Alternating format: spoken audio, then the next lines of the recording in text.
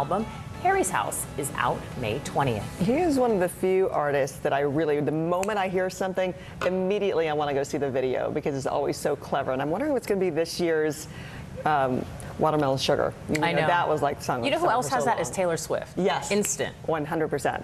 All right, thanks for starting your Friday morning with us and starting your April with us. I'm Frances Rivera. And I'm Vanita Nair. Have a terrific weekend.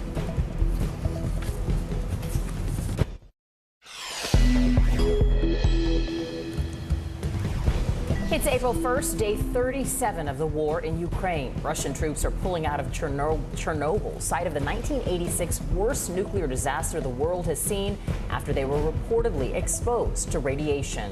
Ahead of our nation's first quarter jobs report, President Biden hoping to lower gasoline prices by releasing oil from the National Reserves, as Americans are facing a 3 to 4% rise in grocery prices. New revelations into the federal criminal investigation surrounding President Biden's son, Hunter. It is much broader than originally thought. Spreading her message around the globe, the U.S. Navy is about to bestow a seaworthy honor upon late Supreme Court Justice Ruth Bader Ginsburg. And the most inspiring story of the week, the seemingly unstoppable wounded warrior. Early today starts right now.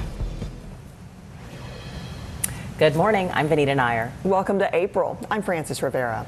Some much-needed relief may be coming to Americans dreading their next trip to the gas station. Global supply issues and the war in Ukraine has pushed gas prices to record highs, but there is hope down the road. President Biden announced a plan to bring some much-needed relief to Americans. Let's turn to NBC's Bree Jackson, who joins us from D.C. to lay it all out. Hi, Bree. Good morning. Good morning, Francis. Well, the White House is taking action to help all those Americans who wince every time they fill up at the pump. The president's plan will tap into the nation's strategic reserves and release 1 million barrels of oil a day for the next 180 days. It's the biggest release of its kind in U.S. history. He also called on energy producers to start doing their part. Our prices are rising because of Putin's action. There isn't enough supply. And the bottom line is, if we want lower gas prices, we need to have a more oil supply right now. They have a choice. One, they can put those profits to productive use by producing more oils, giving the American people a break by passing some of the savings on to their customers and lowering the price at the pump. Or they can, as some of them are doing, exploit the situation. Senior administration official says the White House is in talks with industry leaders to encourage companies to ramp up production, but has so far gotten a mixed response. The president's plan could help drive down gas prices, but there's no such relief in sight at the grocery store. The USDA expects prices to climb about 5% higher this year, from everything from chicken to milk to fruit and vegetables. Meanwhile, the March jobs report is due out in just a few hours. Economists expecting about 490,000 jobs added, with the unemployment rate ticking down from 3.8 to 3.7%. Now, the jobs report is out at 8:30 Eastern this morning, and President Biden is set to talk about the economy during remarks later on this morning. Yeah, a lot to watch affecting us here at home, Bree. Thank you. Russia's war on Ukraine is now in its 37th day. While the Kremlin's forces are still relentlessly bombarding Ukraine's cities, they have run into significant roadblocks. The British Defense Ministry reporting that Russia is redeploying more than 1,000 of its troops from Georgia to reinforce its invasion in Ukraine. Our Richard Engel has more. Russia's military has suffered shocking setbacks in Ukraine, some self-inflicted. But maybe one of the biggest yet. Ukraine's state nuclear company says 2 columns of Russian troops left the Chernobyl nuclear disaster site, still contaminated from the 1986 meltdown. The company said the Russians are leaving after digging trenches in the contaminated soil and receiving significant doses of radiation. The Russian military has said radiation levels have remained within a normal range in the area. But is Putin even being told? A day after the White House said Russian generals were afraid to give Putin the truth about the war. President Biden saying this. How badly is Vladimir Putin being misinformed by his advisors? That's an open question. He seems to be self-isolating. And the U.S. official tells NBC News the United States has assessed some Russian government senior officials likely disagreed with Putin's decision to invade Ukraine. Despite promises to reduce attacks around Kyiv, Russia is already striking again near the capital, destroying this warehouse. Ukraine's President Zelensky, who spoke with President Biden, says he needs more American help to defend his country, including fighter jets and tanks. U.S. aid is essential for us, he said, while President Putin is making new economic threats, saying unfriendly countries, which include Europe and the United States, must pay for Russian natural gas in rubles in Russian banks or risk being cut off. Our thanks to Richard Engel for that report. And there is fighting that still continues near Ukraine's capital of Kyiv. Despite the Kremlin's promises of de-escalation, cities are still seeing an uptick in violence from Russian troops.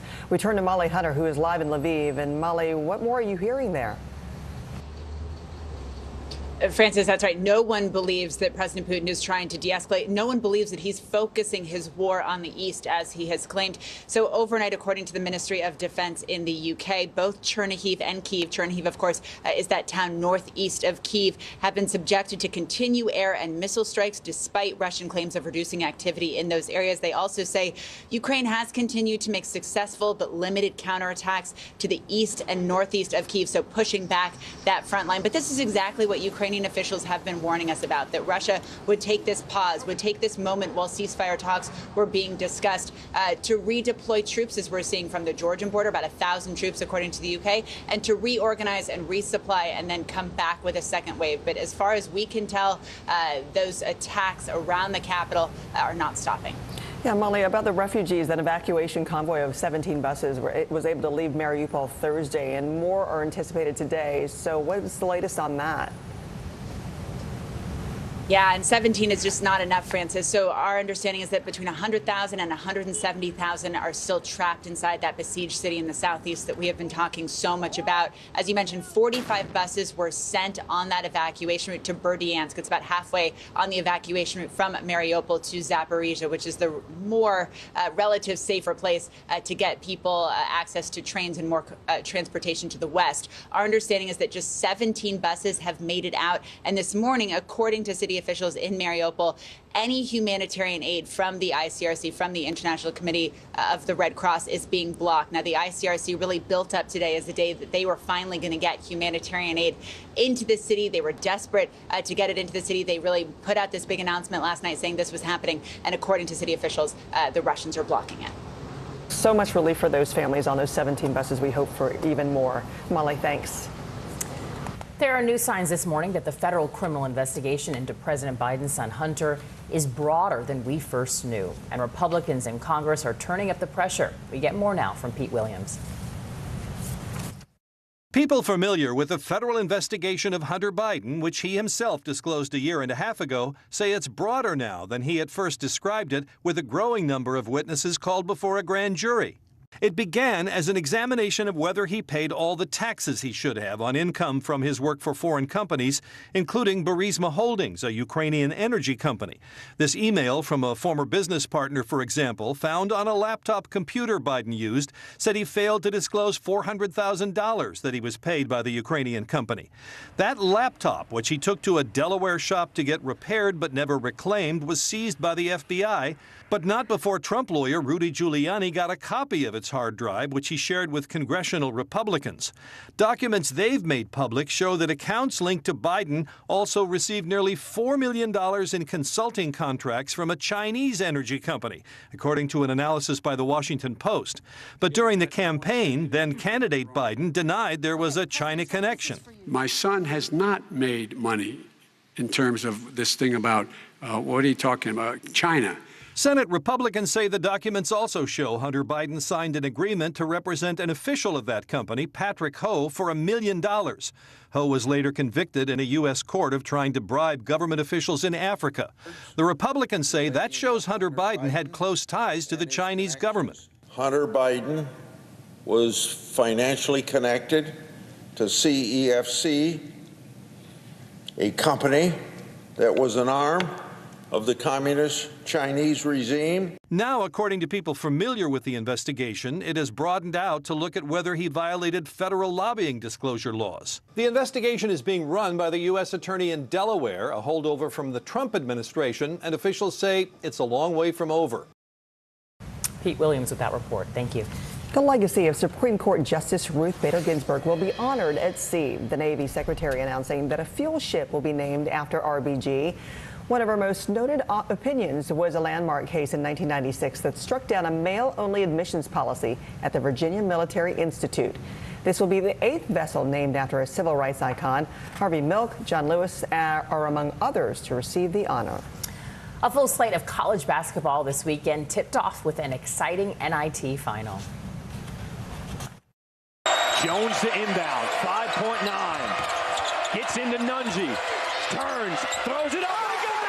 Oh! Xavier takes it. 7-footer Jack Nunji comes up clutch for the Musketeers, lifting them over Texas A&M in the final seconds to win the tournament 73-72. It is Xavier's second NIT title, the first coming in 1958. And the women's Final Four tips off tonight, and UConn's Paige Beckers is looking to give back to the community. Here's what she's up to ahead of her match with Stanford. Beckers signed a name, image, and likeness deal, partnering with a nonprofit to give away 6,000 free meals. The pop-up grocery store opens Saturday in Minneapolis. Beckers is from the Minneapolis area, home of the women's Final Four. The men's Final Four tips off tomorrow in New Orleans. Some of college basketball's most storied programs are vying for the national title. But who is going to win and get to cut down the nets? Well, a few puppies on The Tonight Show seem to have the answer. Please release the puppies.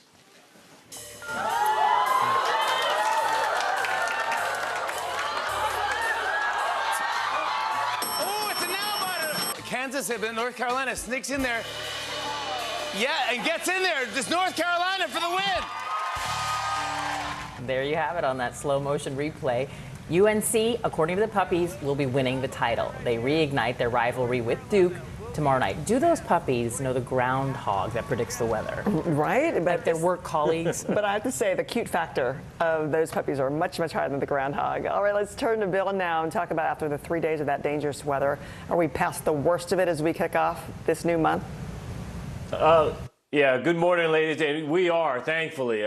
We didn't see too much in the way of tornadoes yesterday compared to the other 2 days. Just 4 were reported. We had about 67 reports of high winds, a lot of those in Pennsylvania. But I just checked, and a lot of people have gotten their power back on, so that's great. We still have a little leftover rain we're dealing with in areas of the Northeast from New York up to Albany. That'll slide towards Boston. And look out for these snow squalls that are already coming into areas of Indiana and Ohio. These will be with us through the afternoon. Remember what happened earlier this week when we had those snow squalls in Pennsylvania with those horrific accidents. So these are brief, heavy downpours of snow with low visibility. So especially the Pennsylvania Turnpike and driving on Interstate 80 could be some of the worst of it this afternoon. That's a look at your national forecast. Now here's a look at the weather outside your window.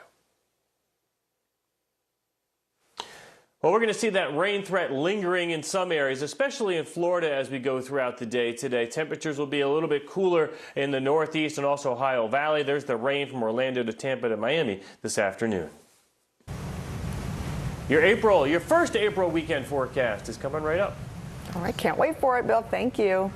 An amazing woman in California sails off into retirement at the age of 100. This is Betty Reed Soskin. She's the oldest active ranger at the National Park Service.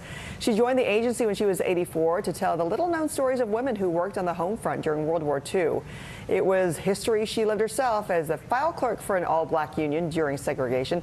She led tours at the Visitor Center in Richmond until her last day, which was yesterday. Started at 84. Good for her. Coming up, some breaking news from Pennsylvania, where 3 police officers were shot. Early today is back in 1 minute with the latest details. To stand on the edge of the cliff and jump takes a lot of guts. We are meeting people one after the next who have made profound changes. I think you're going to be blown away by the life lessons. Listen to Making Space Now, wherever you get your podcasts. Sometimes the news can be difficult and overwhelming for kids to understand. Ukraine and Russia. Could you help me understand what's going on? So to help make sense of it, we've created a newscast just for them. We hope your family will watch Nightly News Kids Edition.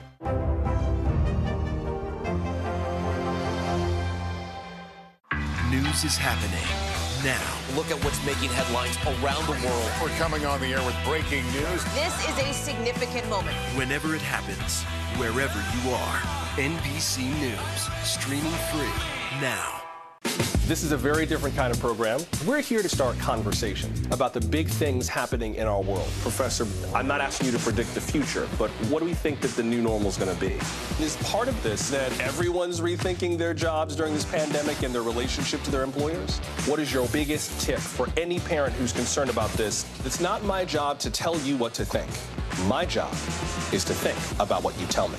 Now Tonight with Joshua Johnson, streaming weeknights at 8 on NBC News Now.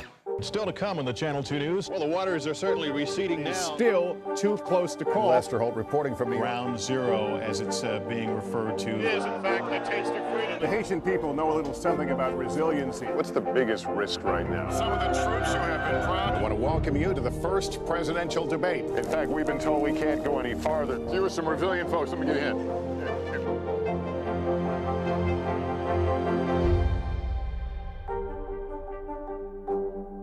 Top Story with Tom Llamas is your news playlist on NBC News Now. And now, you can listen to it as a podcast. Available anytime and anywhere.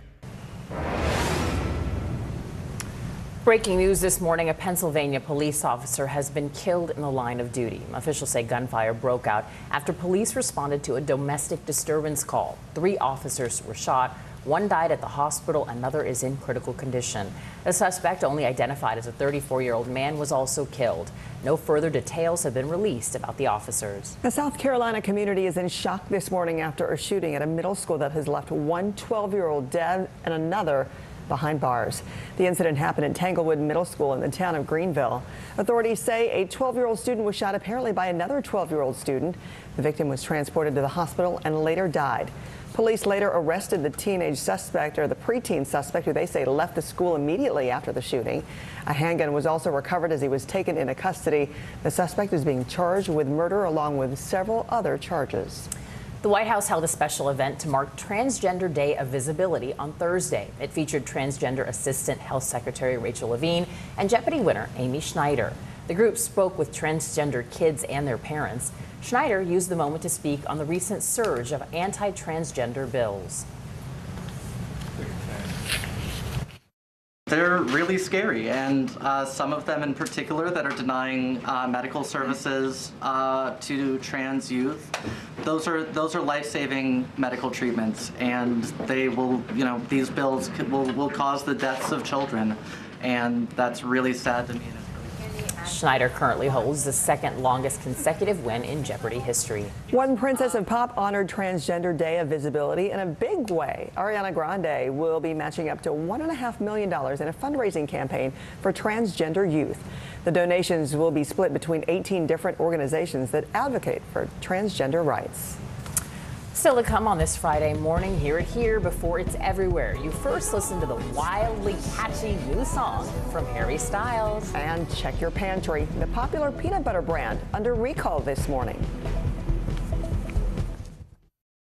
Still to come on the Channel 2 News. Well, the waters are certainly receding now. Still too close to call. Lester Holt reporting from the Ground Zero, as it's being referred to. It is, in fact, the taste of freedom. The Haitian people know a little something about resiliency. What's the biggest risk right now? Some of the troops who have been proud. I want to welcome you to the first presidential debate. In fact, we've been told we can't go any farther. You are some resilient folks. Let me get in.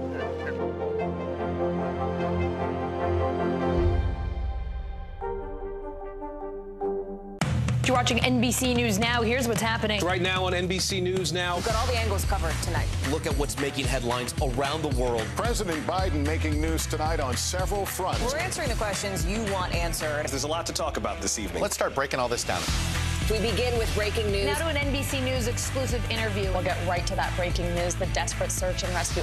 Our team is live all across the path of destruction tonight. Nearly 200 firefighters responded to the scene. What you see on the tablet here is what we see in real life on the street. You know I got your back, right? Keep going. 2022 midterms, the battle for Congress and the fight for control of State House. In our special County to County series, we're checking out key battlegrounds ahead of the midterms. We are talking elections. I'm in a battleground state. Meet the Press Election Night special. It is a big night. Let's take a look at what else is making news around the world. Our NBC News crew heard explosions in the capital city of Kyiv. People here are terrified. Russia is picking off Ukraine's military facilities. Let's zoom out a bit to our changing climate. What do we think that the new normal is going to be? We begin with the pandemic today. Have you seen a demand for mental health services increase among Latinos? Raise your hand if you have had enough of COVID. A piece of space junk is on a collision course with the moon. It does matter. It is significant. Why? We're here to try to start conversation. A lot to talk about as we continue our rolling coverage. We're coming on the air with the news NBC Scoop. Bringing the news to you is not only a job, it's an honor. To cover the news, you have to be in it. This is how so many towns and cities are protecting themselves. You can actually see they're pushing the gates open every night. It's your news playlist. Top Story with Tom Llamas. Weeknights at 7 on NBC News Now.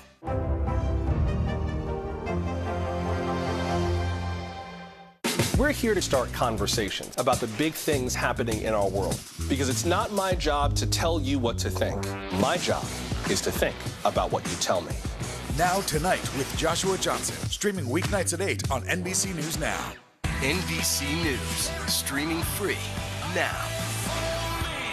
Hallie Jackson Now, weekdays at 5 on NBC News Now.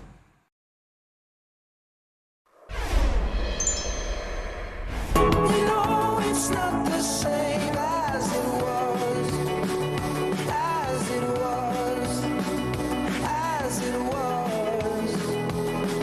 You know it's not the same. All right, for all you stylers out there, and even those who aren't, you're going to love it. Harry Styles' catchy new single dropped overnight, as it was, directed by Ukrainian filmmaker Tanu Muinyo. His new album, Harry's House, is out May 20th. I'm excited for this. That sounds really, really good. I can see the kids playing it over and over and over again in my house. Stuck in all of our heads. All right, can we expect some better weather this weekend? Bill Cairns is back after the break with the forecast. And a popular peanut butter is being recalled because jars could have pieces of metal in them. We'll meet Ukrainians who are defending their country one block at a time. When you were still in Kiev, could you hear the bombing? My name is Lester. Who's this? You're watching NBC News Now. Here's what's happening. Right now on NBC News Now. We've got all the angles covered tonight. Look at what's making headlines around the world. President Biden making news tonight on several fronts. We're answering the questions you want answered. There's a lot to talk about this evening. Let's start breaking all this down. We begin with breaking news. Now to an NBC News exclusive interview. We'll get right to that breaking news, the desperate search and rescue. Our team is live all across the path of destruction tonight. Nearly 200 firefighters responded to the scene. What you see on the tablet here is what we see in real life on the street. You know I got your back, right? Keep going. 2022 midterms, the battle for Congress and the fight for control of State House. In our special County to County series, we're checking out key battlegrounds ahead of the midterms. We are talking elections. I'm in a battleground state. Meet the Press Election Night special. It is a big night. Let's take a look at what else is making news around the world. Our NBC News crew heard explosions in the capital city of Kyiv. People here are terrified. Russia is picking off Ukraine's military facilities. Let's zoom out a bit to our changing climate. What do we think that the new normal is going to be? We begin with the pandemic today. Have you seen a demand for mental health services increase among Latinos? Raise your hand if you have had enough of COVID. A piece of space junk is on a collision course with the moon. It does matter. It is significant. Why? We're here to try to start conversation. A lot to talk about as we continue our rolling coverage. We're coming on the air with the news NBC Scoop. Bringing the news to you is not only a job, it's an honor.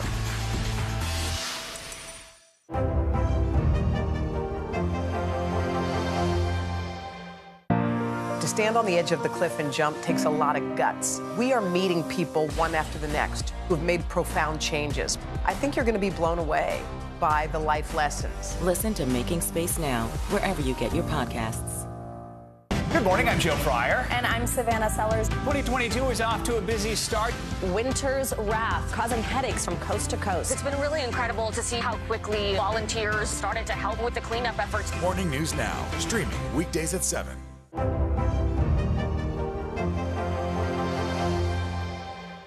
Hallie Jackson Now. Weekdays at 5 on NBC News Now. Hormel is recalling more than 161,000 pounds of Skippy peanut butter. It's due to possible stainless steel fragments. The affected products were sold in 16 states. It includes Skippy's reduced fat creamy peanut butter spread, Skippy's reduced fat chunky peanut butter spread, and Skippy's creamy peanut butter blended with plant protein. No injuries have been reported. Customers will be given a full refund. All right, Bill's back with a check of your weekend weather. Hi, Bill. Yeah, first April weekend, and it does look like a little rainy start, unfortunately, for areas of Florida. Well, it won't rain the whole day, but we're going to see your scattered showers and thunderstorms out there. Mostly sunny on Saturday for the East Coast. We're really warm and nice. The Great Lakes would be the exception. That's where we're going to have some rain and snow showers. Only 43 in Chicago on Saturday. By the time we get to Sunday, some little bit of rain and snow showers in western New York, also northern portion of New England, and rain exits areas of Florida. Hopefully you get a nice afternoon there in Miami. More news coming right up. Stay with us. Can this still end diplomatically with Vladimir Putin in charge of Russia? There's a Supreme Court nominee. What would it take for you to vote to confirm her? So I guess the question is, can this end with sanctions alone? If it's Sunday, it's Meet the Press.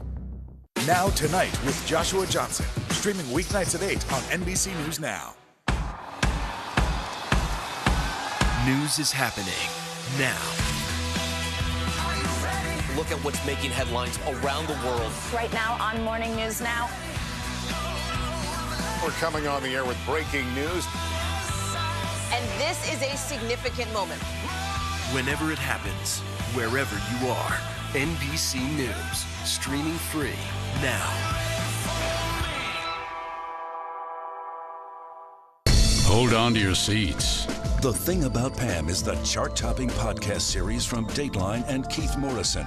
A strange story and a career of strange stories. All episodes are available now, wherever you get your podcasts. We're here to start conversations about the big things happening in our world, because it's not my job to tell you what to think. My job is to think about what you tell me. Now Tonight with Joshua Johnson. Streaming weeknights at 8 on NBC News Now. NBC News, streaming free now. Nearly a dozen hours after the eye roared ashore. There is some late breaking news. All right, We're here to start conversations about the big things happening in our world, because it's not my job to tell you what to think. My job is to think about what you tell me. Now Tonight with Joshua Johnson. Streaming weeknights at 8 on NBC News Now.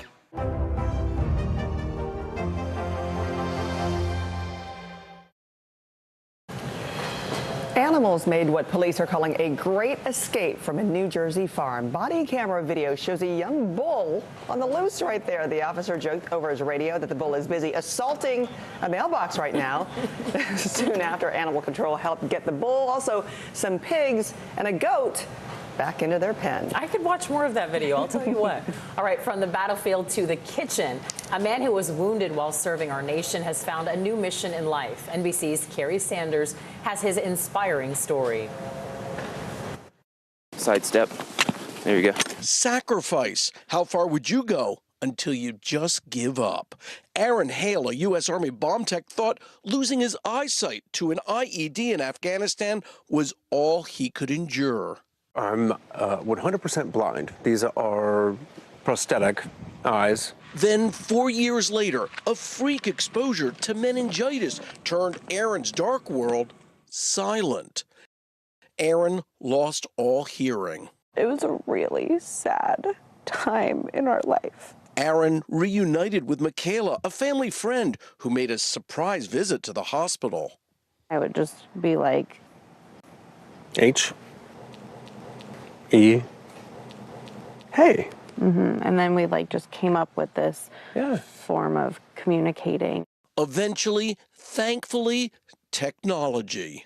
I'm completely deaf except for this one cochlear implant. Aaron and Michaela eventually married and became a family of 5. Still, Aaron needed a mission. He needed something to do. Michaela deployed Aaron to the kitchen. Before he defused bombs, he had been a chef in the Navy. I'm Aaron Hale. Is good without looking. His mission on the home front went viral on TikTok.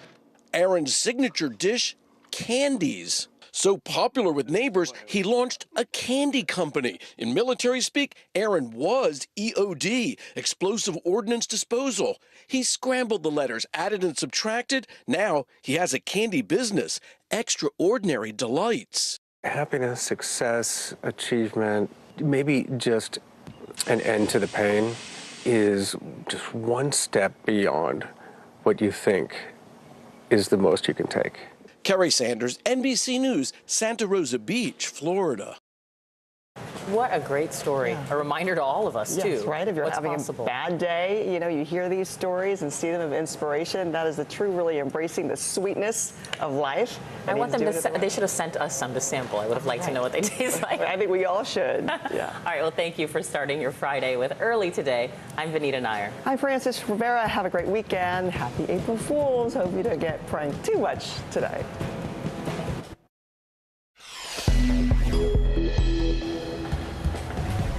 Day 37 of the Russian invasion of Ukraine. This morning, Ukraine's president says Russian forces are preparing powerful military strikes in Donbas as refugees from Mariupol tell their stories of survival. A major day ahead for the economy with the latest jobs report for the first quarter of this year as President Biden tries to control inflation and high prices. New revelations into the federal criminal investigation surrounding President Biden's son Hunter that's much broader than originally thought. How about a 3-month subscription before you jump in and buy? A new service is rolling that will allow you to do just that with a Tesla. Spreading her message around the globe, the U.S. Navy is about to bestow a seaworthy honor upon late Supreme Court Justice Ruth Bader Ginsburg as we kick off April. Early Today starts right now. Good morning. I'm Vanita Nair. Welcome to April. I'm Francis Rivera. The Kremlin is now refuting U.S. claims that Russian President Vladimir Putin is being misinformed about Russia's failures on the battlefield in Ukraine. And according to a U.S. defense official, Russian airstrikes have increased despite talks of de-escalation earlier this week. There have now been more than 1,400 missiles fired against Ukraine since the beginning of the war 37 days ago. Let's turn to Molly Hunter now, who joins us live from Lviv. Molly, good morning. There are reports from the UK Defense Ministry that Russia is bringing in reinforcements. That's exactly right. So as President Putin, Francis, claims to de-escalate, as they claim to kind of focus their war in the east, neither of those things are happening. And this is exactly what Ukrainian officials have been warning us all week. So the UK Defense Ministry, now warns that essentially Russia is redeploying additional reinforcements from Georgia. The UK puts that number between 1,200 and 2,000. Also this morning in their assessment, the UK Defense Ministry says both Chernihiv and Kyiv have been subjected to continue air and missile strikes despite Russian claims of reducing activity in these areas. And part of the narrative also is not just Russian troops pulling back, Francis. It's also that Ukrainian forces are making some headway, are doing well in certain places. So the Ministry of Defense in the UK also says Ukraine has continued to make successful but limited counterattacks to the east and northeast of Kyiv. Now, the Ministry of Defense in the UK says this is not how Russia planned to resupply or redeploy. Certainly, this was not in the plan to pull troops from Georgia. But as Ukraine has been warning us all week, that as these ceasefires are going on, this is Russia's opportunity. This is part of Russia's playbook to redeploy and reorganize and really kick into second gear, and they're waiting for it. Yeah, Molly, I want to ask you about the evacuation convoy. There's 17 buses that were able to leave Mariupol Thursday, but the remaining buses are struggling to reach the city today. That's exactly right. So as we spoke about yesterday, Francis, 45 buses were deployed, were waiting to be boarded by civilians. Our information as of last night was that only 17 of those buses actually kind of took civilians on board, about 50% full, so not even as many people as they wanted to get out. An estimated 600 people did get out. But what's happening this morning is a very delicate balance apparently in Berdyansk. That is a town on the coast. It is on the evacuation route from Mariupol to Zaporizhia. And apparently the other buses are being blocked by Russia, according to Mariupol city officials. The other thing, Francis, that is part of these humanitarian corridors that we were waiting for is that humanitarian aid goes in, civilians come out, and the ICRC says they are standing by with much needed life-saving humanitarian aid to go in. They put out a big statement last night, really making sure both parties, all parties, were aware that they were going to be attempting to deliver humanitarian aid this morning. And as of now, according to Mariupol city officials, that aid is also being blocked. They are telling people to stay at home. It's too dangerous right now to try to get out. Yeah, but the long-awaited relief for those who are able to get out, and hopefully that number will continue to rise. Molly, thank you. In addition to the 4 million plus who have fled abroad, the UN says that more than 2 million Ukrainians are internally displaced, refugees in their own country. Our Gabe Gutierrez reports from Vinnytsia, currently a safe haven for refugees from the besieged eastern city of Mariupol.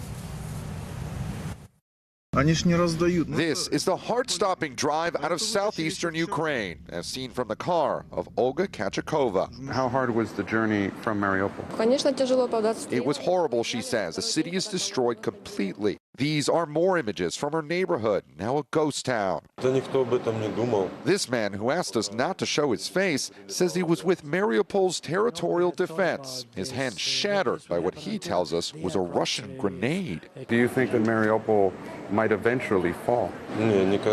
No, never. But he says the Russians captured his father, and he hasn't heard from him in almost 2 weeks. Here in Vinnytsia, a humanitarian hub has sprung up, of in all places, a mall. Organizer Anna Chernikova says it's already helped more than 2,000 refugees. When people are coming, I understand that by my heart. Because she's been through it. She fled the Donbass region after Russia annexed Crimea in 2014. I never saw my grandma again, and she's died already. Her brother was a young boy when they rushed out, and the psychological toll it took still haunts her. He didn't talk for 1 year. So when I saw these children, I even couldn't recognize what it will be in future with this generation. Olga Lysachenko came here 2 weeks ago from the Donbass region with 14 family members. The printing company she built from scratch was leveled. I don't know what to do, she says. Here, for so many, the future is uncertain, but they're holding on. I just believe that it will be a victory for Ukraine. It couldn't be another way. Just days ago, Ukrainian authorities say that a Russian airstrike targeted the country's Air Force command in this area. And earlier in the war, this city's civilian airport was destroyed. So officials here are on very high alert. Back to you. Gabe, thank you. The war in Ukraine has pushed gas prices to record highs, but there is hope down the road.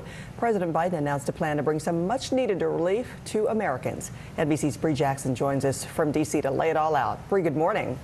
Good morning, Francis. Well, the White House is taking action to provide relief to the millions of Americans who wince every time they fill up at the pump. The president's plan will tap into the nation's strategic reserves and release 1 million barrels of oil a day for the next 180 days. It's the biggest release of its kind in U.S. history. President Biden also called on energy producers to start doing their part. Our prices are rising because of Putin's action. There isn't enough supply. And the bottom line is, if we want lower gas prices, we need to have a more oil supply right now. They have a choice. One, they can put those profits to productive use by producing more oils, giving the American people a break by passing some of the savings on to their customers and lowering the price at the pump. Or they can, as some of them are doing, exploit the situation. Your administration official says the White House is in talks with industry leaders to encourage companies to ramp up production, but has so far gotten a mixed response. The president's plan could help drive down gas prices, but there's no such relief in sight at the grocery store. The USDA expects prices to climb about 5% higher this year for everything from chicken to milk to fruit and vegetables. Meanwhile, the March jobs report is due out in just a few hours. Economists expecting about 490,000 jobs added, with the unemployment rate ticking down from 3.8 to 3.7%.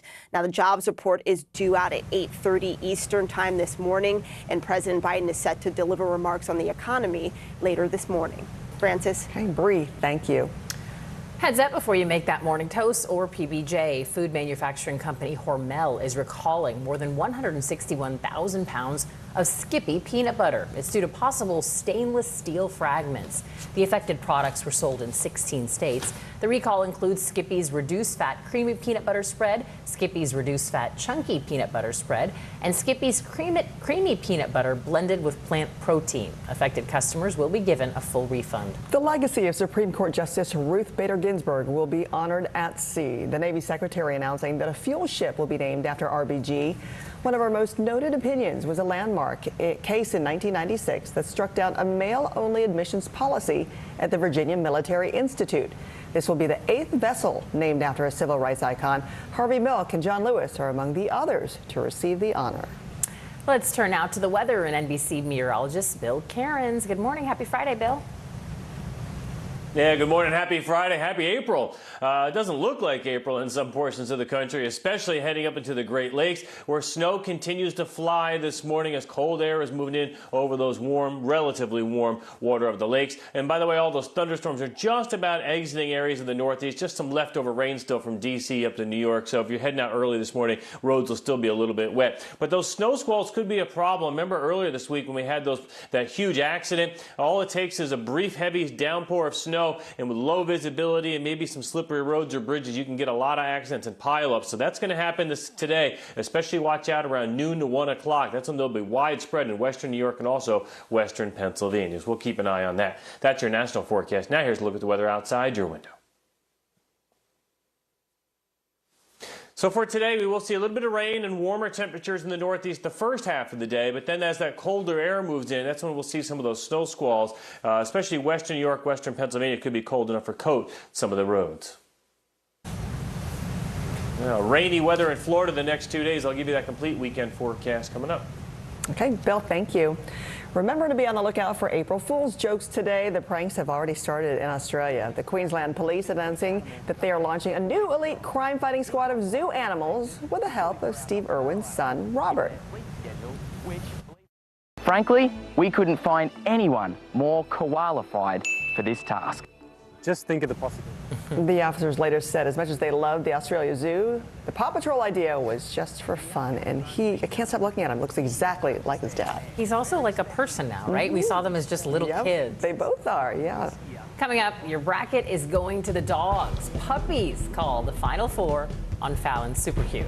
And new revelations about the federal investigation into the president's son, Hunter Biden. To cover the news, you have to be in it. This is how so many towns and cities are protecting themselves. You can actually see they're pushing the gates open every night. It's your news playlist. Top Story with Tom Llamas, weeknights at 7 on NBC News Now. Sometimes the news can be difficult and overwhelming for kids to understand. Ukraine and Russia. Could you help me understand what's going on? So to help make sense of it, we've created a newscast just for them. We hope your family will watch Nightly News Kids Edition. Nearly a dozen hours after the eye roared ashore. There is some late-breaking news. All right, These days, it feels like the news never stops. So let's get into it. What's happening right now, what it all means for you for an hour every day. It can be hard to keep up, so let's get started together. Hallie Jackson Now, weekdays at 5 on NBC News Now. To stand on the edge of the cliff and jump takes a lot of guts. We are meeting people one after the next who have made profound changes. I think you're going to be blown away by the life lessons. Listen to Making Space Now, wherever you get your podcasts. What are you doing for teachers who feel that they're being stretched too thin? Did you understand how prevalent hunger was in your own community? Good morning, I'm Joe Fryer. And I'm Savannah Sellers. 2022 is off to a busy start. Winter's wrath causing headaches from coast to coast. It's been really incredible to see how quickly volunteers started to help with the cleanup efforts. Morning News Now, streaming weekdays at 7. There were residents who hung on for dear life. I've heard people say the town is gone. Do you see it that way? Absolutely not. We've lost some houses, but our community's still here.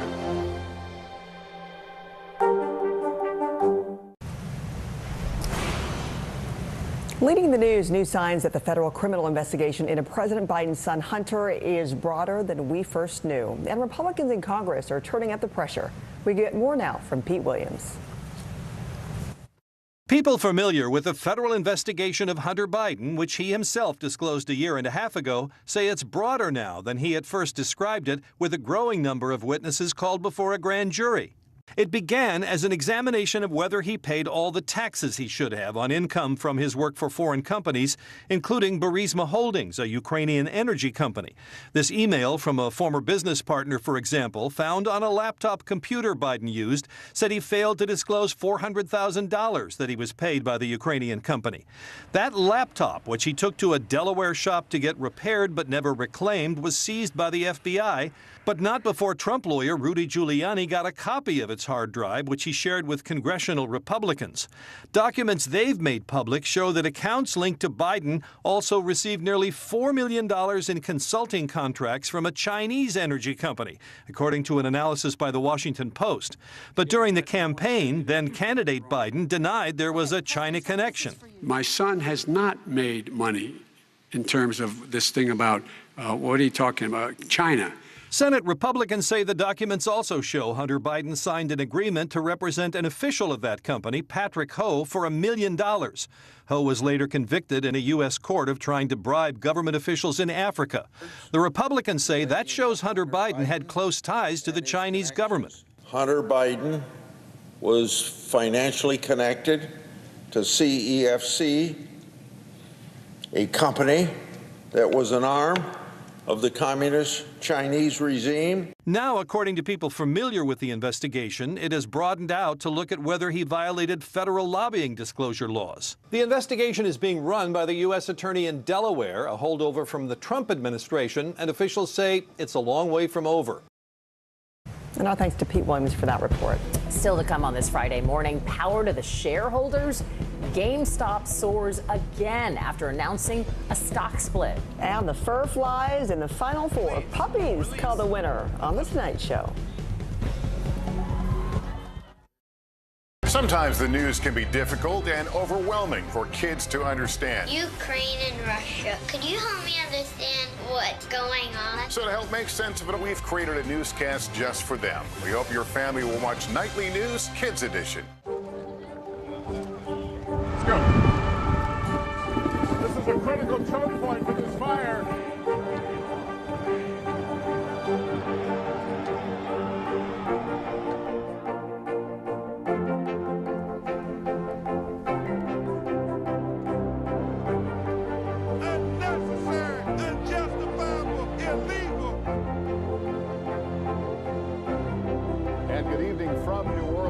Military operation witnessing the massive crowds. I admire you both.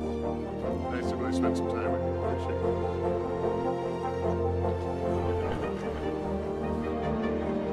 At any moment now.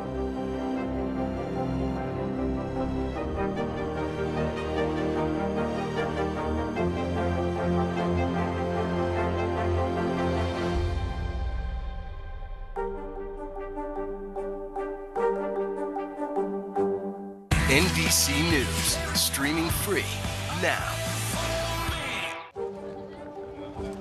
Let's go. This is a critical choke point for this fire.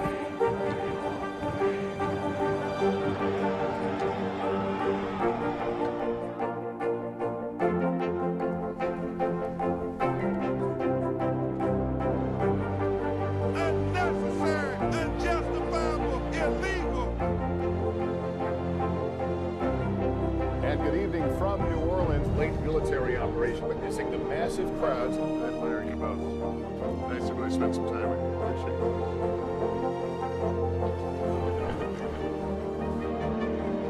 At any moment now.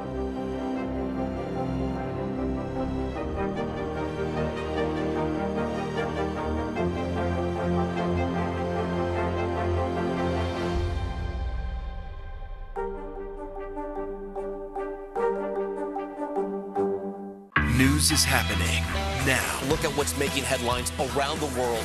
Whenever it happens, wherever you are, it's here now. Top Story with Tom Llamas, weeknights at 7 on NBC News Now. The fire has grown leaps and bounds. You see behind me is typical. How you doing? Pretty bad.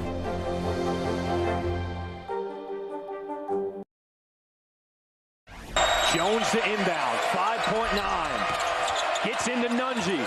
Turns, throws it up. Oh, Xavier takes a 1 point. He got it down to the wire in the NIT championship until 7-footer Jack Nunji comes up clutch for Xavier, lifting them over Texas A&M in the final seconds to win the tournament 73-72. It is the Musketeers' second NIT title, the first coming in 1958. Now the women's final tips off tonight, and UConn's Paige Beckers is looking to give back to the community.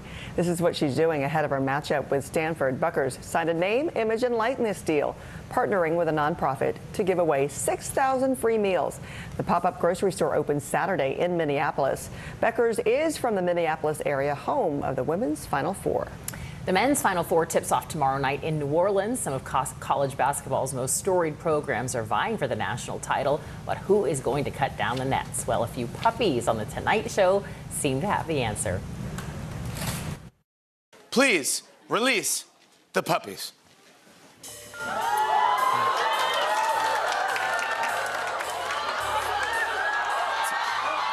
Oh, it's a nail biter. Kansas and North Carolina sneaks in there.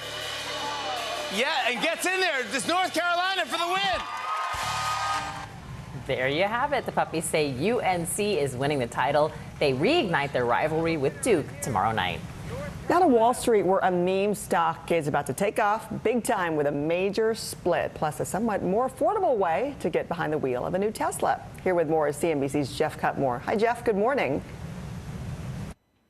Hi, Francis. Good morning to you. Yeah, you remember all the excitement about the meme stocks. Well, it seems it's back, at least with GameStop. They are planning a stock split, and that was good enough to give the share price a 10% plus bump.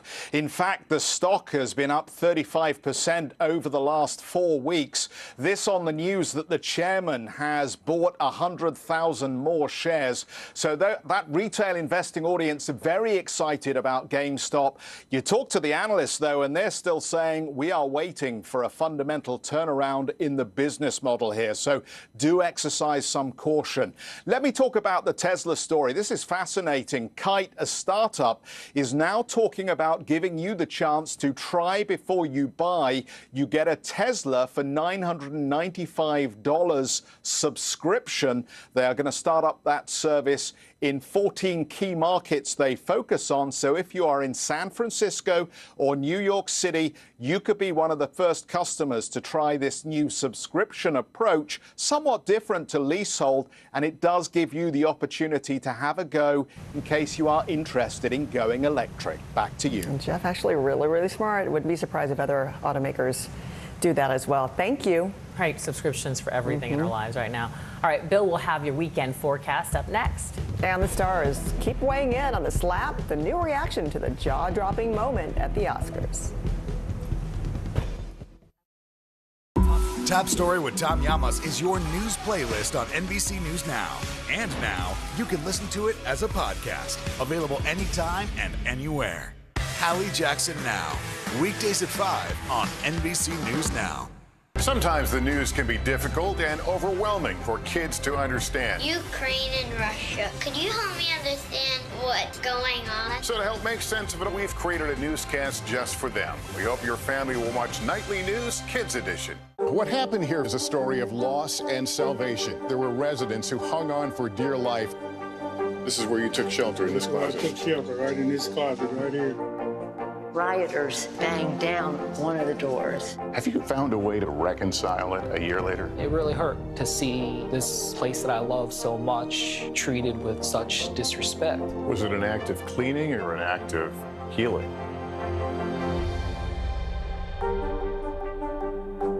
Good morning, I'm Joe Fryer. And I'm Savannah Sellers. 2022 is off to a busy start.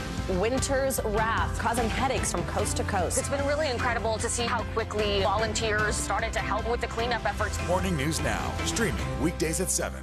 What happened here is a story of loss and salvation. There were residents who hung on for dear life. This is where you took shelter, in this closet. I took shelter right in this closet right here. rioters banged down one of the doors. Have you found a way to reconcile it a year later? It really hurt to see this place that I love so much treated with such disrespect. Was it an act of cleaning or an act of healing?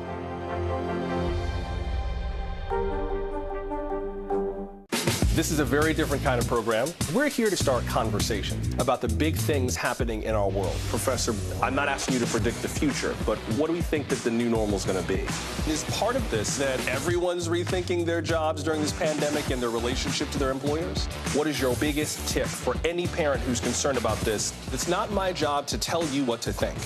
My job is to think about what you tell me.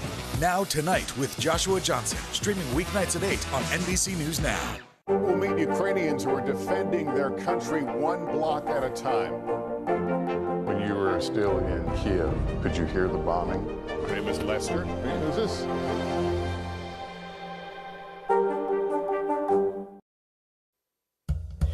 Welcome back to Early Today. Time to check the weather for your weekend plans. And rain and storms will linger in Florida. They're happening right now, and then they're going to sit there over the top of the state on Saturday, too. It will be Sunday when that finally begins to exit. Nice day as we go throughout Saturday from the eastern seaboard all the way through northern New England. We will see a little bit of rain and snow, though, coming down through Chicago. Kind of not great, 43 in Chicago. That's it. And some of those rain showers move into western New York on Sunday. But pretty warm and nice throughout much of the southern half of the nation after a stormy week. I love it, making you think of the song of the summer. Is this next one going to be it? Harry Styles kicks it off. We'll share after this. Can this still end diplomatically with Vladimir Putin in charge of Russia? There's a Supreme Court nominee. What would it take for you to vote to confirm her? So I guess the question is, can this end with sanctions alone? If it's Sunday, it's Meet the Press. Live from Ukraine, from Mayfield, Kentucky, from Waukesha, Wisconsin. To cover the news, you have to be in it. This is how so many towns and cities are protecting themselves. You can actually see they're pushing the gates open. I also want to get home. You'll get home. You'll get home. Do you remember any tornado as bad as this one? You look at this and you're thinking, we're not going to have power for weeks, if not months. Exactly. Every night, it's your news playlist. Top Story with Tom Llamas, weeknights at 7 on NBC News Now. News is happening now. Look at what's making headlines around the world. We're coming on the air with breaking news. This is a significant moment. Whenever it happens, wherever you are. NBC News, streaming free now. To stand on the edge of the cliff and jump takes a lot of guts. We are meeting people one after the next who've made profound changes. I think you're going to be blown away by the life lessons. Listen to Making Space Now, wherever you get your podcasts. Top Story with Tom Llamas, weeknights at 7 on NBC News Now. To stand on the edge of the cliff and jump takes a lot of guts. We are meeting people one after the next who've made profound changes. I think you're going to be blown away by the life lessons. Listen to Making Space Now, wherever you get your podcasts. These days, it feels like the news never stops. So let's get into it. What's happening right now, what it all means for you for an hour every day. It can be hard to keep up, so let's get started together. Hallie Jackson Now, weekdays at 5 on NBC News Now.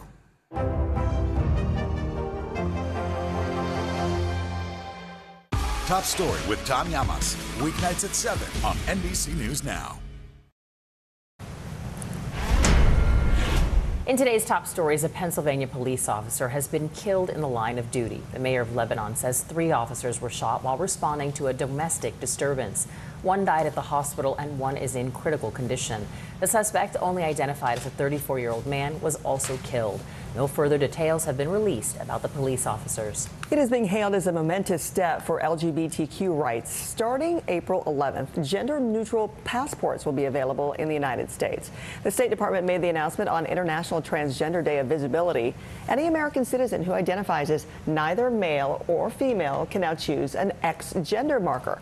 Passport applicants will be able to self-select the 3rd option, and no additional documentation will be required. Georgia State University is responding after a viral TikTok claims a professor called campus police on 2 black students for being 2 minutes late to class. The TikTok user says the professor, who is also black, asked the students to leave after they were late. 1 student refused to leave, and the professor returned to the room with armed police officers. According to the TikTok, which has over 300,000 views, the students were told they would be charged with trespassing if they didn't leave. In a statement, Georgia State University says it's looking into the incident, adding that campus police immediately de-escalated the situation and added there were no arrests and no crime had been committed. More celebrities are reacting to Will Smith slapping Chris Rock across the face during Sunday night's Oscars. Comedian George Lopez is the latest to speak out on the altercation. Lopez told People that weighing in on the incident is like deciding which parent you want to live with, and he is staying with my dad and Chris Rock. Meanwhile, Harry Potter star Daniel Radcliffe is taking a more neutral stance on the infamous incident. During an appearance on a UK morning show, he said, "I'm just so already dramatically bored of hearing people's opinions about it that I just don't want to be another opinion adding to it." All right, finally, this one is for all the stylers out there. It's not the same as it was, as it was, as it was. You know it's not the same. There is Harry Styles' catchy new single. It dropped overnight and is called As It Was. Here's a cool detail. It was directed by up-and-coming Ukrainian filmmaker Tanya Muunyu. His new album, Harry's House, is out May 20th. He is one of the few artists that the moment I hear something, immediately I want to go see the video because it's always so clever. And I'm wondering what's going to be this year's Watermelon Sugar. I know. That was like sung. You know who else has that is Taylor Swift. Yes. Instant. 100%. All right, thanks for starting your Friday morning with us and starting your April with us. I'm Frances Rivera. And I'm Vanita Nair. Have a terrific weekend.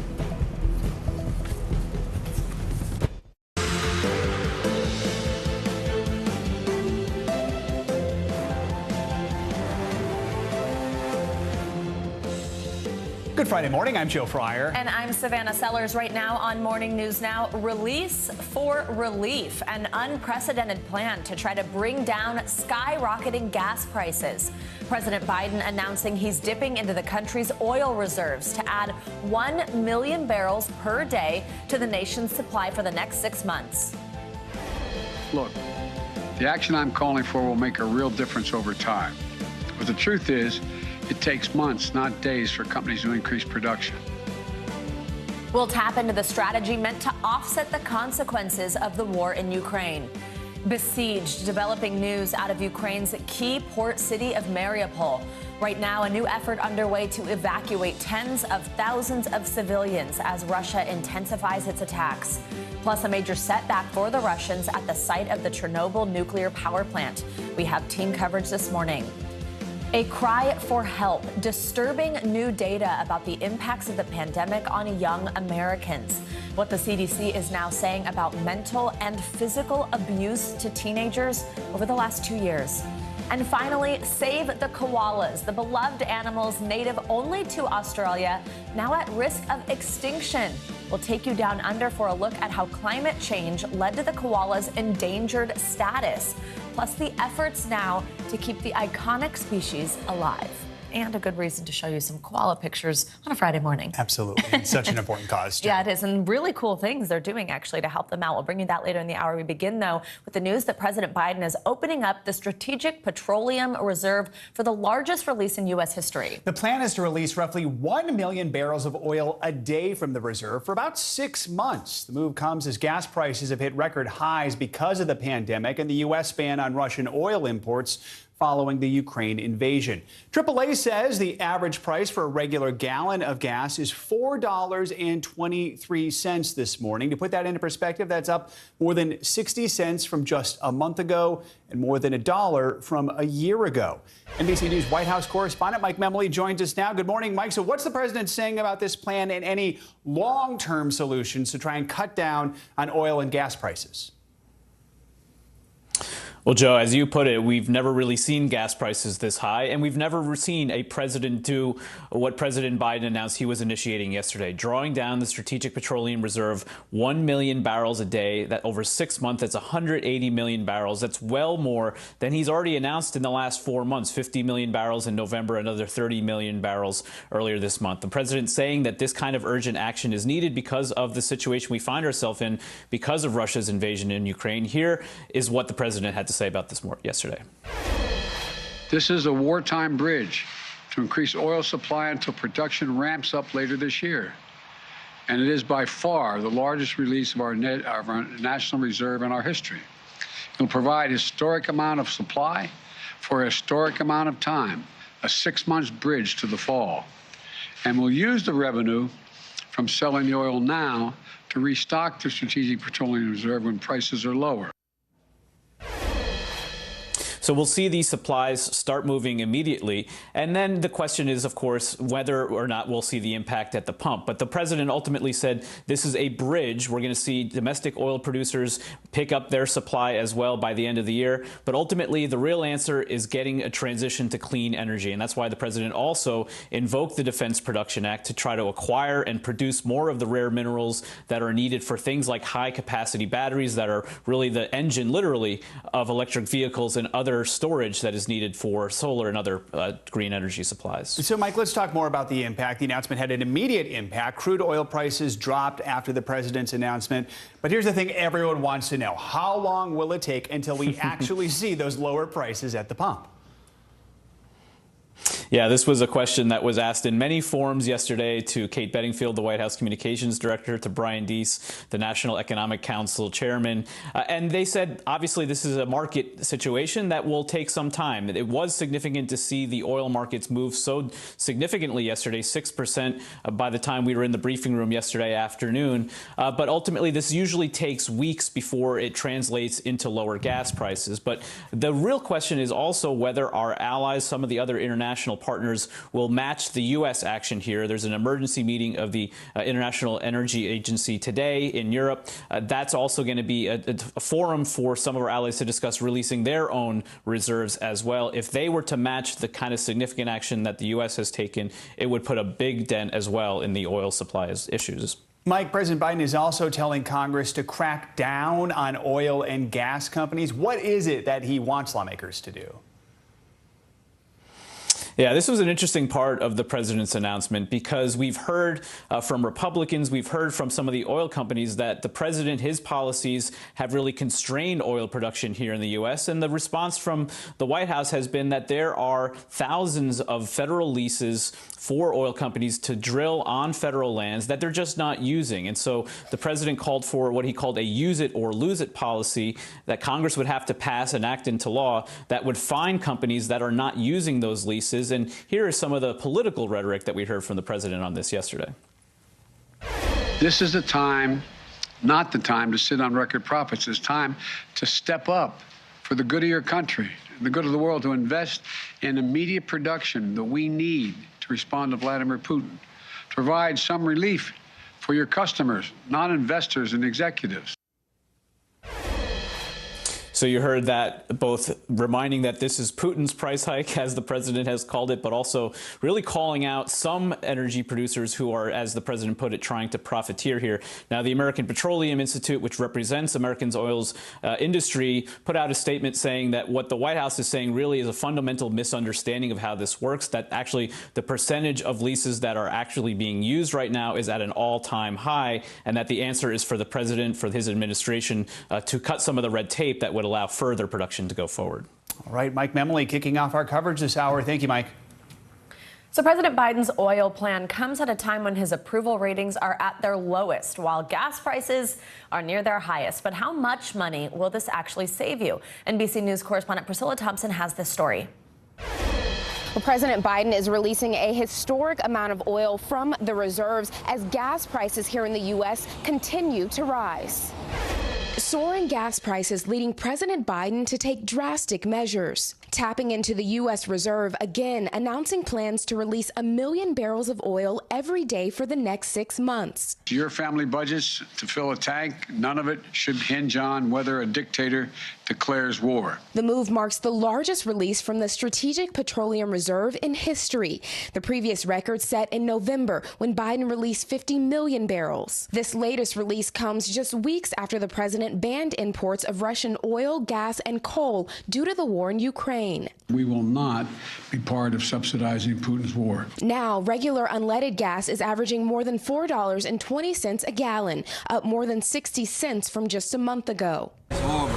I even filling my car up anymore. Like many Americans, Isaiah Lahone is feeling the squeeze. He commutes 2 hours from New Jersey to New York every day to sell sneakers in the city. I gotta make an extra $100 just for gas. As the weather warms up, he's considering trading in his car for a bike until prices cool down. You gotta carry everything with you on a bike, but it's like you rather work harder or pay more money. Even with the influx of oil, experts say the pain at the pump may not be going away anytime soon. We're not talking about weeks, we're probably talking months. Realistically, how big of an impact is this going to have? Unfortunately, in the near term, not a lot.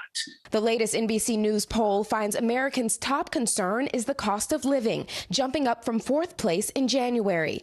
About 38% of Americans blame the president for the rising costs. Instead of just arguing about who's to blame for it, we decided to take immediate action. Some states are taking matters into their own hands. Maryland, Georgia, and Connecticut suspending gas taxes, with at least a dozen other states considering a similar move. California, which has seen some of the nation's highest gas prices, is also considering a $400 rebate per car to help offset the rising costs. The oil release could free up as much as 180 million barrels of oil, but that's only part of Biden's plan. He's also hoping to increase U.S. oil production by urging Congress to make companies pay fees on unused wells on federal lands. I'm calling for a use it or lose it policy. Still, questions remain about whether any of that will be enough and just how long Americans can afford to wait. And experts I've spoken to say that if the oil reserve release was the only factor, gas prices could begin to go down in 6 to 8 weeks. But there are global factors to consider here, including whether other countries will choose to become less reliant on Russian oil and seek that energy out from other sources. Now, given that, the expert I spoke with says that Americans likely won't see prices decrease at the pump, but they probably won't go up because of this oil that is being released. All right, Priscilla Thompson, thanks so much. This morning in Ukraine, government buses are again trying to get civilians out of the besieged city of Mariupol. Yeah, Ukraine's deputy prime minister said yesterday's team failed to get in, but a new attempt is happening now. A small convoy of Red Cross vehicles had also been stranded in a nearby city due to concerns over security guarantees. NBC News foreign correspondent Molly Hunter joins us now from Lviv. Molly, good to see you. So how is this latest evacuation attempt going today? We know these people have been there without basic humanitarian needs. Are there any signs that this will be different than previous efforts? Savannah, Joe, good morning. Yeah, not great news yet, at least. We are talking to people who are watching the situation very closely from the ICRC. There are two things happening today. There was supposed to be an ICRC humanitarian convoy going in and civilians coming out. Now, our understanding at this hour is of those 45 buses, which you mentioned, which have lined up waiting to go in, 42 are ready to go in. They're planning to take 2,000 civilians out. Now, according to the ICRC, they have gotten past kind of the final checkpoint. They are able to go into the city, but they are not able to take any of that life-saving aid in with them. Which is interesting because last night they made a huge statement. They announced that they were going to bring in all of this life-saving aid. They made sure Russia knew, they made sure Ukraine knew, and according to the Ukrainians, the Russians are stopping that, are blocking that this morning.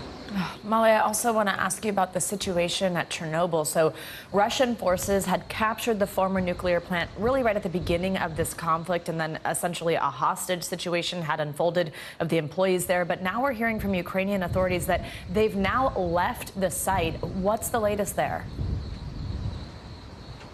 Yeah, and it's really hard to get information out of there. We have asked the IAEA for any additional information, but this is the tweet that they have shared. They say they have not been able to confirm reports of Russian forces receiving high doses of radiation while being in the Chernobyl exclusion zone, and they're seeking further information in order to provide an independent assessment of the situation. So we're certainly chasing any more additional information on that. The reports, though, are that the Russian troops have left because they were exposed to radiation.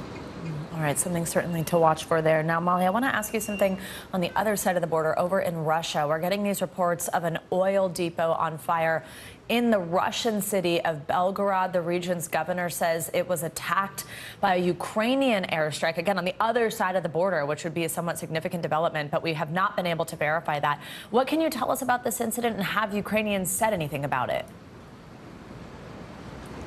That's right. So this would be a significant Ukrainian counterattack if it's true. Belgrade is just on the other side of the Russian border, inside Russia.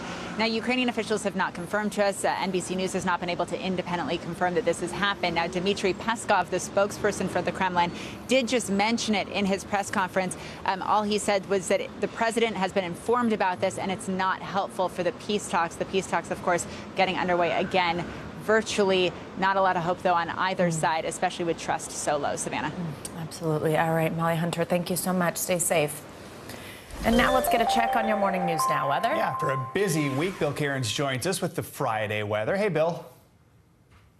Hey, happy Friday to you guys. And yeah, the severe weather outbreak ended yesterday with day 3. We're not going to see a severe weather outbreak today, so that's great. But it was just another dangerous day. Yesterday, we saw those storms that were pretty strong in Ohio, Pennsylvania. Even Washington, D.C. was under a tornado warning at one point. They just had some wind damage around D.C., no tornadoes. But in all, yesterday, 4 tornadoes, 67 high wind reports, a total of 71 in total. So how about the month of March? It does appear we're likely going to set the record. This is preliminary. They have to go and, add up all these numbers and confirm it. But 233 tornado reports in the month of March, 15 days with tornadoes, 19 different states. You notice Iowa, Arkansas, Texas, Louisiana, Mississippi, Alabama, and the Panhandle of Florida with the most tornado reports. Pretty crazy month of March. And by the way, typical on average for March is about 95 tornadoes. So this was like, easily double, almost 2.5 times what we normally would see. So what do we have left today? We still have the storm that brought us all the severe weather moving through the Northeast. Behind it, a pool of cold air, and that's triggering snow this morning from Pittsburgh northwards to Buffalo. So yeah, April Fools to you. And watch out this afternoon. Remember a couple days ago, we had those snow squalls and that horrific accident in Pennsylvania. Potential for something similar today. Snow squall risk through Pennsylvania, western New York, especially areas of West Virginia. So a snow squall is almost like a summer downpour. It only lasts about 5 to 10 minutes. It's in and it's out. But when you're driving, all of a sudden the roads can get very slippery and whiteout conditions. And that's why you have potential, at least, for a lot of accidents. So for today's forecast, we'll say goodbye to the rain in the Northeast as we go throughout the day. Florida, you're still kind of stormy, but not severe weather. And areas that got hit hard by the tornadoes and severe weather this week, like Atlanta to New Orleans, everywhere in between. A nice day today for your cleanup. We'll give you the weekend forecast coming up and your April outlook. I certainly could use a little quieter April than March. I bet. I think we all could. We're wishing you that, Bill. We're wishing you quieter April. All right. Yeah. Thank you. See you in a bit. Coming up, the CDC is calling it a cry for help. When we return, the startling new study highlighting the physical and emotional impacts of the pandemic on teens. Plus, playing catch up. A look at the struggle so many students are facing as they return to the classroom after 2 years of remote learning. You're watching Morning News Now.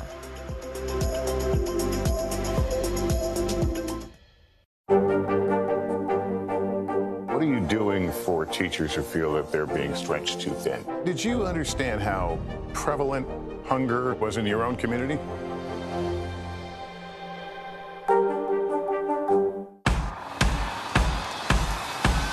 News is happening now. Look at what's making headlines around the world. Right now on Morning News Now. We're coming on the air with breaking news. And this is a significant moment. Whenever it happens, wherever you are, NBC News, streaming free now. These days, it feels like the news never stops. So let's get into it. What's happening right now, what it all means for you for an hour every day. It can be hard to keep up, so let's get started together. Hallie Jackson Now, weekdays at 5 on NBC News Now. Can this still end diplomatically with Vladimir Putin in charge of Russia? There's a Supreme Court nominee. What would it take for you to vote to confirm her? So I guess the question is, can this end with sanctions alone? If it's Sunday, it's Meet the Press. These days, it feels like the news never stops. So let's get into it. What's happening right now, what it all means for you for an hour every day. It can be hard to keep up, so let's get started together. Hallie Jackson Now, weekdays at 5 on NBC News Now. Hold on to your seats. The Thing About Pam is the chart-topping podcast series from Dateline and Keith Morrison. A strange story in a career of strange stories. All episodes are available now, wherever you get your podcasts. Top Story with Tom Llamas, weeknights at 7 on NBC News Now. NBC News, streaming free now. Nearly a dozen hours after the eye roared ashore. There is some late-breaking news. All right, Top Story with Tom Llamas, weeknights at 7 on NBC News Now. The fire has grown leaps and bounds. You see behind me is typical. How you doing? Pretty bad.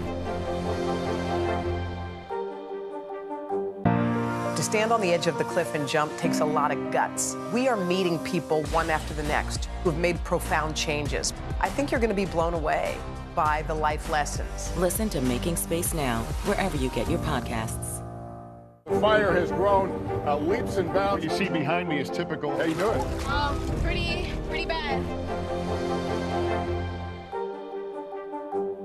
Top Story with Tom Llamas is your news playlist on NBC News Now.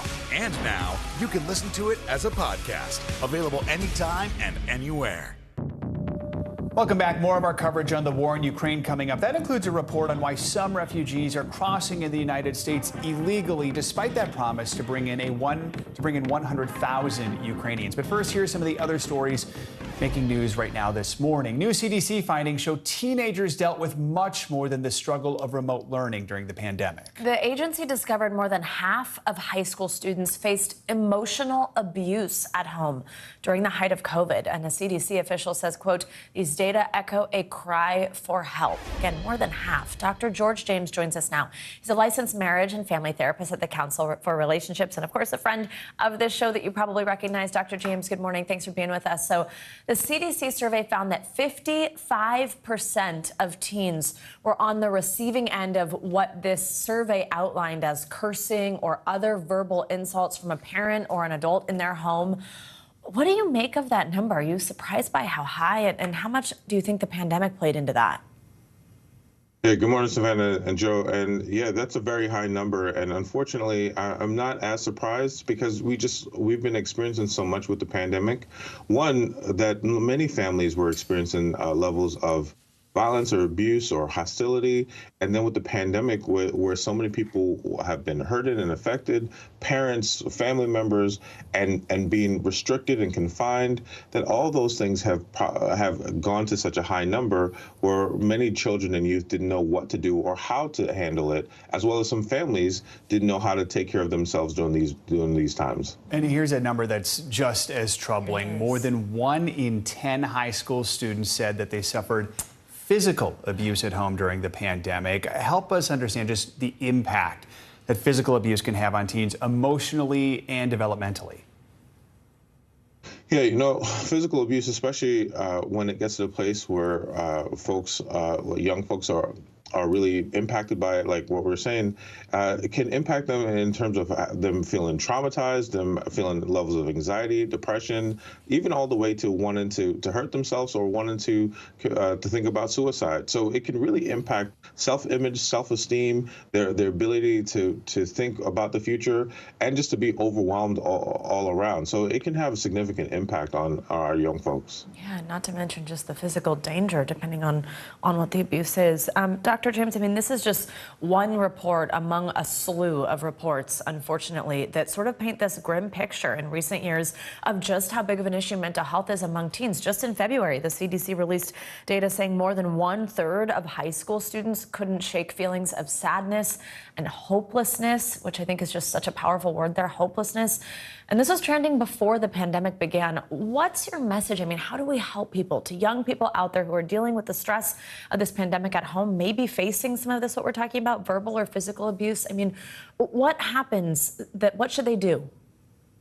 So there's a few things to think about. One, this was trending before the pandemic because, one, our young folks were more willing to talk about what they were experiencing, which is a really good thing. On the other side, it also means that they were experiencing a lot. And then with the pandemic, with being restricted, as young folks, where they want to go out and do things, being restricted, not being able to see their friends, not being able to be in school, injustice all around, of course, that makes sense that would make them overwhelmed or feel lots of difficulties. What they can do is they can find support, they can reach out to their family members that they trust, school folks, coaches, people in their network, but don't stay isolated. Don't keep it internal. Speak to someone, talk to someone, practice those exercises because they can actually help you when you feel overwhelmed like this.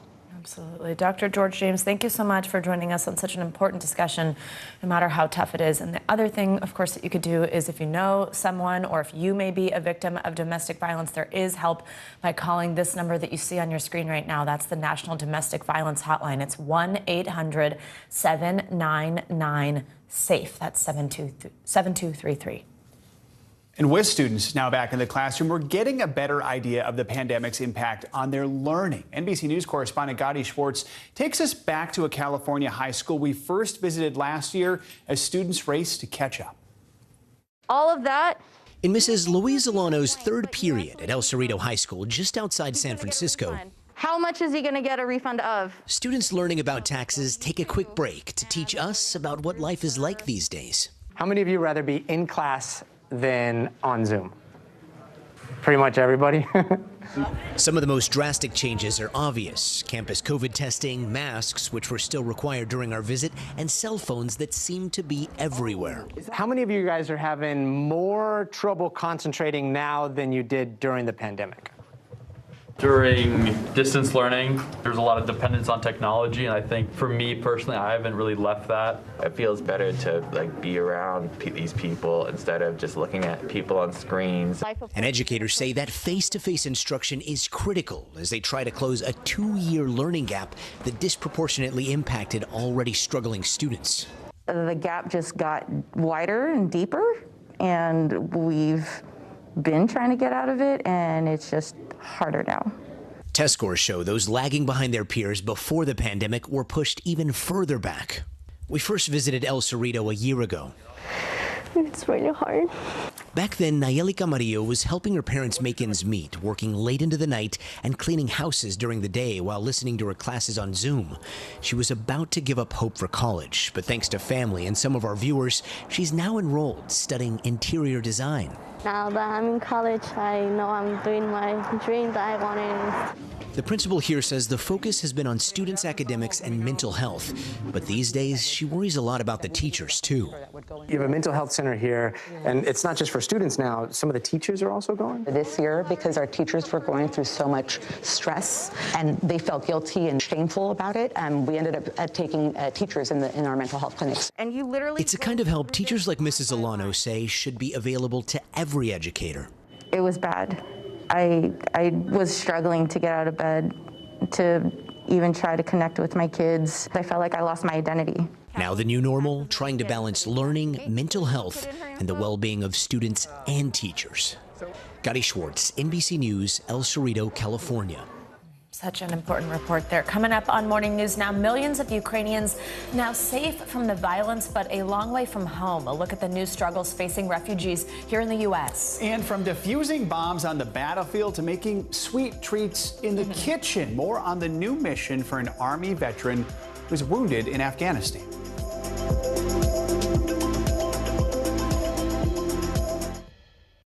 What happened here is a story of loss and salvation. There were residents who hung on for dear life. This is where you took shelter, in this closet. I took shelter right in this closet right here. Rioters banged down one of the doors. Have you found a way to reconcile it a year later? It really hurt to see this place that I love so much treated with such disrespect. Was it an act of cleaning or an act of healing?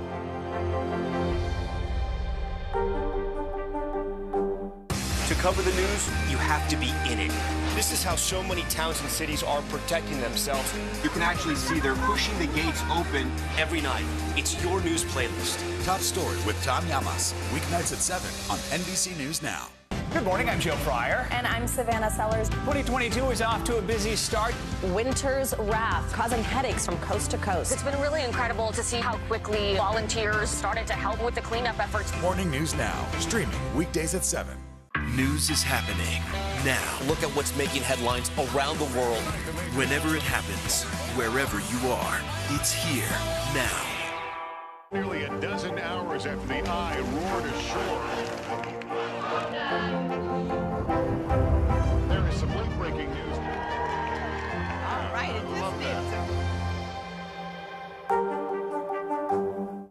This is a very different kind of program. We're here to start conversation about the big things happening in our world. Professor, I'm not asking you to predict the future, but what do we think that the new normal is going to be?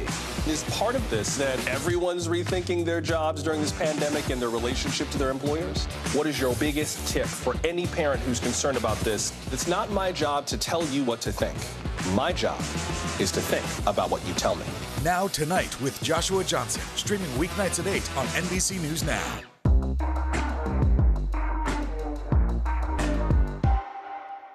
This is a very different kind of program. We're here to start conversation about the big things happening in our world. Professor, I'm not asking you to predict the future, but what do we think that the new normal is going to be?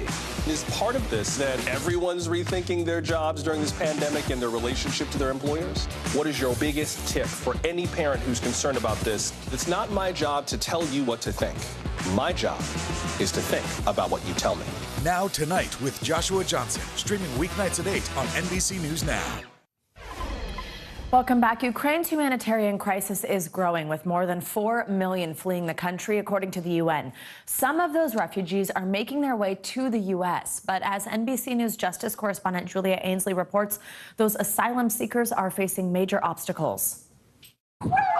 It's the emotional moment 2 Ukrainian women had been waiting weeks for. Reunions with their loved ones outside an ICE detention center in Louisiana. Olena seeing her fiancé Max for the first time since fleeing Ukraine and crossing the southern border. No one was expecting them to be in a jail for 18 days. Now, their first meal together in the U.S. Max lives here. Olena came to apply for asylum and was taken into custody by Border Patrol.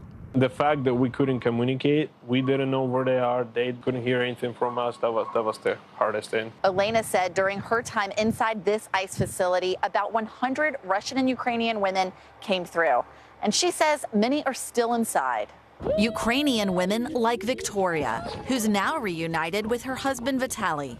Her sister-in-law says she was traumatized after escaping war and then being treated like a prisoner.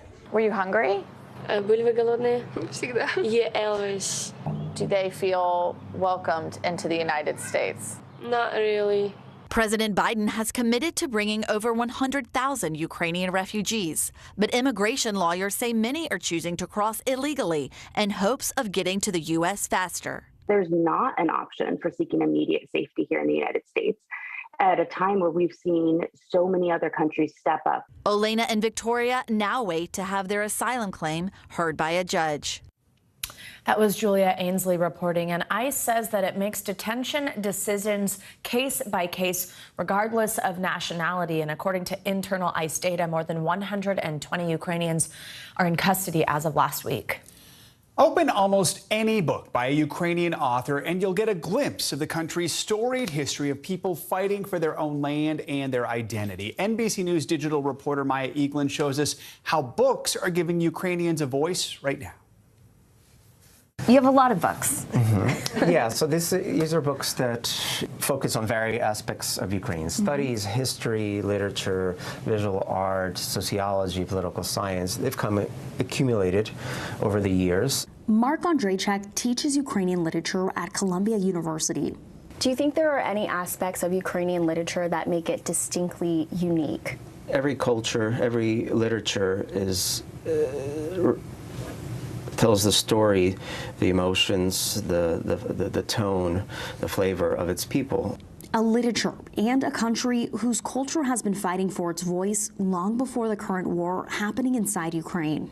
You know, for writers writing in a language that has been said it doesn't exist, it cannot exist, it will never exist, they've managed to work outside the system, outside power structures. They've managed to create communities that provide ways of surviving.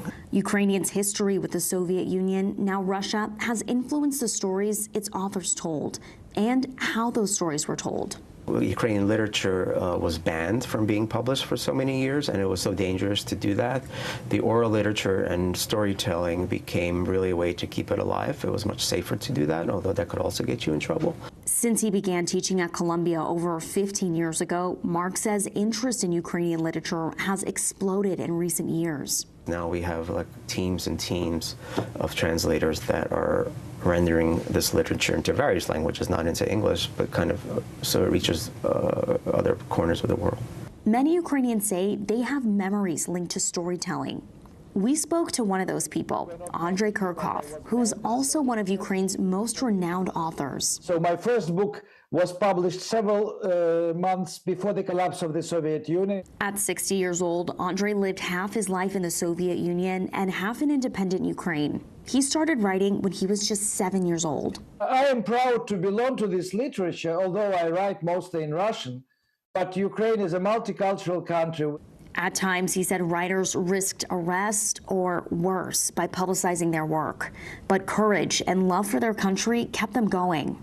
We have a lot of Russian-speaking, Russian-writing writers like me.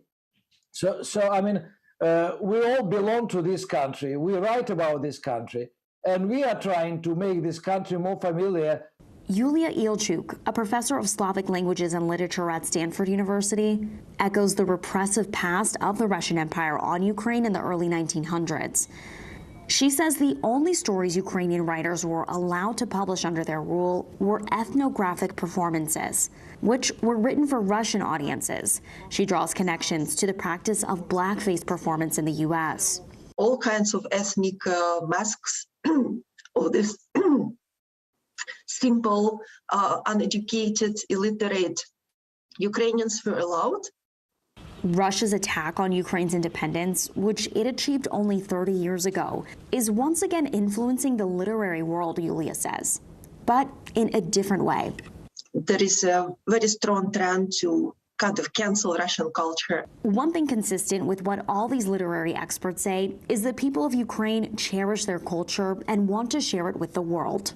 It's the first time in a long time where Ukrainian authors have had the opportunity to create freely in their language. Our thanks to Maya Eaglin for that report. Now, from the battlefield to the kitchen, one veteran's new mission is inspiring others, but it came after a major sacrifice overseas. Here's NBC News correspondent Carrie Sanders. Sidestep. There you go. Sacrifice. How far would you go until you just give up? Aaron Hale, a U.S. Army bomb tech, thought losing his eyesight to an IED in Afghanistan was all he could endure. I'm 100% blind. These are prosthetic eyes. Then 4 years later, a freak exposure to meningitis turned Aaron's dark world silent. Aaron lost all hearing. I was trapped inside my body. My whole world ended at my fingertips. It was a really sad time in our life.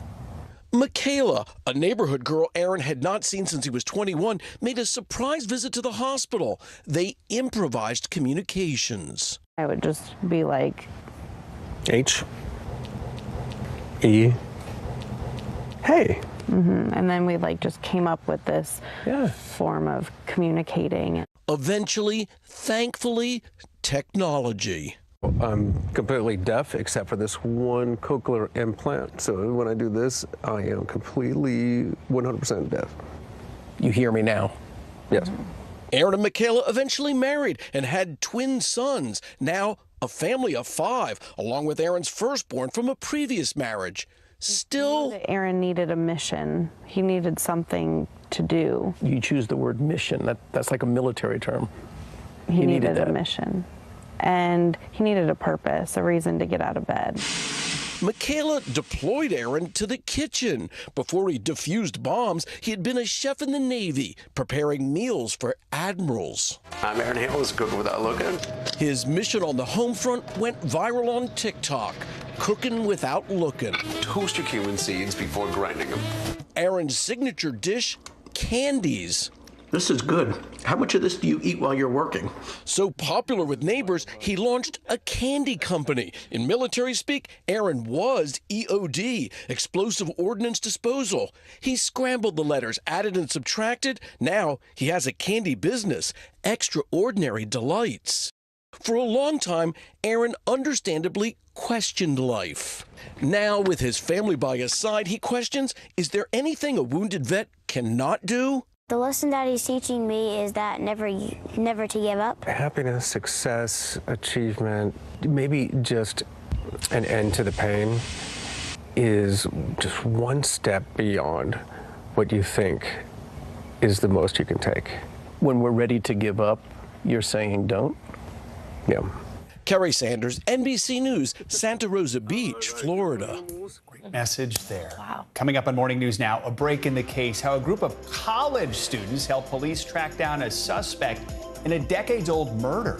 Also, Australia's beloved koala now at risk of becoming extinct, and experts say climate change is to blame. We'll take you to the land down under for a look at the efforts to save the endangered species after the break.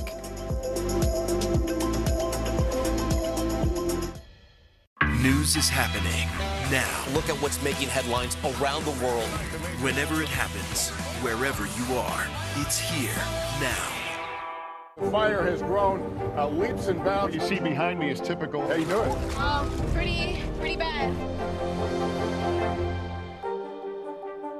Now Tonight with Joshua Johnson, streaming weeknights at 8 on NBC News Now. Top Story with Tom Llamas is your news playlist on NBC News Now. And now, you can listen to it as a podcast. Available anytime and anywhere. News is happening now. Look at what's making headlines around the world. Whenever it happens, wherever you are, it's here now. Sometimes the news can be difficult and overwhelming for kids to understand, so we've created a newscast just for them. We hope your family will watch Nightly News Kids Edition. Still to come on the Channel 2 News. Well, the waters are certainly receding now. Still too close to call. Lester Holt reporting from Ground Zero, as it's being referred to. It is, in fact, a taste of freedom. The Haitian people know a little something about resiliency. What's the biggest risk right now? Some of the troops who have been proud. I want to welcome you to the first presidential debate. In fact, we've been told we can't go any farther. You are some resilient folks. Let me get in.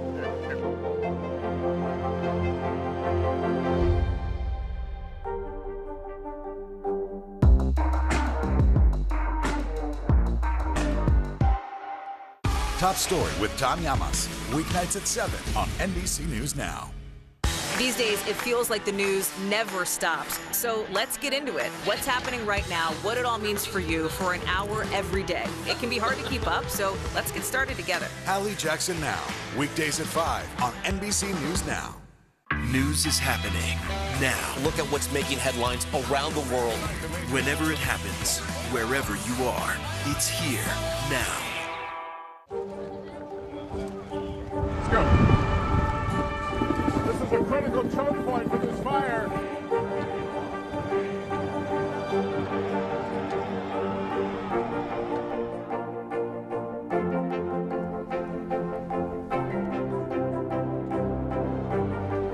Unnecessary, unjustifiable, illegal.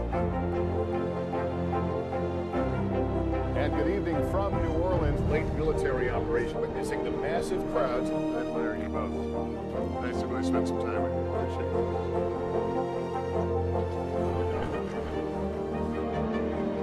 At any moment now.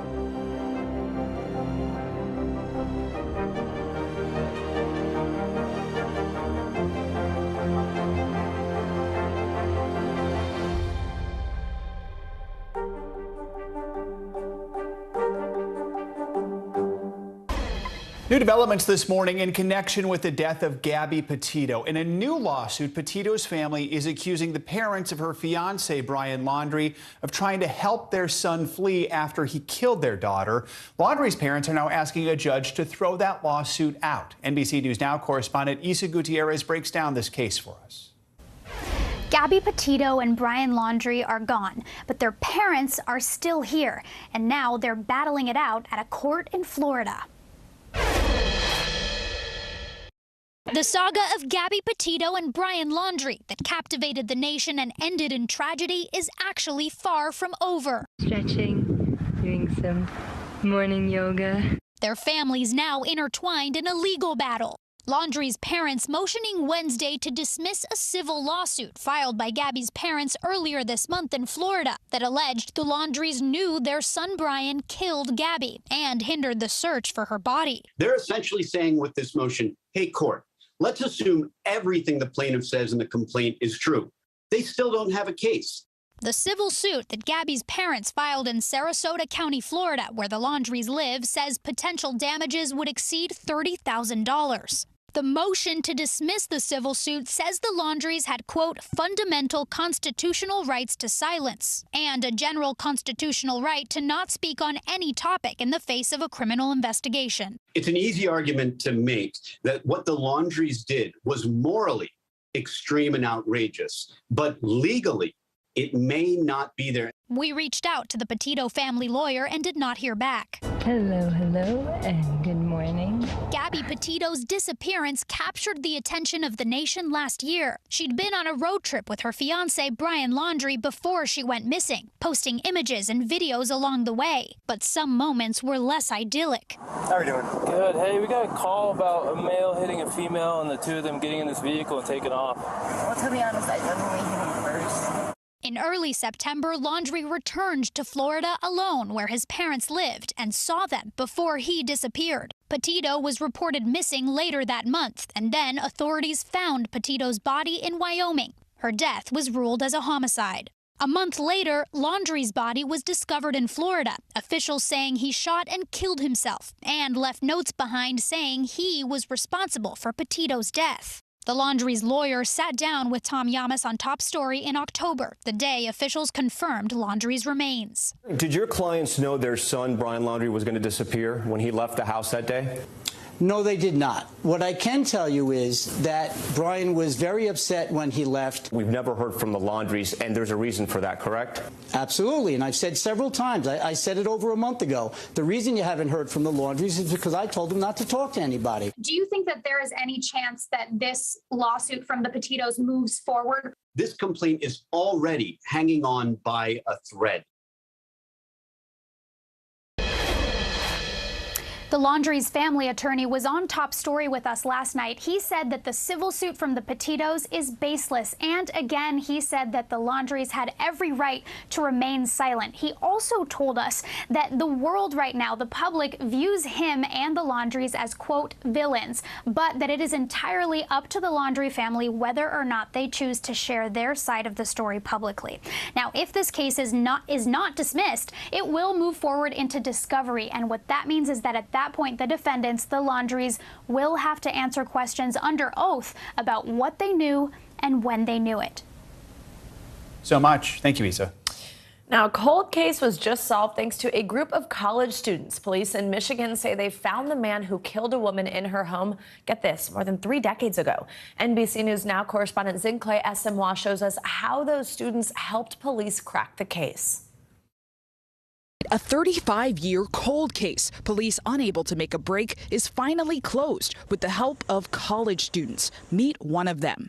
We could just let the detectives know, like, hey, there's this piece of information that you guys might want to look back into, or there's more that could be done with this. And there was more to be done. Western Michigan University students teaming up with Michigan State Police and genealogists, all to find out who killed Roxanne Wood. Just 30 years old when she was found dead on February 20th, 1987.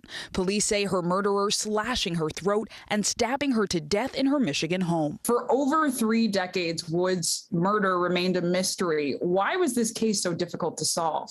For one reason, we believe it was totally random. Lieutenant Christensen saying limitations in DNA technology and staffing made solving the case a challenge. That's where the WMU cold case program came in. We started off with multiple boxes of information of all of the evidence that the police have already located. Some of that evidence, unidentified DNA from the original crime scene. Our approach is taking that sample and creating the genetic profile profile for this unknown DNA contributor. Vargas, the investigative genetic genealogist on the case, used that DNA to search sites like GEDmatch and Family Tree DNA and found potential matches. By building out those family trees is how we're able to make the connection and ultimately identify who the subject is. Ultimately linking the murder to 67-year-old Patrick Gillum. Police collecting a cigarette outside Gillum's Indiana home for DNA, confirming his connection. Gillum arrested nearly 35 years to the date of Wood's killing. He pleaded no contest to a charge of second-degree murder, now clearing the name of Wood's husband, Terry Wood, a longtime person of interest in the case. You can imagine the amount of pressure that he had been under for years. The family was my motivation. They never gave up. And clearing the way for more Western Michigan University cold case program wins. I'm sure we won't be this successful every time, but how cool it is. I think that the state police are trusting these students. And we did speak with the husband of Roxanne, Terry Wood, on Thursday, and he expressed his deep thanks to the students for their work on this case. And it's important to mention that we also reached out to the man we believe to be representing Gillum, but have not yet heard back. All right, Sinclair, thank you so much. Time for our CNBC Money Minute, the biggest financial headlines of the day and why they matter to you. Seema Modi is with us this morning. Hey, Seema.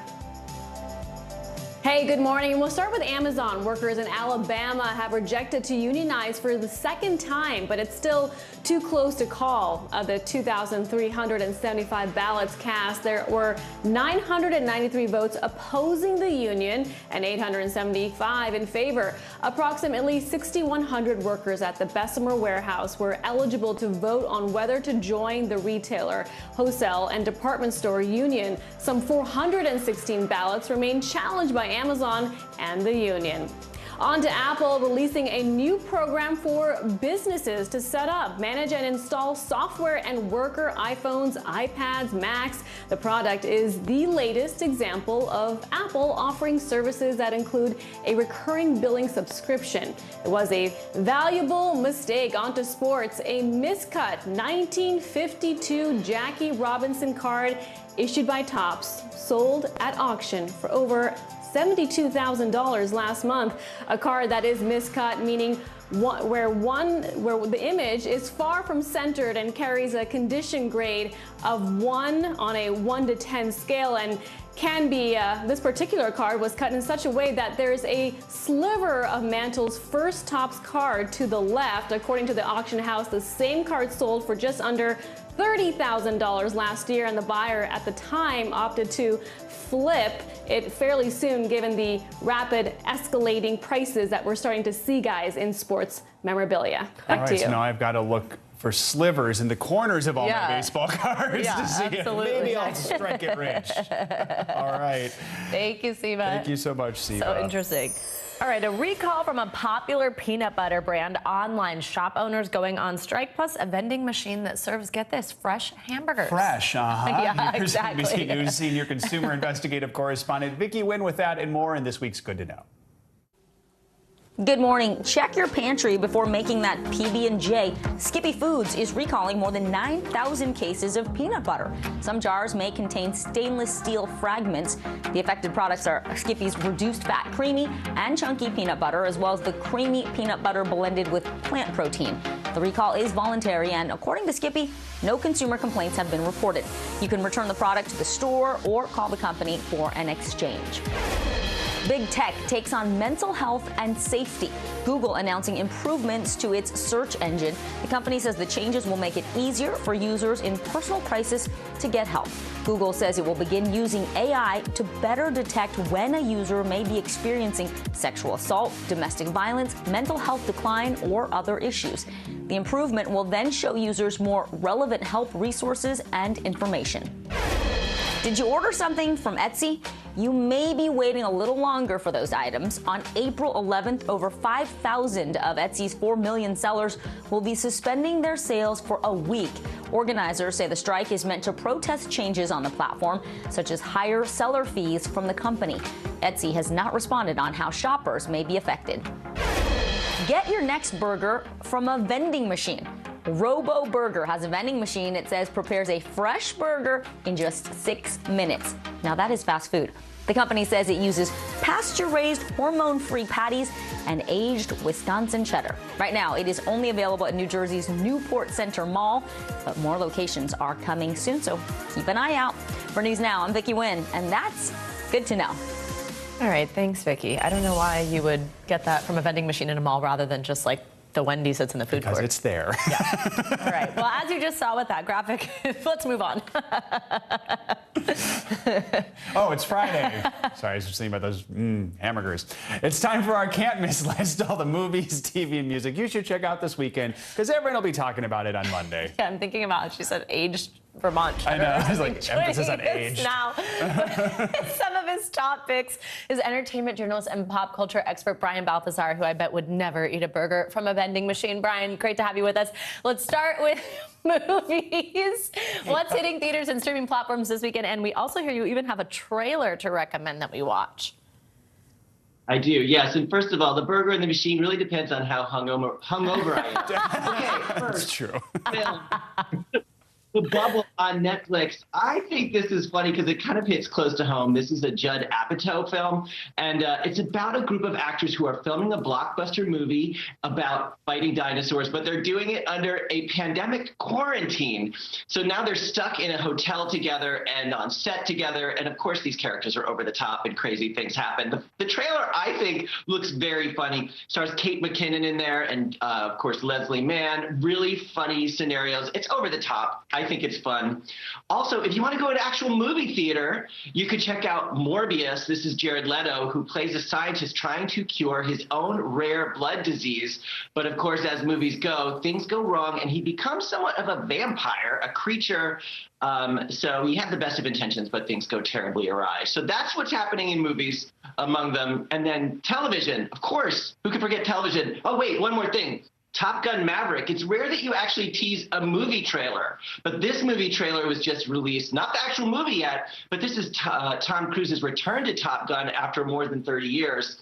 And of course, people are going to flock to see this. But what is also notable about this is Tom Cruise insisted that his co-star Val Kilmer make an appearance in this film. And what's interesting about that is actually Val Kilmer had lost his voice due to throat cancer some years ago, and they recreated his voice using artificial intelligence. Now, we don't know how he appears in this film and if he uses his AI voice or what the context of that is, but we do know that he's actually returning to the film. Oh, wow, that's cool. And we've been talking about this movie now, I think, for 2 years, because it was supposed to come out so long ago. So good that we're getting closer to it. All right, let's talk about TV. You brought it up. There's a new show about a famous chef and television personality, Julia Child. And there's also another big awards show this weekend, one we can only hope is less dramatic than the one we saw this last Sunday. Yeah. Let's hope so, right? Okay, so we have Julia happening on HBO Max. A wonderful portrayal by Sarah Lancashire with, everyone's trying to get Meryl Streep out of their heads. You will when you see her playing this role. And this is a series, of course, and it shows her following her story as she builds her show, The French Chef. So it's a really interesting story. She's got an interesting story, and that's unfolding right now on HBO Max. And of course, the Grammys happening in Las Vegas.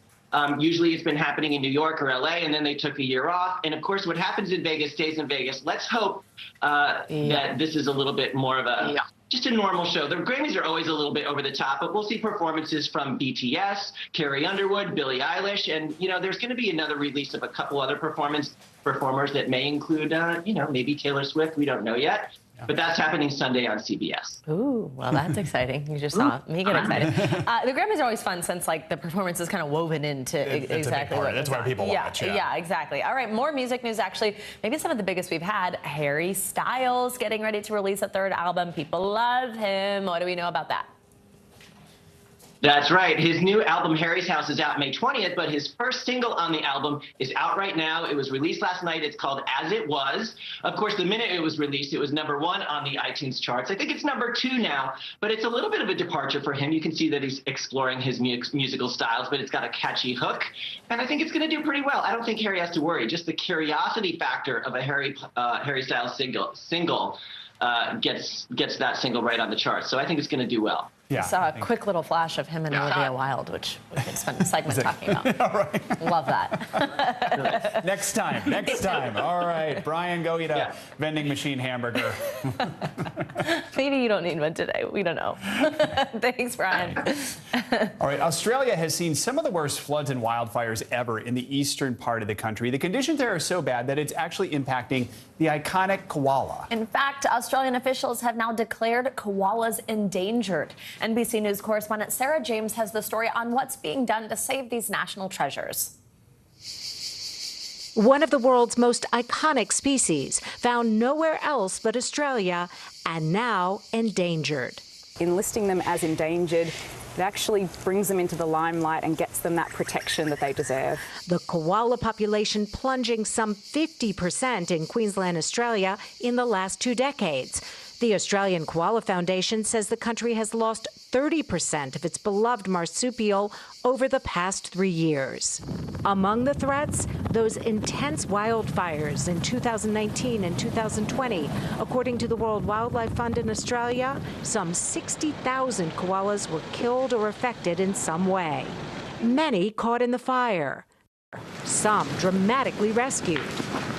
His eyes are quite clear. Australian Army vets work to save the surviving koalas. So we'll trim these, we'll give them a really good clean up, trim up the dead skin. But the wildfires aren't the only factor in population decline.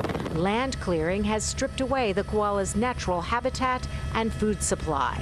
Tell me about Melly. She's super cute. This is a female koala? She is female. She is about 8 years old. Caitlin Ondrachak cares for koalas at Australia's Moonlit Sanctuary. Caitlin, what would we lose if we lost the koala?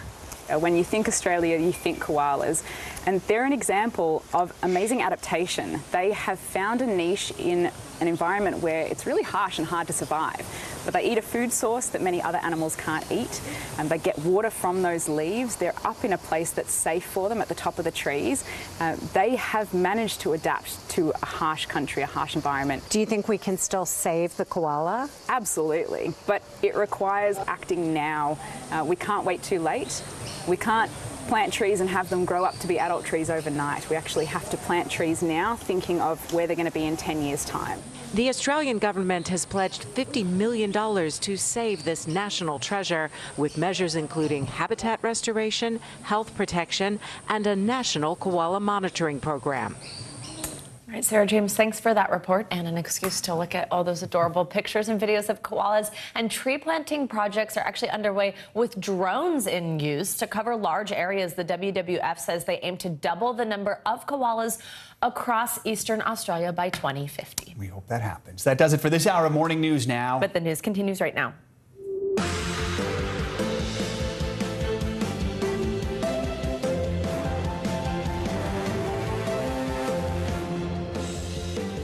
Good morning. Happy Friday. I'm Savannah Sellers. I'm Joe Fryer. Good to have you with us on this Friday. Right now on Morning News Now, flight to safety. The latest on new efforts this morning to evacuate civilians from the besieged Ukrainian city of Mariupol. Just yesterday, Russian forces reportedly blocked a convoy of dozens of buses from leaving the area. The Red Cross saying it's now on its way to help people there.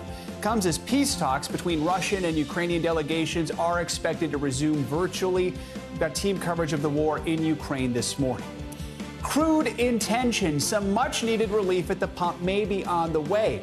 That's after President Biden announced his administration will release around 1 million barrels of oil per day from the nation's petroleum reserve. But there is a major catch as prices soar because of the war in Ukraine. We're going to dig into when you might see those numbers drop. Plus, new developments in the Hunter Biden investigation, with officials now reportedly looking at the bigger picture as to whether the president's son violated federal lobbying laws. And better Nate than ever. A brand new story on Disney Plus today, all about following your heart to the Big Apple, being your authentic self. We're going to chat with the film's writer and director about the personal experiences that led to this landmark Disney picture. That movie is out today. I got a chance to see a sneak peek last week. It's adorable. It just brings a smile to your face. I'm glad that we can have Tim with us to talk about it. Yeah, I can't wait to hear this conversation.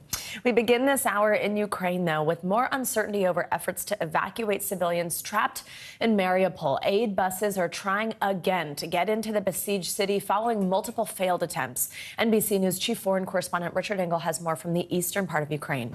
We're now in a village on the outskirts of the city of Kharkiv that has been hit repeatedly by Russian artillery fire. Today, the Red Cross is trying once again to establish a humanitarian corridor to bring relief to the city of Mariupol after several failed attempts. Hope and anxiety this morning for some 100,000 Ukrainians trapped in the city of Mariupol. Ukrainian officials accused Russia of blocking and stealing humanitarian aid in the city, frustrating repeated attempts to open a safe passage for supplies to get in and residents to leave.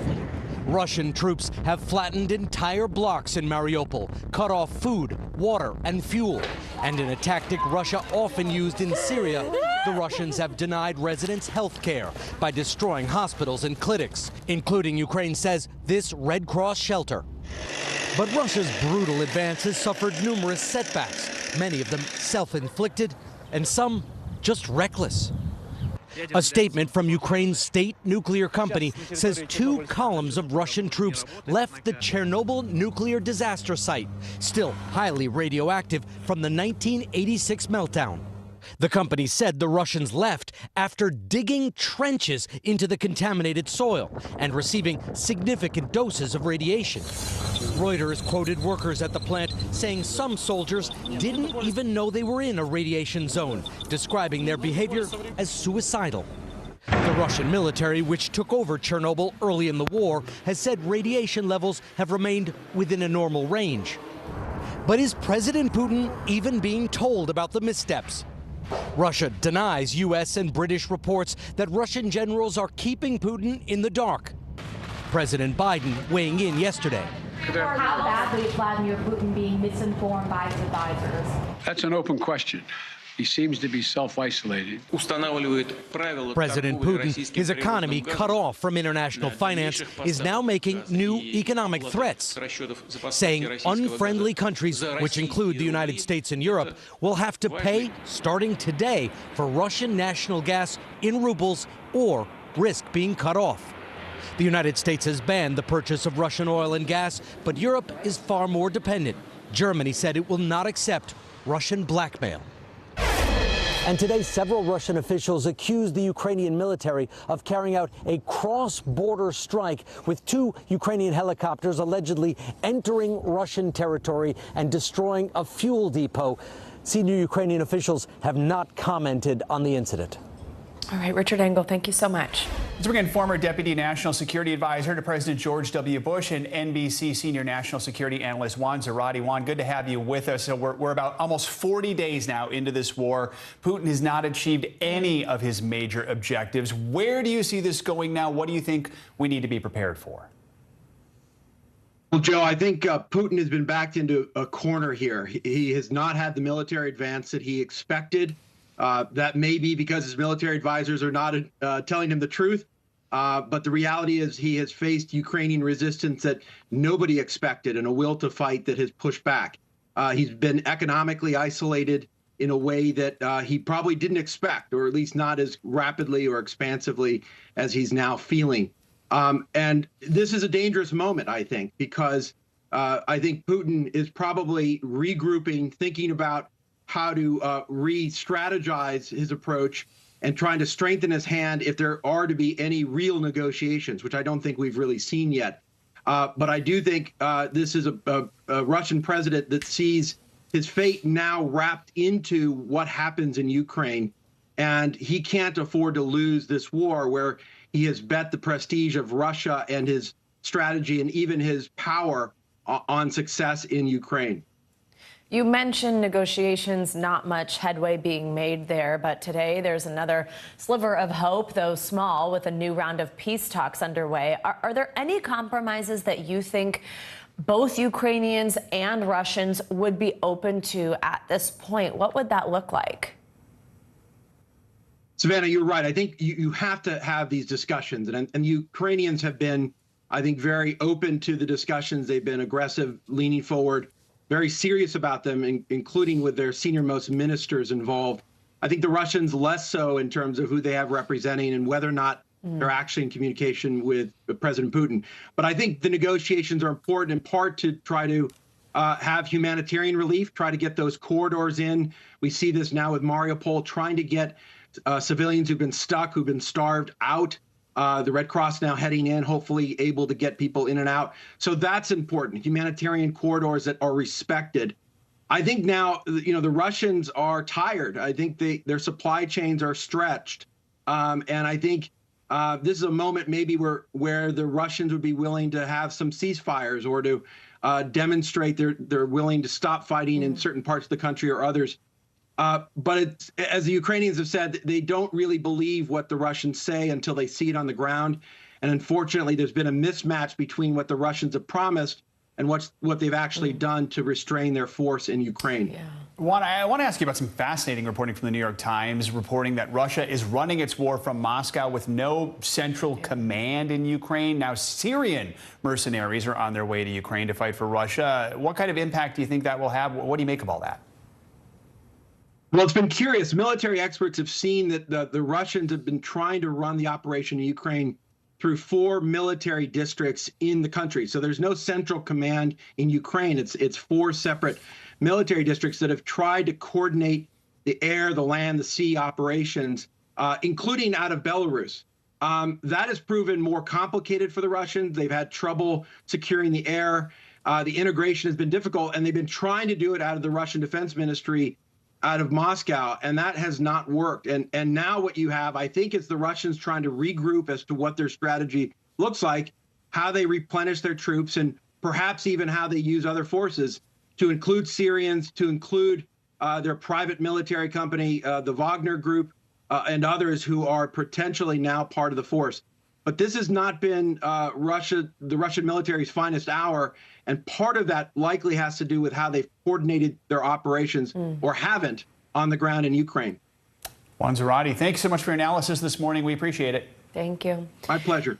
Now, here at home, prices at the pump are still hovering near record highs, in large part because of Russia's war in Ukraine, of course. Well, now the Biden administration is taking a series of steps, including tapping reserves, in a move it hopes will lower the cost for everyone. NBC News correspondent Tom Costello has those details. Even with prices at the pump slowly starting to decline, the cost of fuel is still taking a major toll on our collective wallets.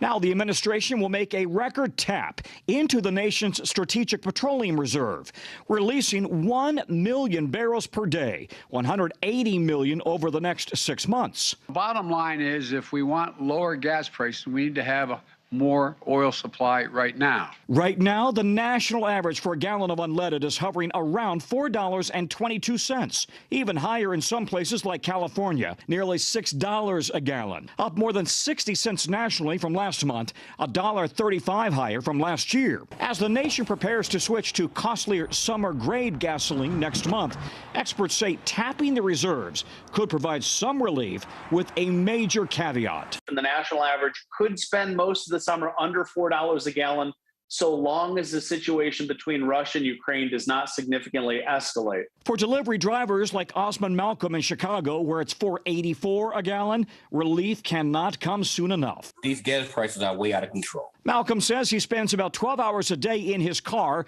just to make enough tips to offset the price of filling up every day. As soon as I open the car door, I just spent $120. And it's sad because it really hurts. The White House also calling on Congress to make companies sitting on unused wells on public lands either use those resources or pay a fine. It's likely to face opposition in Washington and from corporations. The administration likely to roll out new fuel economy standards today, requiring 2026 model year vehicles to get an average of 49 miles to the gallon, nearly 10 miles per gallon better than last year's models. The president also invoking the Defense Production Act to encourage domestic production of materials used in electric vehicle batteries. But weaning off fossil fuels will take time. Until then, your best bet may be slowing down. Even a 5 or 10 mile an hour decrease in speed can boost fuel efficiency anywhere from 10 to 20%. Our thanks to Tom Costello for that report. The massive storm system that left a path of destruction in the south is now making its way up the East Coast. Millions of Americans are on alert this morning and bracing for what might come next. NBC's Jesse Kirsch joins us with the latest on the storm. Jesse, good morning to you. Good morning, Joe. You can see the sky's starting to clear up here in New York City. It's still chilly and a bit windy from time to time, but this is just the tail end of a massive severe system that's been sweeping across much of the country. Overnight, storms barreling from the south to the northeast. Millions there waking up to the aftermath of severe thunderstorms overnight, leaving some areas along the Atlantic coast severely damaged from the same system that hit the south earlier this week. In Pennsylvania, torrential downpours and fallen trees creating hazardous roads. In Virginia, a possible tornado caught on camera, appearing to touch down. I'm in the tornado. Holy. A nearby gas station also rattled by damaging winds, creating a mess. Louisiana police releasing body cam footage of a 3-car crash being blamed on high winds in the area. And in North Carolina, at a Pfizer plant, thunderstorms producing possible tornadoes racing across the area at more than 50 miles per hour. In the storm-battered south, residents picking up the pieces after more than 24 tornadoes since Wednesday. It vibrated the house. I just kept reassuring my family we're going to be okay, we're okay, we're okay. And in the Florida Panhandle, authorities say 2 people are dead and 2 others injured after one of those tornadoes ripped through homes there. Parts of Florida will see isolated strong storms today, but most of the East Coast should soon be in the clear, at least for now. Joe? All right, Jesse, thanks so much. Let's get more on the forecast and a check on your Morning News Now weather. Which means Bill Cairns is back with us this hour. Hey, Bill. Yeah, Good Friday. So the Northeast is kind of quieting down a little bit. It'll be showery and even some snow showers today. If anyone is going to get any thunderstorms, it's going to be in Florida. We had some heavy rain overnight, right over the top of that I-4 corridor between Tampa and Orlando. Currently, those storms are over the Space Coast into the Melbourne area, and we'll be watching hit-and-miss showers and storms during the day today. This is where our cold front is kind of stalled out. That push of chilly air is going to stall right along I-4. So once again, minor travel delays on I-4, also flying in and out of Tampa or Orlando airports. You could have some minor delays. Then this boundary slips a little bit to the south on Saturday, and then another little wave of low pressure, a little weak storm comes through. So expect heavy rains come Saturday afternoon, Saturday evening. So if you're going to head to the beach in Florida, do it early Saturday because the afternoon looks pretty stormy and pretty rainy from Tampa to Clearwater to Fort Myers to Naples and even on the East Coast beaches too. Finally, it will clear out by Sunday. Heaviest rainfall totals right in between Tampa, Orlando, and Melbourne. Maybe 1 to 2 inches. Isolated cases of flooding on some of the roads. So let's get into your weekend forecast. The areas that were hit really hard by the severe weather this week will have a beautiful day today. Temperatures in the 70s in the south, 60s, not a problem at all. Still kind of cold and chilly, though. Snow squalls possible. Ohio, Pennsylvania, and also western New York. And the first weekend of April has arrived. Rain and storms in Florida, as we mentioned. Also, not a pretty day from Milwaukee to Chicago. Upper 30s, low 40s, rain and snow showers on your Saturday. A nice day on Saturday for the East Coast. No problems in the west, but the Pacific Northwest will have some stormy weather late Saturday and then into Sunday. Kind of gloomy 50s and kind of cloudy for the beginning of your April. But I'd say about 90% of the country is looking for a pretty nice spring April weekend. And no severe weather in sight, so maybe we can carry this into next week. Yeah, sounds good. We're going to take it I hope as far so. as we can. I hope so. All right, thanks, Bill. Have a good weekend.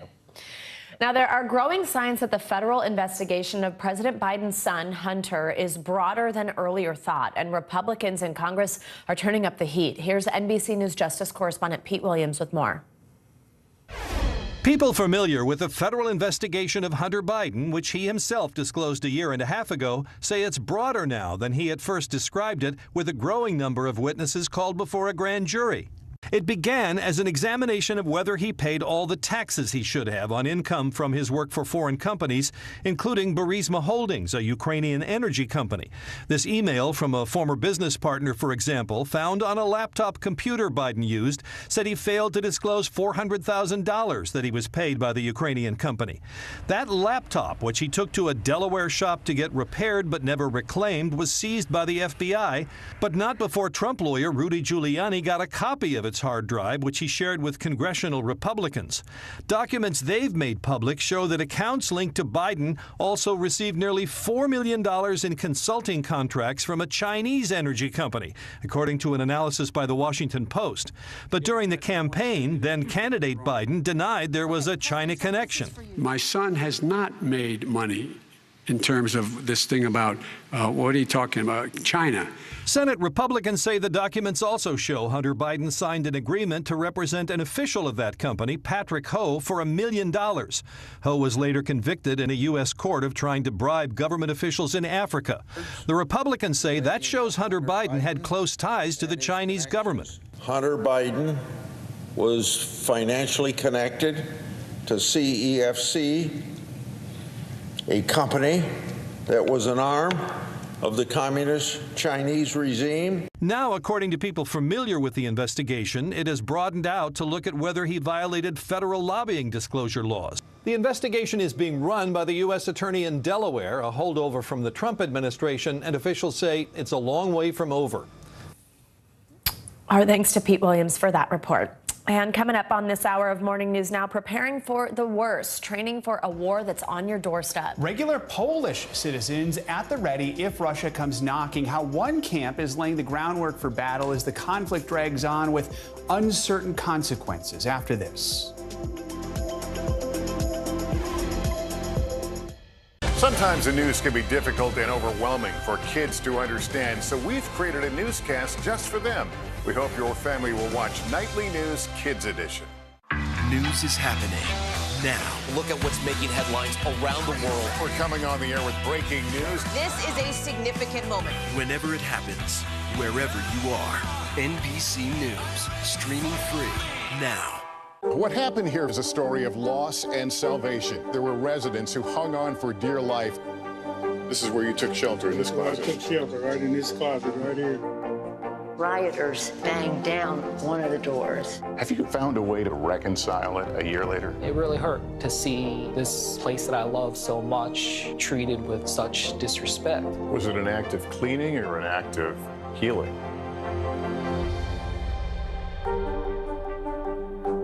Now Tonight with Joshua Johnson, streaming weeknights at 8 on NBC News Now.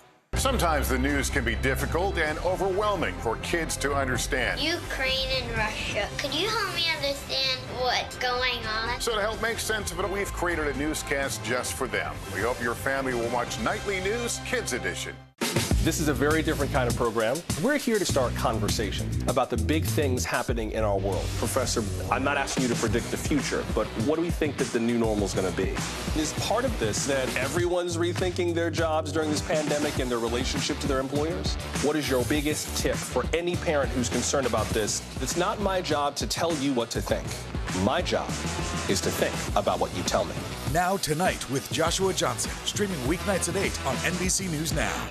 Still to come on the Channel 2 News. Well, the waters are certainly receding now. Still too close to call. Lester Holt reporting from the Ground Zero, as it's being referred to. It is, in fact, the taste of freedom. The Haitian people know a little something about resiliency. What's the biggest risk right now? Some of the troops who have been proud. I want to welcome you to the first presidential debate. In fact, we've been told we can't go any farther. Here are some resilient folks. Let me get in.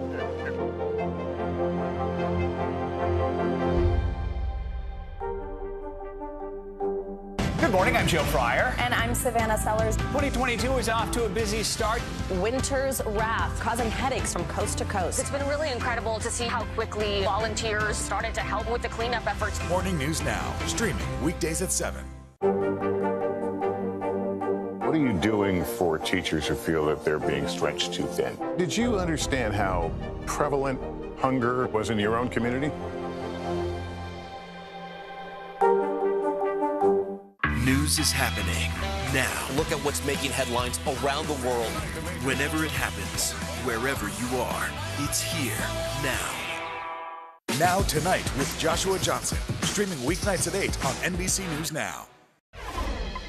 Welcome back. In Ukraine, survival stories from people fleeing some of the hardest hit areas of the country are emerging. NBC News correspondent Gabe Gutierrez listened to some of those accounts and looked at the efforts being made to shelter people escaping the violence.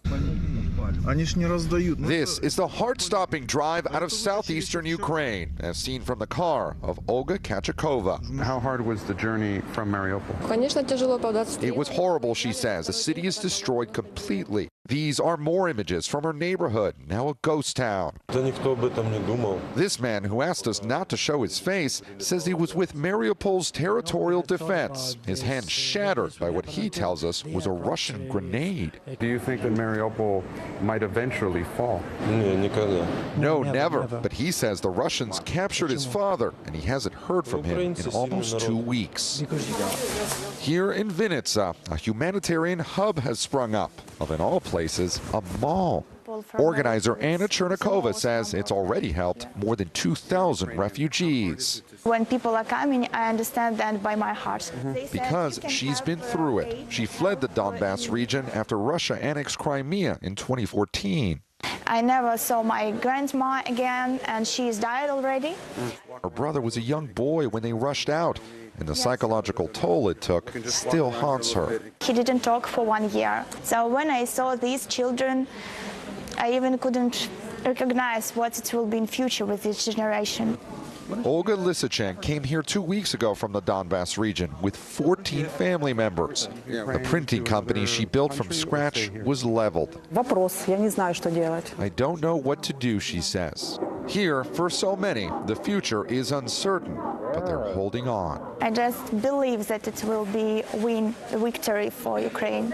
It couldn't be another way. Just days ago, Ukrainian authorities say that a Russian airstrike targeted the country's Air Force command in this area. And earlier in the war, this city's civilian airport was destroyed. So officials here are on very high alert. Back to you. Heartbreaking, just the stark images. Thanks to Gabe Gutierrez for that story. Polish civilians are now getting military training in case the war in Ukraine spills over the border into their country. They're learning about everything from how to use weapons to basic first aid. NBC News correspondent Dasha Burns takes us to a training camp in southern Poland.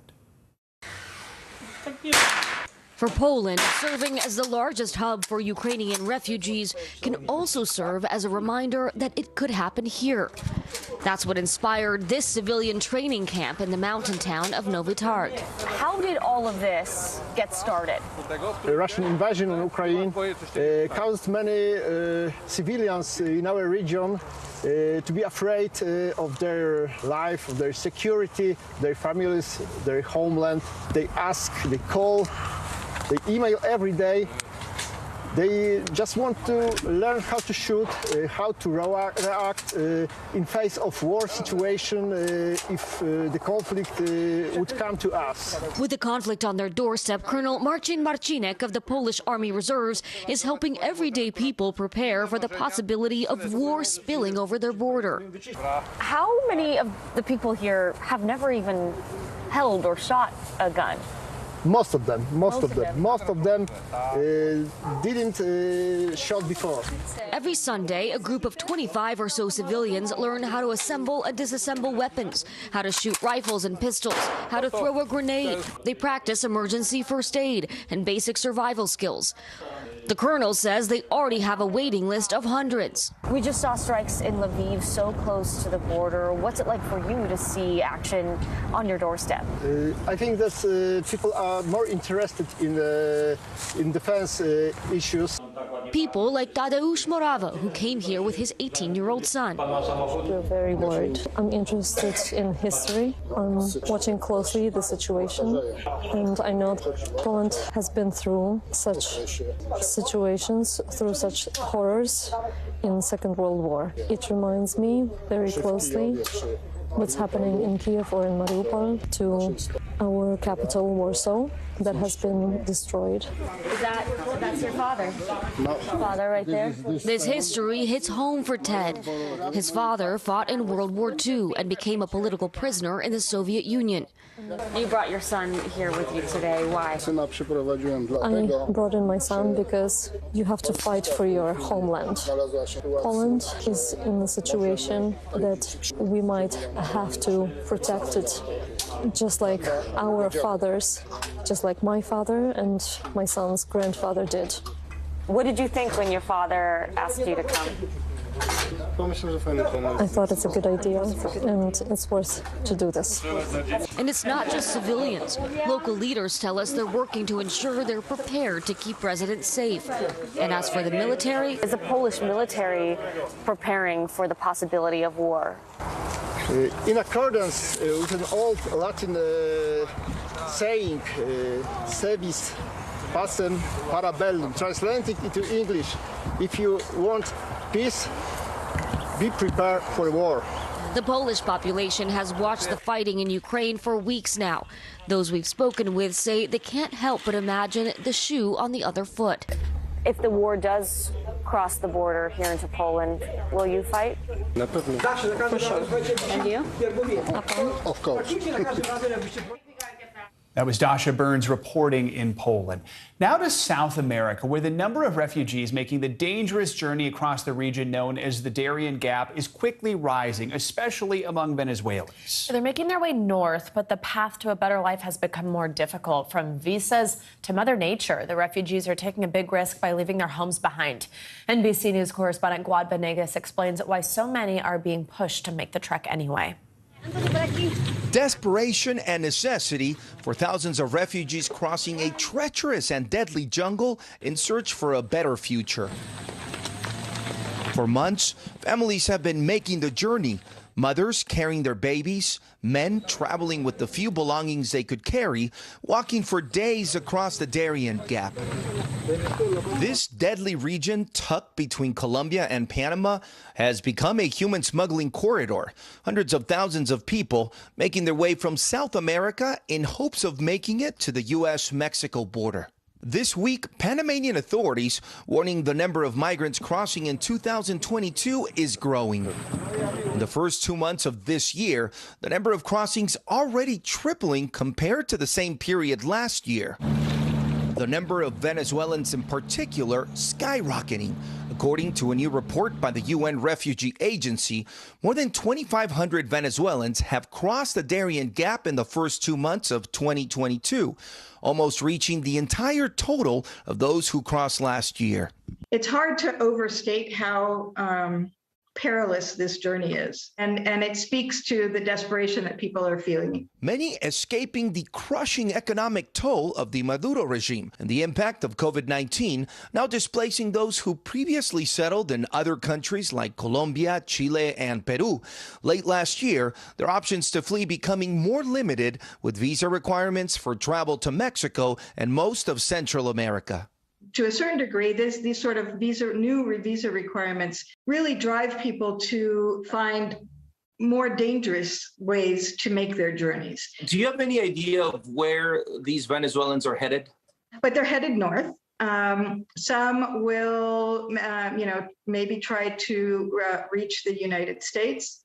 The trend is that more Venezuelans are seeking asylum at the southern border of Mexico. While some choose to remain in Mexico, others are expected to reach the United States, where the Biden administration has offered temporary protective status to Venezuelans in the U.S. Our thanks to Guad Venegas for that report. And now let's take a look at what else is making news around the world this morning. NBC's Claudio Lavaga joins us from Rome. Claudio, good morning. Good morning, guys. Well, let's start in Sri Lanka, where dozens of protesters were injured during an attempt to storm the president's house.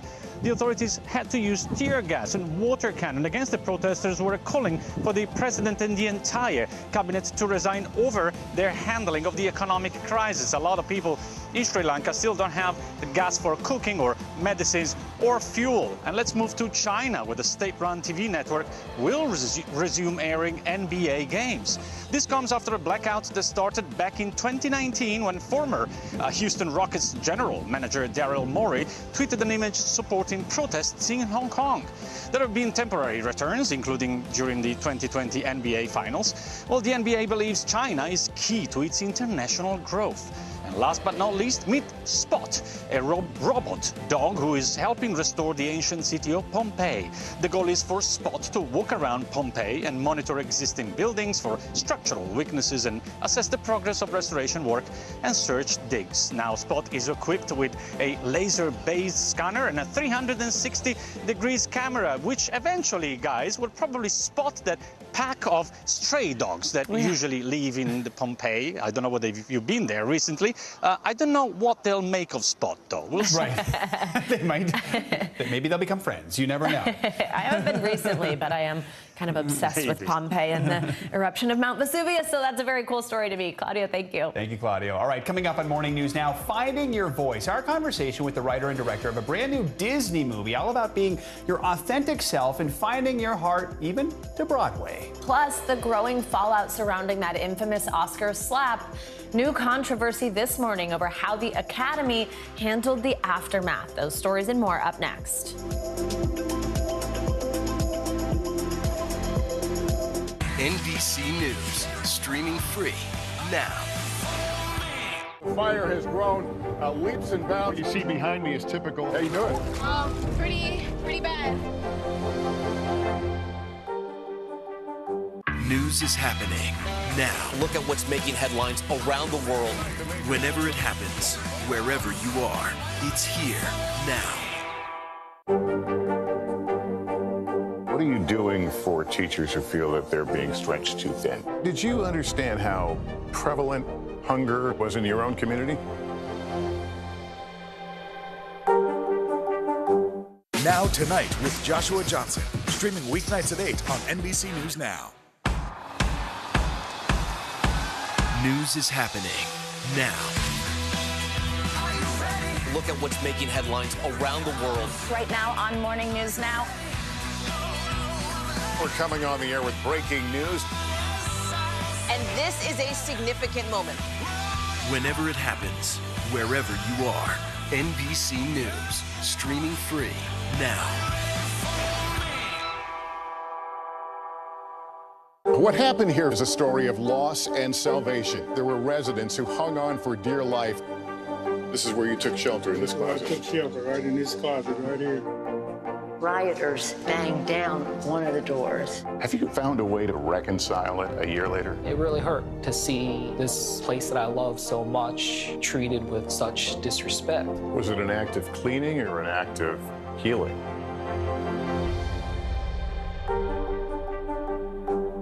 These days, it feels like the news never stops. So let's get into it. What's happening right now, what it all means for you for an hour every day. It can be hard to keep up, so let's get started together. Hallie Jackson Now, weekdays at 5 on NBC News Now. Let's go. This is a critical choke point for this fire.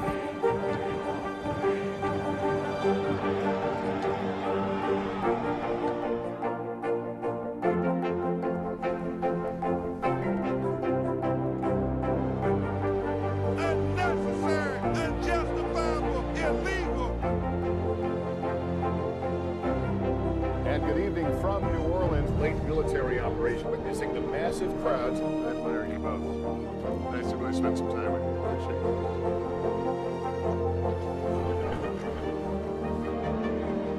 At any moment now.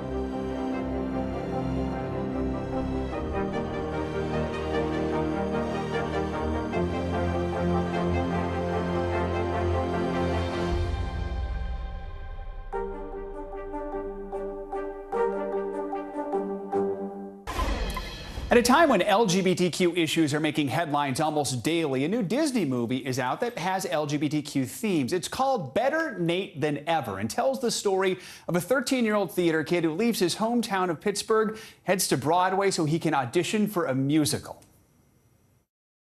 Manhattan Island, baby. It's an open audition. Tomorrow. Ever since we were little, we've been like, we should take a road trip to New York someday. Just you and me. So I had this crazy idea. They're making Lilo and Stitch into a Broadway musical? Wow. Nate Foster, yes? The movie, which starts streaming today on Disney Plus, is written and directed by Tim Federle. It's based on a book he wrote, a story inspired by his own experience growing up gay and dreaming of moving to the Big Apple. And Tim joins us now to talk more about Better Nate Than Ever. Tim, good to have you with us. I was lucky enough to go to the screening you had last week. The movie made me smile, so I'm so grateful that you've come on to talk to us. I mean, tell us, what do you think is the movie's main message, and how important is that message right now? Thank you, Joe. The main message is find your people. And I think for so many people, I grew up a theater kid in Pittsburgh like Nate. And there for a long time, I thought I had to change myself to fit in. And it turns out I really just had to change my zip code. And that was, moving to New York and finding my club. It was the same experience I had when I moved to college and finding my own club as well. If you had seen a movie like this when you were a kid, what do you think that would have meant to you? I would have felt less lonely and more inspired. I grew up seeing these movies like Ferris Bueller, Adventures in Babysitting, and I love these movies. They're family movie nights, and they're really fun to share that core memory with your family. But I had never quite seen a kid like Nate at the center, and it would have meant a lot to me to see this when I was a kid. So, Tim, this is a Disney movie. We know Disney has been thrust into this debate about Florida's new law. It's now a law, the so-called Don't Say Gay law. You said there's a real opportunity for the company here and really companies like Disney. What is that opportunity, do you think? Well, I think the first opportunity I can speak to as a content creator is to offer greater representation for the big wide audience that exists out there. So I hope movies like Better Nate Than Ever are a step in the right direction for inclusivity. And then I think the sort of opportunity in the back halls of companies like Disney are to really make sure that they're supporting the type of legislation. And look, Bob Iger yesterday said this is a difference between right and wrong. It's not a political issue. It's about human rights, and it's about making the world a safer and more inclusive space. And so I hope a movie like this does a little part of that. And I think the rest of it is up to people above my pay grade. Well, I have you. I want to ask you about your lead, played by a newcomer, Ruby Wood. You have a good story about Ruby's audition, right? Yeah, we saw 500 kids for the role of Nate. Ruby is the only one who came in and sang a song from Wicked. And, the minute a boy sings a song from Wicked, he's like, okay, that kid's like born to play Nate. And he had never been on camera before. I truly do believe this is a Star is Born moment. And it's been thrilling to watch him really step into his light. Great to see. Not just any song, it was Defying Gravity, right? It was Defying Gravity. Yes, it was Adina. And he nailed it. All right. He nailed the high note. Wow. Thank you so much for joining us this morning. Again, the movie is out streaming today on Disney Plus. Good luck with everything. Thank you so much. Now to the ongoing fallout from the Oscars. As Chris Rock continues his nightclub comedy circuit, we're hearing conflicting reports over whether Will Smith was asked, in fact, to leave the award show that night after he slapped Chris Rock. NBC News national correspondent Miguel Almaguer is in Boston with more. As the review of that Oscar slap heats up in Los Angeles, here in Boston, Chris Rock took to the stage again. He's still not sharing many details, but we are learning more. Overnight, Chris Rock in the spotlight again at his latest round of shows in Boston. According to People magazine, the comedian shut down an audience member who cursed Will Smith last night. Overall, Rock has largely avoided talking about the slap by Smith, sticking to jokes and video emerging from his first show after the incident. How was your weekend? It comes amid conflicting reports over how the shocking incident was handled by the Academy. Will Smith just smacked out of me. A day after the Board of Governors said in a statement, Mr. Smith was asked to leave the ceremony and refused. A source at the award show tells NBC News the official decision came from one of the show's producers, who ultimately asked the actor to stay. They were saying, you know, this is battery was the word they used in that moment. Oscar broadcast producer Will Packer telling ABC News he was there when LAPD officers asked Chris Rock about pressing charges. They said, we will go get him. We are prepared. We're prepared to get him right now. You can press charges. We can arrest him. And they said, you know, would you like us to take any action? And he said no. He said no. Quoting unnamed sources, Variety says Academy leaders met briefly with an apologetic Will Smith on Zoom this week. The Academy would not confirm that report. The board says disciplinary proceedings against Smith have begun. The superstar issued a statement apologizing to Rock, but has not responded to our request for comment. Oh, wow. Wow. With every moment dissected on social media, this new TikTok video revealing another view of Jada Pinkett Smith reacting to the incident. And a separate TikTok video showing the moments after the incident as the broadcast moved on, Rock reacting. Rock has not addressed the controversy in detail. Hey, Chris, you ready for tonight? Instead, choosing to stick with his long-planned show. I'm still kind of processing what happened. Will Smith has about 2 weeks now to submit a response to the Academy Board of Governors, making his case for what happened and how it all went down.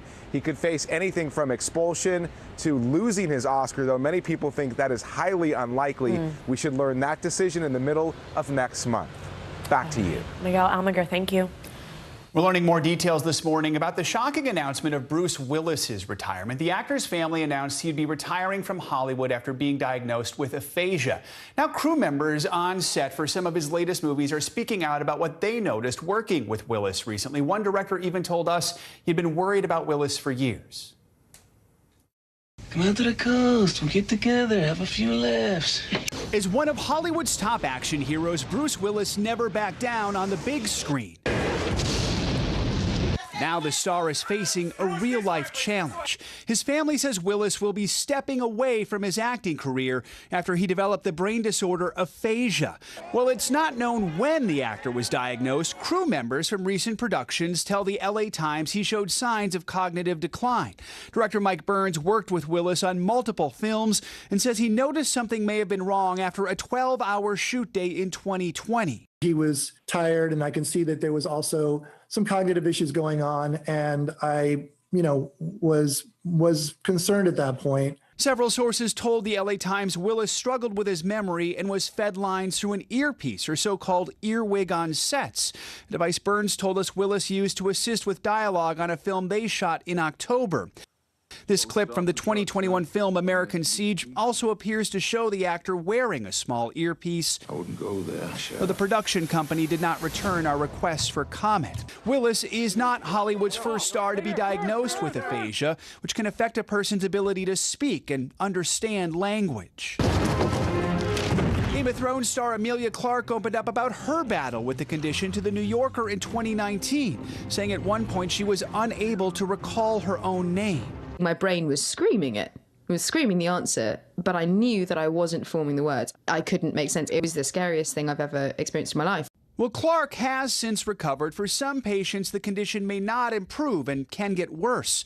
Former Congresswoman Gabby Giffords, who suffered a traumatic brain injury in a shooting attack, tweeted, "I'm thinking of Bruce Willis and his family today. Aphasia makes it hard for me to find the right words. It can be lonely and isolating." The Willises are calling this a really challenging time. Daughters Rumor and Scout posted photos of their father from their childhood, thanking fans for the outpouring of love. Even though Bruce Willis will not be taking up any new projects, the actor already has several films in post-production, including the one he shot with Mike Burns last year, which is set to premiere this summer. Coming up, A segment someone is particularly excited about, since he's a bona fide WWE super fan, and we've had these pictures in our back pocket for a while. Just bring them out every few months. We like to bring them out in my wrestling shirts. It's so good. All right, and what's becoming an annual thing here on Morning News Now, our run-up to this year's WrestleMania, which kicks off tomorrow after the break. We're going to be joined once again by WWE superstar Drew McIntyre. He'll be in the ring this weekend. Stick around for that. We didn't scare him away last year. Plus, it's another big weekend for all you March Madness folks out there. We've got your Final Four preview up next. Good morning, I'm Joe Fryer. And I'm Savannah Sellers. 2022 is off to a busy start. Winter's wrath causing headaches from coast to coast. It's been really incredible to see how quickly volunteers started to help with the cleanup efforts. Morning News Now, streaming weekdays at 7. To cover the news, you have to be in it. This is how so many towns and cities are protecting themselves. You can actually see they're pushing the gates open every night. It's your news playlist. Top Story with Tom Llamas, weeknights at 7 on NBC News Now. What are you doing for teachers who feel that they're being stretched too thin? Did you understand how prevalent hunger was in your own community? We're here to start conversations about the big things happening in our world, because it's not my job to tell you what to think. My job is to think about what you tell me. Now Tonight with Joshua Johnson, streaming weeknights at 8 on NBC News Now. What are you doing for teachers who feel that they're being stretched too thin? Did you understand how prevalent hunger was in your own community?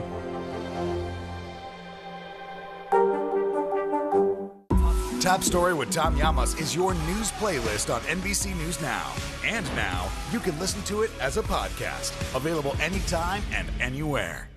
Hold on to your seats. The Thing About Pam is the chart-topping podcast series from Dateline and Keith Morrison. A strange story and a career of strange stories. All episodes are available now, wherever you get your podcasts. Hallie Jackson Now, weekdays at 5 on NBC News Now.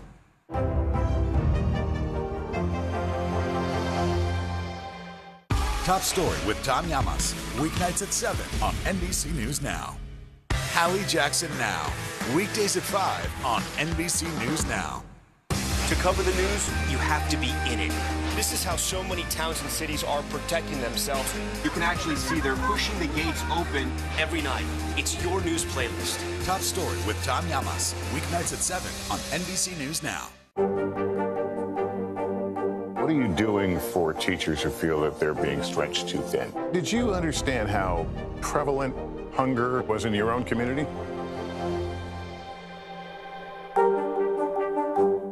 To cover the news, you have to be in it. This is how so many towns and cities are protecting themselves. You can actually see they're pushing the gates open every night. It's your news playlist. Top Story with Tom Llamas, weeknights at 7 on NBC News Now.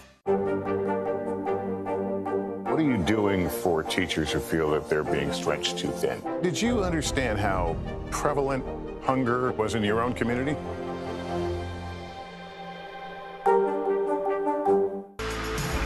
Time for our CNBC Money Minute. We're taking a look at breaking news, that latest jobs report. Yeah, Seema Modi joins us now with those numbers. Hey, Seema. Hey guys, 431,000 jobs added in the month of March. That's a slight miss on estimates, and it is down from the 678,000 added in February. The unemployment rate did tick down just a bit to 3.6%. The participation rate did move higher, which is encouraging. Now, despite volatile oil prices and inflation concerns, the jobs market here in the U.S. has been relatively strong, averaging 500,000 jobs a month. Businesses have been calling out the fact that there's a lack of workers in the market and just how tight the job market has been, especially in the hospitality industry, where a number of workers pivoted to jobs in warehouses, companies like Amazon, where the average pay can be higher. The Federal Reserve has already determined that the jobs market remains very strong for its focus to turn to fighting inflation. That's why we saw rates rise last month, and another 5 rate increases are expected this year. The stock market reaction so far has been generally positive. The Dow is implied to open up by around 127 points. Savannah, back to you. All right, Seema, thank you. Thanks, Seema.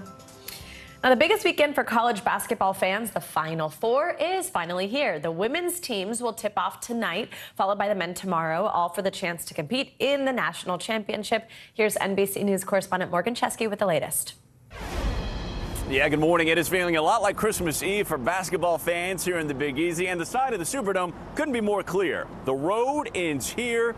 Final Four time is upon us after a tournament that really did exceed expectations. We had the Cinderella story of the St. Peter's Peacocks, emotional wins, bracket busters, but now we're down to those college blue bloods. My dad's Jayhawks taking on Villanova, and UNC taking on the Duke Blue Devils in what could potentially be Coach K's final game.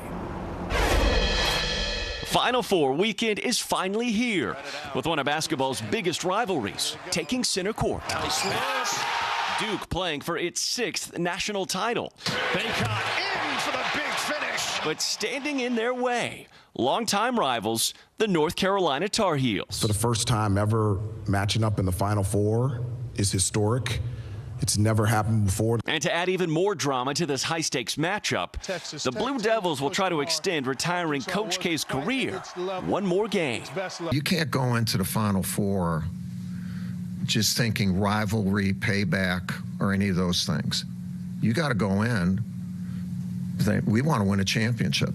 The Kansas Jayhawks are the last 1 seed left in this year's big dance. Samuels layup is good. But they'll need a victory over Villanova to make it to the national championship game. Now that we're at this moment, we just got to, seize everything that we have. The Wildcats hoping to upset the Jayhawks for their 3rd NCAA title in just 6 years. We're expecting a tough physical battle for 40 minutes.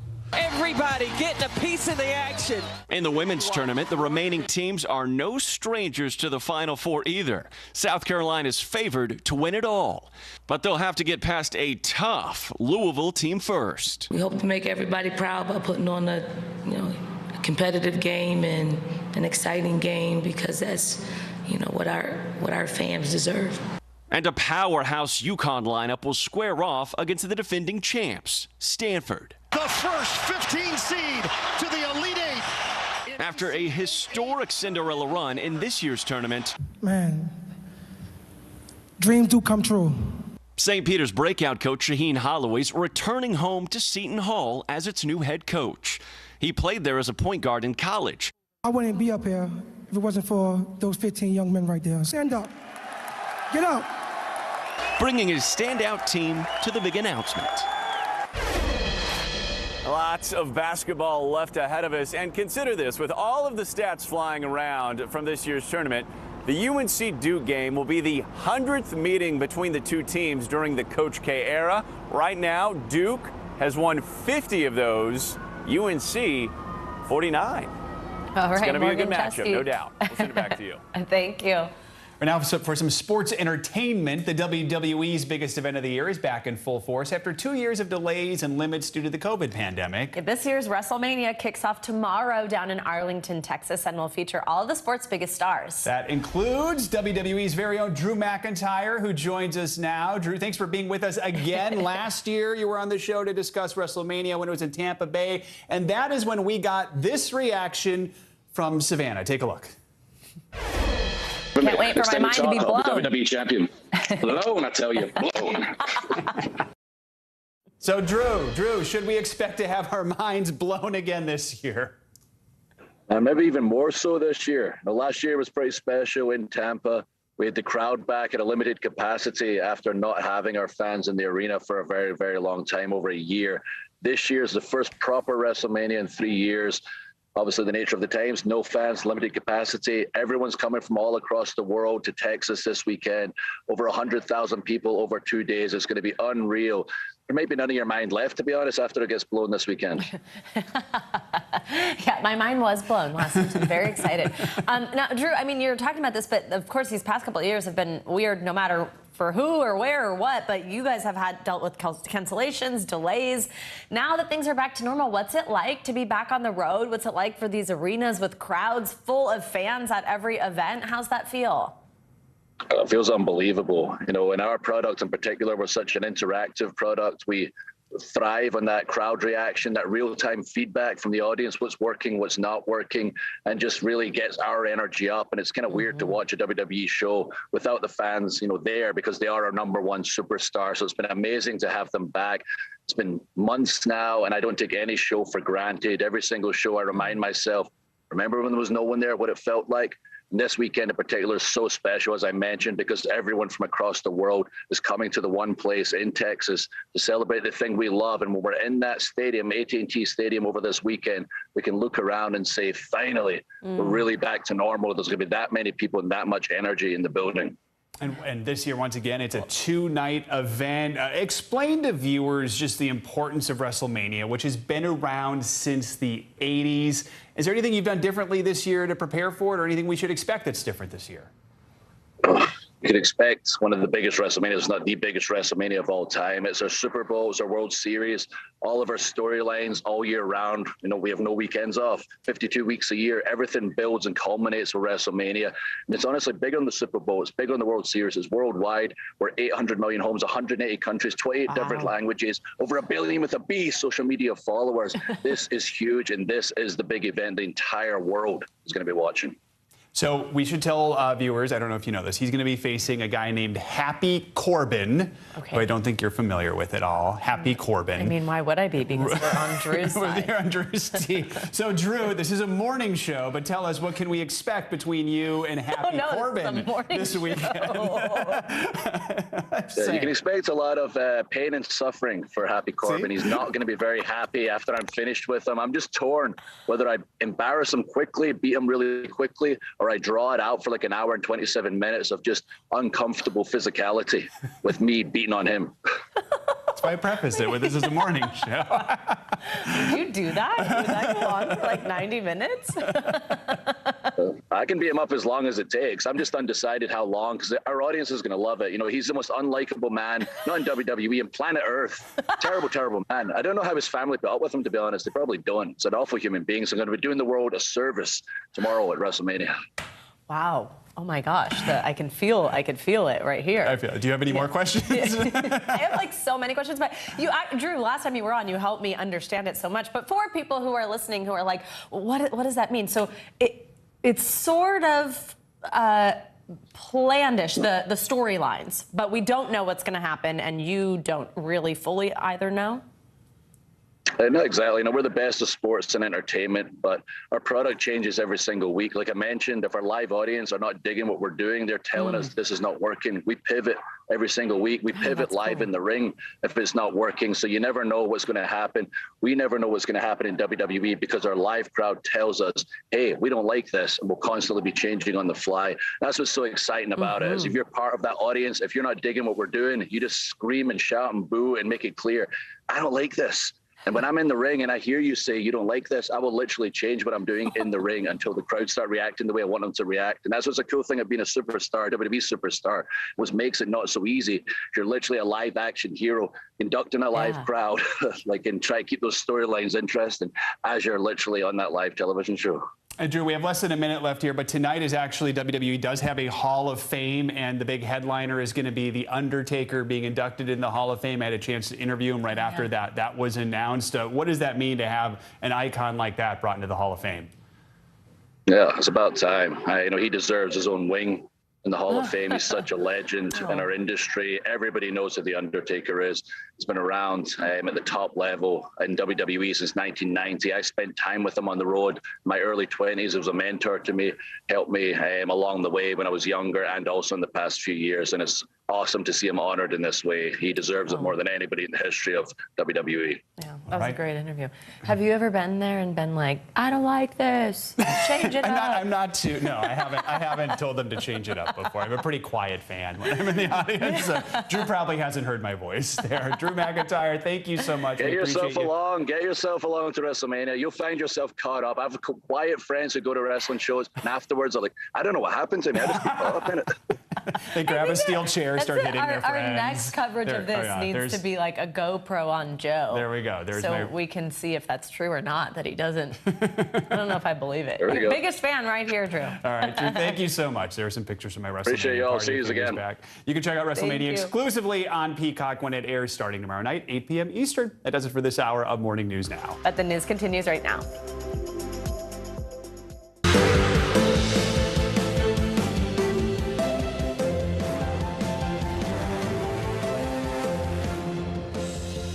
Good Friday morning. I'm Joe Fryer. And I'm Savannah Sellers. Right now on Morning News Now, release for relief, an unprecedented plan to try to bring down skyrocketing gas prices.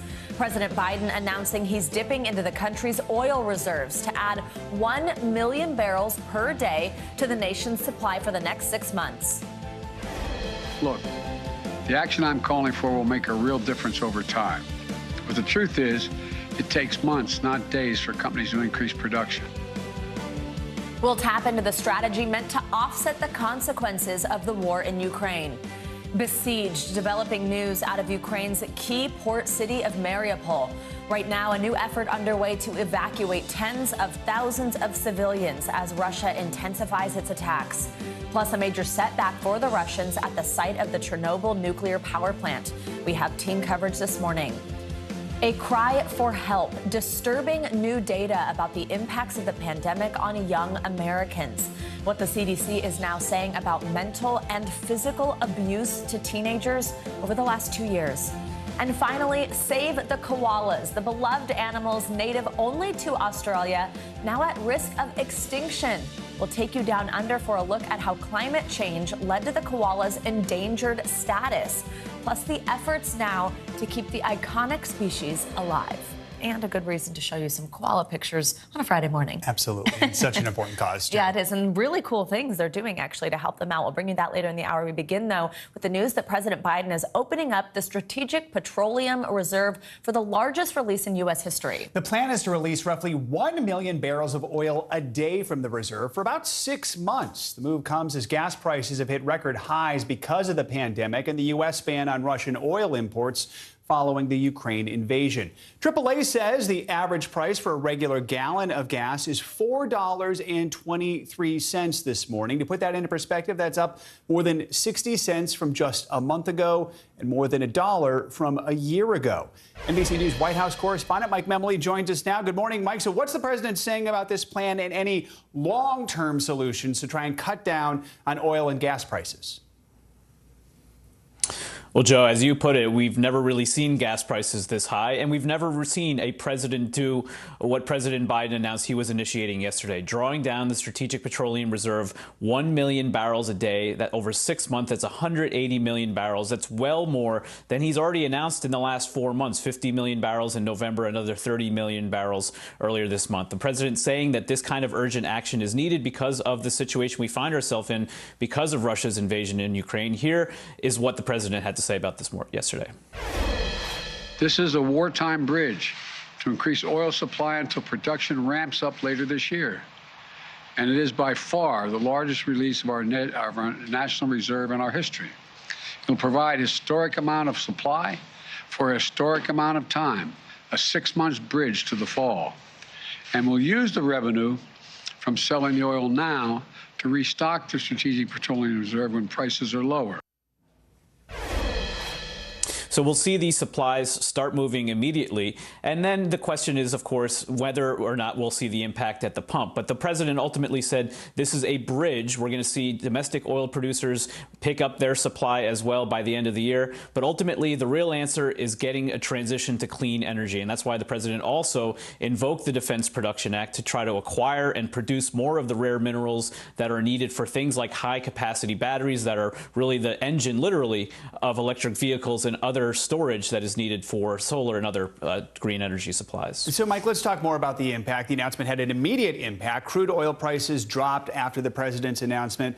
But here's the thing everyone wants to know. How long will it take until we actually see those lower prices at the pump? Yeah, this was a question that was asked in many forums yesterday to Kate Bedingfield, the White House Communications Director, to Brian Deese, the National Economic Council Chairman. And they said, obviously, this is a market situation that will take some time. It was significant to see the oil markets move so significantly yesterday, 6% by the time we were in the briefing room yesterday afternoon. But ultimately, this usually takes weeks before it translates into lower gas prices. But the real question is also whether our allies, some of the other international partners, will match the U.S. action here. There's an emergency meeting of the International Energy Agency today in Europe. That's also going to be a forum for some of our allies to discuss releasing their own reserves as well. If they were to match the kind of significant action that the U.S. has taken, it would put a big dent as well in the oil supply issues. Mike, President Biden is also telling Congress to crack down on oil and gas companies. What is it that he wants lawmakers to do? Yeah, this was an interesting part of the president's announcement because we've heard from Republicans, we've heard from some of the oil companies that the president, his policies have really constrained oil production here in the U.S. And the response from the White House has been that there are thousands of federal leases for oil companies to drill on federal lands that they're just not using. And so the president called for what he called a use it or lose it policy that Congress would have to pass and act into law that would fine companies that are not using those leases. And here is some of the political rhetoric that we heard from the president on this yesterday. This is the time, not the time to sit on record profits. It's time to step up for the good of your country, the good of the world, to invest in immediate production that we need to respond to Vladimir Putin, to provide some relief for your customers, not investors and executives. So you heard that, both reminding that this is Putin's price hike, as the president has called it, but also really calling out some energy producers who are, as the president put it, trying to profiteer here. Now, the American Petroleum Institute, which represents Americans' oil's industry, put out a statement saying that what the White House is saying really is a fundamental misunderstanding of how this works, that actually the percentage of leases that are actually being used right now is at an all-time high, and that the answer is for the president, for his administration, to cut some of the red tape that would allow further production to go forward. All right, Mike Memley kicking off our coverage this hour. Thank you, Mike. So President Biden's oil plan comes at a time when his approval ratings are at their lowest, while gas prices are near their highest. But how much money will this actually save you? NBC News correspondent Priscilla Thompson has this story. Well, President Biden is releasing a historic amount of oil from the reserves as gas prices here in the U.S. continue to rise. Soaring gas prices leading President Biden to take drastic measures, tapping into the U.S. Reserve again, announcing plans to release 1 million barrels of oil every day for the next 6 months. Your family budgets to fill a tank, none of it should hinge on whether a dictator declares war. The move marks the largest release from the Strategic Petroleum Reserve in history. The previous record set in November when Biden released 50 million barrels. This latest release comes just weeks after the president banned imports of Russian oil, gas, and coal due to the war in Ukraine. We will not be part of subsidizing Putin's war. Now, regular unleaded gas is averaging more than $4.20 a gallon, up more than 60 cents from just a month ago. It's horrible. I'm not even filling my car up anymore. Like many Americans, Isaiah Lahone is feeling the squeeze. He commutes 2 hours from New Jersey to New York every day to sell sneakers in the city. I gotta make an extra $100 just for gas. As the weather warms up, he's considering trading in his car for a bike until prices cool down. You gotta carry everything with you on a bike, but it's like you rather work harder or pay more money. Even with the influx of oil, experts say the pain at the pump may not be going away anytime soon. We're not talking about weeks, we're probably talking months. Realistically, how big of an impact is this going to have? Unfortunately, in the near term, not a lot. The latest NBC News poll finds Americans' top concern is the cost of living, jumping up from 4th place in January.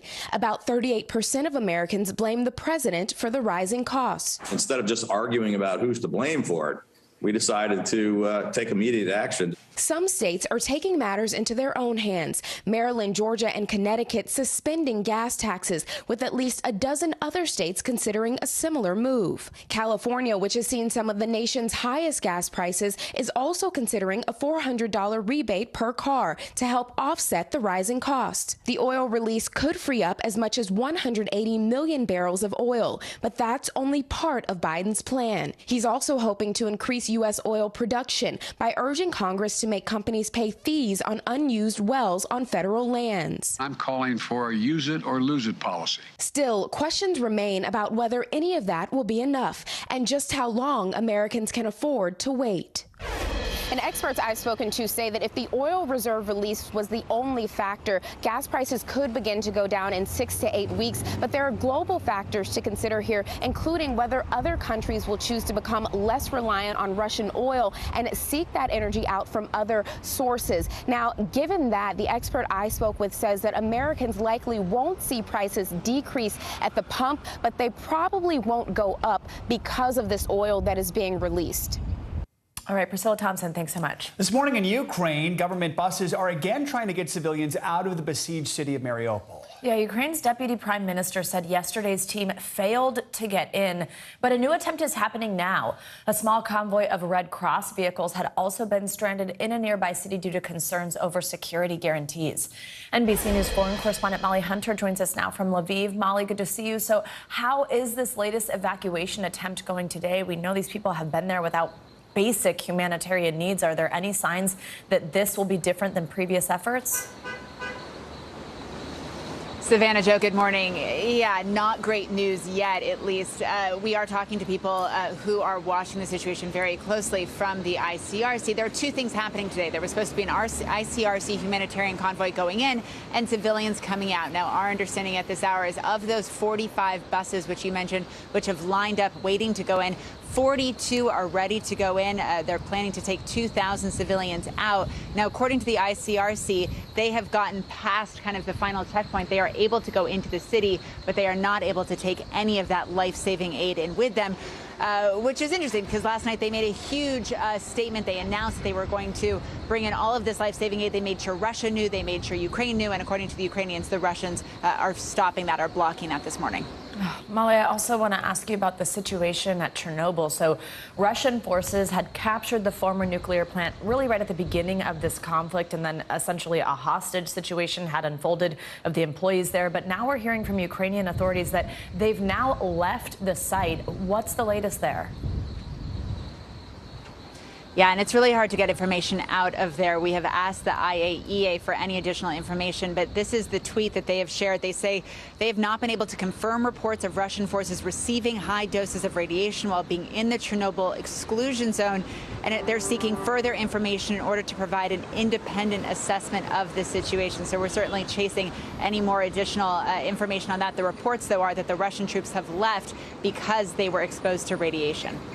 All right, something certainly to watch for there. Now, Molly, I want to ask you something on the other side of the border over in Russia. We're getting these reports of an oil depot on fire in the Russian city of Belgorod. The region's governor says it was attacked by a Ukrainian airstrike, again, on the other side of the border, which would be a somewhat significant development, but we have not been able to verify that.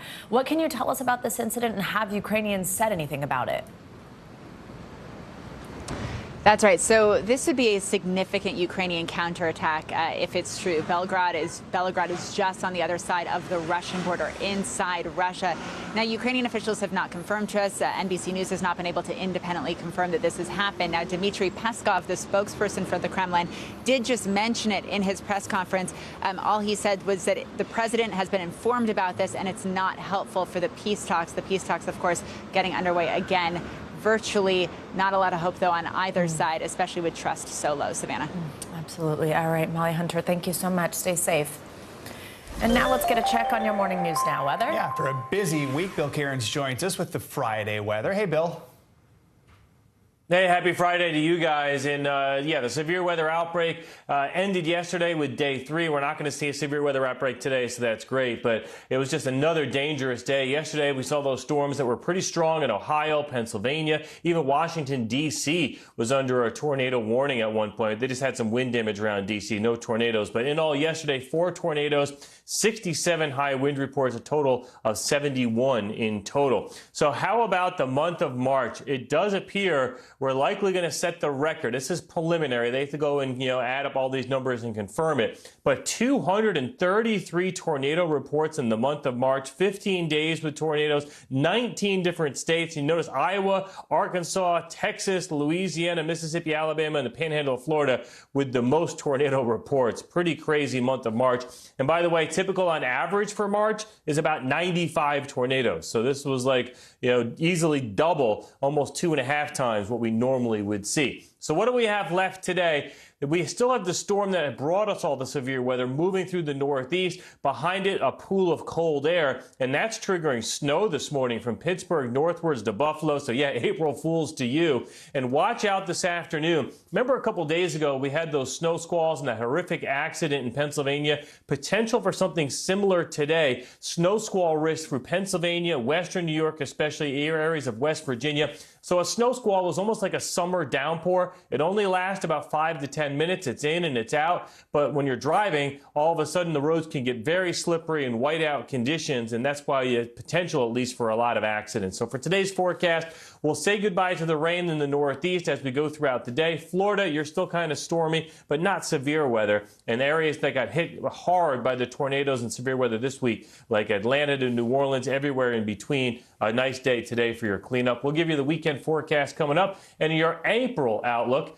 I certainly could use a little quieter April than March. I bet. I think we all could. We're wishing you that, Bill. We're wishing you quieter April. All right. Thank you. See you in a bit.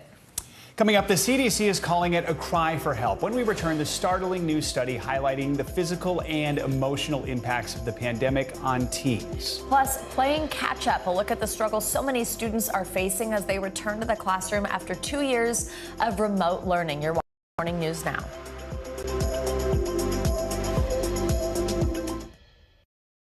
You're watching NBC News Now. Here's what's happening. Right now on NBC News Now. We've got all the angles covered tonight. Look at what's making headlines around the world. President Biden making news tonight on several fronts. We're answering the questions you want answered. There's a lot to talk about this evening. Let's start breaking all this down.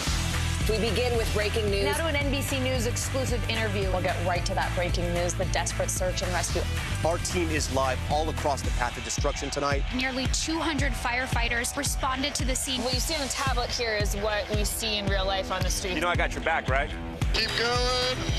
2022 midterms, the battle for Congress and the fight for control of State House. In our special County to County series, we're checking out key battlegrounds ahead of the midterms. We are talking elections. I'm in a battleground state. Meet the Press Election Night special. It is a big night. Let's take a look at what else is making news around the world. Our NBC News crew heard explosions in the capital city of Kyiv. People here are terrified. Russia is picking off Ukraine's military facilities. Let's zoom out a bit to our changing climate. What do we think that the new normal is going to be? We begin with the pandemic today. Have you seen a demand for mental health services increase among Latinos? Raise your hand if you have had enough of COVID. A piece of space junk is on a collision course with the moon. It does matter. It is significant. Why? We're here to try to start conversation. A lot to talk about as we continue our rolling coverage. We're coming on the air with the news NBC Scoop. Bringing the news to you is not only a job, it's an honor.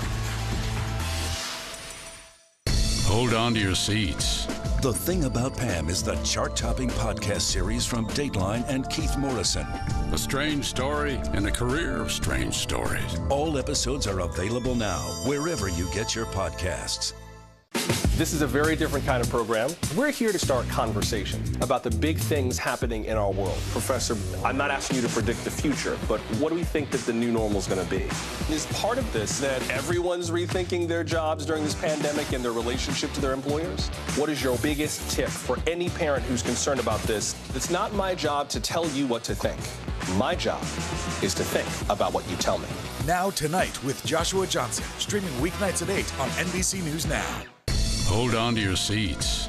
The Thing About Pam is the chart-topping podcast series from Dateline and Keith Morrison.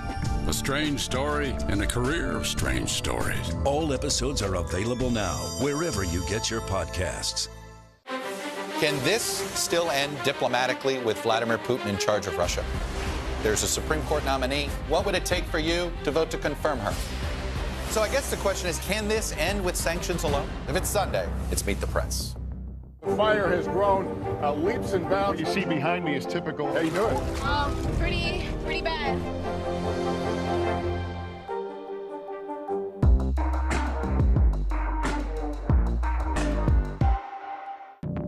Welcome back. More of our coverage on the war in Ukraine coming up. That includes a report on why some refugees are crossing in the United States illegally, despite that promise to bring in 100,000 Ukrainians. But first, here's some of the other stories making news right now this morning. New CDC findings show teenagers dealt with much more than the struggle of remote learning during the pandemic. The agency discovered more than half of high school students faced emotional abuse at home during the height of COVID. And a CDC official says, quote, these data echo a cry for help. Again, more than half. Dr. George James joins us now. He's a licensed marriage and family therapist at the Council for Relationships and, of course, a friend of this show that you probably recognize. Dr. James, good morning. Thanks for being with us. So the CDC survey found that 55% of teens were on the receiving end of what this survey outlined as cursing or other verbal insults from a parent or an adult in their home.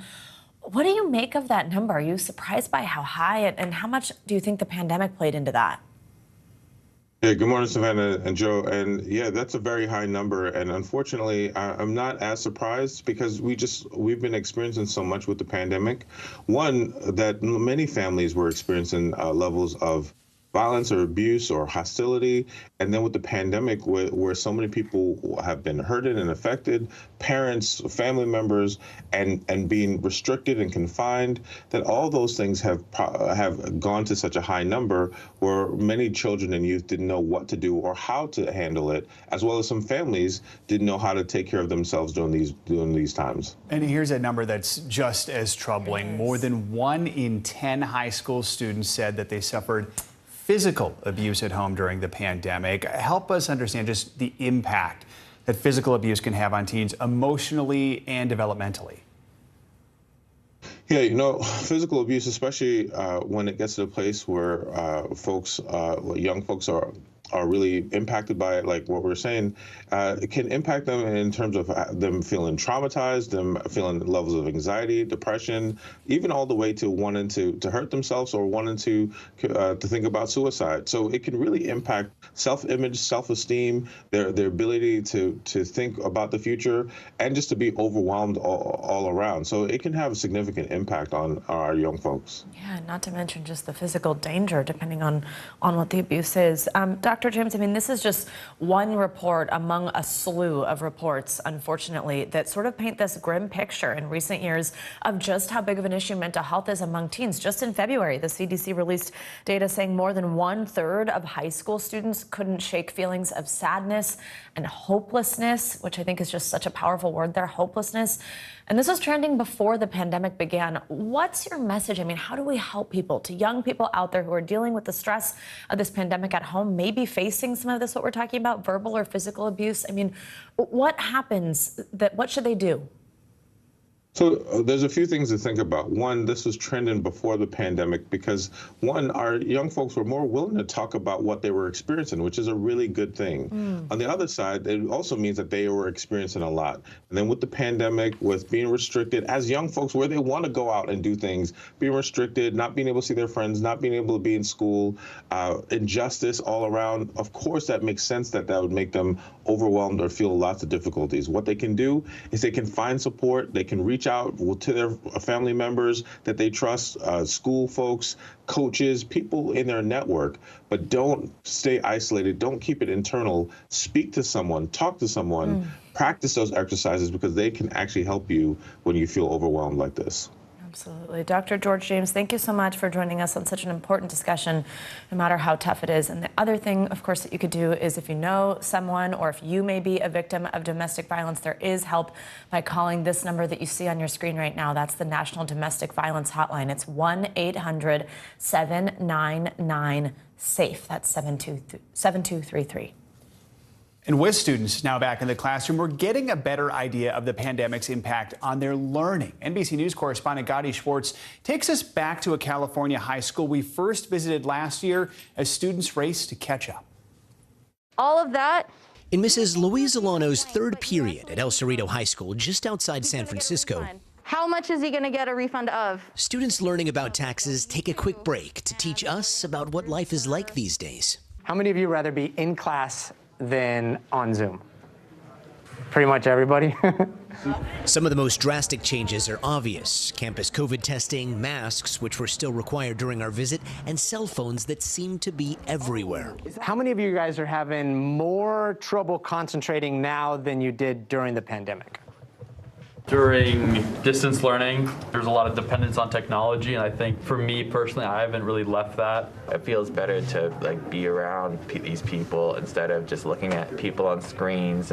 And educators say that face-to-face instruction is critical as they try to close a 2-year learning gap that disproportionately impacted already struggling students. The gap just got wider and deeper, and we've been trying to get out of it, and it's just harder now. Test scores show those lagging behind their peers before the pandemic were pushed even further back. We first visited El Cerrito a year ago. It's really hard. Back then, Nayeli Camarillo was helping her parents make ends meet, working late into the night and cleaning houses during the day while listening to her classes on Zoom. She was about to give up hope for college, but thanks to family and some of our viewers, she's now enrolled studying interior design. Now that I'm in college, I know I'm doing my dream that I wanted. The principal here says the focus has been on students' academics and mental health, but these days she worries a lot about the teachers too. You have a mental health center here, and it's not just for students now. Some of the teachers are also going? This year, because our teachers were going through so much stress and they felt guilty and shameful about it, we ended up taking teachers in our mental health clinics. And you literally... It's a kind of help teachers like Mrs. Alano say should be available to every educator. It was bad. I was struggling to get out of bed, to even try to connect with my kids. I felt like I lost my identity. Now the new normal, trying to balance learning, mental health, and the well-being of students and teachers. Gadi Schwartz, NBC News, El Cerrito, California. Such an important report there. Coming up on Morning News Now, millions of Ukrainians now safe from the violence, but a long way from home. A look at the new struggles facing refugees here in the U.S. And from defusing bombs on the battlefield to making sweet treats in the kitchen. More on the new mission for an Army veteran who's wounded in Afghanistan.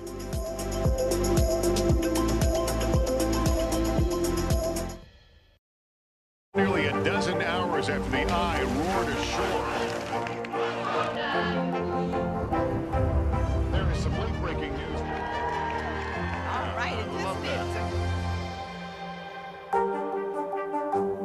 News is happening now. Look at what's making headlines around the world. Whenever it happens, wherever you are, it's here now. We'll meet Ukrainians who are defending their country one block at a time. When you were still in Kiev, could you hear the bombing? My name is Lester. Hey, who's this?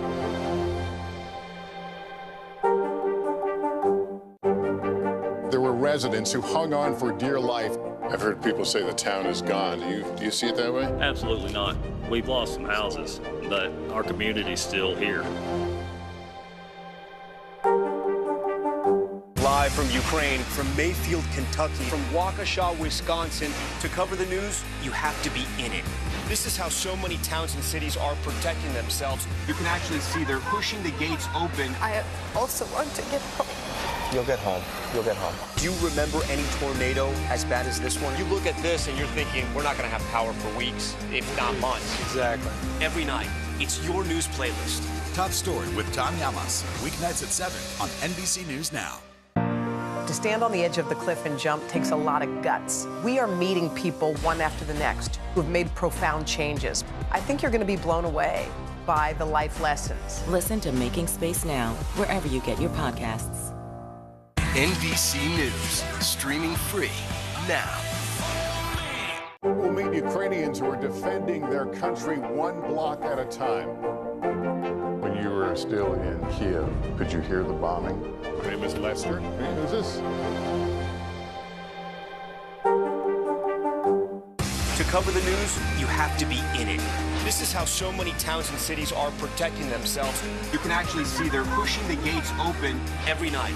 It's your news playlist. Top Story with Tom Yamas. Weeknights at 7 on NBC News Now. Welcome back. Ukraine's humanitarian crisis is growing, with more than 4 million fleeing the country, according to the UN.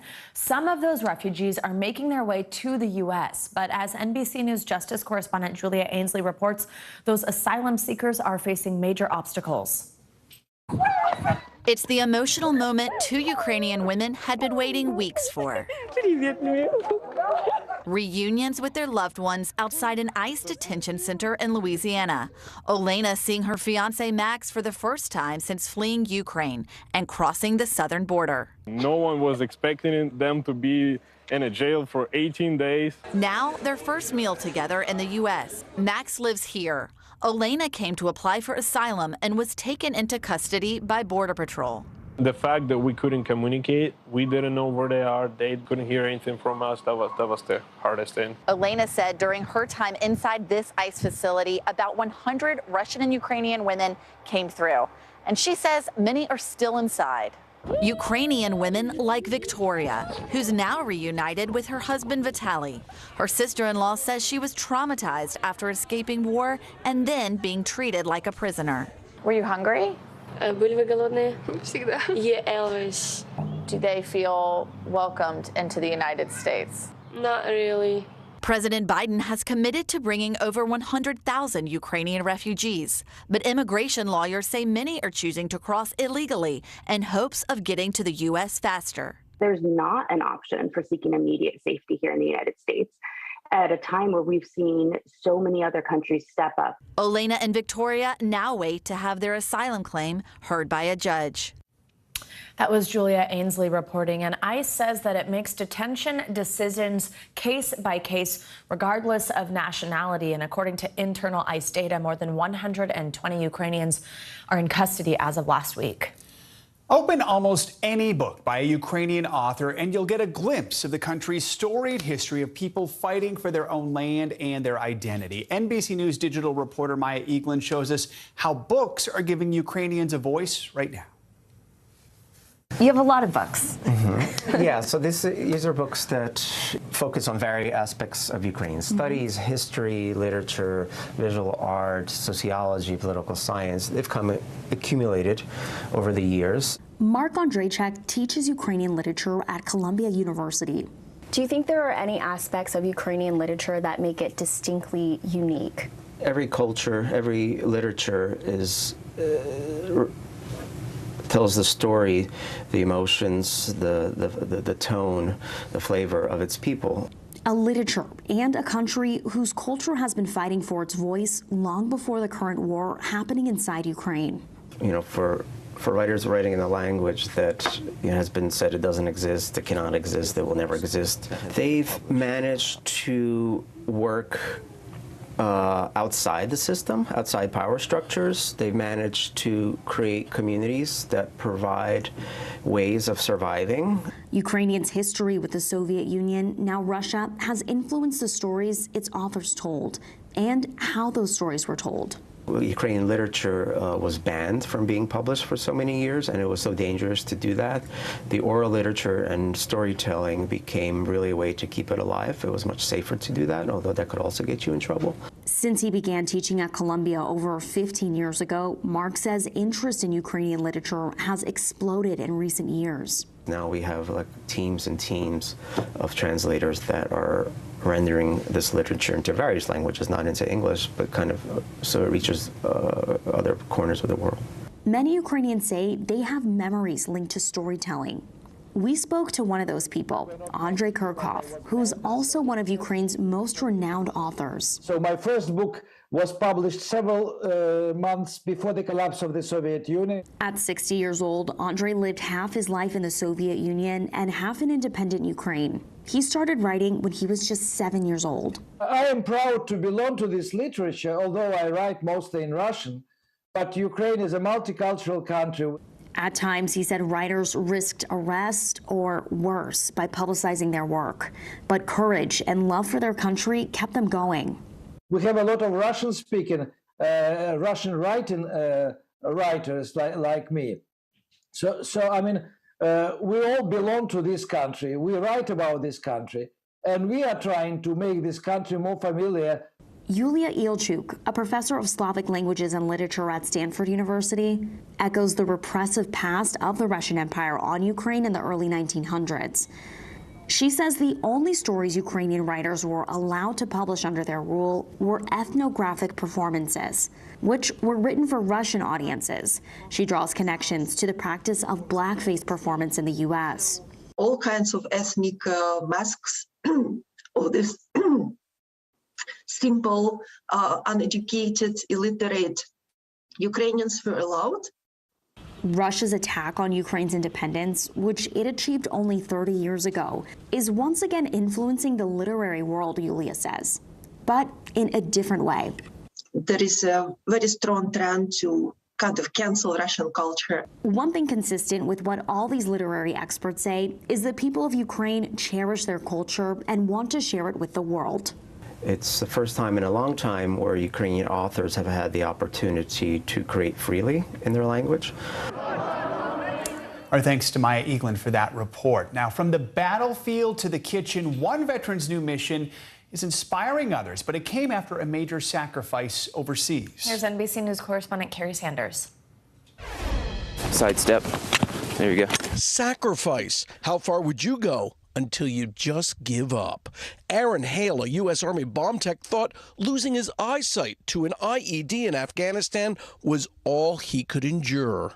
I'm 100% blind. These are prosthetic eyes. Then 4 years later, a freak exposure to meningitis turned Aaron's dark world silent. Aaron lost all hearing. I was trapped inside my body. My whole world ended at my fingertips. It was a really sad time in our life.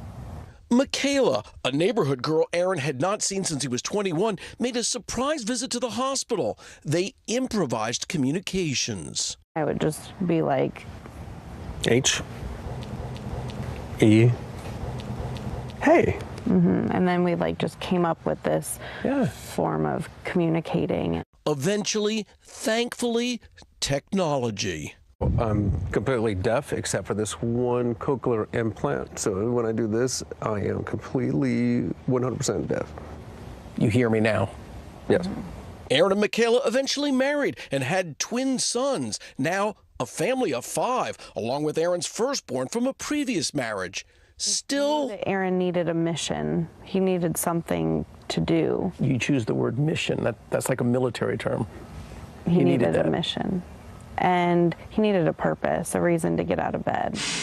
Michaela deployed Aaron to the kitchen. Before he defused bombs, he had been a chef in the Navy, preparing meals for admirals. I'm Aaron Hale, is cooking without looking. His mission on the home front went viral on TikTok, cooking without looking. Toast your cumin seeds before grinding them. Aaron's signature dish, candies. This is good. How much of this do you eat while you're working?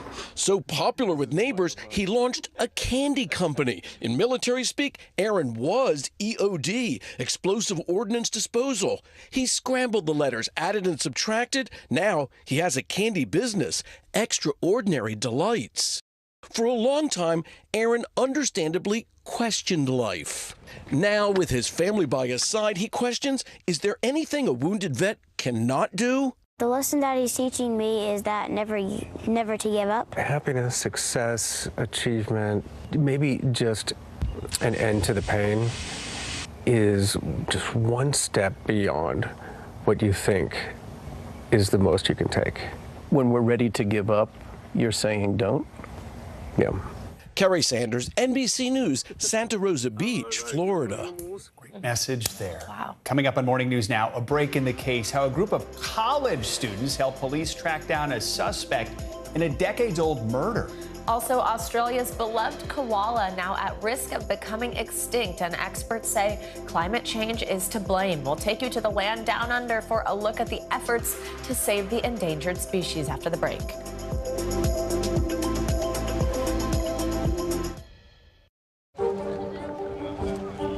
go. This is a critical choke point for this fire.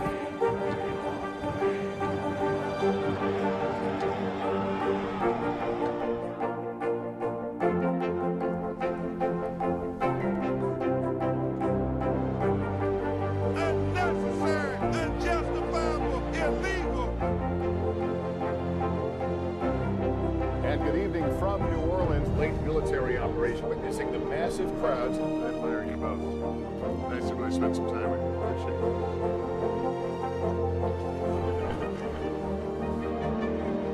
At any moment now.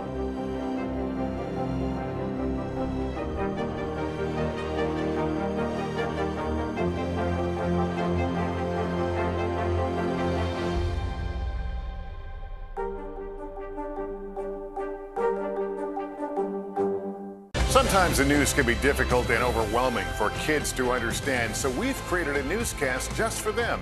We hope your family will watch Nightly News Kids Edition.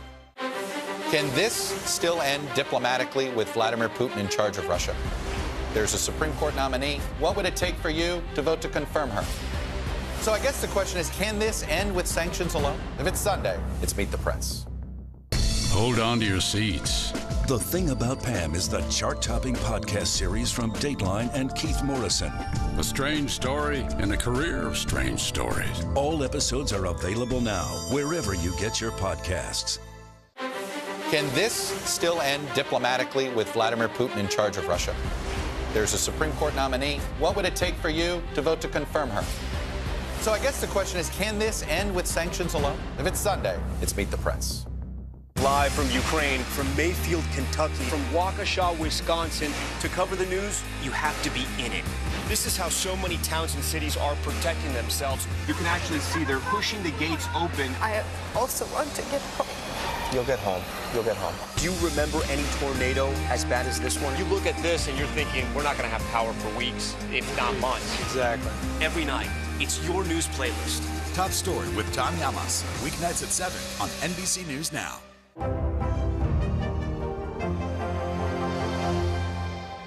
We'll meet Ukrainians who are defending their country one block at a time. When you were still in Kiev, could you hear the bombing? My name is Lester. Hey, who's this? To cover the news, you have to be in it. This is how so many towns and cities are protecting themselves. You can actually see they're pushing the gates open every night.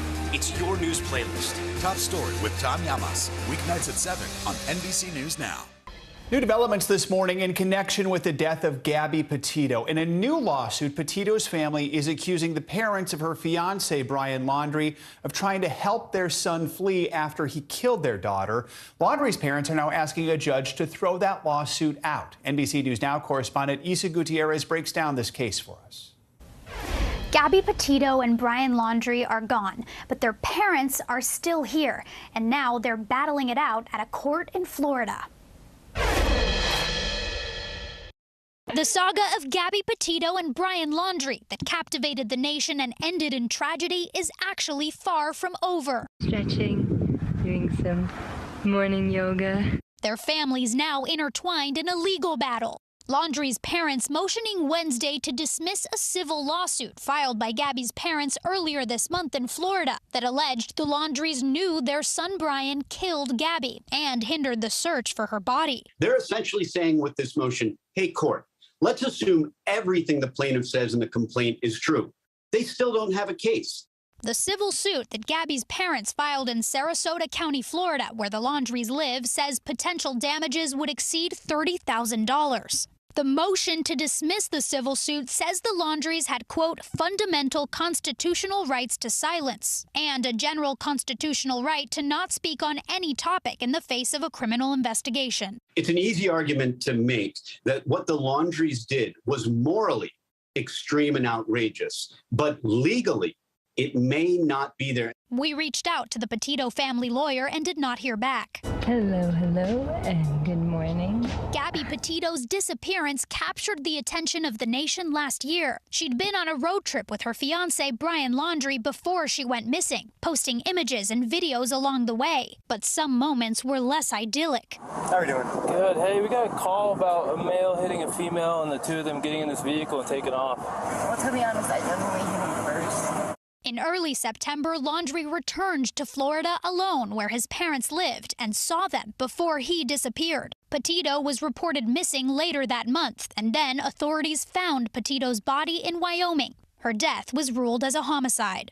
A month later, Laundrie's body was discovered in Florida, officials saying he shot and killed himself and left notes behind saying he was responsible for Petito's death. The Laundrie's lawyer sat down with Tom Llamas on Top Story in October, the day officials confirmed Laundrie's remains. Did your clients know their son, Brian Laundrie, was going to disappear when he left the house that day? No, they did not. What I can tell you is that Brian was very upset when he left. We've never heard from the Laundries, and there's a reason for that, correct? Absolutely, and I've said several times, I said it over a month ago, the reason you haven't heard from the Laundries is because I told them not to talk to anybody. Do you think that there is any chance that this lawsuit from the Petitos moves forward? This complaint is already hanging on by a thread. The Laundrie's family attorney was on Top Story with us last night. He said that the civil suit from the Petitos is baseless. And again, he said that the Laundries had every right to remain silent. He also told us that the world right now, the public, views him and the Laundries as, quote, villains, but that it is entirely up to the Laundrie family whether or not they choose to share their side of the story publicly. Now, if this case is not dismissed, it will move forward into discovery. And what that means is that at that point, the defendants, the Laundries, will have to answer questions under oath about what they knew and when they knew it. So much. Thank you, Isa. Now, a cold case was just solved thanks to a group of college students. Police in Michigan say they found the man who killed a woman in her home, get this, more than 3 decades ago. NBC News Now correspondent Zincle Esemwa shows us how those students helped police crack the case. A 35-year cold case, police unable to make a break, is finally closed with the help of college students. Meet one of them. We could just let the detectives know, like, hey, there's this piece of information that you guys might want to look back into, or there's more that could be done with this. And there was more to be done. Western Michigan University students teaming up with Michigan State Police and genealogists, all to find out who killed Roxanne Wood. Just 30 years old when she was found dead on February 20th, 1987. Police say her murderer slashing her throat and stabbing her to death in her Michigan home. For over 3 decades, Wood's murder remained a mystery. Why was this case so difficult to solve? For one reason, we believe it was totally random. Lieutenant Christensen saying limitations in DNA technology and staffing made solving the case a challenge. That's where the WMU cold case program came in. We started off with multiple boxes of information of all of the evidence that the police have already located. Some of that evidence, unidentified DNA from the original crime scene. Our approach is taking that sample and creating the genetic profile for this unknown DNA contributor. Vargas, the investigative genetic genealogist on the case, used that DNA to search sites like GEDmatch and Family Tree DNA and found potential matches. By building out those family trees is how we're able to make the connection and ultimately identify who the subject is. Ultimately linking the murder to 67-year-old Patrick Gillum. Police collecting a cigarette outside Gillum's Indiana home for DNA, confirming his connection. Gillum arrested nearly 35 years to the date of Wood's killing. He pleaded no contest to a charge of second-degree murder, now clearing the name of Wood's husband, Terry Wood, a longtime person of interest in the case. You can imagine the amount of pressure that he had been under for years. The family was my motivation. They never gave up. And clearing the way for more Western Michigan University cold case program wins. I'm sure we won't be this successful every time, but how cool it is. I think that the state police are trusting these students. And we did speak with the husband of Roxanne, Terry Wood, on Thursday, and he expressed his deep thanks to the students for their work on this case. And it's important to mention that we also reached out to the man we believe to be representing Gillum, but have not yet heard back. All right, Sinclair, thank you so much. Time for our CNBC Money Minute, the biggest financial headlines of the day and why they matter to you. Seema Modi is with us this morning. Hey, Seema. Hey, good morning. And we'll start with Amazon. Workers in Alabama have rejected to unionize for the second time, but it's still too close to call. Of the 2,375 ballots cast, there were 993 votes opposing the union and 875 in favor. Approximately 6,100 workers at the Bessemer warehouse were eligible to vote on whether to join the retailer, wholesale, and department store union. Some 416 ballots remain challenged by Amazon and the union. On to Apple releasing a new program for businesses to set up, manage, and install software and worker iPhones, iPads, Macs. The product is the latest example of Apple offering services that include a recurring billing subscription. It was a valuable mistake. Onto sports. A miscut 1952 Jackie Robinson card issued by Topps sold at auction for over $72,000 last month. A card that is miscut, meaning where the image is far from centered and carries a condition grade of 1 on a 1 to 10 scale, and can be, this particular card was cut in such a way that there's a sliver of Mantle's first Topps card to the left. According to the auction house, the same card sold for just under $30,000 last year, and the buyer at the time opted to flip it fairly soon, given the rapid escalating prices that we're starting to see, guys, in sports memorabilia. Back to you. So now I've got to look for slivers in the corners of all my baseball cards to see absolutely. it. Maybe I'll strike it rich.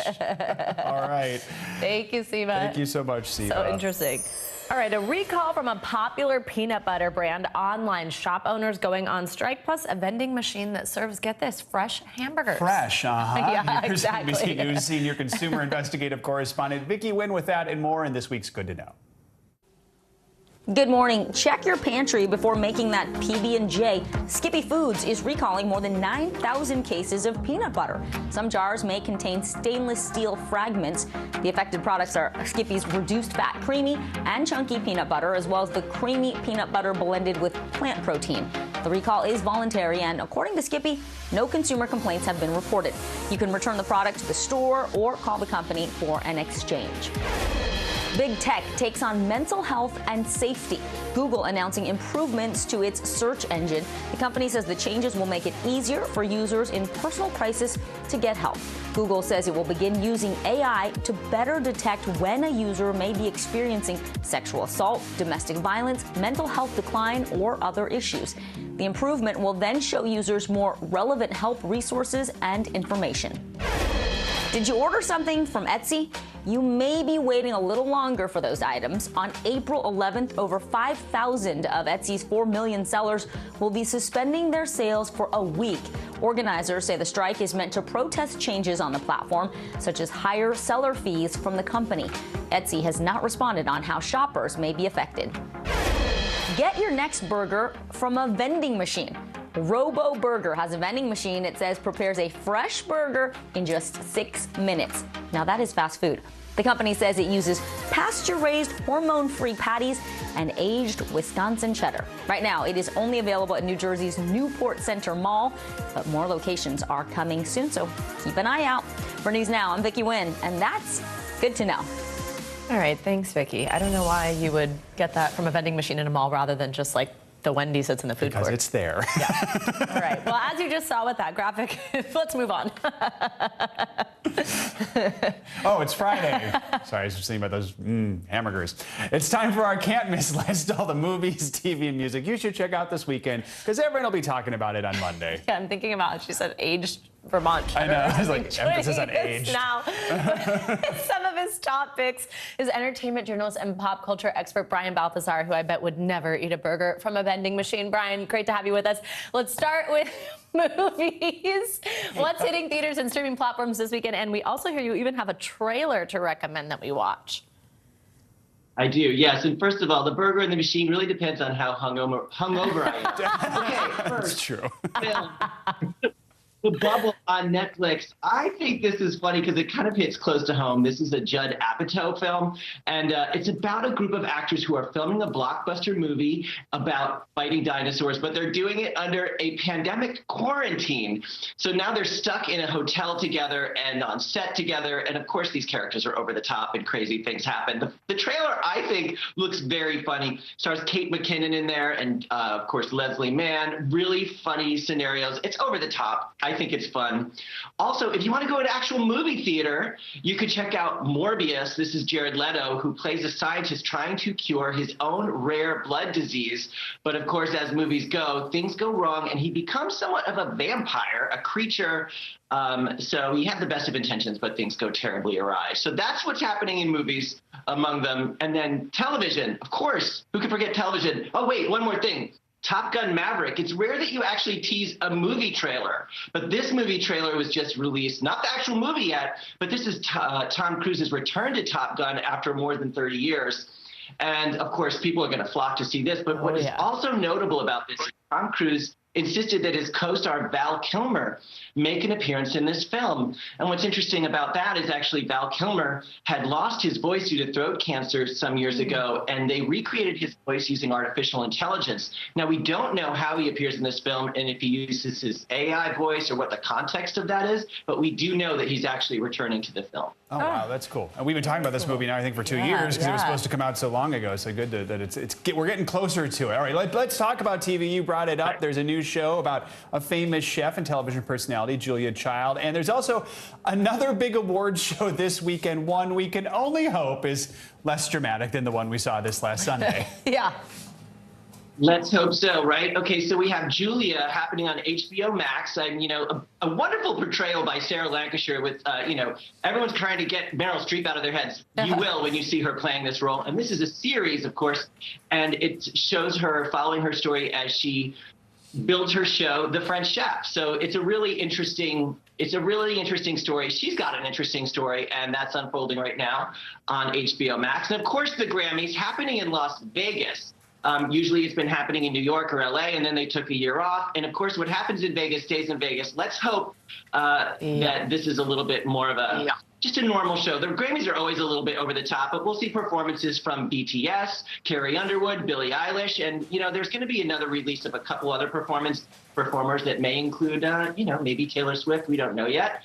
But that's happening Sunday on CBS. Ooh, well, that's exciting. You just saw me get excited. The Grammys are always fun since, the performance is kind of woven into exactly what. That's why people watch. Yeah, exactly. All right, more music news, actually. Maybe some of the biggest we've had. Harry Styles getting ready to release a third album. People love him. What do we know about that? That's right. His new album, Harry's House, is out May 20th, but his first single on the album is out right now. It was released last night. It's called As It Was. Of course, the minute it was released, it was #1 on the iTunes charts. I think it's #2 now, but it's a little bit of a departure for him. You can see that he's exploring his musical styles, but it's got a catchy hook, and I think it's going to do pretty well. I don't think Harry has to worry. Just the curiosity factor of a Harry Styles single gets that single right on the charts. So I think it's going to do well. Yeah, I saw a quick little flash of him and Olivia Wilde, which we can spend a segment talking about. All right. Love that. Next time. All right, Brian, go eat a vending machine hamburger. Maybe you don't need one today. We don't know. Thanks, Brian. All right, Australia has seen some of the worst floods and wildfires ever in the eastern part of the country. The conditions there are so bad that it's actually impacting the iconic koala. In fact, Australian officials have now declared koalas endangered. NBC News correspondent Sarah James has the story on what's being done to save these national treasures. One of the world's most iconic species, found nowhere else but Australia, and now endangered. Enlisting them as endangered, it actually brings them into the limelight and gets them that protection that they deserve. The koala population plunging some 50% in Queensland, Australia in the last 2 decades. The Australian Koala Foundation says the country has lost 30% of its beloved marsupial over the past 3 years. Among the threats, those intense wildfires in 2019 and 2020. According to the World Wildlife Fund in Australia, some 60,000 koalas were killed or affected in some way. Many caught in the fire, some dramatically rescued. His eyes are quite clear. Australian Army vets worked to save the surviving koalas. So we'll trim these, we'll give them a really good clean up, trim up the dead skin. But the wildfires aren't the only factor in population decline. Land clearing has stripped away the koala's natural habitat and food supply. Tell me about Melly. She's super cute. This is a female koala? She is female. She is about 8 years old. Caitlin Ondrachak cares for koalas at Australia's Moonlit Sanctuary. Caitlin, what would we lose if we lost the koala? When you think Australia, you think koalas, and they're an example of amazing adaptation. They have found a niche in an environment where it's really harsh and hard to survive. But they eat a food source that many other animals can't eat, and they get water from those leaves. They're up in a place that's safe for them at the top of the trees. They have managed to adapt to a harsh country, a harsh environment. Do you think we can still save the koala? Absolutely, but it requires acting now. We can't wait too late. We can't plant trees and have them grow up to be adult trees overnight. We actually have to plant trees now, thinking of where they're going to be in 10 years' time. The Australian government has pledged $50 million to save this national treasure, with measures including habitat restoration, health protection, and a national koala monitoring program. All right, Sarah James, thanks for that report and an excuse to look at all those adorable pictures and videos of koalas. And tree planting projects are actually underway with drones in use to cover large areas. The WWF says they aim to double the number of koalas across eastern Australia by 2050. We hope that happens. That does it for this hour of Morning News Now. But the news continues right now.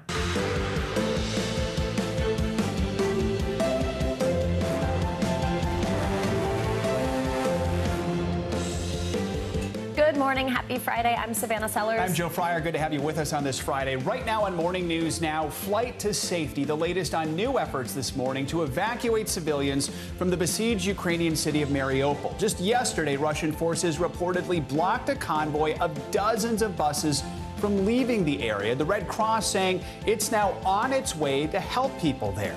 Comes as peace talks between Russian and Ukrainian delegations are expected to resume virtually. We've got team coverage of the war in Ukraine this morning. Crude in tension. Some much-needed relief at the pump may be on the way. That's after President Biden announced his administration will release around 1 million barrels of oil per day from the nation's petroleum reserve. But there is a major catch as prices soar because of the war in Ukraine. We're going to dig into when you might see those numbers drop. Plus, new developments in the Hunter Biden investigation, with officials now reportedly looking at the bigger picture as to whether the president's son violated federal lobbying laws. And better Nate than ever. A brand new story on Disney Plus today, all about following your heart to the Big Apple, being your authentic self. We're going to chat with the film's writer and director about the personal experiences that led to this landmark Disney picture. That movie is out today. I got a chance to see a sneak peek last week. It's adorable. It just brings a smile to your face. I'm glad that we can have Tim with us to talk about it. Yeah, I can't wait to hear this conversation. We begin this hour in Ukraine, though, with more uncertainty over efforts to evacuate civilians trapped in Mariupol. Aid buses are trying again to get into the besieged city following multiple failed attempts. NBC News chief foreign correspondent Richard Engel has more from the eastern part of Ukraine. We're now in a village on the outskirts of the city of Kharkiv that has been hit repeatedly by Russian artillery fire. Today, the Red Cross is trying once again to establish a humanitarian corridor to bring relief to the city of Mariupol after several failed attempts. Hope and anxiety this morning for some 100,000 Ukrainians trapped in the city of Mariupol. Ukrainian officials accused Russia of blocking and stealing humanitarian aid in the city, frustrating repeated attempts to open a safe passage for supplies to get in and residents to leave. Russian troops have flattened entire blocks in Mariupol, cut off food, water, and fuel. And in a tactic Russia often used in Syria, the Russians have denied residents health care by destroying hospitals and clinics, including, Ukraine says, this Red Cross shelter. But Russia's brutal advances suffered numerous setbacks, many of them self-inflicted, and some just reckless. A statement from Ukraine's state nuclear company says 2 columns of Russian troops left the Chernobyl nuclear disaster site, still highly radioactive from the 1986 meltdown. The company said the Russians left after digging trenches into the contaminated soil and receiving significant doses of radiation. Reuters quoted workers at the plant saying some soldiers didn't even know they were in a radiation zone, describing their behavior as suicidal. The Russian military, which took over Chernobyl early in the war, has said radiation levels have remained within a normal range. But is President Putin even being told about the missteps? Russia denies U.S. and British reports that Russian generals are keeping Putin in the dark. President Biden weighing in yesterday. How badly is Vladimir Putin being misinformed by his advisors? That's an open question. He seems to be self-isolated. President Putin, his economy cut off from international finance, is now making new economic threats, saying unfriendly countries, which include the United States and Europe, will have to pay, starting today, for Russian national gas in rubles or risk being cut off. The United States has banned the purchase of Russian oil and gas, but Europe is far more dependent. Germany said it will not accept Russian blackmail. And today, several Russian officials accused the Ukrainian military of carrying out a cross-border strike with 2 Ukrainian helicopters allegedly entering Russian territory and destroying a fuel depot. Senior Ukrainian officials have not commented on the incident. All right, Richard Engel, thank you so much. Let's bring in former Deputy National Security Advisor to President George W. Bush and NBC Senior National Security Analyst Juan Zarate. Juan, good to have you with us. So we're about almost 40 days now into this war. Putin has not achieved any of his major objectives. Where do you see this going now? What do you think we need to be prepared for? Well, Joe, I think Putin has been backed into a corner here. He has not had the military advance that he expected. That may be because his military advisors are not telling him the truth. But the reality is he has faced Ukrainian resistance that nobody expected and a will to fight that has pushed back. He's been economically isolated in a way that he probably didn't expect, or at least not as rapidly or expansively as he's now feeling.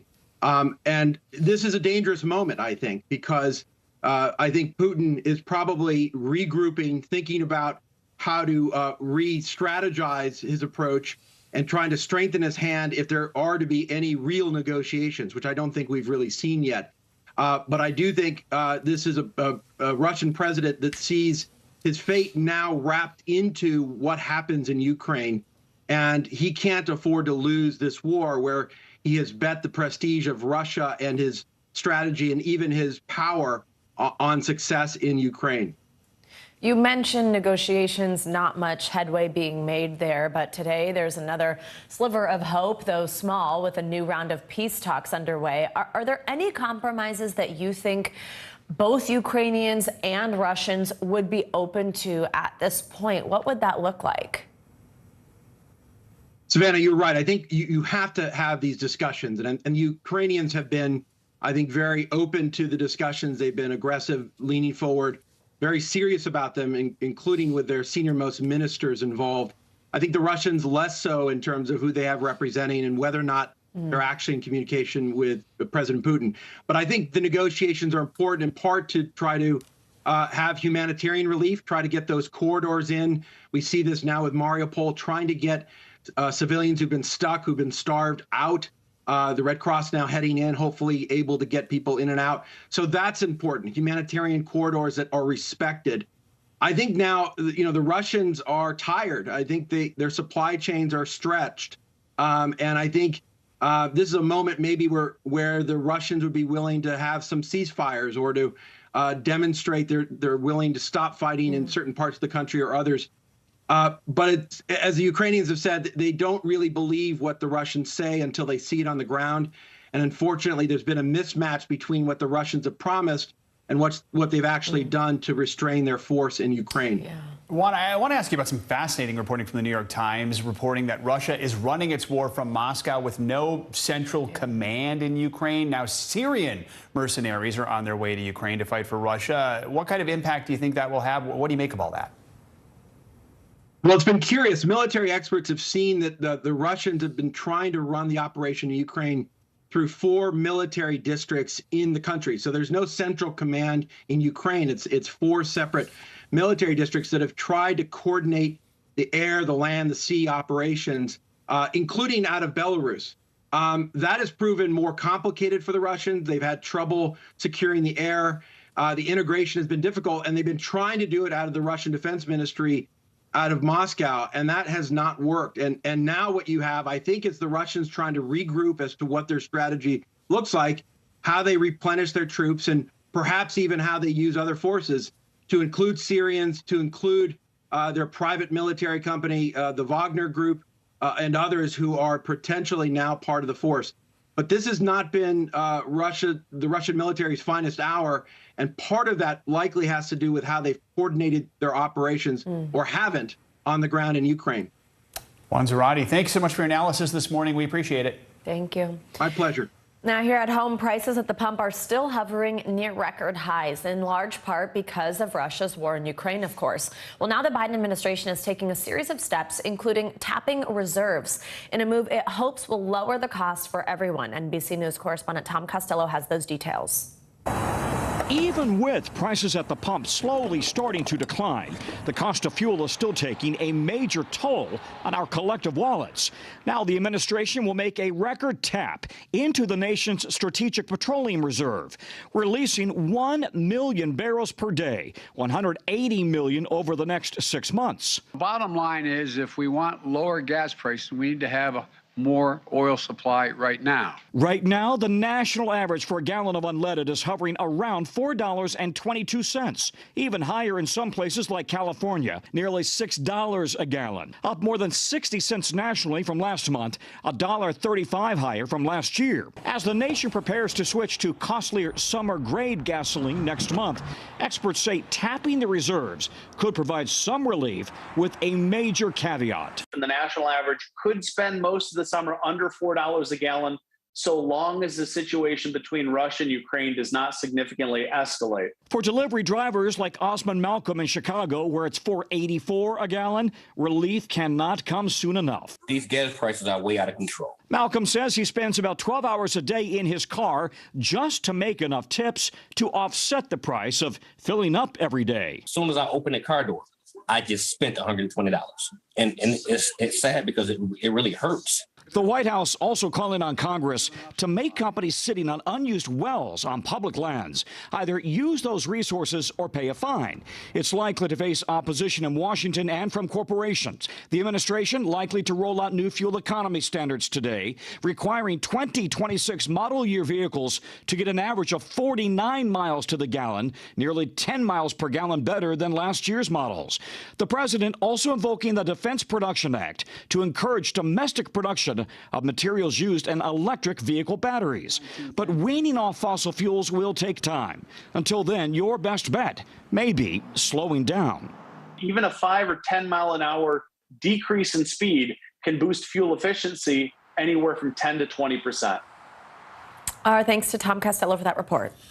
The massive storm system that left a path of destruction in the south is now making its way up the East Coast. Millions of Americans are on alert this morning and bracing for what might come next. NBC's Jesse Kirsch joins us with the latest on the storm. Jesse, good morning to you.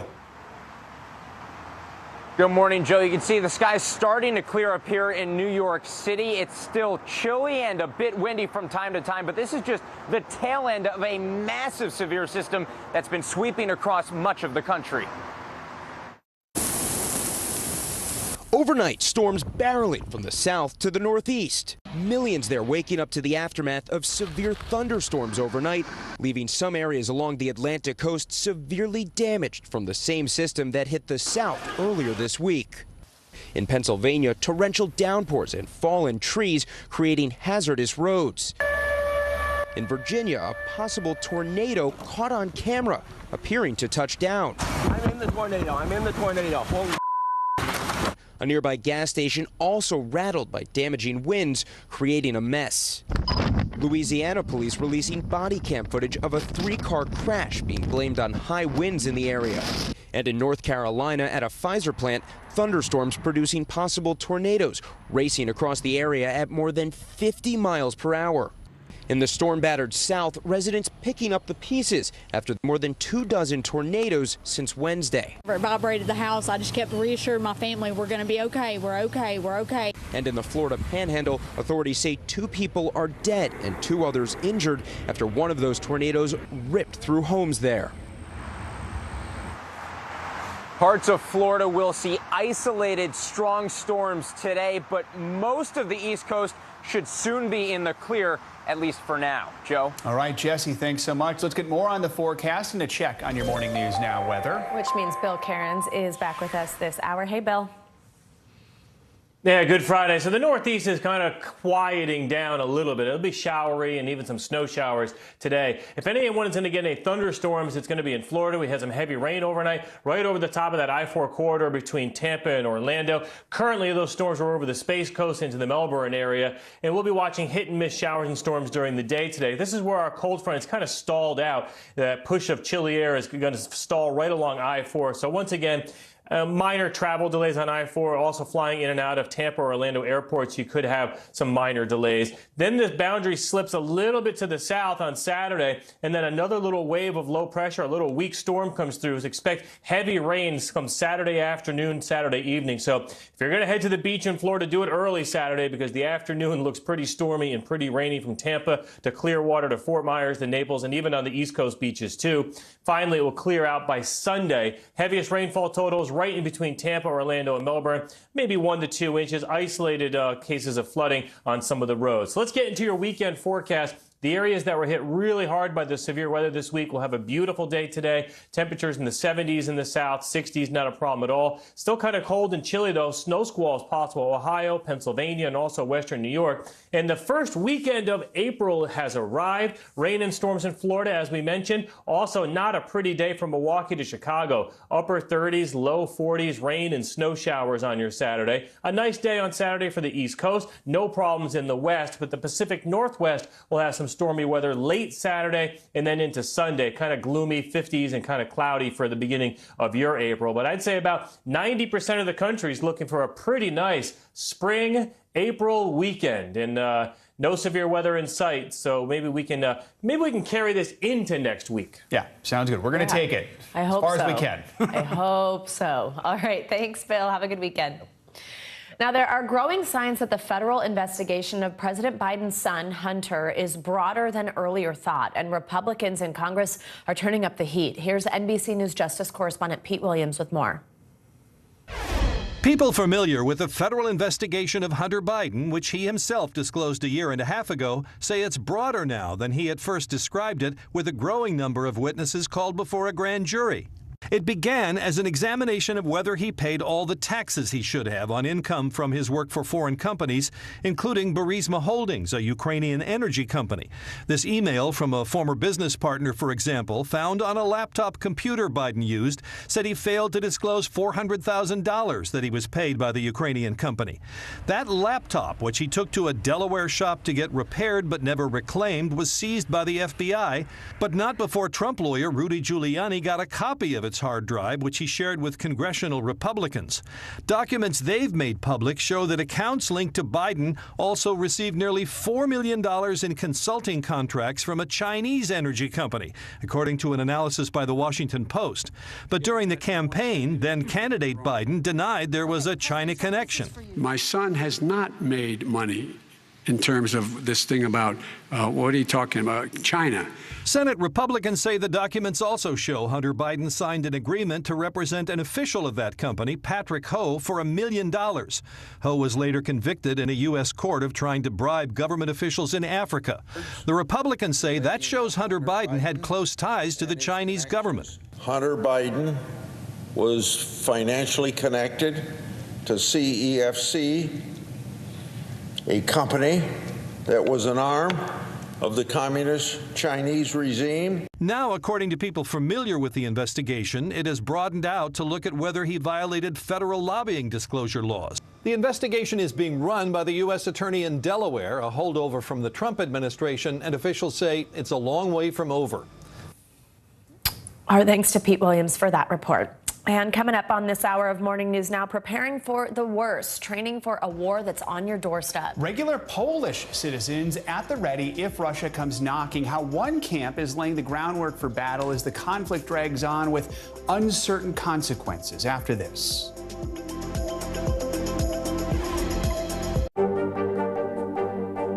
What are you doing for teachers who feel that they're being stretched too thin? Did you understand how prevalent hunger was in your own community?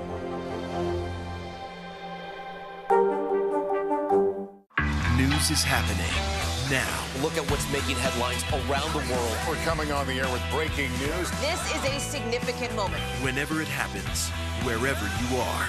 NBC News, streaming free now. Now Tonight with Joshua Johnson, streaming weeknights at 8 on NBC News Now. Nearly a dozen hours after the eye roared ashore. There is some late breaking news.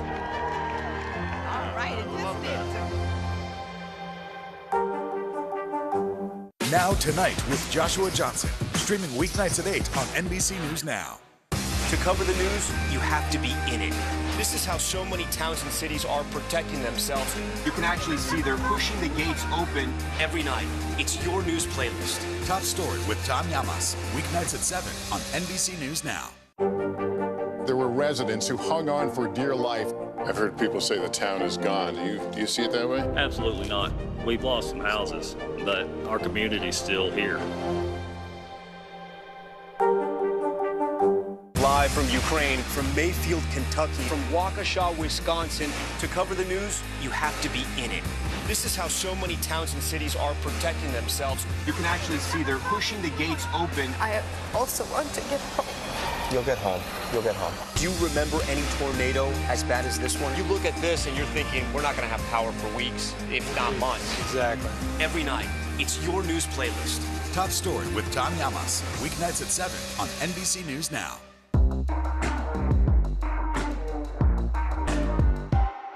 Nearly a dozen hours after the eye roared ashore. There is some late breaking news. All right, NBC News, streaming free now. Can this still end diplomatically with Vladimir Putin in charge of Russia? There's a Supreme Court nominee. What would it take for you to vote to confirm her? So I guess the question is, can this end with sanctions alone? If it's Sunday, it's Meet the Press. Hold on to your seats. The Thing About Pam is the chart-topping podcast series from Dateline and Keith Morrison. A strange story and a career of strange stories. All episodes are available now, wherever you get your podcasts.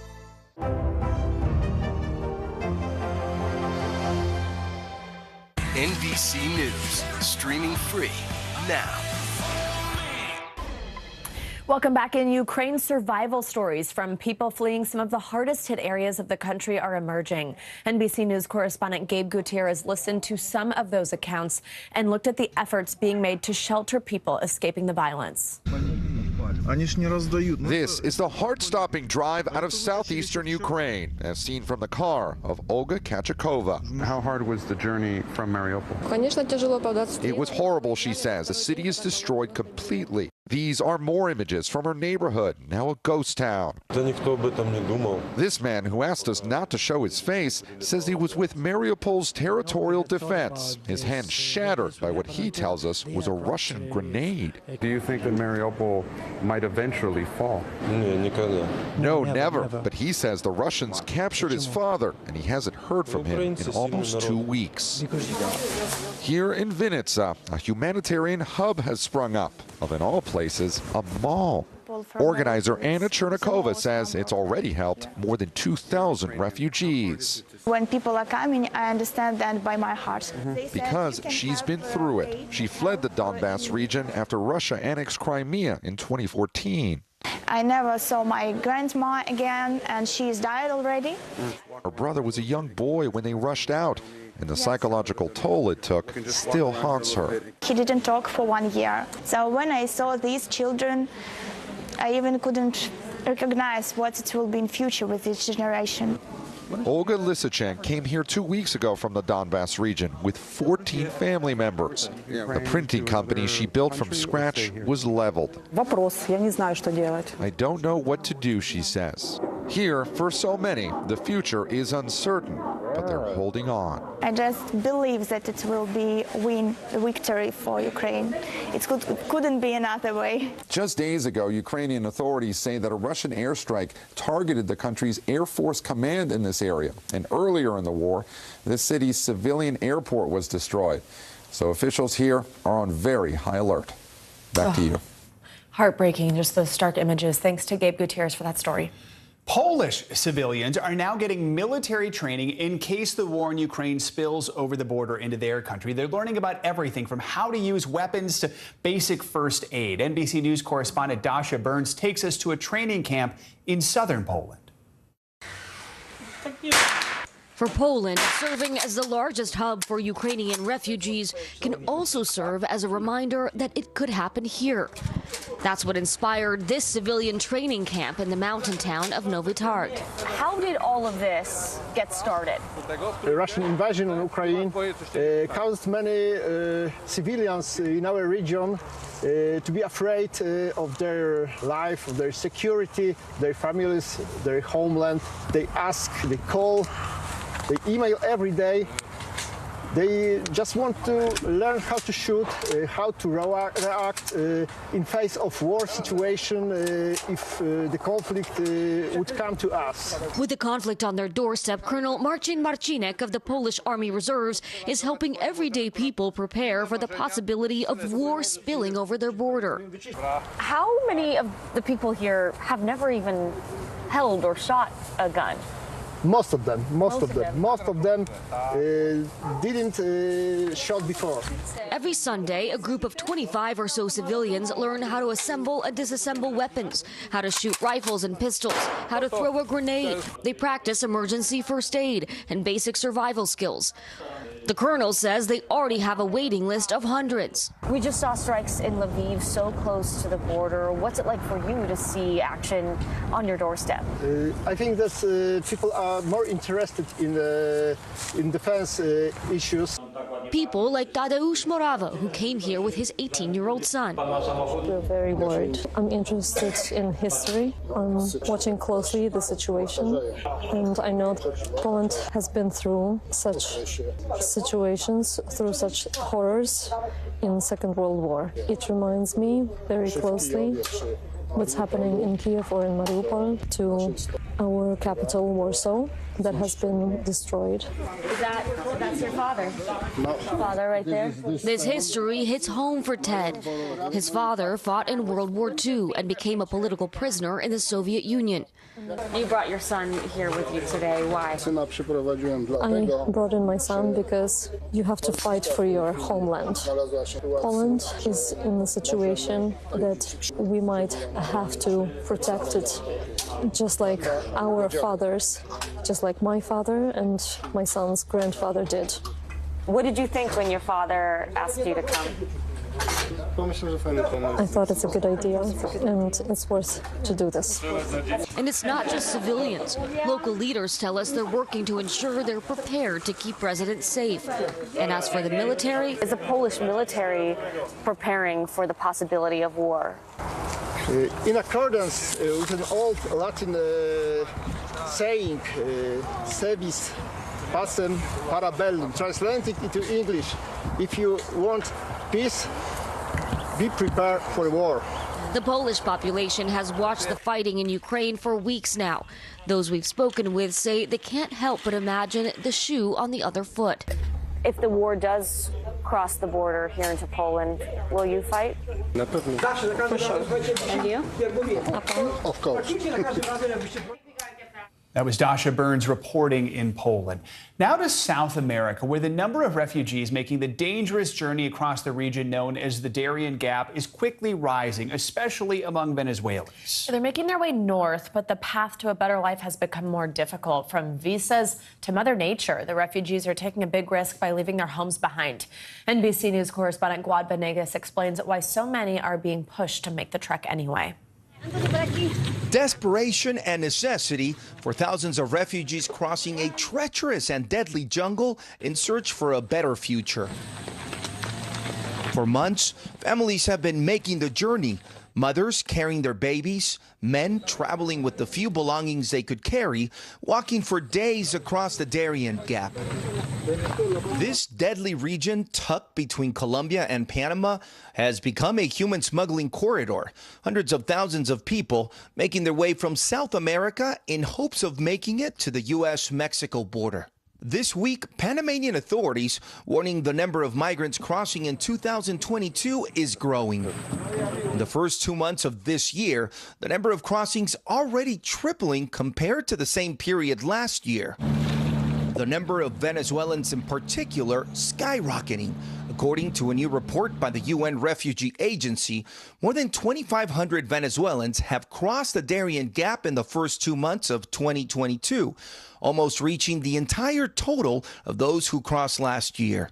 It's hard to overstate how perilous this journey is. And it speaks to the desperation that people are feeling. Many escaping the crushing economic toll of the Maduro regime and the impact of COVID-19, now displacing those who previously settled in other countries like Colombia, Chile, and Peru. Late last year, their options to flee becoming more limited with visa requirements for travel to Mexico and most of Central America. To a certain degree, these new visa requirements really drive people to find more dangerous ways to make their journeys. Do you have any idea of where these Venezuelans are headed? But they're headed north. Some will, maybe try to reach the United States. The trend is that more Venezuelans are seeking asylum at the southern border of Mexico. While some choose to remain in Mexico, others are expected to reach the United States, where the Biden administration has offered temporary protective status to Venezuelans in the U.S. Our thanks to Guad Venegas for that report. And now let's take a look at what else is making news around the world this morning. NBC's Claudio Lavaga joins us from Rome. Claudio, good morning. Good morning, guys. Well, let's start in Sri Lanka, where dozens of protesters were injured during an attempt to storm the president's house. The authorities had to use tear gas and water cannon against the protesters who were calling for the president and the entire cabinet to resign over their handling of the economic crisis. A lot of people in Sri Lanka still don't have the gas for cooking or medicines or fuel. And let's move to China, where the state-run TV network will resume airing NBA games. This comes after a blackout that started back in 2019 when former Houston Rockets general manager Daryl Morey tweeted an image supporting protests in Hong Kong. There have been temporary returns, including during the 2020 NBA Finals. Well, the NBA believes China is key to its international growth. And last but not least, meet Spot, a robot dog who is helping restore the ancient city of Pompeii. The goal is for Spot to walk around Pompeii and monitor existing buildings for structural weaknesses and assess the progress of restoration work and search digs. Now, Spot is equipped with a laser-based scanner and a 360 degrees camera, which eventually, guys, will probably spot that pack of stray dogs that usually live in the Pompeii. I don't know whether you've been there recently. I don't know what they'll make of Spot, though. We'll see. Right. They might.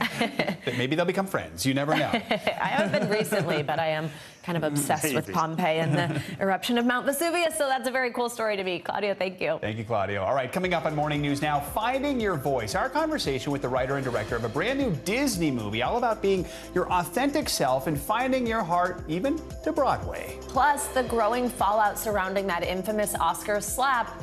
New controversy this morning over how the Academy handled the aftermath. Those stories and more up next.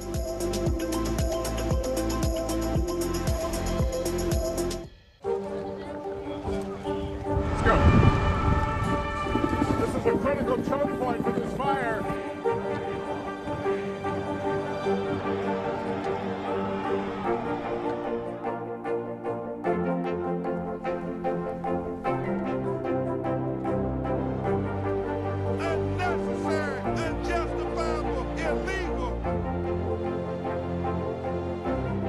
And good evening from New Orleans. Late military operation witnessing the massive crowds. I admire you both. Nice to really spend some time with you. Appreciate it.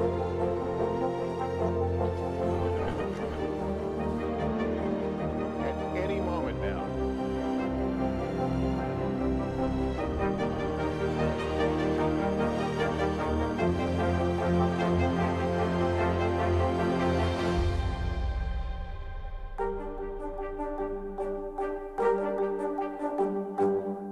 These days, it feels like the news never stops. So let's get into it. What's happening right now, what it all means for you for an hour every day. It can be hard to keep up, so let's get started together. Hallie Jackson Now, weekdays at 5 on NBC News Now.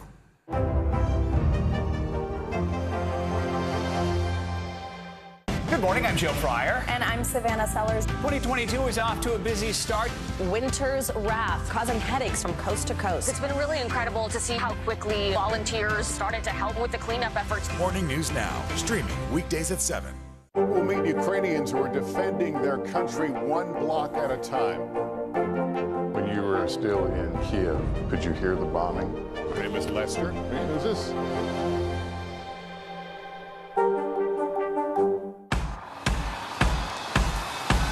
News is happening now. Look at what's making headlines around the world. Right now on Morning News Now.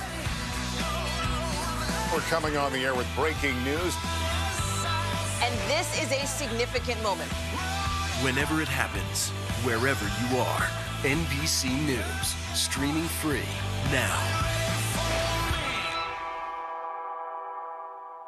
Live from Ukraine, from Mayfield, Kentucky, from Waukesha, Wisconsin. To cover the news, you have to be in it.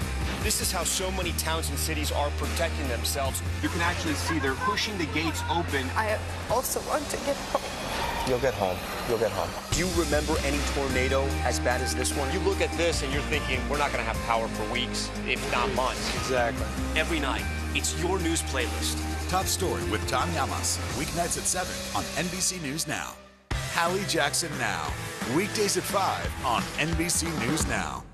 Now Tonight with Joshua Johnson, streaming weeknights at 8 on NBC News Now. At a time when LGBTQ issues are making headlines almost daily, a new Disney movie is out that has LGBTQ themes. It's called Better Nate Than Ever and tells the story of a 13-year-old theater kid who leaves his hometown of Pittsburgh, heads to Broadway so he can audition for a musical. Manhattan Island, baby. It's an open audition. Tomorrow. Ever since we were little, we've been like, we should take a road trip to New York someday. Just you and me. So, I had this crazy idea. They're making Lilo and Stitch into a Broadway musical? Wow. Nate Foster, yes? The movie, which starts streaming today on Disney Plus, is written and directed by Tim Federle. It's based on a book he wrote, a story inspired by his own experience, growing up gay and dreaming of moving to the Big Apple. And Tim joins us now to talk more about Better Nate Than Ever. Tim, good to have you with us. I was lucky enough to go to the screening you had last week. The movie made me smile, so I'm so grateful that you've come on to talk to us. I mean, tell us, what do you think is the movie's main message, and how important is that message right now?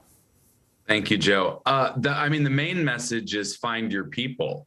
And I think for so many people, I grew up a theater kid in Pittsburgh like Nate. And there for a long time, I thought I had to change myself to fit in. And it turns out I really just had to change my zip code. And that was, moving to New York and finding my club. It was the same experience I had when I moved to college and finding my own club as well. If you had seen a movie like this when you were a kid, what do you think that would have meant to you? I would have felt less lonely and more inspired. I grew up seeing these movies like Ferris Bueller, Adventures in Babysitting, And I love these movies. They're family movie nights, and they're really fun to share that core memory with your family. But I had never quite seen a kid like Nate at the center. And it would have meant a lot to me to see this when I was a kid. So, Tim, this is a Disney movie. We know Disney has been thrust into this debate about Florida's new law. It's now a law, the so-called Don't Say Gay law. You said there's a real opportunity for the company here and really companies like Disney. What is that opportunity, do you think? Well, I think the first opportunity I can speak to as a content creator is to offer greater representation for the big wide audience that exists out there. So I hope movies like Better Nate Than Ever are a step in the right direction for inclusivity. And then I think the sort of opportunity in the back halls of companies like Disney are to really make sure that they're supporting the type of legislation. And look, Bob Iger yesterday said this is a difference between right and wrong. It's not a political issue. It's about human rights, and it's about making the world a safer and more inclusive space. And so I hope a movie like this does a little part of that. And I think the rest of it is up to people above my pay grade. Well, I have you. I want to ask you about your lead, played by a newcomer, Ruby Wood. You have a good story about Ruby's audition, right? Yeah, I mean, we saw 500 kids for the role of Nate. Ruby is the only one who came in and sang a song from Wicked. And, the minute a boy sings a song from Wicked, he's like, okay, that kid's like born to play Nate. And he had never been on camera before. I truly do believe this is a Star is Born moment. And it's been thrilling to watch him really step into his light. Great to see. Not just any song, it was Defying Gravity, right? It was Defying Gravity. Yes, it was Adina. And he nailed it. All right. He nailed the high note. Wow. Thank you so much for joining us this morning. Again, the movie is out streaming today on Disney+. Good luck with everything. Thank you so much. Now to the ongoing fallout from the Oscars. As Chris Rock continues his nightclub comedy circuit, we're hearing conflicting reports over whether Will Smith was asked, in fact, to leave the award show that night after he slapped Chris Rock. NBC News national correspondent Miguel Almaguer is in Boston with more. As the review of that Oscar slap heats up in Los Angeles, here in Boston, Chris Rock took to the stage again. He's still not sharing many details, but we are learning more. Overnight, Chris Rock in the spotlight again at his latest round of shows in Boston. According to People magazine, the comedian shut down an audience member who cursed Will Smith last night. Overall, Rock has largely avoided talking about the slap by Smith, sticking to jokes and video emerging from his first show after the incident. How was your weekend? It comes amid conflicting reports over how the shocking incident was handled by the Academy. Will Smith just smacked out of me.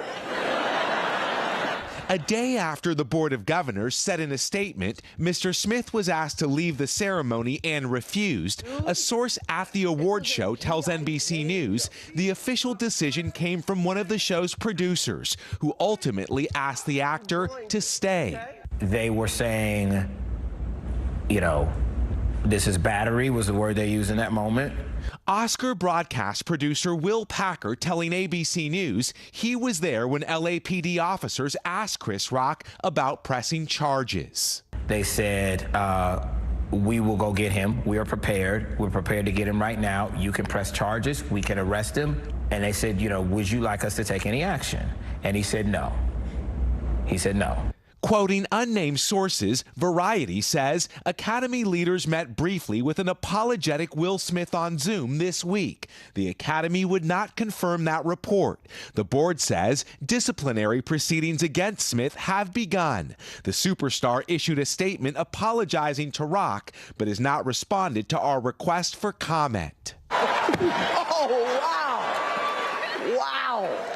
With every moment dissected on social media, this new TikTok video revealing another view of Jada Pinkett Smith reacting to the incident.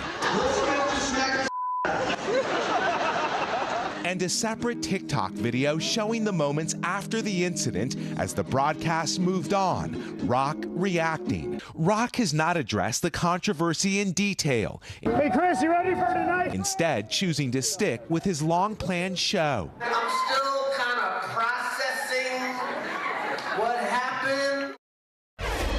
Will Smith has about 2 weeks now to submit a response to the Academy Board of Governors, making his case for what happened and how it all went down. He could face anything from expulsion to losing his Oscar, though many people think that is highly unlikely. We should learn that decision in the middle of next month. Back to you. Miguel Almaguer, thank you. We're learning more details this morning about the shocking announcement of Bruce Willis's retirement. The actor's family announced he'd be retiring from Hollywood after being diagnosed with aphasia. Now, crew members on set for some of his latest movies are speaking out about what they noticed working with Willis recently. One director even told us he'd been worried about Willis for years. Come out to the coast, we'll get together, have a few laughs. As one of Hollywood's top action heroes, Bruce Willis never backed down on the big screen. Now the star is facing a real-life challenge. His family says Willis will be stepping away from his acting career after he developed the brain disorder aphasia. Well, it's not known when the actor was diagnosed. Crew members from recent productions tell the LA Times he showed signs of cognitive decline. Director Mike Burns worked with Willis on multiple films and says he noticed something may have been wrong after a 12-hour shoot day in 2020. He was tired, and I can see that there was also some cognitive issues going on, and I, was concerned at that point. Several sources told the LA Times Willis struggled with his memory and was fed lines through an earpiece, or so-called earwig on sets, a device Burns told us Willis used to assist with dialogue on a film they shot in October. This clip from the 2021 film American Siege also appears to show the actor wearing a small earpiece. I wouldn't go there. But the production company did not return our requests for comment. Willis is not Hollywood's first star to be diagnosed with aphasia, which can affect a person's ability to speak and understand language. Game of Thrones star Emilia Clarke opened up about her battle with the condition to The New Yorker in 2019, saying at one point she was unable to recall her own name. My brain was screaming it. It was screaming the answer, but I knew that I wasn't forming the words. I couldn't make sense. It was the scariest thing I've ever experienced in my life. Well, Clarke has since recovered. For some patients, the condition may not improve and can get worse. Former Congresswoman Gabby Giffords, who suffered a traumatic brain injury and a shooting attack, tweeted, "I'm thinking of Bruce Willis and his family today. Aphasia makes it hard for me to find the right words. It can be lonely and isolating." The Willises are calling this a really challenging time. Daughters Rumor and Scout posted photos of their father from their childhood, thanking fans for the outpouring of love. Even though Bruce Willis will not be taking up any new projects, the actor already has several films in post-production, including the one he shot with Mike Burns last year, which is set to premiere this summer. Coming up, a segment someone is particularly excited about, since he's a bona fide WWE super fan, and we've had these pictures in our back pocket for a while. Just bring them out every few months. We like to bring them out in my wrestling shirts. It's so good. All right, and what's becoming an annual thing here on Morning News Now, our run-up to this year's WrestleMania, which kicks off tomorrow. After the break, we're going to be joined once again by WWE superstar Drew McIntyre. He'll be in the ring this weekend. Stick around for that. We didn't scare him away last year. Plus, it's another big weekend for all you March Madness folks out there. We've got your Final Four preview up next. What happened here is a story of loss and salvation. There were residents who hung on for dear life. This is where you took shelter, in this closet. I took shelter right in this closet right here. Rioters banged down one of the doors. Have you found a way to reconcile it a year later? It really hurt to see this place that I love so much treated with such disrespect. Was it an act of cleaning or an act of healing?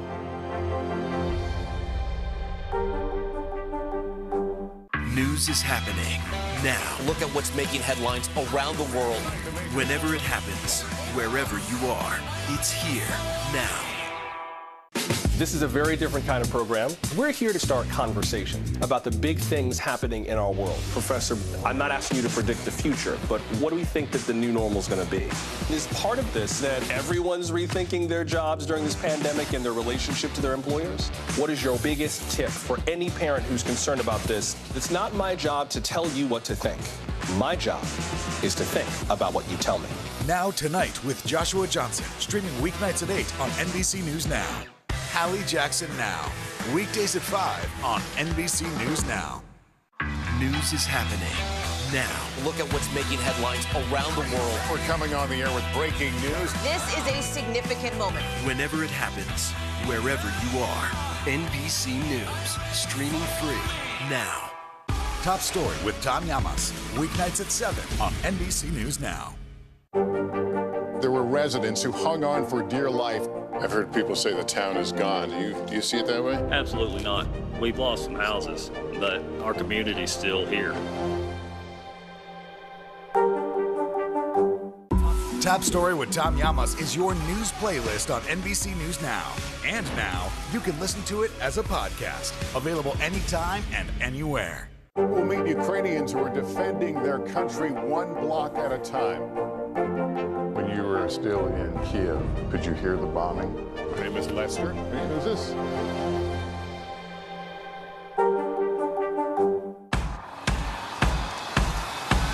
News is happening now.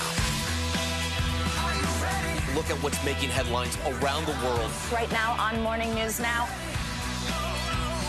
We're coming on the air with breaking news. And this is a significant moment. Whenever it happens, wherever you are, NBC News, streaming free now.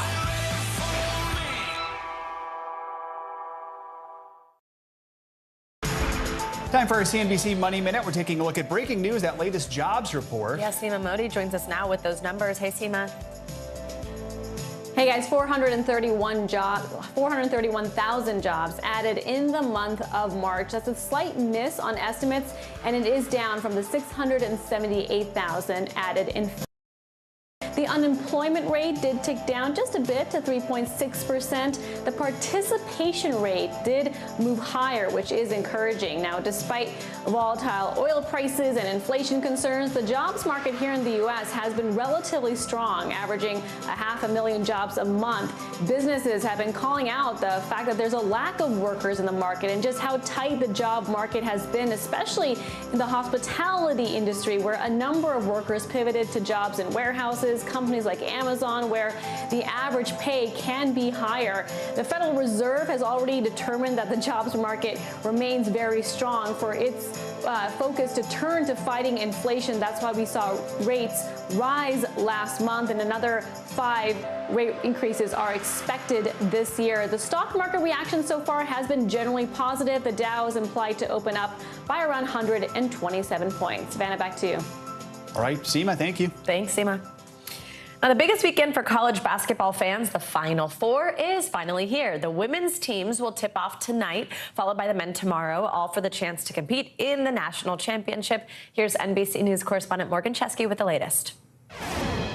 Yeah, good morning. It is feeling a lot like Christmas Eve for basketball fans here in the Big Easy, and the side of the Superdome couldn't be more clear. The road ends here.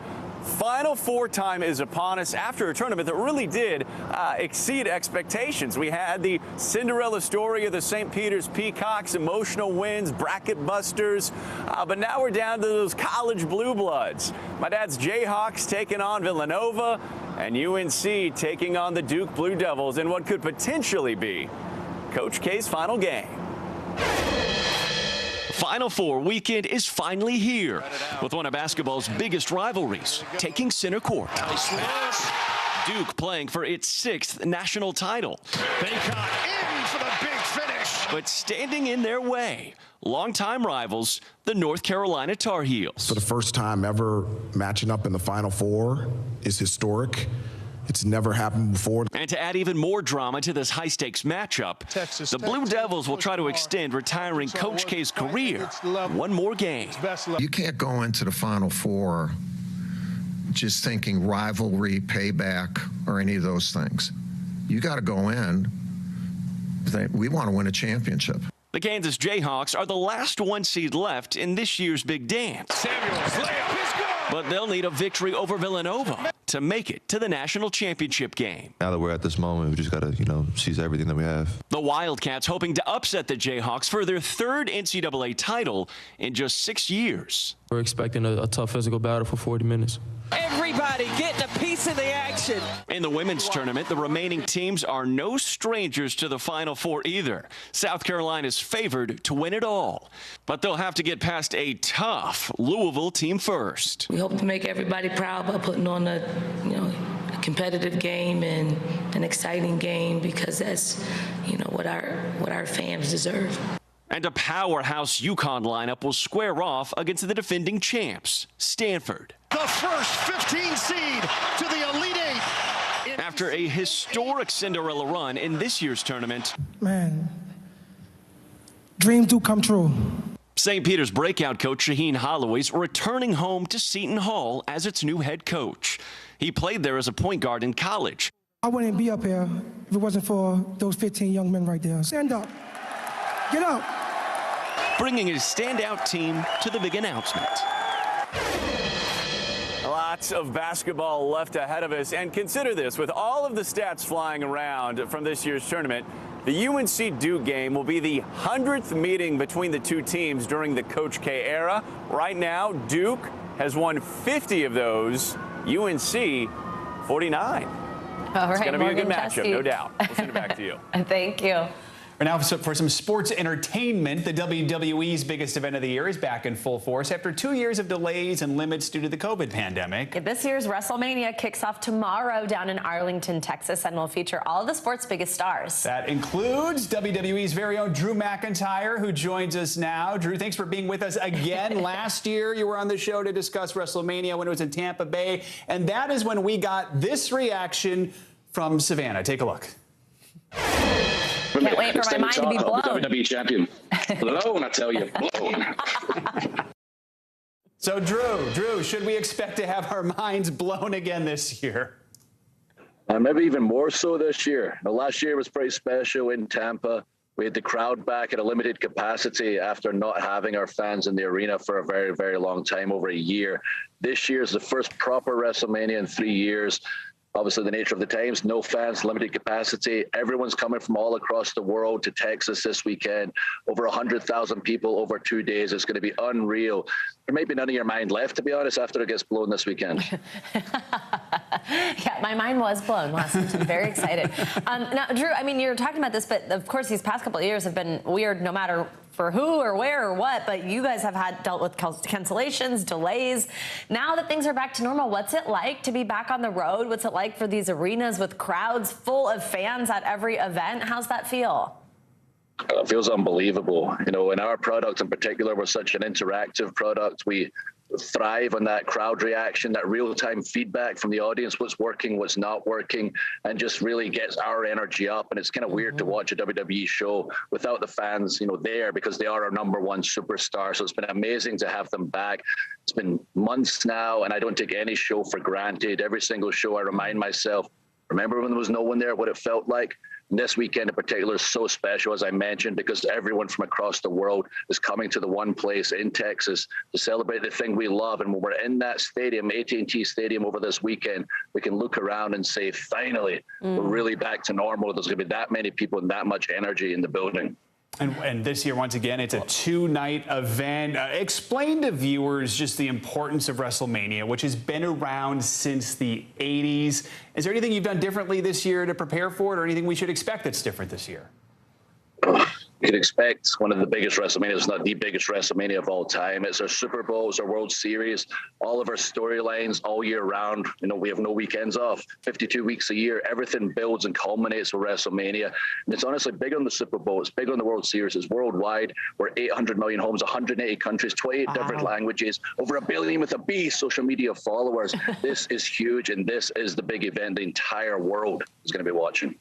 So we should tell viewers, I don't know if you know this, he's going to be facing a guy named Happy Corbin. That means that over the last 3 months, the economy has created more than 500,000, more than 500,000 jobs a month. Over the course of my presidency, our recovery has now created 7.9 million jobs. More jobs created over the first 14 months of any presidency in any term ever. And that's striking. But what's even more striking is this. In March, the unemployment rate fell to 3.6%, down from 6.4% when I took office about 15 months ago. the fastest decline in unemployment to start a president's term ever recorded. In fact, there have been only 3 months in the last 50 years where the unemployment rate in America is lower than it is now. And that what it means is clear. What is very clear. Americans are back to work. And that's good news for millions of families who have a little more breathing room and the dignity that comes from earning a paycheck, just the dignity of having a job. And more Americans get jobs as they do. It's going to help ease the supply pressures we've seen. And that's good news for fighting inflation. It's good news for our economy, and it means that our economy has gone from being on the mend to being on the move. You know, the American people, I think they're beginning to understand that this American Rescue Plan, and there's no reason why they should know the names of all these pieces of legislation that got passed. But the American Rescue Plan, with it, we were able to get Americans vaccinated, schools opened, and businesses humming. Leading financial firm Moody's estimated that because of the rescue plan, 4 million more American jobs were created, and unemployment is 2% lower than it would have been had we failed to move that legislation. Thanks to our infrastructure law, we have more than 4,000 projects getting started this year, 4,000 in every single state in America, total of 4,000, and all 50 states rebuilding America. We're building a recovery worthy of American workers, strong and resilient. And we're going to be able to overcome the headwinds that it has of Delta, Omicron, and even more in Europe. Our policies are working, and we're getting results for the American people, which is what it's all about, to state the obvious. Record job creation, record unemployment declines, record wage gains. And by the way, jobs and unemployment are not just another statistic. They go directly to the core of what the economy represents, the ability for hardworking Americans to live with dignity, support their families, and build a better life for their children. People are making more money. They're finding better jobs. And after decades of being mistreated and paid too little, more and more American workers have real power now to get better wages and to do what's best for themselves and their families. Some people see that as a problem. We've had this discussion in the past. I don't. I see it as long overdue. So when you hear these numbers, they're not statistics. It's a statement of the type of economy we're fighting for. An economy, as I've been saying from the beginning, built from the bottom up and the middle out, not from the top down. When we do it that way, everybody does well. Everybody wins. Even though we created a record number of jobs, I know, that this job is not finished. We need to do more to get prices under control. Putin's invasion of Ukraine has driven up gas prices and food prices all over the world. To help deal with that, yesterday I authorized the release of 1 million barrels for the next 6 months from our Strategic Petroleum Reserve. Acknowledge this by far is the largest release of our national reserves in our history. It is a wartime bridge, is the way I look at it, to increase our oil supply as we work with our U.S. oil producers to ramp up their production to get us through this period. I've coordinated this release with partners and allies around the world. This morning, over 30 countries from across the world convened in an extraordinary meeting and agreed to the release of tens of millions of additional barrels of oil onto the market. Hundreds of hours of meetings with key allies, keeping them together, is paying off. Nations are coming together to deny Putin the ability to weaponize his energy resources against American families, not only American families, but families in Europe and around the world. I've also made it a priority to get America's fiscal house in order. Under my predecessor, the federal budget deficit went up every single year, every year. As I committed when I was running this and I got here, we're going to turn that around. In fact, last year in 2021, we cut the federal deficit by more than $350 billion. And this year, in 2022, we're on track to cut the deficit by more than $1.3 trillion. $1.3 trillion. That would be the largest one-year reduction in a deficit in U.S. history. And it's particularly important now as we work to reduce pressures on inflation. That's what happens when you reduce the deficit. So here are the facts. It was the previous administration whose reckless policies and mismanagement led to the record budget deficits. In my administration, That's getting the deficit under control. In fact, I just released my budget this week, and it shows going forward, we can cut the deficit by another $1 trillion over the next decade, while still making prudent investments in economic growth and climate and other equitable economic decisions. But to do that, we have to be willing to do something previous administrations and Republicans today refuse to do. We need to make sure corporations and the super wealthy begin to pay their fair share.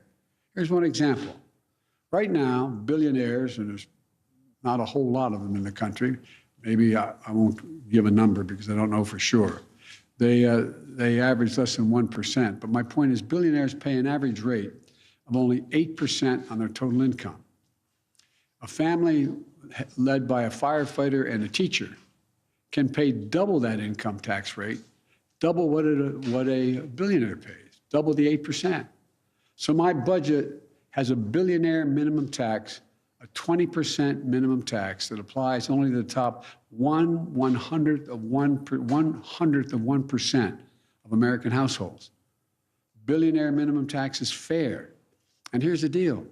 It raises $360 billion that can be used to lower costs for families and cut the deficit.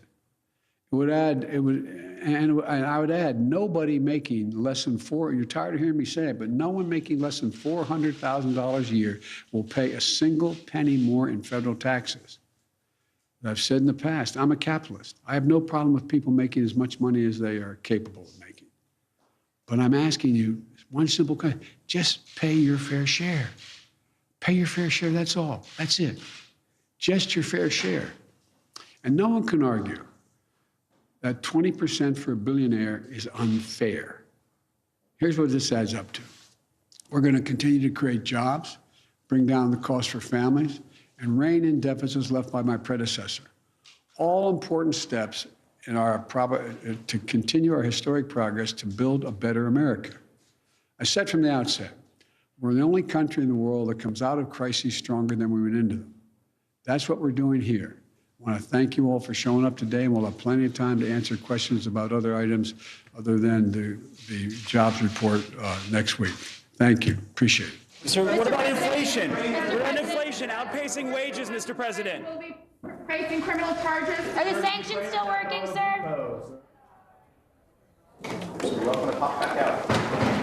Hello, everyone, and happy Friday. I'm Morgan Radford. Thank you so much for joining us. I'm on assignment here in Miami. My co-host, Aaron Gilchrist, has the day off. You've currently watching President Biden as he is leaving the podium. He was just addressing today's jobs report. This all comes as Biden continues to struggle with low poll numbers. Americans are growing increasingly frustrated with the economy, specifically with inflation and gas prices. So let's go in and bring in NBC News White House correspondent Carol Lee now. Carol, what was Biden's messaging following today's jobs numbers? What exactly was he telling America?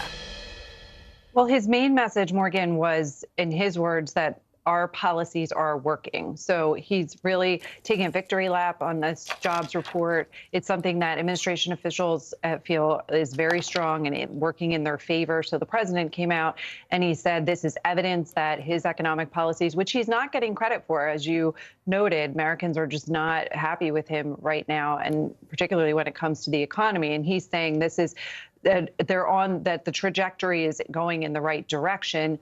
He talked about, though, there was a big but. He said, we know that there's more work to be done here, particularly when it comes to inflation. And that's something that consistently Americans list as their top concern, which is the cost of everything. So we saw the president try to address gas prices in the last 24 hours with that release of oil from the strategic petroleum reserves, 1 million barrels a day that'll come online in coming weeks. And we're going to hear more from the White House on how to reduce other costs, according to administration officials. The other thing, Morgan, that the president did was he tried to use this as a moment to pitch his budget, a part of his budget, which is called this billionaire minimum tax. It doesn't just affect billionaires. It also affects people who are worth $100 million or more. The president's proposal would make them pay a minimum of 20% on their federal income tax. And so that's something that's not going anywhere in Congress, but is a good political cudgel for the president and the views of the White House. And so he used this moment to also make a push for that.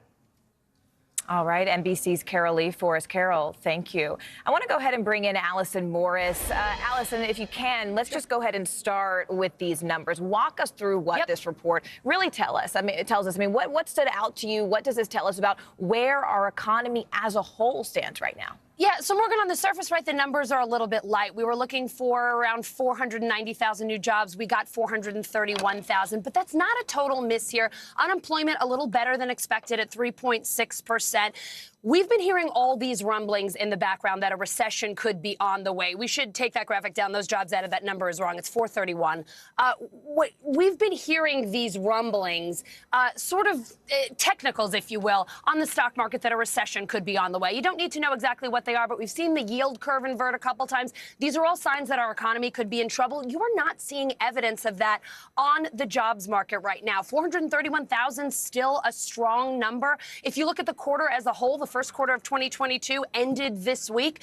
We added almost 1.7 million jobs in this country. So this is a still pretty good report and a pretty good sign for our labor market. You know, Allison, can we talk, though, about the specifics of that labor market? I mean, which sectors actually saw the biggest gains? Who is feeling the gains? Because so many people are really feeling losses in their everyday life. They're seeing the price of the pump go up. They're feeling inflation. So who's winning right now? Yeah, that's the tough thing, right? Inflation is just overriding everything, Morgan. But every time I come and talk to you, every month that we hit the jobs report, we've been talking about growth in leisure and hospitality. You know from what we've seen during the recession that that's the area that got hit the absolute hardest, right? Hotels, bars, restaurants, people were not traveling, they were not eating out, and that sector has been leading the way over the past year. We saw about 112,000 new jobs in leisure and hospitality, so that's good news. We are seeing wages go up on the year, more than 5.5%. They're up on the month, about 0.4%. But you've heard the inflation numbers, and they're much greater than that. So wages aren't exactly keeping up. But we are also seeing growth in professional and business services. I've said this many times before. Those are very good, well-paying jobs, and that's what you like to see. If people are cobbling together a bunch of minimum wage jobs to make ends meet, that is not a good sign for our economy. So we like to see the growth in some of those better-paying jobs that make it a little easier for people to deal with this insane inflation we've been dealing with. No, you're absolutely right. I do want to ask you, though, about the Federal Reserve specifically, though, because the Fed is expected to raise interest rates again at its next meeting in May. But based on these new numbers that Biden just walked through, is there any indication how much those rates might go up? Yeah, you know, Morgan, I don't know that this number changes things. Economists are kind of expecting a half-point hike in May. We saw a quarter point the last time around. I don't know that these numbers do anything to move that needle. But the Fed is not only going to be watching the jobs market, they're going to be looking at what's going on with inflation, of course, with other economic indicators here in the U.S. And then, of course, they've got to keep an eye on the war in Ukraine. The longer that drags on, the bigger a concern that is, not just here in the U.S., but for the global economy. So I think the prevailing wisdom is that we'll still probably get a half-point rate hike in May, but we've got several weeks for the Fed to change its mind there, so it's not necessarily set in stone. All right, NBC's Allison Morris for us there. Allison, thank you as always for breaking those numbers down for us. We appreciate it. And now we begin with breaking news. New images from the front lines of Ukraine's fight against Russia. These images on your screen are from Kharkiv, a major city that's been under bombardment for weeks now. But see, if you go just further west to Kyiv, Ukrainian military officials say they're seeing Russia partially withdrawing its troops. Meanwhile, Russian forces have finally left the Chernobyl nuclear power plant. And one Ukrainian official says that facility was actually looted before occupiers moved out. There have also been reports that Russian troops experienced radiation poisoning. International officials say there has been no discussion, though, about that claim. This morning, Russia's foreign minister says that virtual peace talks are underway with Ukraine. That minister is not taking part in those talks, but says there has been some progress. So we are watching all of the developments for you, specifically when it comes to that fighting and the evacuation effort happening right now. So let's go ahead inside Ukraine with NBC News foreign correspondent Molly Hunter, who is live for us in Lviv. Molly, starting with that situation, Mariupol, everyone has been watching because there were new airstrikes in that city just overnight. What do we know about what happened there? What is the aftermath looking like? And really, most importantly, how is the humanitarian effort to get people out going there? Yeah, Morgan. And look, Mariupol on the southeast coast has borne the brunt of Russians' aggression, and we have followed it so closely. There are airstrikes every night, all day long, according to residents who have escaped, that it never stops. I don't think new airstrikes overnight. There are also airstrikes during the day. But all of this is kind of against the backdrop of a renewed effort to get civilians out. So the ICRC, the International Committee for the Red Cross, made a huge deal yesterday that they were sending a team in of international observers trying to go in those ICRC vehicles to ensure the safe passage of civilians out. We understand about 100 to 170,000 people, Morgan, are still trapped inside that city. Well, yesterday, the Russian forces blocked those buses, according to the Ukrainian side, did not let any of the aid that the ICRC was carrying get in. Today, our understanding is that, again, buses are waiting in Berdyansk. Berdyansk is a coastal city, Morgan. It's on the way from Mariupol to Zaporizhia on that evacuation route that apparently had been agreed on. But as of now, and it's 6 o'clock local time, we don't understand that any civilians actually got out. No aid actually got in. So it looks like that humanitarian corridor failed for another day, Morgan. But, Molly, what's interesting is that Russian defense officials also say that Ukrainian forces have actually attacked Russian territory for the first time. NBC News, of course, is still working to independently verify that. But what have you heard on the ground about that? Yeah, and this would be a pretty significant counterattack if it is true. The claim and the videos that are going around suggest that Ukraine attacked a fuel depot just across the border in Russia in Volgograd. Ukrainian officials have been coy, have been slightly avoidant today. They would not comment on whether or not it was Ukraine behind this. From the Russian perspective, they said that certainly doesn't help peace talks. All of this, of course, is against the backdrop of the fact that the two sides are once again meeting virtually. But trust, at least from the Ukrainian side, is really at an all-time low, Morgan. I want to go ahead and bring in NBC News global security reporter Dan DeLuce now, Molly. Dan, there's also news out of the Pentagon on that front today. Can you tell us a little bit more? That's right. The Defense Department is saying it has called off a test flight of a Minuteman III missile. The launch was originally scheduled for earlier this month, and it had been delayed. And at the time, the Pentagon said it wanted to ensure that no actions by the U.S. could be misinterpreted or misconstrued in any way. And this is the latest example of how the Biden administration has tried to balance the need to support Ukraine against invading Russian forces, while at the same time avoiding anything that could lead to a direct conflict between Russia and the United States, of course, the world's most powerful nuclear countries. And you remember that Russian President Vladimir Putin several weeks ago announced he had put his nuclear forces on higher alert, but the White House chose not to respond, and in fact took this decision to cancel this ICBM missile test launch in the interest of trying to avoid any kind of escalation with Moscow. So this is a constant sort of balancing act here, where on the one hand, the U.S. is sending forces into Eastern Europe to try to deter Russia, but also always trying to avoid a situation where there's a direct collision with Moscow. Molly Hunter for us on the ground there in Ukraine. Dan DeLuce live from Washington. Thank you both so much for your reporting. Meanwhile, the fallout from the war in Ukraine is hitting Americans where it hurts, in their wallets and at the gas pump. But a new move by President Biden could actually provide some relief from those sky-high prices. In fact, AAA says the national average for a gallon of regular gas is now $4.22. And if you look back, that's 60 cents up from just a month ago. NBC News correspondent Priscilla Thompson joins us now with the details of the president's proposal. Priscilla, we just heard the president walk through those jobs numbers. He's really trying to ensure Americans that relief and help is on the way. What more can you tell us?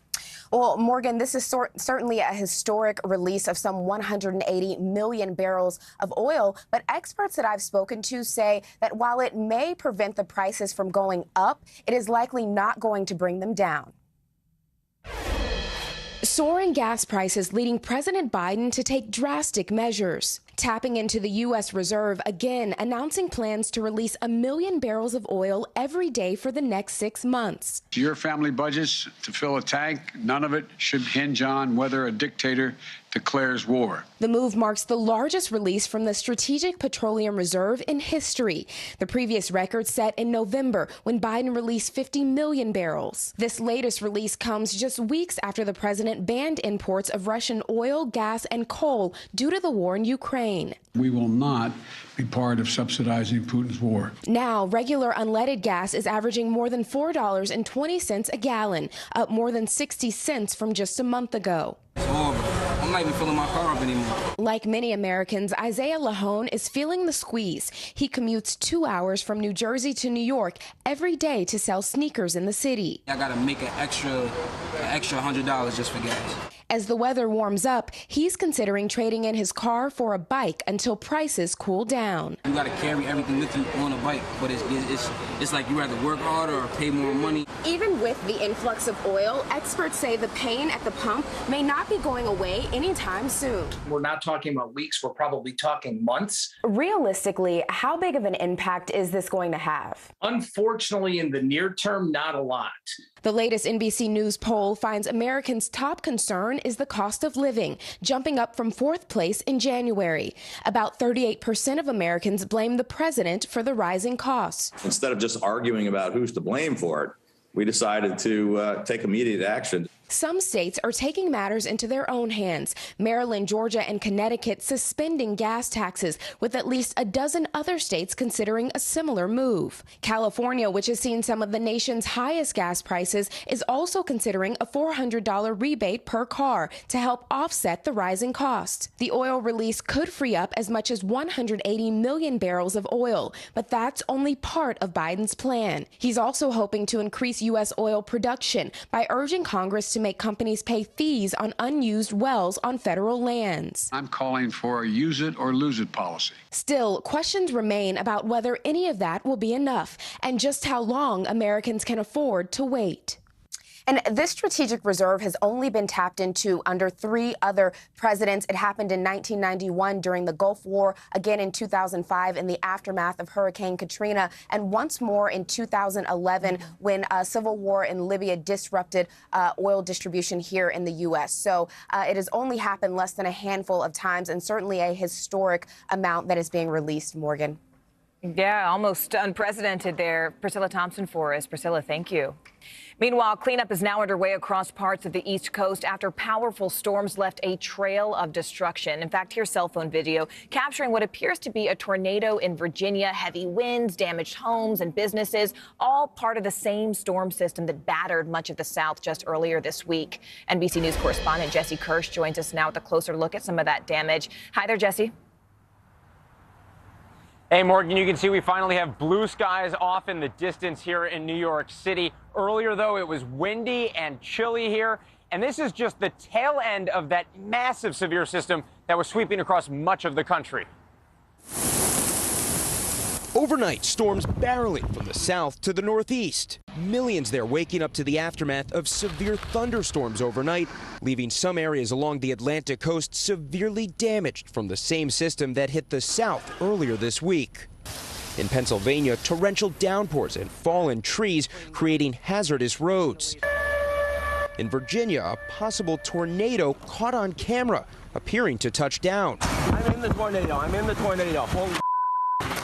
A nearby gas station also rattled by damaging winds, creating a mess. Louisiana police releasing body cam footage of a 3-car crash being blamed on high winds in the area. And in North Carolina, at a Pfizer plant, thunderstorms producing possible tornadoes racing across the area at more than 50 miles per hour. In the storm-battered South, residents picking up the pieces after more than 24 tornadoes since Wednesday. It vibrated the house. I just kept reassuring my family we're going to be okay, we're okay, we're okay. And in the Florida Panhandle, authorities say 2 people are dead and 2 others injured after one of those tornadoes ripped through homes there. And Florida could see more isolated storms today. The rest of the East Coast should be in the clear, at least for now. But, guys, we are expecting more severe weather in certain parts of the country Monday through Wednesday. So we'll be keeping an eye on that through the weekend. Back to you. Absolutely. All right, Jesse Kirsch for us. Jesse in New York, thank you. Meanwhile, new details are emerging about that more than 6-hour interview with Jared Kushner and the January 6th committee. Kushner is the highest-ranking Trump official and the first Trump family member to speak with that committee. NBC News Capitol Hill correspondent Ali Vitale joins us now live from the Hill. Ali, first off, what do we know about how this interview actually went down, and specifically what type of information Kushner provided? Well, look, Morgan, it was virtual and it was voluntary. It marks the highest profile individual from the Trump White House to go before the committee and cooperate. But it also marks the first time that they've had a member of Trump's family in the room with them. We know that a large part of this investigation focuses on the president's mindset, what he was doing, who he was talking to. And so while Kushner was out of the country in the days leading up to January 6th, he was someone who was key on the Trump campaign, big in the Trump White House, and can probably speak to that whole mindset. He talked to them for 6 hours. A source in the room says that Kushner was friendly, that he did most of the talking, and that this person doesn't believe that at any point Kushner invoked the Fifth Amendment as so many others in Trump's orbit did. This is what one of the committee members told us they heard from him. What I'll say is that, we were able to ask for his impression about these third-party accounts of the events that happened that day and around that day. So he was able to voluntarily provide information to us to verify, substantiate, provide his own, take on this different reporting. So it was really valuable for us to have the opportunity to speak to him. So look, that gave them the opportunity to sort of speak to one of the people who has been central to this consistently, even though in the immediate days leading up to January 6th, again, Kushner was out of the country. I will say, just from being outside the room, I was able to see through a little crack in the blinds that there were blue bubbles, the kinds that you see on an iPhone when you're text messaging, up on the screen at one point. So that might give a sense to the level of granularity that we heard, or that rather that the committee heard during those 6+ hours of testimony. Keep your eye on those blinds, Ali Vitale. We appreciate your reporting. Always. Thank you so much. Appreciate it. And there are also new signs that the federal criminal investigation into President Biden's son, Hunter Biden, is more widespread than was previously thought. Here's NBC News Justice correspondent Pete Williams. People familiar with the federal investigation of Hunter Biden, which he himself disclosed a year and a half ago, say it's broader now than he at first described it, with a growing number of witnesses called before a grand jury. It began as an examination of whether he paid all the taxes he should have on income from his work for foreign companies, including Burisma Holdings, a Ukrainian energy company. This email from a former business partner, for example, found on a laptop computer Biden used, said he failed to disclose $400,000 that he was paid by the Ukrainian company. That laptop, which he took to a Delaware shop to get repaired but never reclaimed, was seized by the FBI, but not before Trump lawyer Rudy Giuliani got a copy of its hard drive, which he shared with congressional Republicans. Documents they've made public show that accounts linked to Biden also received nearly $4 million in consulting contracts from a Chinese energy company, according to an analysis by the Washington Post. But during the campaign, then candidate Biden denied there was a China connection. My son has not made money in terms of this thing about, what are you talking about, China? Senate Republicans say the documents also show Hunter Biden signed an agreement to represent an official of that company, Patrick Ho, for $1 million. Ho was later convicted in a U.S. court of trying to bribe government officials in Africa. The Republicans say that shows Hunter Biden had close ties to the Chinese government. Hunter Biden was financially connected to CEFC, a company that was an arm of the communist Chinese regime. Now, according to people familiar with the investigation, it has broadened out to look at whether he violated federal lobbying disclosure laws. NBC's Pete Williams joins us now live from D.C. Pete, it's great to see you. What do we know about who specifically is running this particular investigation? Well, the Justice Department has made it very clear that they wanted to keep in place the U.S. attorney in Delaware, which of course is where Hunter Biden is from, in place, who was appointed by the Trump administration. So that U.S. attorney is still in charge of this investigation. He's a holdover, and officials say this investigation is far from over. All right, NBC's Pete Williams for us there. Pete, thank you. A major fight is underway to stop a controversial education bill just signed into law here in Florida. The so-called Don't Say Gay bill is meant to limit discussion of gender and sexual orientation in elementary schools. But opponents of that law say it's actually trying to solve a problem that doesn't even exist. Students and their parents are now suing, claiming that law violates their First Amendment rights. Who better to bring in now than NBC News legal analyst Danny Savalos. Danny, first off, the groups who are bringing this lawsuit claim that the law is limiting free speech and other civil rights in the classroom. But how is that argument expected to actually hold up in court? Well, they bring a lot of different constitutional arguments. For example, they say that the statute is vague. And if you can't understand what it prohibits, then it might be vague. But a judge might conclude that the words classroom instruction and issues of sexuality or gender identity are not vague, and that the statute can be understood. The other thing is that if they find some kind of animus in the statute, then that might be enough to invalidate it. But of course, supporters might point to the fact that it doesn't target. In fact, the irony is that the statute, Don't Say Gay, doesn't actually say the word gay. So in that sense, it may not target any specific group in the language of the statute. Still, if there's some animus behind it, that might invalidate it as well. And Danny, how much power do individual states like Florida actually have when it comes to regulating the topics that are discussed inside the classrooms of these schools? The hierarchy goes like this. First is your school board, and then after that, the state has some power to establish minimum curricula. And then as long as those rules don't violate state or federal constitutions, then courts will generally defer to local school boards. But as the Constitution is set up, localities and states usually have primary interest in setting curricula for students in schools.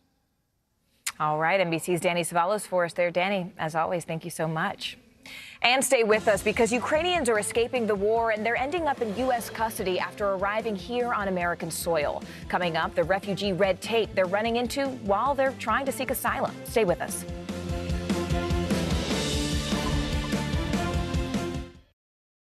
This is a very different kind of program. We're here to start conversation about the big things happening in our world. Professor, I'm not asking you to predict the future, but what do we think that the new normal is going to be?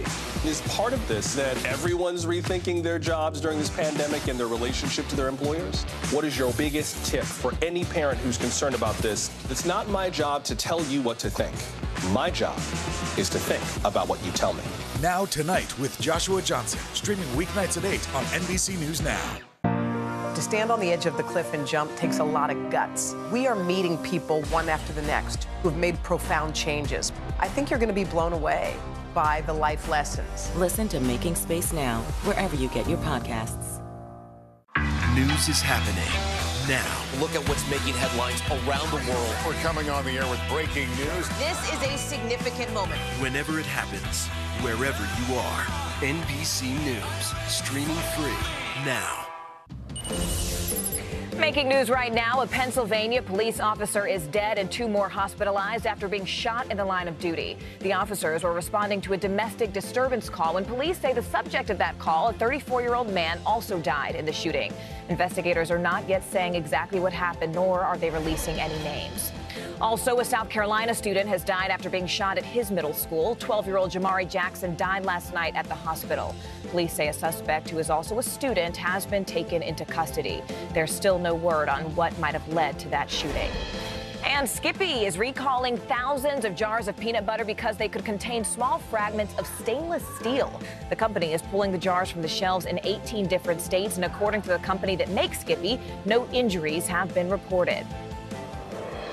And at the bottom of the hour, let's go ahead and get you up to date on the latest coming out of Ukraine. Ukrainian officials say that Russian forces have left the Chernobyl nuclear plant but looted it just before leaving. The Russian troops are believed to have had significant radiation exposure. NBC News, though, has not been able to independently verify those claims. Meanwhile, China is now accusing the United States of instigating the war. It says that NATO should have been disbanded after the fall of the Soviet Union. Chinese leaders are also pushing back on the idea of removing Russia from the G20, and they say that no one has the right to split up that group.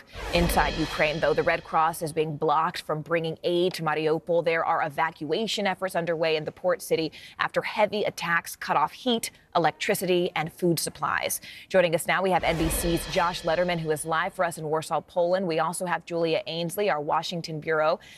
Let's go ahead and start with you, Josh. Poland just made this major announcement about Russian energy. What are they doing?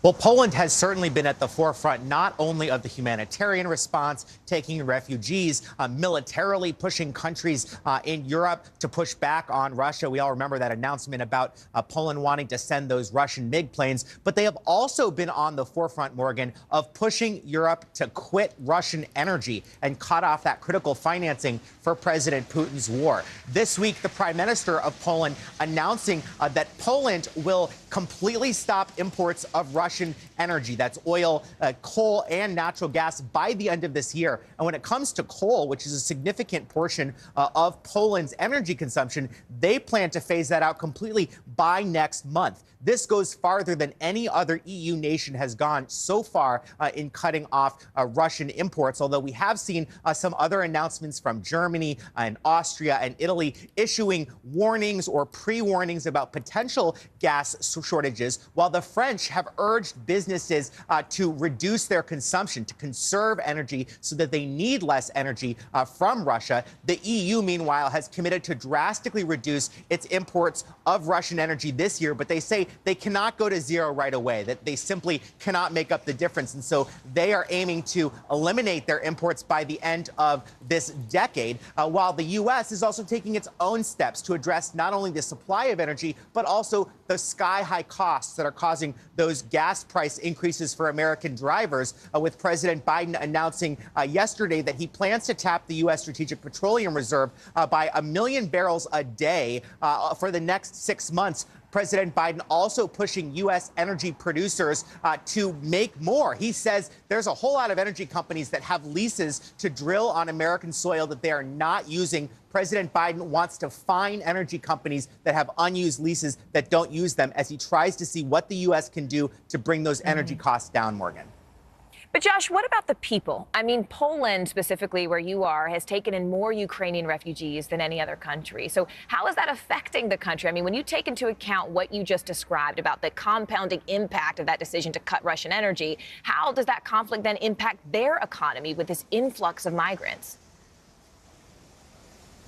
You know, it's interesting. So far, Morgan, the Polish economy has been doing very well. In fact, it grew robustly in February, although obviously that month only incorporated the first part of this conflict. So far, they are holding steady. But the concern is that as more and more refugees come in, as they are taking these painful economic steps like cutting off Russian energy, certainly the longer this goes on, it could take a toll on the Polish economy. And that is a big concern here in Warsaw. All right, NBC's Josh Letterman for us there in Poland. Josh, thank you. Meanwhile, as Josh mentioned, Ukraine's humanitarian crisis is growing, with the United Nations now reporting that more than 4 million people have fled the country thus far. Some of those refugees are making their way here to the United States, but those trying to claim asylum are facing pretty big obstacles just getting here. NBC News correspondent Julia Ainsley joins us now. Julia, there have been some big changes afoot with the Biden administration's immigration policy. How is that specifically impacting these Ukrainians? Well, you're right, Morgan. And by and large, they have allowed Ukrainians to come across the border, unlike many Central Americans that are still being stopped because Title 42 is still in place. But even for those Ukrainians who come here, oftentimes to reunite with family and loved ones already legally in the United States, they're finding that the warm welcome they expected is not at all the reality here. And they're running into the realities of the U.S. immigration system, which can be very confusing and often end in detention. I spoke to some Ukrainians who just went through that experience. Let's hear their story. It's the emotional moment two Ukrainian women had been waiting weeks for. Reunions with their loved ones outside an ICE detention center in Louisiana. Olena seeing her fiancé Max for the first time since fleeing Ukraine and crossing the southern border. No one was expecting them to be in a jail for 18 days. Now, their first meal together in the U.S. Max lives here.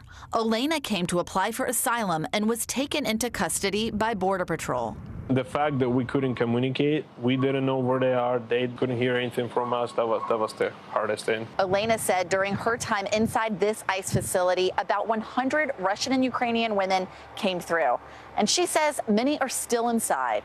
Ukrainian women like Victoria, who's now reunited with her husband Vitaly. Her sister-in-law says she was traumatized after escaping war and then being treated like a prisoner. Were you hungry? Были вы голодные? Всегда. Yeah, always. Do they feel welcomed into the United States? Not really. President Biden has committed to bringing over 100,000 Ukrainian refugees, but immigration lawyers say many are choosing to cross illegally in hopes of getting to the U.S. faster. There's not an option for seeking immediate safety here in the United States at a time where we've seen so many other countries step up. Olena and Victoria now wait to have their asylum claim heard by a judge.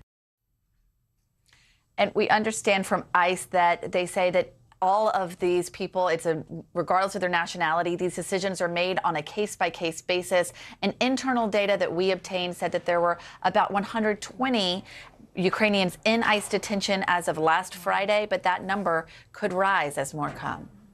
Absolutely. All right, Julia Ainsley, thank you so much for your reporting. We appreciate it. Meanwhile, President Biden says there is no evidence that Russian forces have withdrawn from position around Kyiv. And the city's mayor says that there's actually still battles happening right there near the capital. Sky News security and defense editor Deborah Haynes is in Kyiv with a closer look. The devastation that has been left behind by the Russian attack.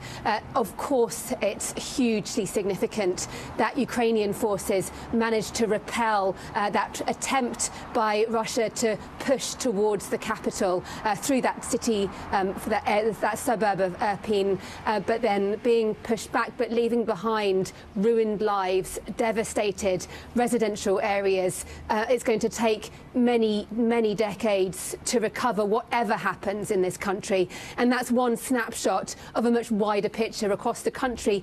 The UK's Ministry of Defence, in its regular intelligence updates that it gives in terms of giving its sense of what's happening on the ground, said that Ukrainian forces have also taken, or retaken rather, 2 villages further north up towards the city of Chernihiv, a key supply line that had been in terms of supplying Russian forces closer towards Kyiv. But it is, like you say, it's an ebb and flow. It's a moving picture.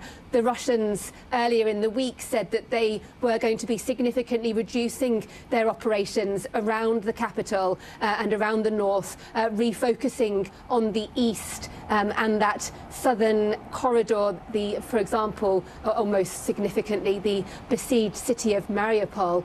But for the Ukrainians and for their Western allies, they say they take what Russia says on face value and they assess the reality of on the ground, remembering that on multiple occasions now, Russia has said one thing and then done the complete opposite. For example, even the launching of the invasion, President Putin had said he had no plans to attack Ukraine, and then he did just that. And so for the Ukrainian military and people here who are still resisting, it's very much bracing for more attacks. The president himself said there were going to be many more battles ahead.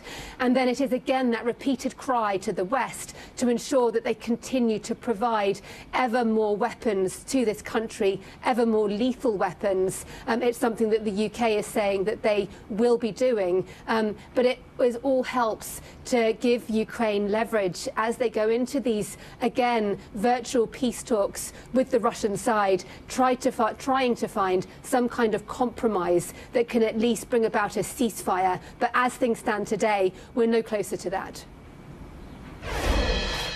I want to go ahead and bring in Ivana Klimpish-Tinsadze, a member of Ukraine's parliament. Ivana, first off, thank you for making time to be with us. And I want to actually start by putting up one of your recent tweets where you said, do not be misled. You said real peace talks actually, you said real peace talks with the gun at one's head cannot be conducted. Russia, having a track record of lies, uses those to regroup and further attack Ukraine with additional rage. So, Ivana, if that is the case, why do you think these talks are really even continuing? I mean, do you have any confidence that they're actually happening in good faith?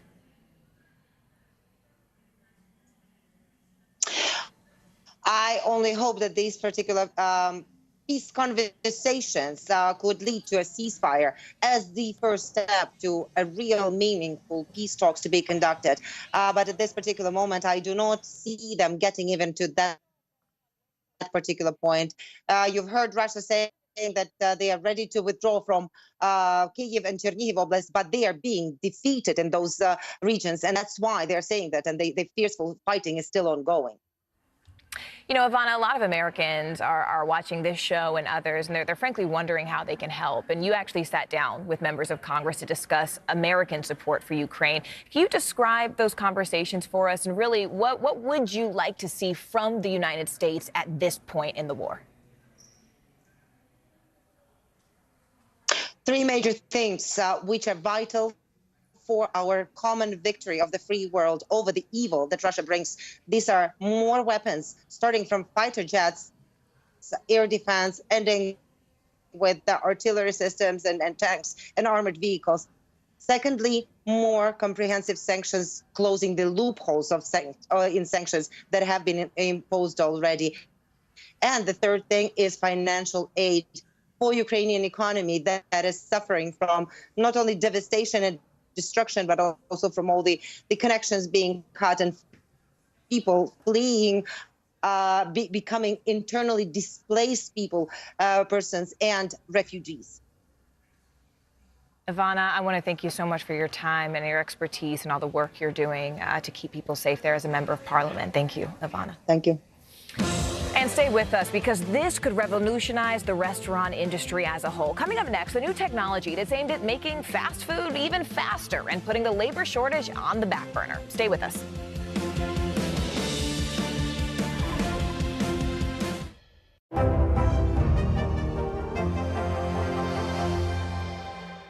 Top Story with Tom Llamas, weeknights at 7 on NBC News Now.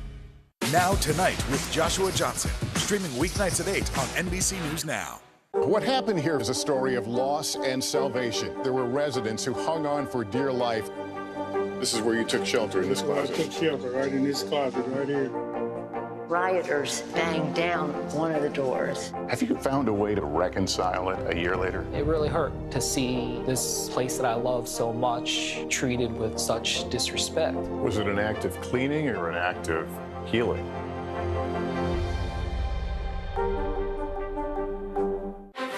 Can this still end diplomatically with Vladimir Putin in charge of Russia? There's a Supreme Court nominee. What would it take for you to vote to confirm her?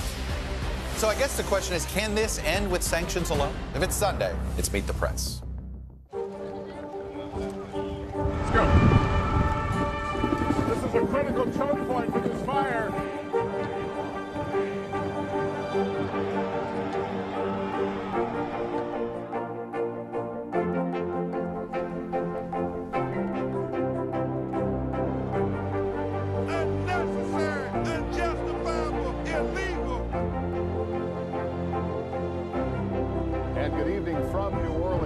Military operation, witnessing the massive crowds. I admire you both. Nice to really spend some time with you. Appreciate it.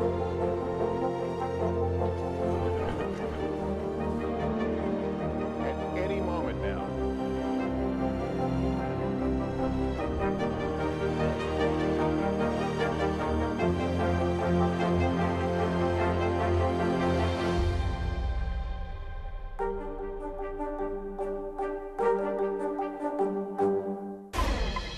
On the money now, it is a solid start to a new quarter on Wall Street, thanks in part to a strong jobs report. Traders hope this will help undo some of the damage from the first losing quarter in 2 years. CNBC's Dominic Chu joins us now to help break all of these numbers down for us. Dom, look, that March jobs report came in just about 60,000 jobs under projections, but it's still, in pretty good shape. So how are the markets reacting to that? So Morgan, markets are taking the numbers with relative ease, and that's the takeaway given the first few hours of trading in the wake of that release of the jobs number. Even though, like you pointed out, the numbers were a disappointment compared to forecast, they weren't that far off. And if you factor in a sharp upward revision to last month's job number, you pretty much get to what the market was expecting, which is basically nothing too crazy that would derail the Federal Reserve. And this is the important part. Derail the Fed from its current plan of raising interest rates in the future. Now, inflation is still a problem. No doubt we got more reinforcement with that jobs number. It showed that wages were 5.6% higher than last year. Now, that would normally be good news for workers, but for the fact that you and I both know inflation is currently running anywhere from 7 to 9% a year, depending on what measure you look at, Morgan, right? And with more Americans returning to the workforce, overall, investors do not seem too phased right now. We've swung between gains and losses right now for the Dow overall, Morgan. Dom, can we switch gears and talk about one of the biggest companies that sort of affects all of our lives, Amazon? You know, there's some pretty major developments on warehouse workers and their efforts to unionize. Can you tell us about really what that means for everyday shoppers? So it's a tale of two cities, Morgan, first of all, and two different potential outcomes. This is Bessemer, Alabama, and Staten Island, call it New York City, New York. Let's start with the New York City story. The vote count there is still ongoing, but the latest projections see union organizers having the upper hand. The National Labor Relations Board, or NLRB, is overseeing the vote and count, and last check, workers there were in favor of unionizing, having roughly 57% of the vote. Meanwhile, down south, in the second unionization effort and election for Amazon workers in Alabama, it's the opposite. With those opposed to unionizing, they actually hold a slight lead, 53% in terms of the majority. That vote count has concluded, but there are still hundreds of votes being challenged by both Amazon and the Retail Wholesale Department Store Union, so it could take a lot longer. But what it means for everyday shoppers like you and I, what it could mean is if wages do accelerate because of union efforts, that may eventually flow down to prices. So very much a concern, not just for workers, but for the consumers that take those things as well. Speaking of prices, we only have a couple minutes, but I do want to ask you, I mean, there's news of a coin shortage happening right now. What is that? What's that all about? Another one. Another coin shortage, right, Morgan? We saw the same thing during periods of the pandemic over the last year or so. People keep their spare change. They do not want to put it back into circulation. I'm not going to call it hoarding, but folks like, for some reason, to keep on to all those pennies, dimes, nickels, and quarters. Well, now a trade organization representing retailers is pleading with the U.S. government, the Treasury Department in particular, to help convince Americans to part ways with that spare change and get all those coins back in the system. And Morgan, one of the big arguments for this effort has to do with those Americans who do a lot of their financial transactions, buying and selling in cash, which generally speaking tilts more towards the lower income spectrum that don't have easy access to traditional banks or electronic payment methods like Venmo or PayPal or Zelle. So what this is all about is trying to get more people to put change back in the system so that people who actually use cash can actually do it more effectively, Morgan. Or more simply put, as Queen Rihanna said, better have my money. All right, Dom Chu, thank you so much. We appreciate it. Rising gas prices are creating a deeper divide between Republicans and Democrats, with Democrats blaming the high costs on the war in Ukraine, while Republicans want more action from President Biden. So NBC LX reporter Noah Pransky joins us now with a look at some of these new survey numbers. Noah, what are we seeing? I mean, what are Americans saying in response to all this? Well, you talk to one side of the aisle, it's Putin's price hike. You talk to the other side of the aisle, and it's just another Biden Band-Aid. But right now, the Republicans seem to be winning this messaging war. The Quinnipiac poll released this week asked America who's most responsible for the rising gas prices, and 41% said the Biden administration, with about a quarter of the country pointing to the war in Ukraine and about a quarter of the country pointing to oil companies. But you wanted to see just how polarized we are as a country? Check out the split by party. This is the number of people who blame President Biden for the gas prices. Only 3% of Democrats and 82% of Republicans. Morgan, I think we're going in the wrong direction, too, in terms of polarization in America. Yeah, you know, what's interesting is that even in the reporting I've done here in South Florida, you'll talk to some people and they'll say, look, I just have a positive association with one president because of what the economy looked like under that administration. But, you know, it is important to note, Noah, that no U.S. president can actually singularly control the gas prices. So what do Republicans want President Biden to do differently to actually bring those prices down? They're very focused on long-term fixes. We're talking about, resuming construction on the Keystone Pipeline, expanding drilling, lifting regulations for energy companies. But it's not really honest for them to suggest that these would have short-term impacts on gas prices. But it is very advantageous politically for them to at least keep hammering those points and not focus on the short term, but the long term, because the higher the gas prices are come November, the better Republicans may fare in those midterms. We will wait and see. Noah Pransky for us there, Noah, as always. Thank you so much. Sure. Meanwhile, your next fast food drive-through order could actually be taken by a worker who's thousands of miles away. And an NBC News exclusive, senior consumer investigative correspondent Becky Wynn puts the new high-tech help to the test. Take a look. Hey there, the pandemic put restaurants and the food industry on a fast track to adopt new ways to get people what they want, from streamlined meal delivery to QR code menus you look at on your phone, even ghost kitchens that allow restaurants to keep up with demand for takeout. This morning, an exclusive look at brand new technology that allows anyone, including me, to take a drive-through order from home. The next time you roll up to a drive-thru, take a closer look. The person taking your order may not even be on site. Would you like some banana pudding to go with that?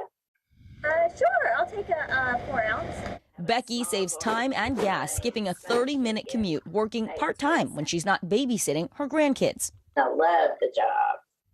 I love meeting new people every day, the social interaction, and I get to work from home. She's using Bite Ninja, video software that allows restaurants to hire workers from anywhere with an internet connection to take orders remotely. Thank you. Have a great day.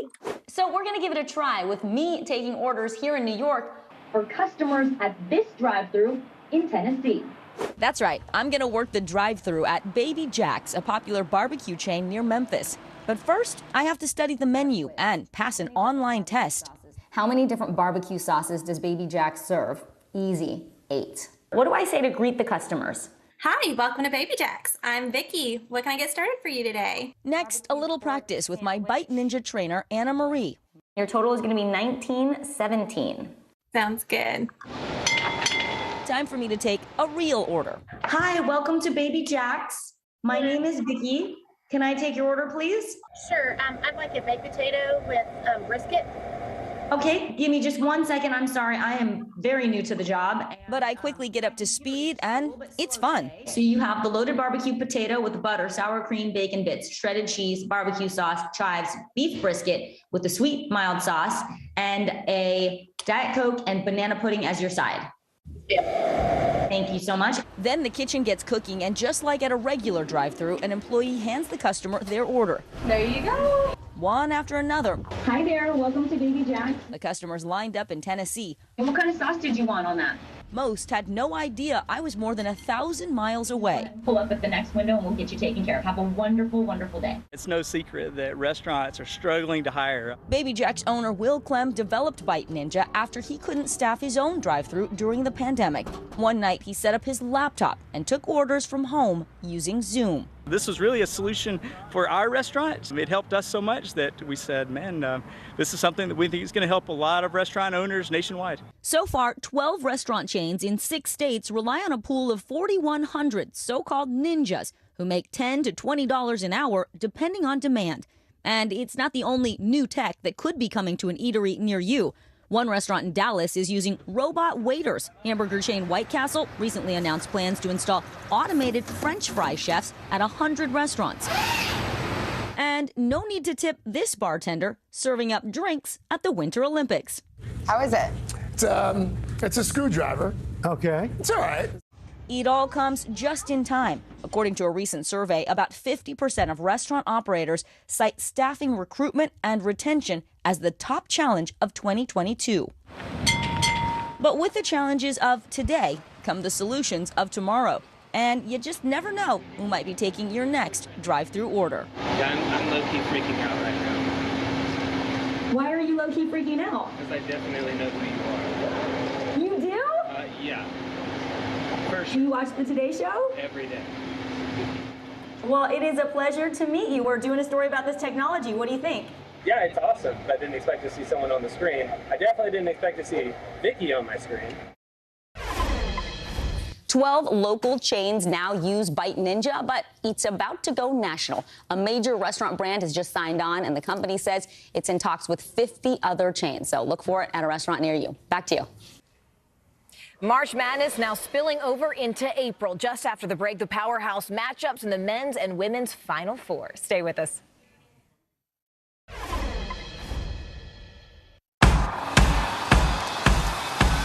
News is happening now.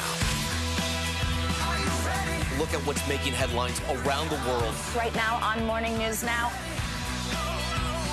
We're coming on the air with breaking news. And this is a significant moment. Whenever it happens, wherever you are, NBC News, streaming free now. We're here to start conversations about the big things happening in our world, because it's not my job to tell you what to think. My job is to think about what you tell me. Now Tonight with Joshua Johnson, streaming weeknights at 8 on NBC News Now. We'll meet Ukrainians who are defending their country one block at a time. When you were still in Kiev, could you hear the bombing? My name is Lester. Who's this? Live from Ukraine, from Mayfield, Kentucky, from Waukesha, Wisconsin. To cover the news, you have to be in it. This is how so many towns and cities are protecting themselves. You can actually see they're pushing the gates open. I also want to get home. You'll get home. You'll get home. Do you remember any tornado as bad as this one? You look at this and you're thinking, we're not going to have power for weeks, if not months. Exactly. Every night, it's your news playlist. Top Story with Tom Llamas, weeknights at 7 on NBC News Now. All right, so this is the weekend that college basketball fans have been waiting for all year. The Final Four tips off in just a few short hours, with the women facing off tonight and the men playing tomorrow. Now, this is an epic final showdown between Coach K and his biggest in-state rival, the Carolina Tar Heels. NBC News correspondent Morgan Chesky is in New Orleans with a preview. Yeah, good morning. It is feeling a lot like Christmas Eve for basketball fans here in the Big Easy, and the side of the Superdome couldn't be more clear. The road ends here. Final Four time is upon us after a tournament that really did exceed expectations. We had the Cinderella story of the St. Peter's Peacocks, emotional wins, bracket busters, but now we're down to those college blue bloods. My dad's Jayhawks taking on Villanova, and UNC taking on the Duke Blue Devils in what could potentially be Coach K's final game. Final Four weekend is finally here, with one of basketball's biggest rivalries taking center court. Duke playing for its 6th national title. Baycott in for the big finish. But standing in their way, longtime rivals, the North Carolina Tar Heels. For the first time ever matching up in the Final Four is historic. It's never happened before. And to add even more drama to this high-stakes matchup, the Blue Devils will try to extend retiring Coach K's career one more game. You can't go into the Final Four just thinking rivalry, payback, or any of those things. You got to go in, we want to win a championship. The Kansas Jayhawks are the last 1 seed left in this year's big dance. Samuels layup is good. But they'll need a victory over Villanova to make it to the national championship game. Now that we're at this moment, we just got to, seize everything that we have. The Wildcats hoping to upset the Jayhawks for their 3rd NCAA title in just 6 years. We're expecting a tough physical battle for 40 minutes. Everybody getting a piece of the action. In the women's tournament, the remaining teams are no strangers to the Final Four either. South Carolina's favored to win it all, but they'll have to get past a tough Louisville team first. We hope to make everybody proud by putting on a competitive game and an exciting game, because that's what our fans deserve. And a powerhouse UConn lineup will square off against the defending champs, Stanford. The first 15 seed to the Elite Eight. After a historic Cinderella run in this year's tournament, man, dreams do come true. St. Peter's breakout coach Shaheen Holloway's returning home to Seton Hall as its new head coach. He played there as a point guard in college. I wouldn't be up here if it wasn't for those 15 young men right there. Stand up. Get up. Bringing his standout team to the big announcement. Lots of basketball left ahead of us. And consider this, with all of the stats flying around from this year's tournament, the UNC Duke game will be the 100th meeting between the two teams during the Coach K era. Right now, Duke has won 50 of those, UNC 49. It's going to be a good matchup, no doubt. We'll send it back to you. Breaking news first on NBC News Now. Ukraine accusing Russia of preventing supplies from getting to civilians. We'll tell you about the devastating toll it's taking on those who are left behind as new airstrikes target Mariupol. And relief on the way. President Biden announcing that he'll tap into America's oil reserve, the impact it's expected to have on gas prices. Plus, shown the door, conflicting reports over whether Will Smith was actually asked to leave the Oscars after slapping Chris Rock. We'll tell you about the new controversy that has the Academy caught in the middle. And eating smart. Some think they're delicious, but others say that octopi are actually too intelligent to be food. Up next, the growing push to rethink what's on your plate.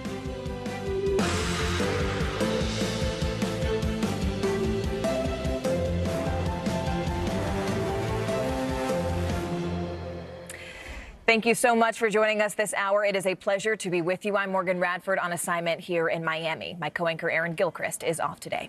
We begin this hour with new images of an enormous fire that is devouring an oil depot in Russia, where the governor of Belgorod says that 2 Ukrainian helicopters attacked that facility. But senior Ukrainian defense officials are neither confirming nor denying that claim. NBC News has not yet been able to independently verify. Near the Ukrainian capital of Kyiv, troops are surveying the devastation that's left behind by Russian forces. Ukraine's military officials say they are still seeing Russian troops partially withdraw to the north.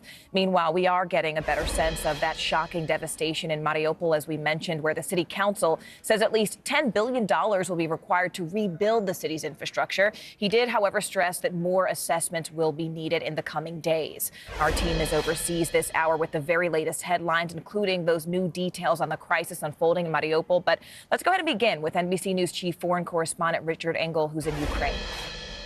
The Red Cross has begun to operate a humanitarian corridor, allowing some people to leave the besieged city of Mariupol. The aid organization, however, was not allowed to bring aid into the city, and there are concerns here that this corridor, this lifeline to Mariupol, could collapse like so many other efforts to bring relief to the city. Hope and anxiety this morning for some 100,000 Ukrainians trapped in the city of Mariupol. Ukrainian officials accused Russia of blocking and stealing humanitarian aid in the city, frustrating repeated attempts to open a safe passage for supplies to get in and residents to leave. Russian troops have flattened entire blocks in Mariupol, cut off food, water, and fuel. And in a tactic Russia often used in Syria, the Russians have denied residents health care by destroying hospitals and clinics, including, Ukraine says, this Red Cross shelter. But Russia's brutal advances suffered numerous setbacks, many of them self-inflicted, and some just reckless. A statement from Ukraine's state nuclear company says 2 columns of Russian troops left the Chernobyl nuclear disaster site, still highly radioactive from the 1986 meltdown. The company said the Russians left after digging trenches into the contaminated soil and receiving significant doses of radiation. Reuters quoted workers at the plant saying some soldiers didn't even know they were in a radiation zone, describing their behavior as suicidal. The Russian military, which took over Chernobyl early in the war, has said radiation levels have remained within a normal range. But is President Putin even being told about the missteps? Russia denies U.S. and British reports that Russian generals are keeping Putin in the dark. President Biden weighing in yesterday. How badly is Vladimir Putin being misinformed by his advisors? That's an open question.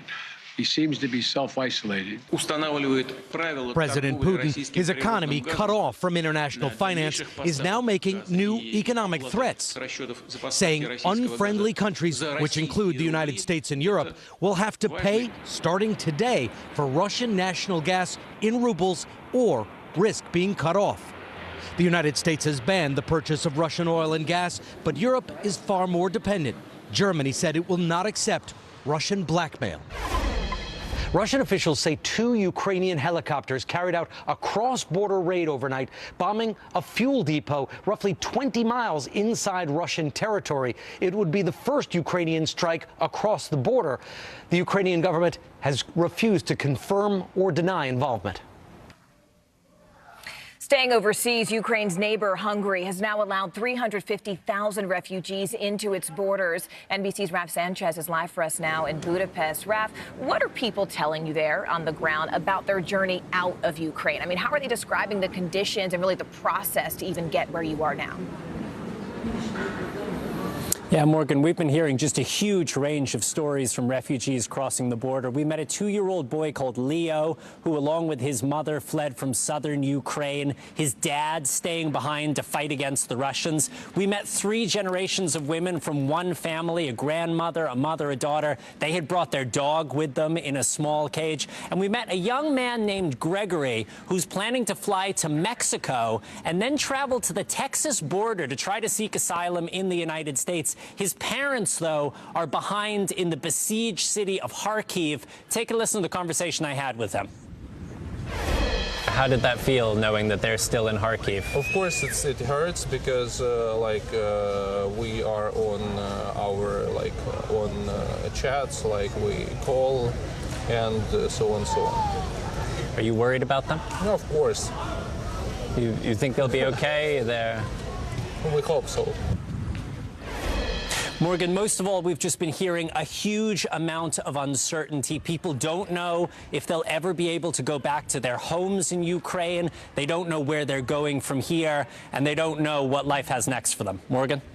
You talk about that uncertainty, but Raf, just a bit of historical context for our viewers here. Hungary is not generally known for opening its borders to refugees. So why has the government decided to let Ukrainians in now? Yeah, that is such an important point. Back in 2015, the authoritarian, fiercely anti-immigrant leader of Hungary, Viktor Orban, basically sealed his country with razor wire to keep Syrian refugees out. This time he is allowing Ukrainian refugees in. We actually got the chance to ask a Hungarian government minister why the difference in treatment. He told us the Ukrainians are real refugees, where he said the Syrians back in 2015 were migrants. Now, Morgan, I covered the war in Syria. I can tell you the people fleeing the bombs in Aleppo were refugees just the way people from Ukraine were. Human rights groups are suggesting Ukrainians being allowed in because they're white and Christian, many of the Syrians being blocked because they're from the Middle East and Muslim. The Ukrainians are being allowed in this time, but the Hungarian government is not encouraging them to stay. They're offering them very cheap train tickets if they travel through Ukraine and then leave and go further into Europe. Morgan? Raf, it is so interesting the way that history repeats itself, the way these patterns repeat themselves, and the way that we are having the exact same conversation here in the United States as different people from different nations are awaiting asylum there along our U.S.-Mexico border. Raf Sanchez bringing us the latest there. We appreciate you. Thanks, Raf. We are also following breaking news involving the U.S. economy, where the jobs market is white hot. March delivered yet another month of solid gains with 431,000 jobs added.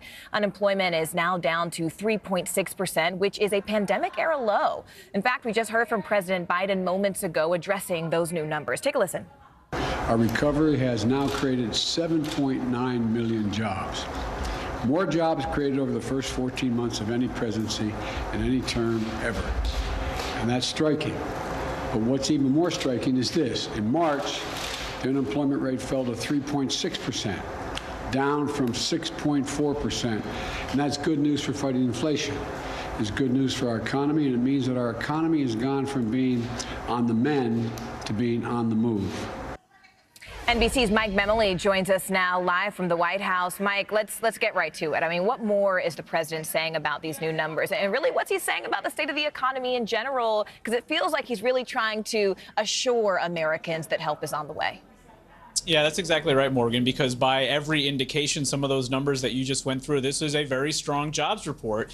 But the problem for this White House, for this president specifically, is that what looks good on paper is not necessarily the reality that many Americans are feeling with inflation, with especially high gas prices. And so you heard the president today trying to walk that fine line, taking credit for the good economy, he says, was on the mend and now on the move. He is also talking about what he thinks is responsible for that $1.9 trillion American Rescue Plan that he is arguing was really responsible for that. But he's also diagnosing some of the causes for the problems we are seeing in the economy, primarily Russia's invasion of Ukraine. And he's also pivoting to really talk about his economic outlook moving forward, talking about his view that the economy should be one that grows from the bottom up and the middle out. And that's why he promoted his billionaire's minimum income tax, the part of his budget proposal that he released this week, but one that certainly has an uphill fight in Congress. That is right. Mike Memley for us live from the White House. Mike, thank you. Drivers across America are anticipating just how much gas prices may drop now that President Biden, as Mike just mentioned, has opened up reserves. AAA says the national average for a gallon of regular gas today is $4.22, but some states are seeing the numbers remain much, much higher. NBC News correspondent Tom Costello explains why. Yeah, hey there, gas prices had already been on the rise because of post-pandemic economic activity, inflation, Russia's invasion of Ukraine, and the sanctions on Russian oil. Now the White House is hoping to offset some of that by tapping into the nation's petroleum reserves in a big way. But it's also wanting to take steps to pave the way to a more fuel-efficient future. Even with prices at the pump slowly starting to decline, the cost of fuel is still taking a major toll on our collective wallets. Now the administration will make a record tap into the nation's strategic petroleum reserve, releasing 1 million barrels per day, 180 million over the next 6 months. Bottom line is, if we want lower gas prices, we need to have a more oil supply right now. Right now, the national average for a gallon of unleaded is hovering around $4.22, even higher in some places like California, nearly $6 a gallon, up more than 60 cents nationally from last month, $1.35 higher from last year. As the nation prepares to switch to costlier summer-grade gasoline next month, experts say tapping the reserves could provide some relief with a major caveat. And the national average could spend most of the summer under $4 a gallon, so long as the situation between Russia and Ukraine does not significantly escalate. For delivery drivers like Osman Malcolm in Chicago, where it's $4.84 a gallon, relief cannot come soon enough. These gas prices are way out of control. Malcolm says he spends about 12 hours a day in his car just to make enough tips to offset the price of filling up every day. As soon as I open the car door, I just spent $120. And it's sad because it really hurts. The White House also calling on Congress to make companies sitting on unused wells on public lands either use those resources or pay a fine. It's likely to face opposition in Washington and from corporations. The administration likely to roll out new fuel economy standards today, requiring 2026 model year vehicles to get an average of 49 miles to the gallon, nearly 10 miles per gallon better than last year's models. The president also invoking the Defense Production Act to encourage domestic production of materials used in electric vehicle batteries. But weaning off fossil fuels will take time. Until then, your best bet may be slowing down. Even a 5 or 10 mile an hour decrease in speed can boost fuel efficiency anywhere from 10 to 20%. Again, tapping the reserves is a temporary fix. To put things into perspective, the U.S. consumes about 20 million barrels a day. By the way, I spoke with an analyst who says we'll probably see a 10-cent drop nationally, 20 cents in California. But beyond that, the big question is how long the world has to wait before there's a replacement for the Russian oil that's come off the market. Back to you. Let's go to D.C. now, where the Senate is set to vote next week to confirm Judge Ketanji Brown Jackson to the Supreme Court. But a number of Republicans are sharing why they will not support her, even though they do agree that she is qualified. NBC News senior national political reporter Saha Kapoor joins us now. Saha, we watched, with bated breath as those very tense exchanges happened between Republican senators on that Senate Judiciary Committee and Judge Jackson. Now they're saying why they still won't support her. What are some of those main reasons that some of those Republican senators are giving? Well, Morgan, it was always clear that the vast majority of Republicans were going to oppose Judge Jackson for the Supreme Court, and now we're seeing them come out in droves, put out their statements, take to the Senate floor and explain their opposition. And a few familiar arguments stand out here. The first is judicial philosophy. Republicans say they want any nominee to the Supreme Court to fully embrace the conservative philosophies of originalism and textualism. These are constitutional frameworks that have a very rigorous and narrow and limited view of what the Constitution authorizes. Jackson did give a nod to originalism and said the meaning of the Constitution is fixed, but that she does believe the words have to be applied to modern day.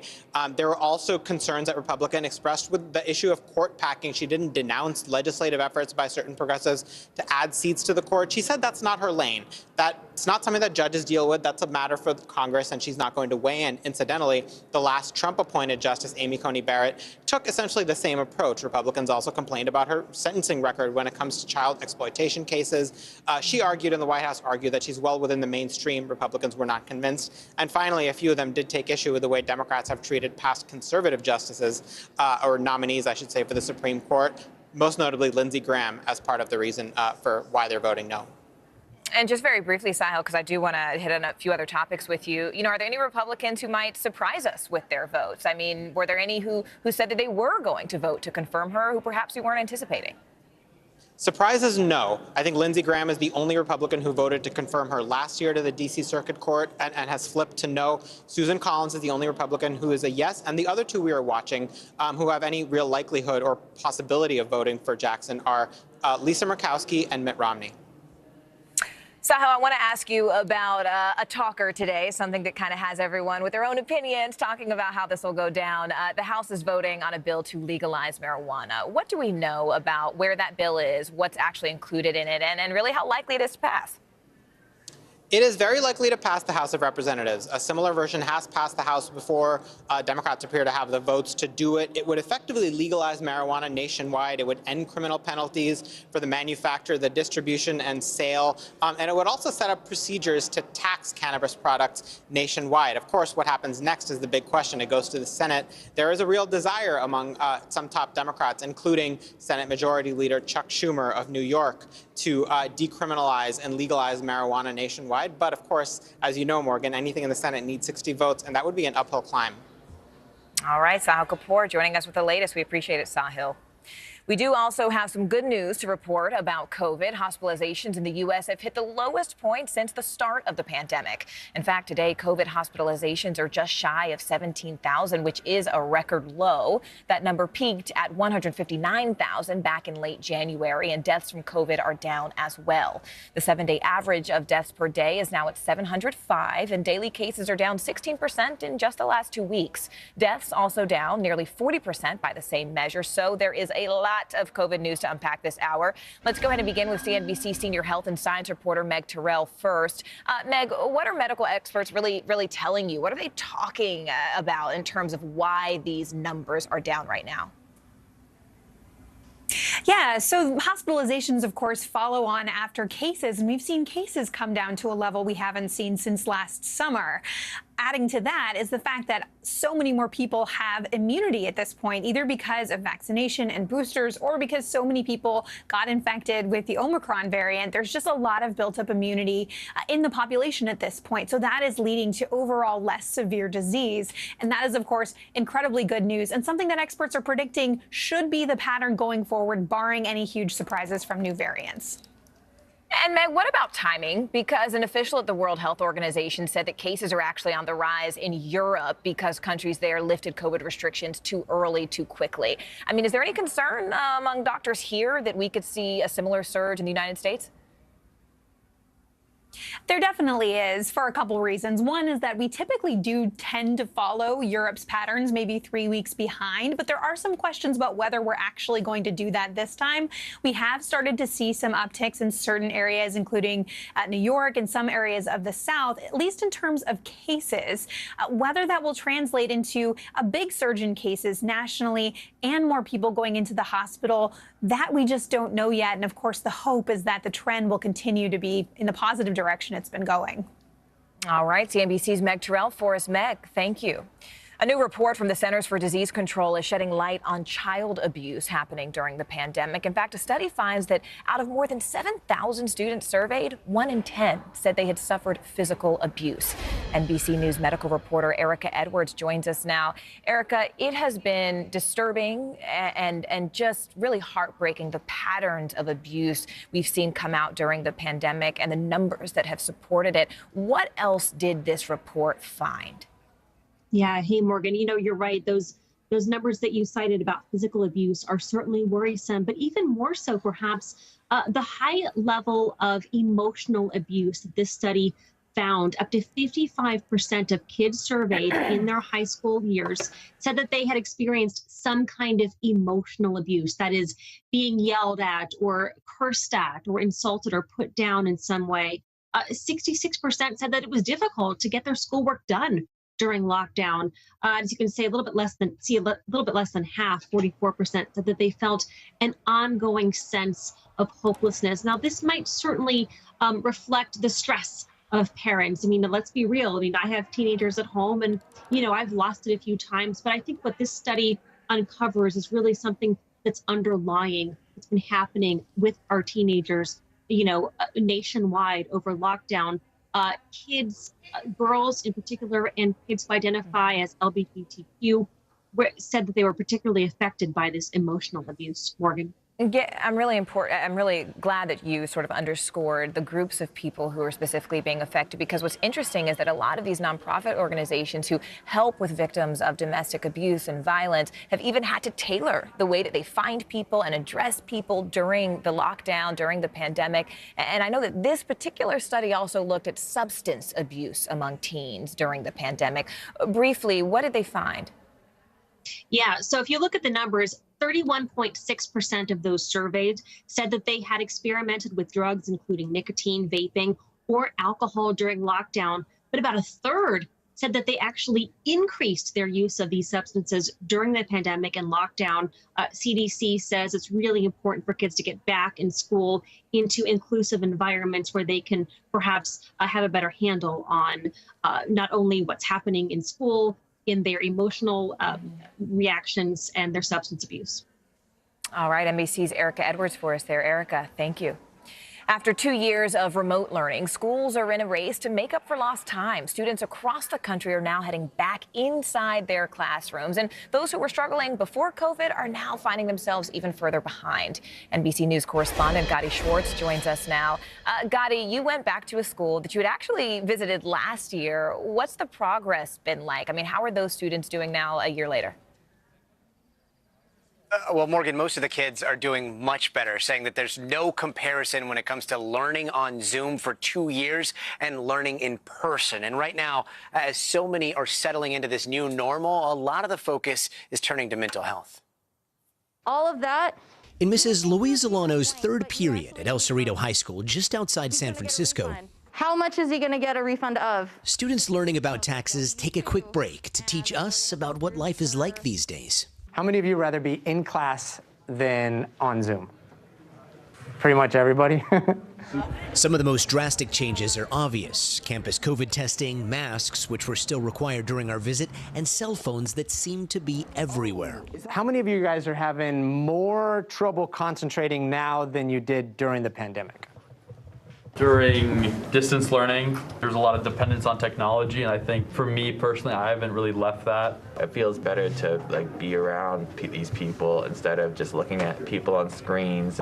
And educators say that face-to-face instruction is critical as they try to close a 2-year learning gap that disproportionately impacted already struggling students. The gap just got wider and deeper, and we've been trying to get out of it, and it's just harder now. Test scores show those lagging behind their peers before the pandemic were pushed even further back. We first visited El Cerrito a year ago. It's really hard. Back then, Nayeli Camarillo was helping her parents make ends meet, working late into the night and cleaning houses during the day while listening to her classes on Zoom. She was about to give up hope for college, but thanks to family and some of our viewers, she's now enrolled studying interior design. Now that I'm in college, I know I'm doing my dream that I wanted. The principal here says the focus has been on students' academics and mental health, but these days she worries a lot about the teachers too. You have a mental health center here, and it's not just for students now. Some of the teachers are also going? This year, because our teachers were going through so much stress, and they felt guilty and shameful about it, we ended up taking teachers in our mental health clinics. And you literally... It's a kind of help teachers like Mrs. Alano say should be available to every educator. It was bad. I was struggling to get out of bed, to even try to connect with my kids. I felt like I lost my identity. Now the new normal, trying to balance learning, mental health, and the well-being of students and teachers. So, Gotti, it seems like, of course, these kids are happy to be back in person with their friends and their teachers. But besides just showing up to the classroom, I mean, what are schools doing to actually tailor that learning process so that they can make up for lost time? Look, the thing that I love about El Cerrito High School is that the principal there she's so realistic. Right now, she says it's almost too early to talk about catching everybody up with the standardized tests and everything because they still have to reestablish a baseline. And in some cases, that means starting from scratch with basic things like socialization and overcoming a lot of the problems that came with so much isolation. They say that before they can even talk about returning to those rigorous tests and expecting to close that massive learning gap, first they have to make sure that their students and most importantly their teachers are back on solid ground. Perfect example of that, cell phones. Before the pandemic, the teachers were on those kids, put your cell phones away, put your cell phones away. They came back almost addicted to these cell phones. So now they're approaching it like, look, in college, you're going to have your cell phone. If you're going to miss out on some of this lesson because you're on your cell phone, that's on you. So for now, they're a lot more lax on things like cell phones because they say that the material and making sure that everybody is on solid ground and not fighting all the time is most important to them at this point. Morgan, I love to hear that. Super interesting, and kudos to that principal. Gotti Schwartz, thanks so much. We really appreciate it. So the big question, did the Academy ask Will Smith to leave the Oscars after he slapped Chris Rock? Well, there are conflicting reports about just how the organization responded after that confrontation on your screen happened on live television in front of millions of people. NBC's Miguel Almaguer has the latest. As the review of that Oscar slap heats up in Los Angeles, here in Boston, Chris Rock took to the stage again. He's still not sharing many details, but we are learning more. Overnight, Chris Rock in the spotlight again at his latest round of shows in Boston. According to People magazine, the comedian shut down an audience member who cursed Will Smith last night. Overall, Rock has largely avoided talking about the slap by Smith, sticking to jokes and video emerging from his first show after the incident. How was your weekend? It comes amid conflicting reports over how the shocking incident was handled by the Academy. Will Smith just smacked out of me. A day after the Board of Governors said in a statement, Mr. Smith was asked to leave the ceremony and refused. A source at the award show tells NBC News the official decision came from one of the show's producers, who ultimately asked the actor to stay. They were saying, you know, this is battery was the word they used in that moment. Oscar broadcast producer Will Packer telling ABC News he was there when LAPD officers asked Chris Rock about pressing charges. They said, we will go get him. We are prepared. We're prepared to get him right now. You can press charges. We can arrest him. And they said, you know, would you like us to take any action? And he said no. He said no.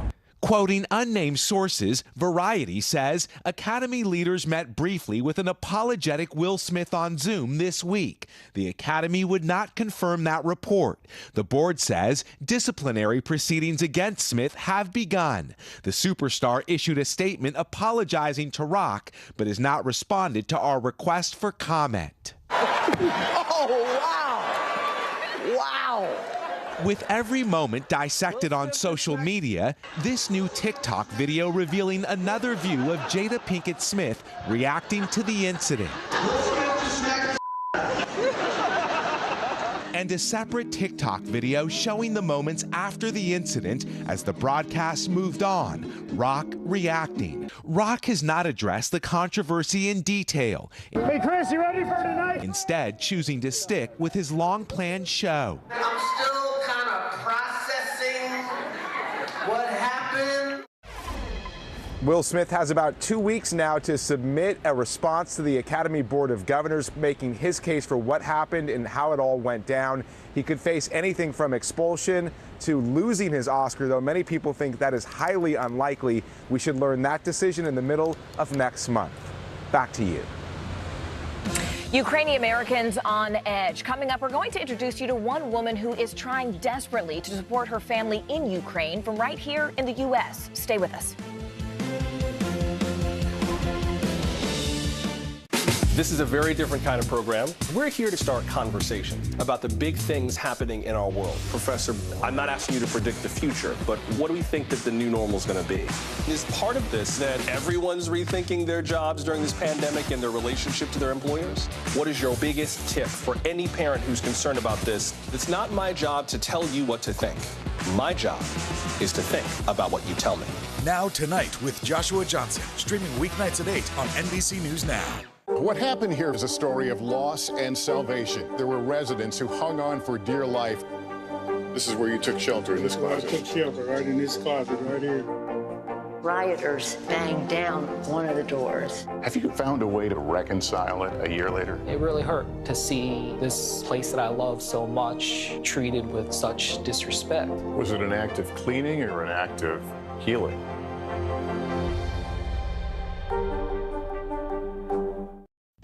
Making news right now, jurors are hearing closing arguments in the trial of 4 men accused of plotting to kidnap Michigan Governor Gretchen Whitmer. Now, all of them are charged with conspiracy, and 3 of them face additional charges involving weapons.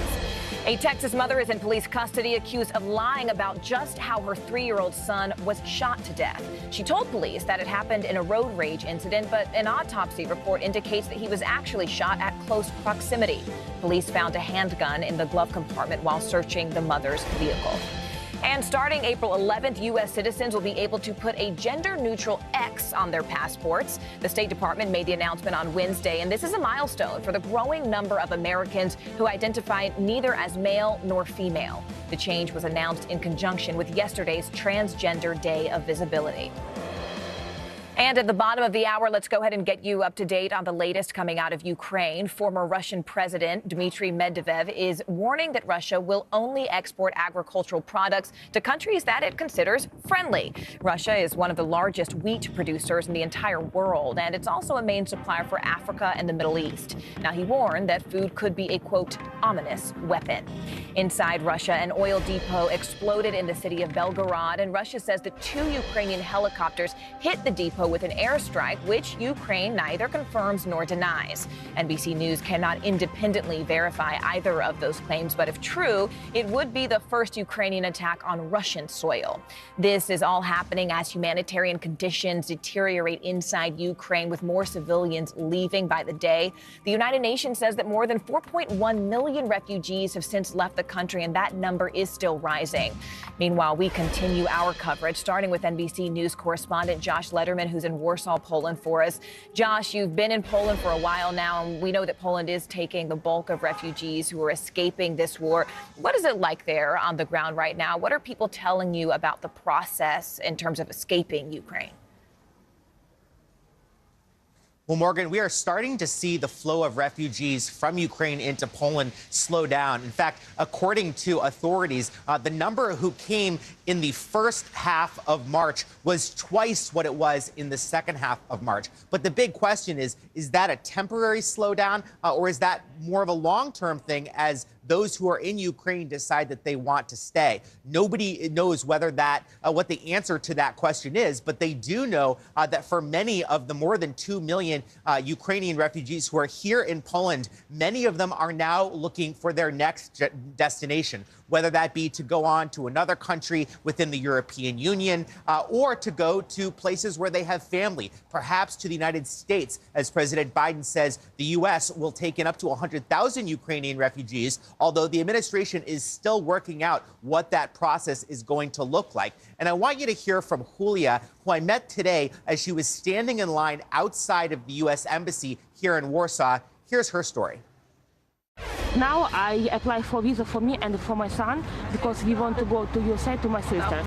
Now my son's still in Ukraine because now he is 6 years old.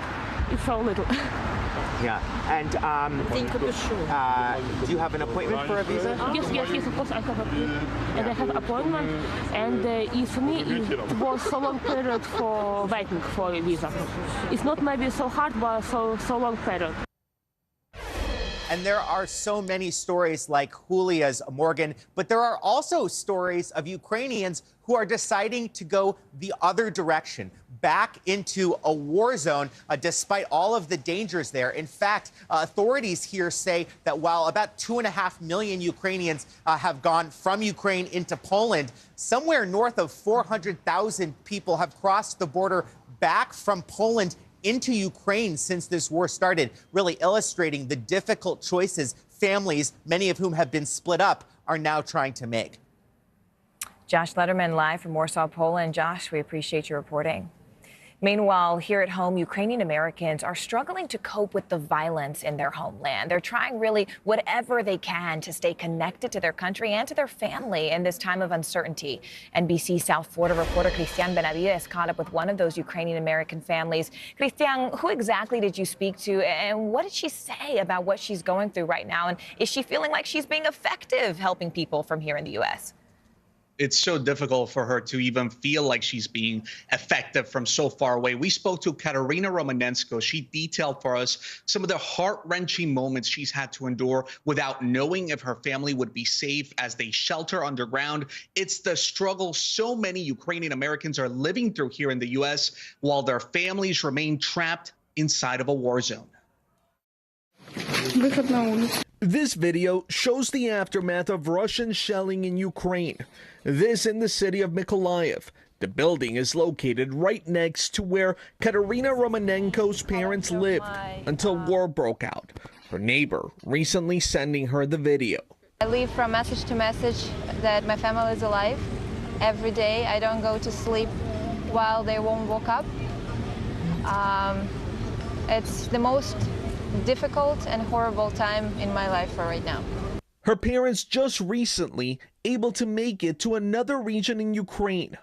Her brother lived in Kharkiv. He, his wife, and 6-year-old son also escaped, running while under fire. Their apartment bombed. Most of their possessions now gone. And luckily, they've been successfully escaped under attack. And they're right now hiding, so I don't even know where they physically, like the physical address where they are. But every night she waits for a text or a call, or if she's really lucky, a video like this one from her parents. Katerina translated for us. We are alive. Everything is okay. Don't worry. We keep holding on. We will win and everything will be okay. I will hug and kiss you. All will be well, my dear kids. Katerina's raised about $10,000 on a GoFundMe page for her family. She tells me because she can't be there to support them physically, at least she's trying to support them financially as they try to survive day after day. Each day, Katerina waits for more pictures from her family, like this one, her young nephew watching cartoons inside an underground bunker. It's really hard to be here, be safe, and to know that all your family, what you have, everything, they're still there. And unfortunately, I cannot do anything. Katerina is hopeful her family will eventually make it into the U.S. as refugees. As you heard in the piece, her brother's family, already lost their home, losing most of their possessions due to the war. Back to you, Morgan. Just an incredibly difficult story. Christian Benavides, thank you so much for bringing it to us. Ukraine's capital city has been in Russia's crosshairs since the start of that invasion. And so far, Ukrainian forces have fiercely fought to defend Kyiv with enormous sacrifice, particularly in the suburbs. Sky News correspondent Alex Crawford reports from Irpin, which is just outside the capital. Irpin is still far from safe, and we were taken into the town at speed with armed guards. This is the closest the Russians got to the capital, just a few kilometers away, and this is where they fought some of their most savage street battles. The fighting and bombing went on for more than a month. In parts of the town, there's hardly a building or home which is untouched. Ukrainian soldiers are still very much on red alert here. We're waved through, but they're extremely worried about any mines or traps the Russians may have left behind. And this is what is left of much of Irpin. What terror must have been felt by those living in these apartment blocks as shell after shell came raining in, mortar after mortar and heavy artillery. The place is littered with unexploded ordnance, in playgrounds, in residential forecourts. Nowhere was off limits and there was no mercy shown for Irpin's residents. People obviously tried to pack their cars to try and get out of here as the shelling came in, and you can see the place is strewn with belongings as they tried to get out, but the shells were coming in and hitting even the vehicles as they tried to escape. They're still retrieving the many dead here. The exact numbers who died will take some time to confirm, with survivors talking of burying relatives and friends in the parks and playgrounds during the month-long bombardment. Ukrainian forces were not meant to be able to do this, drive back their much more powerful enemy, but they fought fantastically hard. Irpin has turned out to be one of the pivotal battles of the war so far, but whatever constitutes victory here has come with huge sacrifices. You see quite heavy casualties that Russian troops have committed. You see the facts of atrocities, usage of prohibited weaponry against of civilian population, and our national police is documenting and collecting every piece of evidence to bring them to justice. It's a wonder any of these people are still alive, and the last few to be brought out showed terrible signs of suffering and pain. Have you got an apple, he asks us. He looks very gaunt, and his feet are in a terrible state.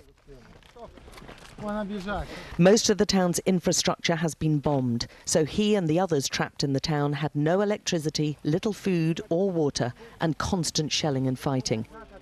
When did you last eat, we asked. 3 days ago, comes the reply. We found a few hardy residents who've managed to stick it out through the very worst. This is just terrible, Sergei tells us. All that's happened here is just barbaric.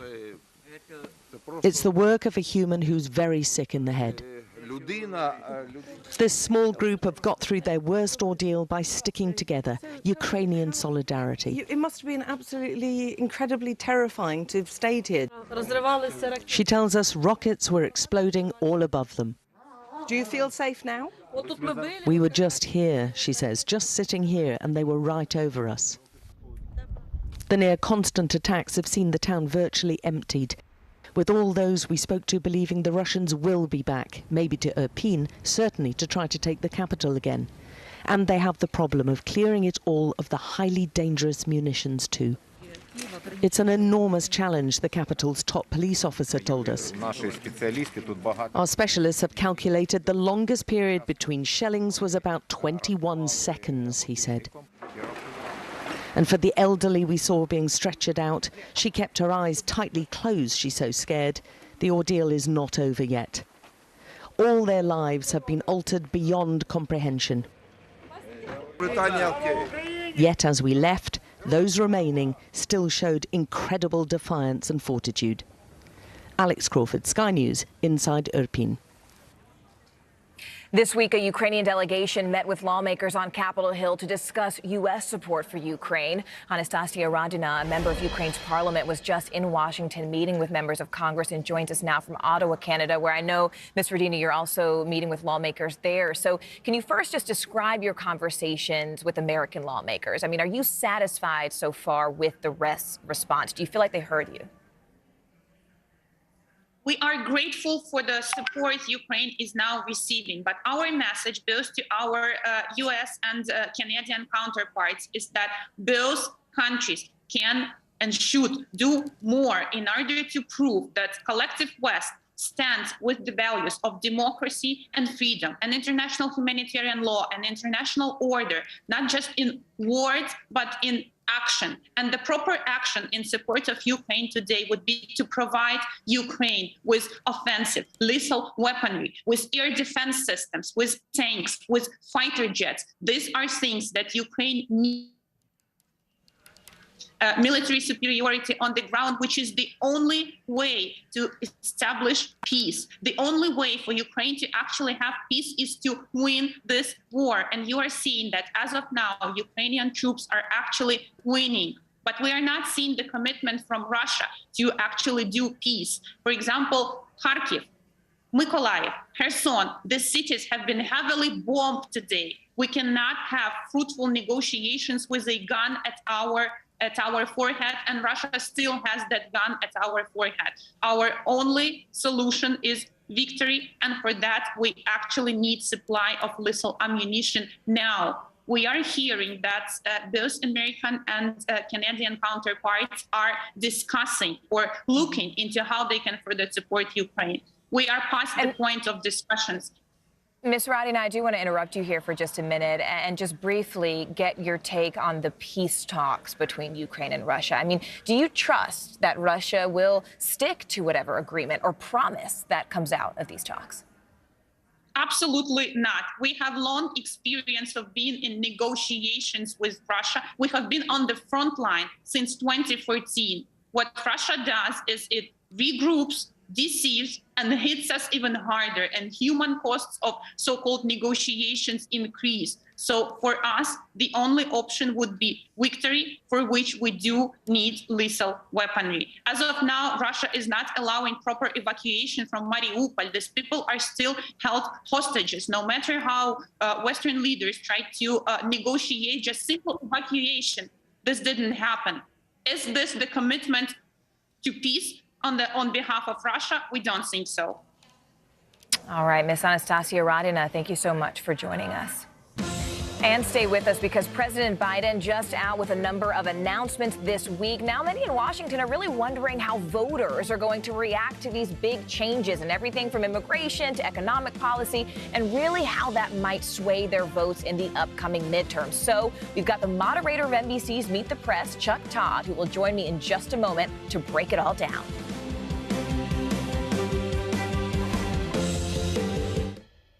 Sometimes the news can be difficult and overwhelming for kids to understand. Ukraine and Russia. Could you help me understand what's going on? So to help make sense of it, we've created a newscast just for them. We hope your family will watch Nightly News Kids Edition. There were residents who hung on for dear life. I've heard people say the town is gone. Do you see it that way? Absolutely not. We've lost some houses, but our community's still here.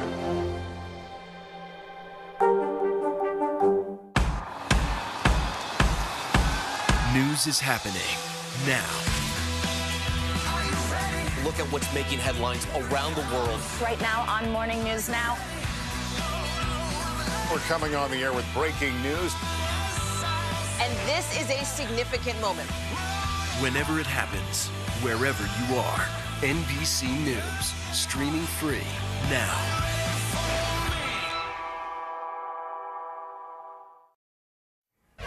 All right, so this week has been full of big political headlines, from President Biden's decision to release oil from the strategic reserve to the White House's plan to end a pandemic order that bars migrants at the border. And all of this could have major implications in terms of who gets to hold onto power in Washington.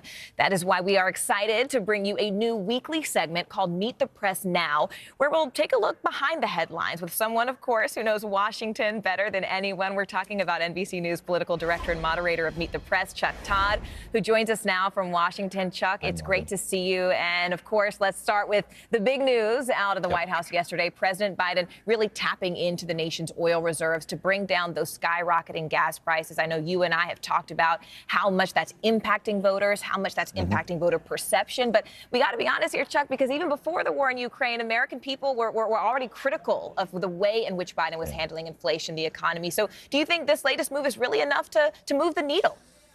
I doubt he's got to get caught trying. I doubt it's enough to move the needle, right? Both things can be true. And at the end of the day, I don't know if just releasing an extra 1 million barrels of oil a day. And look, other Western countries are also releasing oil. Like, this is not just a U.S. phenomenon. All the Western democracies, particularly the Western alliance of NATO, as they're trying to punish Russia, they're all dealing with the same issues. Our economy's global. We're not alone with the inflation issue in this country. We're not alone with our supply chain challenges with COVID, and we're not alone with the rising cost of energy, right? This is part of the issue. It's like we can't impact our market in isolation, right? Because it's a global market. So, look, it's a start, but here's the bigger problem, Morgan, is that this is not a 5-month or 6-month issue. This is a 5-year to 10-year issue. Why? The U.S. is trying to get Europe to detach itself from Russian energy. We have promised to backfill, whether it's liquefied natural gas or oil reserves. Okay, well, we're going to have to increase our output in both and our ability to export it. And that's over the next 5 to 10 years as we still need to transition to cleaner energy. So I think this is a first step, but he's going to have to follow it up with a lot more steps, I think. You know, Chuck, another issue that's really starting to boil over with voters, and I'm almost hesitant to ask you about it because I know that you and I can talk about this all day. Title 42. It's the pandemic order, which basically kept many migrants from entering the United States based on pandemic health concerns. But with that policy now ending next month, what does that mean for Democrats, especially those who are in border states and looking to be reelected? Well, look, if you want to know, just read today's Washington Post and see who the first Democrat was to come out against this decision. Mark Kelly, Democratic senator from Arizona, a border state, who's on the ballot in November. He's pretty concerned about this, worried that it happened too quickly. Look, here's the reality. We have a lot of job openings in this country. When do we see more surges at the border? You see it under 2 or 3 different circumstances. Circumstance number 1 can be when the situation, say, in Central America can be very dire environmentally or due to safety concerns. The other time that we see a surge of folks coming to the border are when when our economy's humming and it feels like we're at full employment and we still have job openings in the 8 figures here in this country. So the bottom line is I was talking to Jay Johnson, former Homeland Security Secretary. He was Homeland Security Secretary when these spring, summer surges started. And he's going, hey, I had 500,000 people a month, and I thought that was going to be impossible to deal with the amount of resources he had. We're talking potentially 1 million a month in April or May. But, Morgan, I noticed the White House seemed to indicate if there is a new variant, I wouldn't be surprised if they extend Title 42 another couple of months. Which would have incredible implications for so many asylum seekers sitting there on the U.S.-Mexico border. Chuck, I have to call in a favor, my friend. Give me a hot scoop. What are you guys working on for Meet the Press this Sunday? Well, I could say, obviously, we're going to be focused on the war first. There's no doubt. But we're going to be talking with Hillary Clinton. We haven't heard from her in a while on, this war with the West in some ways, or at least Putin's war with the West, some would argue, began when Hillary Clinton was meeting with his opposition when we saw those protests first spark up in Moscow during the Arab Spring period in 2011. And Putin has pointed to that moment as why he was pushing back, thought that we were seeking regime change then. So very curious to see her take on how Biden's handling things now. Listen, Chuck, I don't mean to take advantage, but I am going to take advantage before I know you have to go do your own show on MSNBC. But I want to ask you about crypto for a second, because Meet the Press Reports is actually just out with its new season, and you took a deep dive into the world of cryptocurrency mining. Tell us, well, what did you learn there? Well, look, a couple things I learned. Number 1, Wyoming wants to be to crypto what Delaware is to corporations, and it looks like the state of Wyoming is well on its way to being that. But to me, the biggest takeaway I got is sort of where is this going in Washington? I had interviews with Cynthia Lummis, a senator from Wyoming, and Elizabeth Warren, who probably needs no description for some viewers, the Democratic senator from Massachusetts. She's a crypto skeptic. Lummis is a crypto evangelist of sorts. Where there is common ground, expect the U.S. dollar to be a digital currency soon. And that's sort of what I came away with. I don't think Bitcoin's going to become a currency anytime soon, but I do think the U.S. dollar may go onto the blockchain. And if you just open up your dollar bills, every one of them has an individual serial number. Putting the U.S. dollar on the blockchain isn't going to be difficult. That's a hot take. You just got a reaction here out of the newsroom here in There you Miami. Chuck Todd, appreciate it. Have Miami, a good show. a home of crypto. Yeah. That's right. You're home. All right. Be sure to catch Chuck this Sunday on Meet the Press on your local NBC station or on Meet the Press Daily weekdays at 1 p.m. Eastern on MSNBC. And the latest episode of Meet the Press Reports on cryptocurrency, as Chuck was just describing, is available right now on Peacock. Go check it out. The global octopus trade is valued at nearly $3 billion. Who knew? Just after the break, why the world's first commercial octopus farm is causing so much controversy. Stay with us.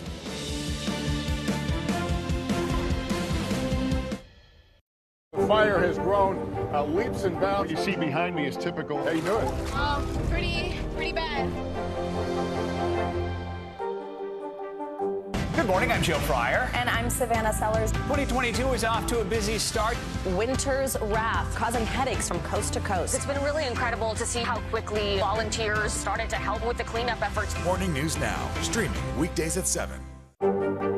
There were residents who hung on for dear life. I've heard people say the town is gone. Do you see it that way? Absolutely not.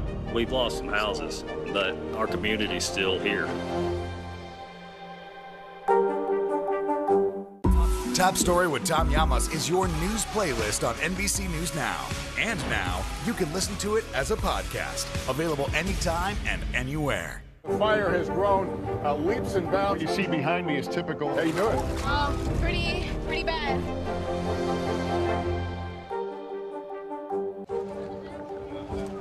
Let's go. This is a critical choke point for this fire.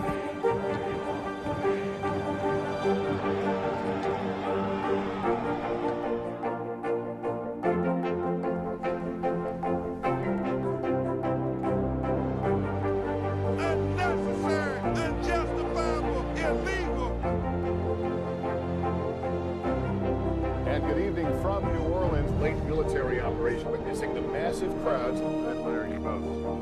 Nice to really spend some time with you. Appreciate it.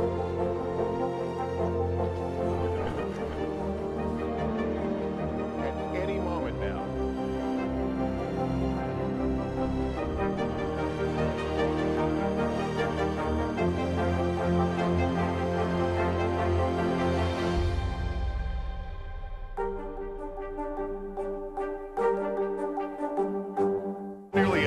Hours after the eye roared ashore.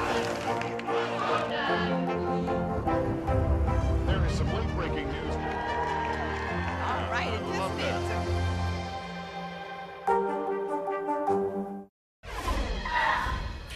A company in Spain is stirring controversy after announcing its plans to open the world's first commercial octopus farm in the Canary Islands. The octopus trade is booming, but research has actually shown the animals to be extremely intelligent. So previous attempts to farm them, well, they haven't gone so well. Our very own Aaron Gilchrist has the story. To eat or not to eat? That is the question, one that's feeding controversy in Europe. Spanish company Nueva Pescanova announced plans to open the world's first commercial octopus farm next year. For the animal rights activists defending this particular mollusk, farming is downright cruel. There is no excuse for confining complex, intelligent animals to barren, cramped enclosures, only for them to be fully conscious when they are stabbed, when they have their limbs hacked off, when they are dismembered and killed. Ashley Byrne works for PETA, an animal rights organization fighting to stop Nueva Pescanova from opening that farm. The last thing we need is a factory farm where these intelligent, complex individuals are confined to a life of deprivation and misery. Activists like Byrne cite two main reasons for trying to block the octopus farm. First, research has shown octopuses are extremely intelligent creatures. They're capable of opening jars and making use of litter. This octopus made a protective shelter for itself out of 2 pieces of broken glass. And one even broke out of an aquarium in New Zealand, making its way back to the ocean through a drain pipe. But the main reason for the outcry is because previous attempts to farm octopuses have gone terribly wrong. Though never done on a commercial scale, octopus farming has resulted in these animals becoming extremely aggressive, sometimes to the point where they self-mutilate and even eat each other. They're solitary animals. And a lot of times when you want an animal to be raised for farming, you want a lot of them in a relatively small place. And so you can't really keep them happy together. Despite the outrage, the octopus industry is booming. According to the UN, the global octopus trade was valued at $1.3 billion back in 2010. Today, estimates are closer to $3 billion. So what's driving this surge in demand? Many say it's taste. El sabor es increíble, suave. Pepe Larino is a chef at El Pote Español, a Spanish restaurant in New York. He was born and raised in Galicia, Spain, where octopus is the signature dish. He says octopus is more than just food where he comes from. It's a delicacy that's part of his people's culture. But PETA isn't buying it. Culture is never an excuse for cruelty. Causing unnecessary suffering is wrong, regardless of where it's taking place. Me gustaría que se críen en el campo y que viva con libertad. ¿Qué puedes hacer? Pues protestar, sí, y todo, pero ¿qué comemos? Nueva Pescanova insists it has been able to reduce stress on octopuses in its trial farms. A spokesperson told Reuters aggression among individuals is eliminated and that they found no cannibalistic behavior. For now, the farm is still slated to open in 2023, but activists around the world are still trying to get their arms around protecting these animals. I'm Morgan Radford, and we so appreciate you being with us this hour. Your news continues right now. Breaking news first on NBC News Now. Ukraine accusing Russia of preventing supplies from getting to civilians. We'll tell you about the devastating toll it's taking on those who are left behind as new airstrikes target Mariupol. And relief on the way. President Biden announcing that he'll tap into America's oil reserve, the impact it's expected to have on gas prices. Plus, shown the door, conflicting reports over whether Will Smith was actually asked to leave the Oscars after slapping Chris Rock. We'll tell you about the new controversy that has the Academy caught in the middle. And eating smart. Some think they're delicious, but others say that octopi are actually too intelligent to be food. Up next, the growing push to rethink what's on your plate.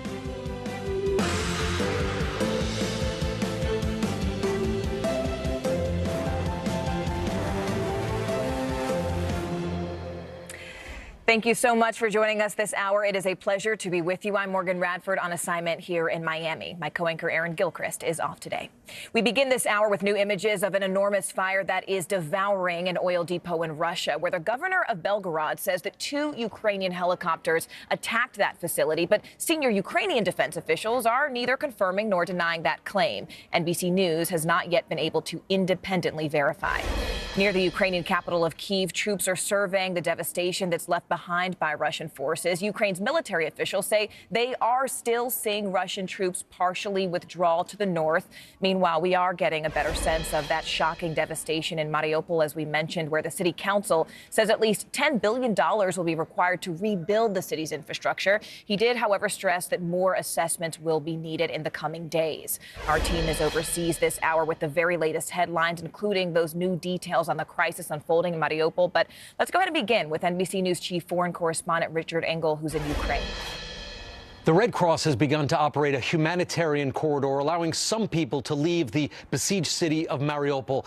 The aid organization, however, was not allowed to bring aid into the city, and there are concerns here that this corridor, this lifeline to Mariupol, could collapse like so many other efforts to bring relief to the city. Hope and anxiety this morning for some 100,000 Ukrainians trapped in the city of Mariupol. Ukrainian officials accused Russia of blocking and stealing humanitarian aid in the city, frustrating repeated attempts to open a safe passage for supplies to get in and residents to leave. Russian troops have flattened entire blocks in Mariupol, cut off food, water, and fuel. And in a tactic Russia often used in Syria, the Russians have denied residents health care by destroying hospitals and clinics, including, Ukraine says, this Red Cross shelter. But Russia's brutal advances suffered numerous setbacks, many of them self-inflicted, and some just reckless. A statement from Ukraine's state nuclear company says 2 columns of Russian troops left the Chernobyl nuclear disaster site, still highly radioactive from the 1986 meltdown. The company said the Russians left after digging trenches into the contaminated soil and receiving significant doses of radiation. Reuters quoted workers at the plant saying some soldiers didn't even know they were in a radiation zone, describing their behavior as suicidal. The Russian military, which took over Chernobyl early in the war, has said radiation levels have remained within a normal range. But is President Putin even being told about the missteps?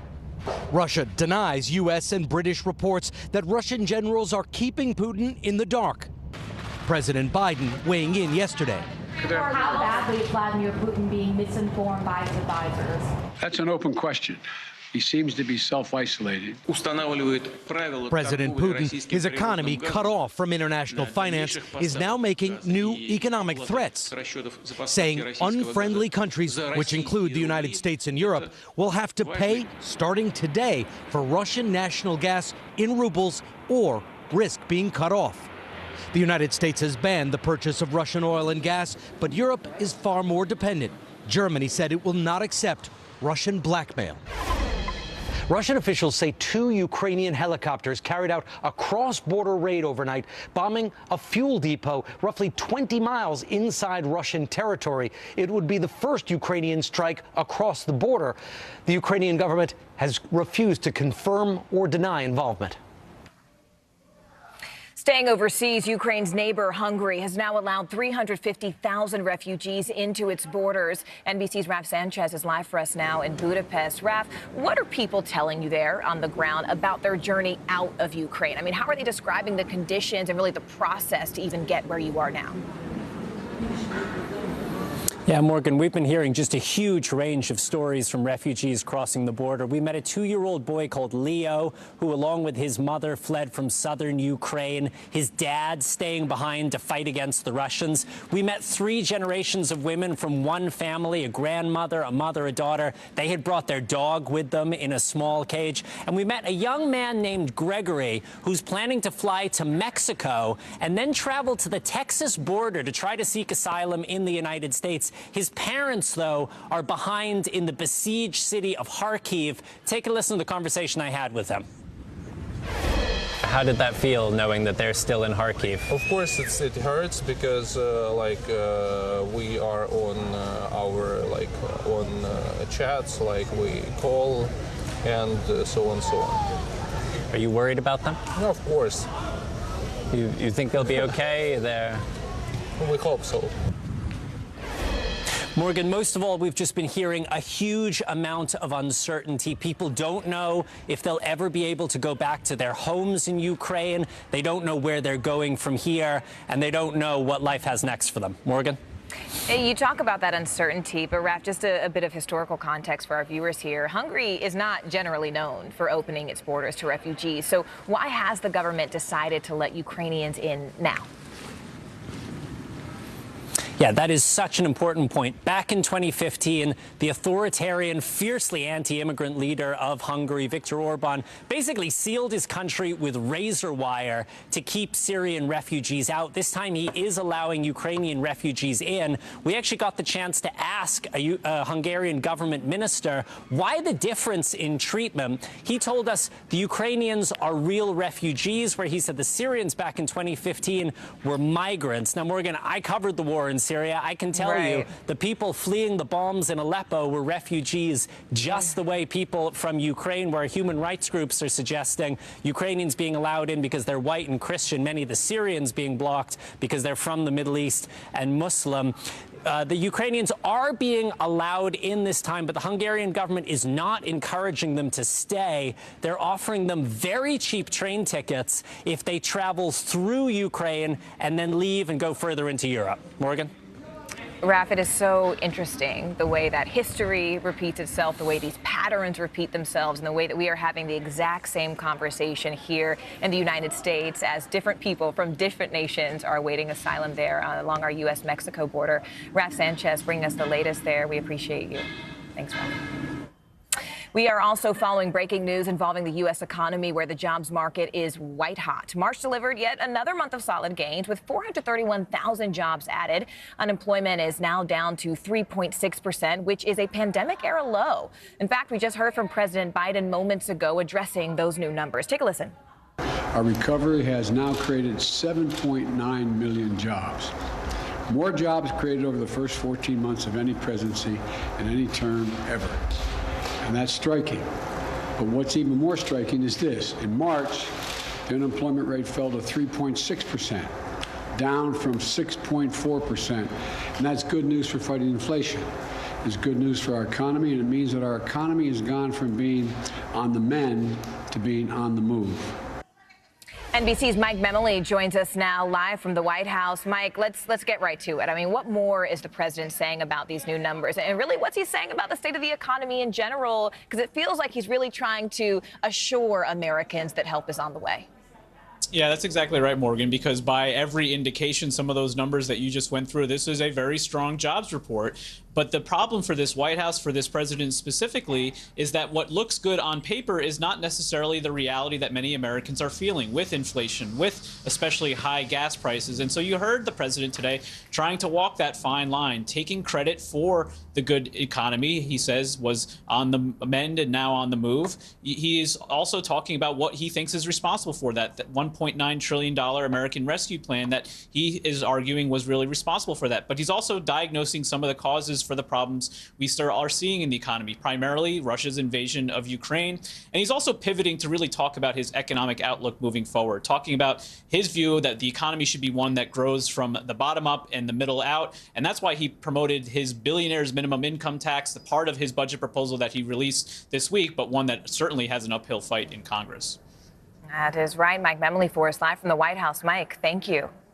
Drivers across America are anticipating just how much gas prices may drop now that President Biden, as Mike just mentioned, has opened up reserves. AAA says the national average for a gallon of regular gas today is $4.22, but some states are seeing the numbers remain much, much higher. NBC News correspondent Tom Costello explains why. Yeah, hey, their gas prices had already been on the rise because of post-pandemic economic activity, inflation, Russia's invasion of Ukraine, and the sanctions on Russian oil. Now the White House is hoping to offset some of that by tapping into the nation's petroleum reserves in a big way. But it's also wanting to take steps to pave the way to a more fuel-efficient future. Even with prices at the pump slowly starting to decline, the cost of fuel is still taking a major toll on our collective wallets. Now the administration will make a record tap into the nation's strategic petroleum reserve, releasing 1 million barrels per day, 180 million over the next 6 months. Bottom line is, if we want lower gas prices, we need to have a more oil supply right now. Right now, the national average for a gallon of unleaded is hovering around $4.22, even higher in some places like California, nearly $6 a gallon, up more than 60 cents nationally from last month, $1.35 higher from last year. As the nation prepares to switch to costlier summer-grade gasoline next month, experts say tapping the reserves could provide some relief with a major caveat. The national average could spend most of the summer under $4 a gallon, so long as the situation between Russia and Ukraine does not significantly escalate. For delivery drivers like Osman Malcolm in Chicago, where it's $4.84 a gallon, relief cannot come soon enough. These gas prices are way out of control. Malcolm says he spends about 12 hours a day in his car just to make enough tips to offset the price of filling up every day. As soon as I open the car door, I just spent $120. And it's sad because it really hurts. The White House also calling on Congress to make companies sitting on unused wells on public lands either use those resources or pay a fine. It's likely to face opposition in Washington and from corporations. The administration likely to roll out new fuel economy standards today, requiring 2026 model year vehicles to get an average of 49 miles to the gallon, nearly 10 miles per gallon better than last year's models. The president also invoking the Defense Production Act to encourage domestic production of materials used in electric vehicle batteries. But weaning off fossil fuels will take time. Until then, your best bet may be slowing down. Even a 5 or 10 mile an hour decrease in speed can boost fuel efficiency anywhere from 10 to 20%. Again, tapping the reserves is a temporary fix. To put things into perspective, the U.S. consumes about 20 million barrels a day. By the way, I spoke with an analyst who says we'll probably see a 10-cent drop nationally, 20 cents in California. But beyond that, the big question is how long the world has to wait before there's a replacement for the Russian oil that's come off the market. Back to you. Let's go to D.C. now, where the Senate is set to vote next week to confirm Judge Ketanji Brown Jackson to the Supreme Court. But a number of Republicans are sharing why they will not support her, even though they do agree that she is qualified. NBC News senior national political reporter Sahil Kapoor joins us now. Sahil, we watched, with bated breath as those very tense exchanges happened between Republican senators on that Senate Judiciary Committee and Judge Jackson. Now they're saying why they still won't support her. What are some of those main reasons that some of those Republican senators are giving? Well, Morgan, it was always clear that the vast majority of Republicans were going to oppose Judge Jackson for the Supreme Court, and now we're seeing them come out in droves, put out their statements, take to the Senate floor and explain their opposition, and a few familiar arguments stand out here. The first is judicial philosophy. Republicans say they want any nominee to the Supreme Court to fully embrace the conservative philosophies of originalism and textualism. These are constitutional frameworks that have a very rigorous and narrow and limited view of what the Constitution authorizes. Jackson did give a nod to originalism and said the meaning of the Constitution is fixed, but that she does believe the words have to be applied to modern day. There were also concerns that Republicans expressed with the issue of court packing. She didn't denounce legislative efforts by certain progressives to add seats to the court. She said that's not her lane. That's not something that judges deal with. That's a matter for Congress, and she's not going to weigh in. Incidentally, the last Trump-appointed Justice Amy Coney Barrett took essentially the same approach. Republicans also complained about her sentencing record when it comes to child exploitation cases. She argued, and the White House argued, that she's well within the mainstream. Republicans were not convinced. And finally, a few of them did take issue with the way Democrats have treated past conservative justices, or nominees, I should say, for the Supreme Court, most notably Lindsey Graham, as part of the reason for why they're voting no. And just very briefly, Sahil, because I do want to hit on a few other topics with you. Are there any Republicans who might surprise us with their votes? I mean, were there any who said that they were going to vote to confirm her, who perhaps we weren't anticipating? Surprises, no. I think Lindsey Graham is the only Republican who voted to confirm her last year to the D.C. Circuit Court and has flipped to no. Susan Collins is the only Republican who is a yes. And the other two we are watching who have any real likelihood or possibility of voting for Jackson are Lisa Murkowski and Mitt Romney. Sahil, I want to ask you about a talker today, something that kind of has everyone with their own opinions talking about how this will go down. The House is voting on a bill to legalize marijuana. What do we know about where that bill is, what's actually included in it, and really how likely it is to pass? It is very likely to pass the House of Representatives. A similar version has passed the House before. Democrats appear to have the votes to do it. It would effectively legalize marijuana nationwide. It would end criminal penalties for the manufacture, the distribution, and sale. And it would also set up procedures to tax cannabis products nationwide. Of course, what happens next is the big question. It goes to the Senate.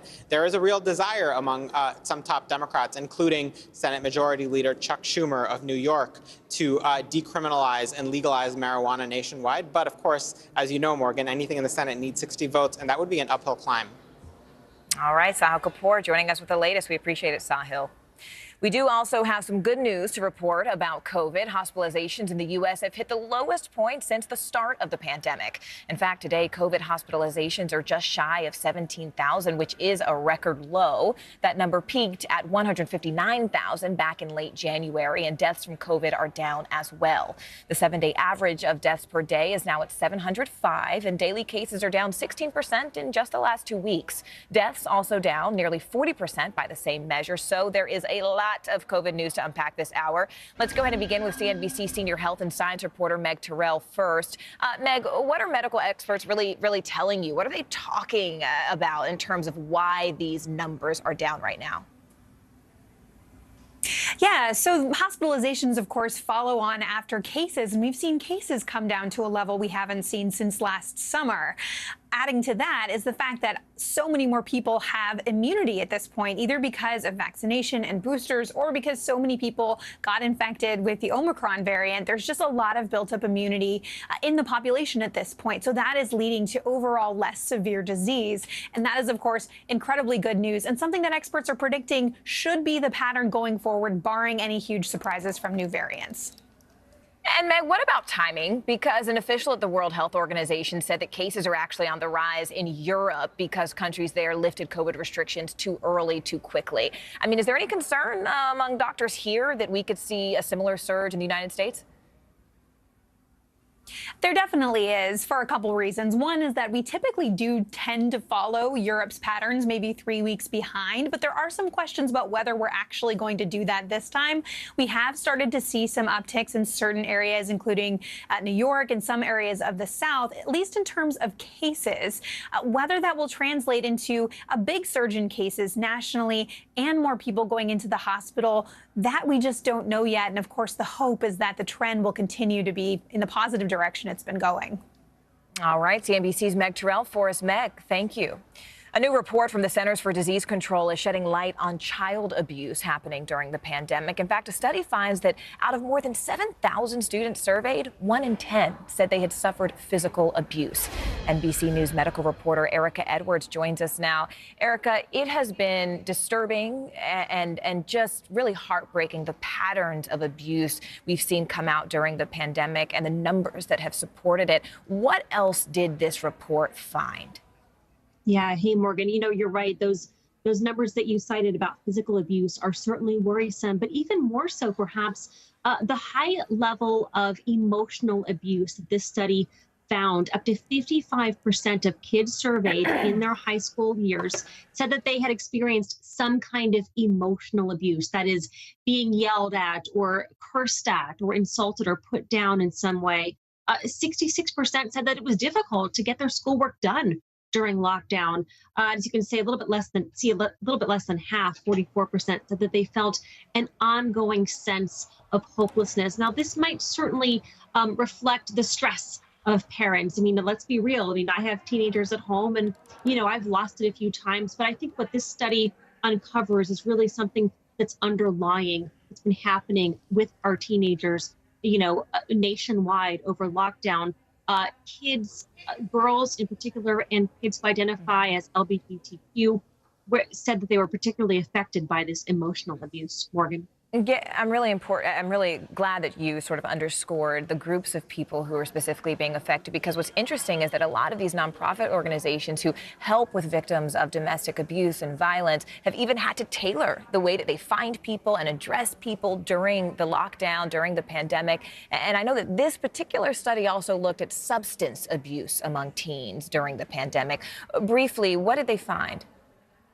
Yeah, so if you look at the numbers, 31.6% of those surveyed said that they had experimented with drugs, including nicotine, vaping, or alcohol during lockdown. But about a third said that they actually increased their use of these substances during the pandemic and lockdown. CDC says it's really important for kids to get back in school into inclusive environments where they can perhaps have a better handle on not only what's happening in school, in their emotional reactions and their substance abuse. All right, NBC's Erica Edwards for us there. Erica, thank you. After 2 years of remote learning, schools are in a race to make up for lost time. Students across the country are now heading back inside their classrooms. And those who were struggling before COVID are now finding themselves even further behind. NBC News correspondent Gadi Schwartz joins us now. Gadi, you went back to a school that you had actually visited last year. What's the progress been like? I mean, how are those students doing now a year later? Well, Morgan, most of the kids are doing much better, saying that there's no comparison when it comes to learning on Zoom for 2 years and learning in person. And right now, as so many are settling into this new normal, a lot of the focus is turning to mental health. All of that. In Mrs. Louise Alano's third period at El Cerrito High School, just outside San Francisco, how much is he going to get a refund of? Students learning about taxes take a quick break to teach us about what life is like these days. How many of you rather be in class than on Zoom? Pretty much everybody. Some of the most drastic changes are obvious. Campus COVID testing, masks, which were still required during our visit, and cell phones that seem to be everywhere. How many of you guys are having more trouble concentrating now than you did during the pandemic? During distance learning, there's a lot of dependence on technology, and I think for me personally, I haven't really left that. It feels better to be around these people instead of just looking at people on screens. And educators say that face-to-face instruction is critical as they try to close a 2-year learning gap that disproportionately impacted already struggling students. The gap just got wider and deeper, and we've been trying to get out of it, and it's just harder now. Test scores show those lagging behind their peers before the pandemic were pushed even further back. We first visited El Cerrito a year ago. It's really hard. Back then, Nayeli Camarillo was helping her parents make ends meet, working late into the night and cleaning houses during the day while listening to her classes on Zoom. She was about to give up hope for college, but thanks to family and some of our viewers, she's now enrolled studying interior design. Now that I'm in college, I know I'm doing my dream that I wanted. The principal here says the focus has been on students' academics and mental health, but these days she worries a lot about the teachers too. You have a mental health center here, and it's not just for students now. Some of the teachers are also going? This year, because our teachers were going through so much stress, and they felt guilty and shameful about it, we ended up taking teachers in our mental health clinics. And you literally... It's a kind of help teachers like Mrs. Alano say should be available to every educator. It was bad. I was struggling to get out of bed, to even try to connect with my kids. I felt like I lost my identity. Now the new normal, trying to balance learning, mental health, and the well-being of students and teachers. So, Gotti, it seems like, of course, these kids are happy to be back in person with their friends and their teachers. But besides just showing up to the classroom, I mean, what are schools doing to actually tailor that learning process so that they can make up for lost time? Look, the thing that I love about El Cerrito High School is that the principal there she's so realistic. Right now, she says it's almost too early to talk about catching everybody up with the standardized tests and everything because they still have to reestablish a baseline. And in some cases, that means starting from scratch with basic things like socialization and overcoming a lot of the problems that came with so much isolation. They say that before they can even talk about returning to those rigorous tests and expecting to close that massive learning gap, first they have to make sure that their students and most importantly their teachers are back on solid ground. Perfect example of that, cell phones. Before the pandemic, the teachers were on those kids, put your cell phones away, put your cell phones away. They came back almost addicted to these cell phones. So now they're approaching it like, look, in college, you're going to have your cell phone. If you're going to miss out on some of this lesson because you're on your cell phone, that's on you. So for now, they're a lot more lax on things like cell phones because they say that the material and making sure that everybody is on solid ground and not fighting all the time is most important to them at this point. Oh, I love to hear that. Super interesting, and kudos to that principal. Gotti Schwartz, thanks so much. We really appreciate it. So the big question, did the Academy ask Will Smith to leave the Oscars after he slapped Chris Rock? Well, there are conflicting reports about just how the organization responded after that confrontation on your screen happened on live television in front of millions of people. NBC's Miguel Almaguer has the latest. As the review of that Oscar slap heats up in Los Angeles, here in Boston, Chris Rock took to the stage again. He's still not sharing many details, but we are learning more. Overnight, Chris Rock in the spotlight again at his latest round of shows in Boston. According to People magazine, the comedian shut down an audience member who cursed Will Smith last night. Overall, Rock has largely avoided talking about the slap by Smith, sticking to jokes and video emerging from his first show after the incident. How was your weekend? It comes amid conflicting reports over how the shocking incident was handled by the Academy. Will Smith just smacked out of me. A day after the Board of Governors said in a statement, Mr. Smith was asked to leave the ceremony and refused. A source at the award show tells NBC News the official decision came from one of the show's producers, who ultimately asked the actor to stay. They were saying, you know, this is battery was the word they used in that moment. Oscar broadcast producer Will Packer telling ABC News he was there when LAPD officers asked Chris Rock about pressing charges. They said, we will go get him. We are prepared. We're prepared to get him right now. You can press charges. We can arrest him. And they said, would you like us to take any action? And he said no. He said no. Quoting unnamed sources, Variety says Academy leaders met briefly with an apologetic Will Smith on Zoom this week. The Academy would not confirm that report. The board says disciplinary proceedings against Smith have begun. The superstar issued a statement apologizing to Rock, but has not responded to our request for comment. Oh, wow. Wow. With every moment dissected on social media, this new TikTok video revealing another view of Jada Pinkett Smith reacting to the incident.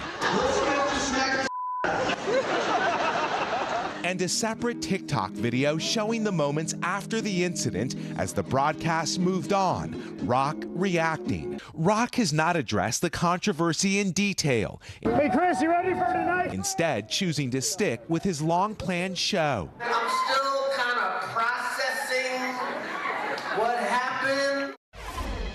Will Smith has about 2 weeks now to submit a response to the Academy Board of Governors, making his case for what happened and how it all went down. He could face anything from expulsion to losing his Oscar, though many people think that is highly unlikely. We should learn that decision in the middle of next month. Back to you. Ukrainian Americans on edge. Coming up, we're going to introduce you to one woman who is trying desperately to support her family in Ukraine from right here in the U.S. Stay with us.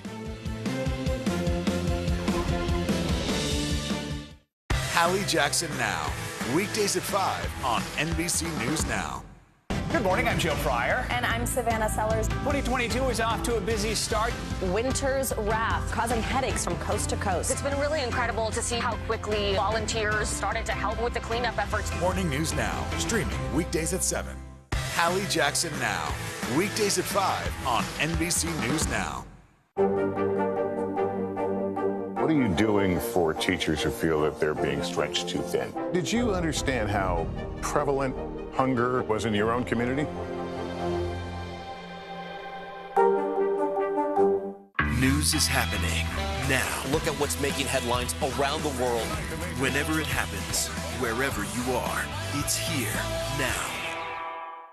Making news right now, jurors are hearing closing arguments in the trial of 4 men accused of plotting to kidnap Michigan Governor Gretchen Whitmer. Now, all of them are charged with conspiracy, and 3 of them face additional charges involving weapons. A Texas mother is in police custody accused of lying about just how her 3-year-old son was shot to death. She told police that it happened in a road rage incident, but an autopsy report indicates that he was actually shot at close proximity. Police found a handgun in the glove compartment while searching the mother's vehicle. And starting April 11th, U.S. citizens will be able to put a gender-neutral X on their passports. The State Department made the announcement on Wednesday, and this is a milestone for the growing number of Americans who identify neither as male nor female. The change was announced in conjunction with yesterday's Transgender Day of Visibility. And at the bottom of the hour, let's go ahead and get you up to date on the latest coming out of Ukraine. Former Russian President Dmitry Medvedev is warning that Russia will only export agricultural products to countries that it considers friendly. Russia is one of the largest wheat producers in the entire world, and it's also a main supplier for Africa and the Middle East. Now, he warned that food could be a, quote, ominous weapon. Inside Russia, an oil depot exploded in the city of Belgorod, and Russia says that 2 Ukrainian helicopters hit the depot with an airstrike, which Ukraine neither confirms nor denies. NBC News cannot independently verify either of those claims, but if true, it would be the first Ukrainian attack on Russian soil. This is all happening as humanitarian conditions deteriorate inside Ukraine, with more civilians leaving by the day. The United Nations says that more than 4.1 million refugees have since left the country, and that number is still rising. Meanwhile, we continue our coverage, starting with NBC News correspondent Josh Lederman, who's in Warsaw, Poland, for us. Josh, you've been in Poland for a while now, and we know that Poland is taking the bulk of refugees who are escaping this war. What is it like there on the ground right now? What are people telling you about the process in terms of escaping Ukraine? Well, Morgan, we are starting to see the flow of refugees from Ukraine into Poland slow down. In fact, according to authorities, the number who came in the first half of March was twice what it was in the second half of March. But the big question is that a temporary slowdown or is that more of a long-term thing as those who are in Ukraine decide that they want to stay? Nobody knows whether that what the answer to that question is, but they do know that for many of the more than 2 million Ukrainian refugees who are here in Poland, many of them are now looking for their next destination, whether that be to go on to another country within the European Union or to go to places where they have family, perhaps to the United States. As President Biden says, the U.S. will take in up to 100,000 Ukrainian refugees, although the administration is still working out what that process is going to look like. And I want you to hear from Julia, who I met today as she was standing in line outside of the U.S. Embassy here in Warsaw. Here's her story. Now I apply for visa for me and for my son because we want to go to USA to my sister. Now my son's still in Ukraine because now he's 6 years old. It's so little. Yeah, and do you have an appointment for a visa? Yes, of course I have and I have appointment, and for me it was so long period for waiting for a visa. It's not maybe so hard, but so long period. And there are so many stories like Julia's, Morgan, but there are also stories of Ukrainians who are deciding to go the other direction, back into a war zone, despite all of the dangers there. In fact, authorities here say that while about 2.5 million Ukrainians have gone from Ukraine into Poland, somewhere north of 400,000 people have crossed the border back from Poland into Ukraine since this war started, really illustrating the difficult choices families, many of whom have been split up, are now trying to make. Josh Letterman live from Warsaw, Poland. Josh, we appreciate your reporting. Meanwhile, here at home, Ukrainian Americans are struggling to cope with the violence in their homeland. They're trying really whatever they can to stay connected to their country and to their family in this time of uncertainty. NBC South Florida reporter Christian Benavides caught up with one of those Ukrainian American families. Christian, who exactly did you speak to and what did she say about what she's going through right now? And is she feeling like she's being effective helping people from here in the U.S.? It's so difficult for her to even feel like she's being effective from so far away. We spoke to Katerina Romanenko. She detailed for us some of the heart-wrenching moments she's had to endure without knowing if her family would be safe as they shelter underground. It's the struggle so many Ukrainian Americans are living through here in the U.S. while their families remain trapped inside of a war zone. This video shows the aftermath of Russian shelling in Ukraine. This in the city of Mykolaiv. The building is located right next to where Katerina Romanenko's parents lived until war broke out. Her neighbor recently sending her the video. I live from message to message that my family is alive. Every day I don't go to sleep while they won't wake up. It's the most difficult and horrible time in my life for right now. Her parents just recently able to make it to another region in Ukraine. Her brother lived in Kharkiv. He, his wife, and 6-year-old son also escaped, running while under fire. Their apartment bombed. Most of their possessions now gone. And luckily, they've been successfully escaped under attack. And they're right now hiding, so I don't even know where they physically, like the physical address where they are. But every night she waits for a text or a call, or if she's really lucky, a video like this one from her parents. Katerina translated for us.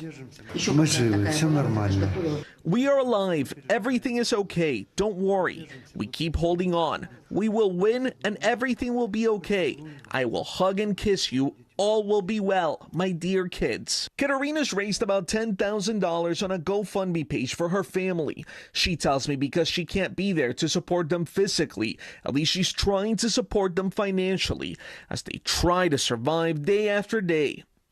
Each day, Katerina waits for more pictures from her family, like this one, her young nephew watching cartoons inside an underground bunker.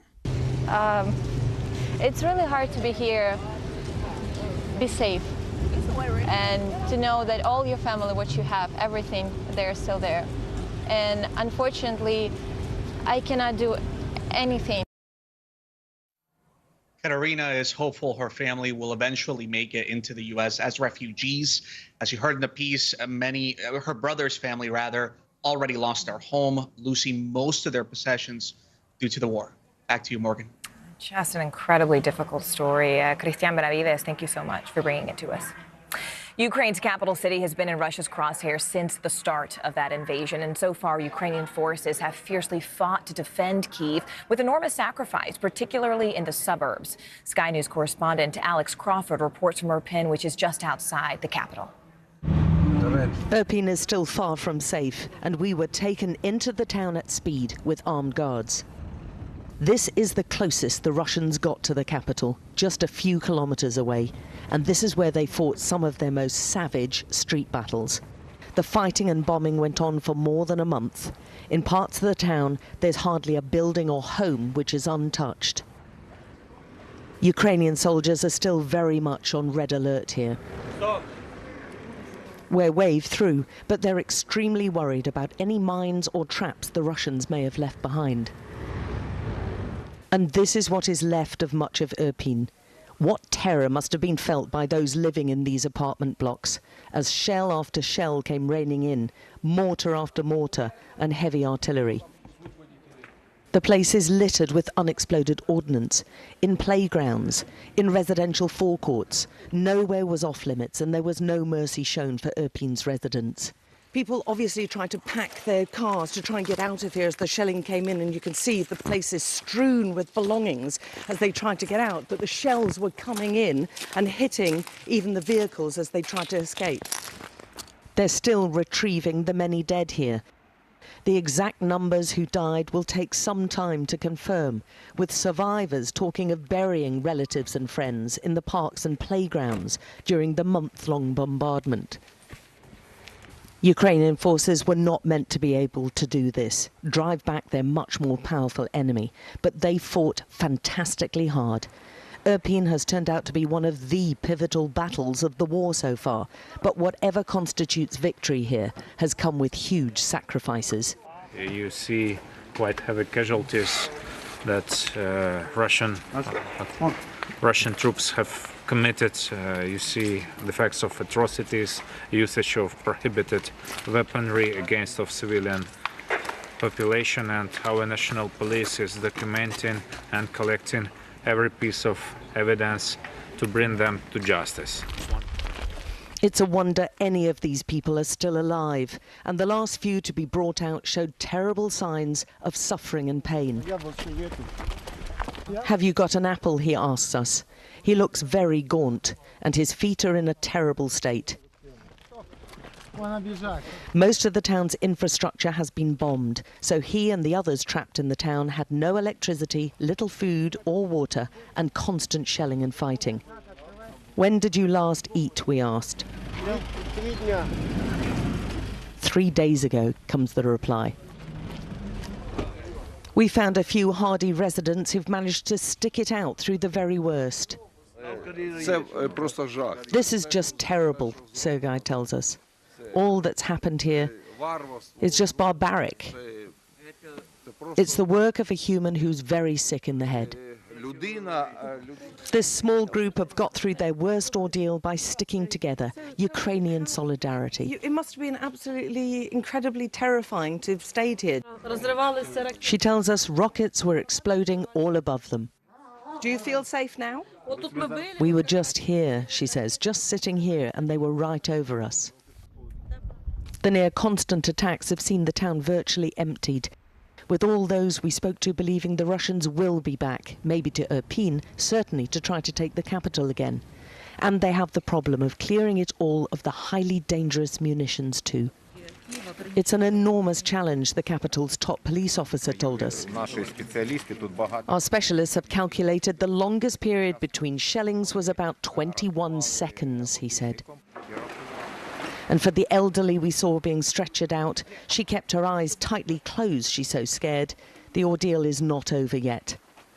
All their lives have been altered beyond comprehension. Yet as we left, those remaining still showed incredible defiance and fortitude. Alex Crawford, Sky News, inside Irpin. This week, a Ukrainian delegation met with lawmakers on Capitol Hill to discuss U.S. support for Ukraine. Anastasia Radina, a member of Ukraine's parliament, was just in Washington meeting with members of Congress and joins us now from Ottawa, Canada, where I know, Ms. Radina, you're also meeting with lawmakers there. So can you first just describe your conversations with American lawmakers? I mean, are you satisfied so far with the response? Do you feel like they heard you? We are grateful for the support Ukraine is now receiving, but our message both to our US and Canadian counterparts is that both countries can and should do more in order to prove that collective West stands with the values of democracy and freedom and international humanitarian law and international order, not just in words, but in action. And the proper action in support of Ukraine today would be to provide Ukraine with offensive, lethal weaponry, with air defense systems, with tanks, with fighter jets. These are things that Ukraine needs. Military superiority on the ground, which is the only way to establish peace. The only way for Ukraine to actually have peace is to win this war. And you are seeing that as of now, Ukrainian troops are actually winning. But we are not seeing the commitment from Russia to actually do peace. For example, Kharkiv, Mykolaiv, Kherson, these cities have been heavily bombed today. We cannot have fruitful negotiations with a gun at our forehead, and Russia still has that gun at our forehead. Our only solution is victory, and for that, we actually need supply of lethal ammunition now. We are hearing that both American and Canadian counterparts are discussing or looking into how they can further support Ukraine. We are past the point of discussions. Ms. Radina, I do want to interrupt you here for just a minute and just briefly get your take on the peace talks between Ukraine and Russia. I mean, do you trust that Russia will stick to whatever agreement or promise that comes out of these talks? Absolutely not. We have long experience of being in negotiations with Russia. We have been on the front line since 2014. What Russia does is it regroups, deceives, and hits us even harder, and human costs of so-called negotiations increase. So for us, the only option would be victory, for which we do need lethal weaponry. As of now, Russia is not allowing proper evacuation from Mariupol. These people are still held hostages, no matter how Western leaders tried to negotiate just simple evacuation. This didn't happen. Is this the commitment to peace on behalf of Russia? We don't think so. All right, Ms. Anastasia Radina, thank you so much for joining us. And stay with us because President Biden just out with a number of announcements this week. Now, many in Washington are really wondering how voters are going to react to these big changes and everything from immigration to economic policy, and really how that might sway their votes in the upcoming midterms. So we've got the moderator of NBC's Meet the Press, Chuck Todd, who will join me in just a moment to break it all down.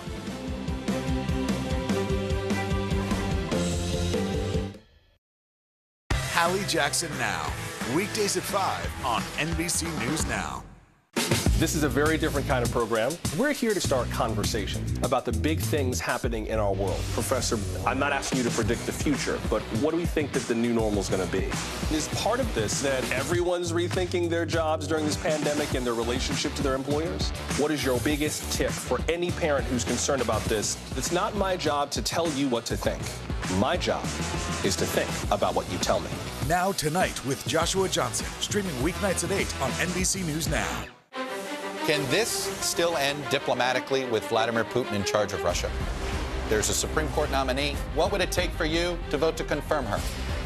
So I guess the question is, can this end with sanctions alone? If it's Sunday, it's Meet the Press.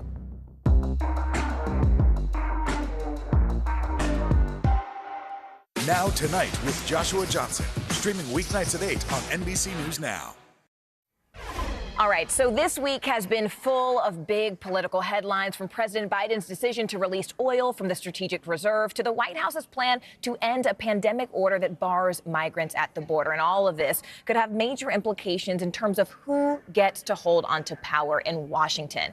That is why we are excited to bring you a new weekly segment called Meet the Press Now, where we'll take a look behind the headlines with someone, of course, who knows Washington better than anyone. We're talking about NBC News political director and moderator of Meet the Press, Chuck Todd, who joins us now from Washington. Chuck, it's great to see you. And of course, let's start with the big news out of the White House yesterday. President Biden really tapping into the nation's oil reserves to bring down those skyrocketing gas prices. I know you and I have talked about how much that's impacting voters, how much that's impacting voter perception. But we got to be honest here, Chuck, because even before the war in Ukraine, American people were already critical of the way in which Biden was handling inflation, the economy. So do you think this latest move is really enough to move the needle?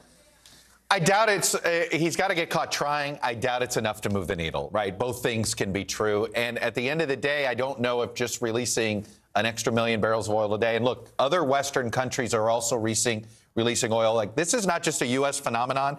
All the Western democracies, particularly the Western alliance of NATO, as they're trying to punish Russia, they're all dealing with the same issues. Our economy's global. We're not alone with the inflation issue in this country. We're not alone with our supply chain challenges with COVID, and we're not alone with the rising cost of energy, right? This is part of the issue. It's like we can't impact our market in isolation, right? Because it's a global market. So, look, it's a start, but here's the bigger problem, Morgan, is that this is not a 5-month or 6-month issue. This is a 5-year to 10-year issue. Why? The U.S. is trying to get Europe to detach itself from Russian energy. We have promised to backfill, whether it's liquefied natural gas or oil reserves. Okay, well, we're going to have to increase our output in both and our ability to export it. And that's over the next 5 to 10 years, as we still need to transition to cleaner energy. So I think this is a first step, but he's going to have to follow it up with a lot more steps, I think.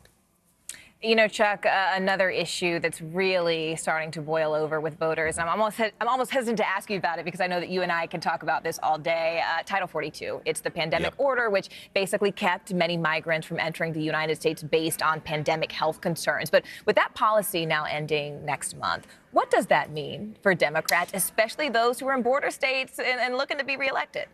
Well, look, if you want to know, just read today's Washington Post and see who the first Democrat was to come out against this decision. Mark Kelly, Democratic senator from Arizona, a border state, who's on the ballot in November. He's pretty concerned about this, worried that it happened too quickly. Look, here's the reality. We have a lot of job openings in this country. When do we see more surges at the border? You see it under 2 or 3 different circumstances. Circumstance number 1 can be when the situation, say, in Central America can be very dire environmentally or due to safety concerns. The other time that we see a surge of folks coming to the border are when when our economy's humming and it feels like we're at full employment and we still have job openings in the 8 figures here in this country. So the bottom line is, I was talking to Jay Johnson, former Homeland Security Secretary. He was Homeland Security Secretary when these spring, summer surges started. And he's going, hey, I had 500,000 people a month, and I thought that was going to be impossible to deal with the amount of resources he had. We're talking potentially 1 million a month in April or May. But, Morgan, I noticed the White House seemed to indicate if there is a new variant, I wouldn't be surprised if they extend Title 42 another couple of months. Which would have incredible implications for so many asylum seekers sitting there on the U.S.-Mexico border. Chuck, I have to call in a favor, my friend. Give me a hot scoop. What are you guys working on for Meet the Press this Sunday? Well, I could say, obviously, we're going to be focused on the war first. There's no doubt. But we're going to be talking with Hillary Clinton. We haven't heard from her in a while on, this war with the West in some ways, or at least Putin's war with the West, some would argue, began when Hillary Clinton was meeting with his opposition when we saw those protests first spark up in Moscow during the Arab Spring period in 2011. And Putin has pointed to that moment as why he was pushing back, thought that we were seeking regime change then. So very curious to see her take on how Biden's handling things now. Listen, Chuck, I don't mean to take advantage, but I am going to take advantage before. I know you have to go do your own show on MSNBC, but I want to ask you about crypto for a second, because Meet the Press Reports is actually just out with its new season, and you took a deep dive into the world of cryptocurrency mining. Tell us, well, what did you learn there? Well, look, a couple things I learned. Number one, Wyoming wants to be to crypto what Delaware is to corporations, and it looks like the state of Wyoming is well on its way to being that. But to me, the biggest takeaway I got is sort of where is this going in Washington? I had interviews with Cynthia Lummis, a senator from Wyoming, and Elizabeth Warren, who probably needs no description for some viewers, the Democratic senator from Massachusetts. She's a crypto skeptic. Lummis is a crypto evangelist of sorts. Where there is common ground, expect the U.S. dollar to be a digital currency soon. And that's sort of what I came away with. I don't think Bitcoin's going to become a currency anytime soon, but I do think the U.S. dollar may go onto the blockchain. And if you just open up your dollar bills, every one of them has an individual serial number. Putting the U.S. dollar on the blockchain isn't going to be difficult. That's a hot take. You just got a reaction here out of the newsroom here in Miami. Chuck Todd, appreciate it. Have Miami, a home of crypto. Yeah. That's right. You're home. All right. Be sure to catch Chuck this Sunday on Meet the Press on your local NBC station, or on Meet the Press Daily weekdays at 1 p.m. Eastern on MSNBC. And the latest episode of Meet the Press Reports on cryptocurrency, as Chuck was just describing, is available right now on Peacock. Go check it out. The global octopus trade is valued at nearly $3 billion. Who knew? Just after the break, why the world's first commercial octopus farm is causing so much controversy. Stay with us.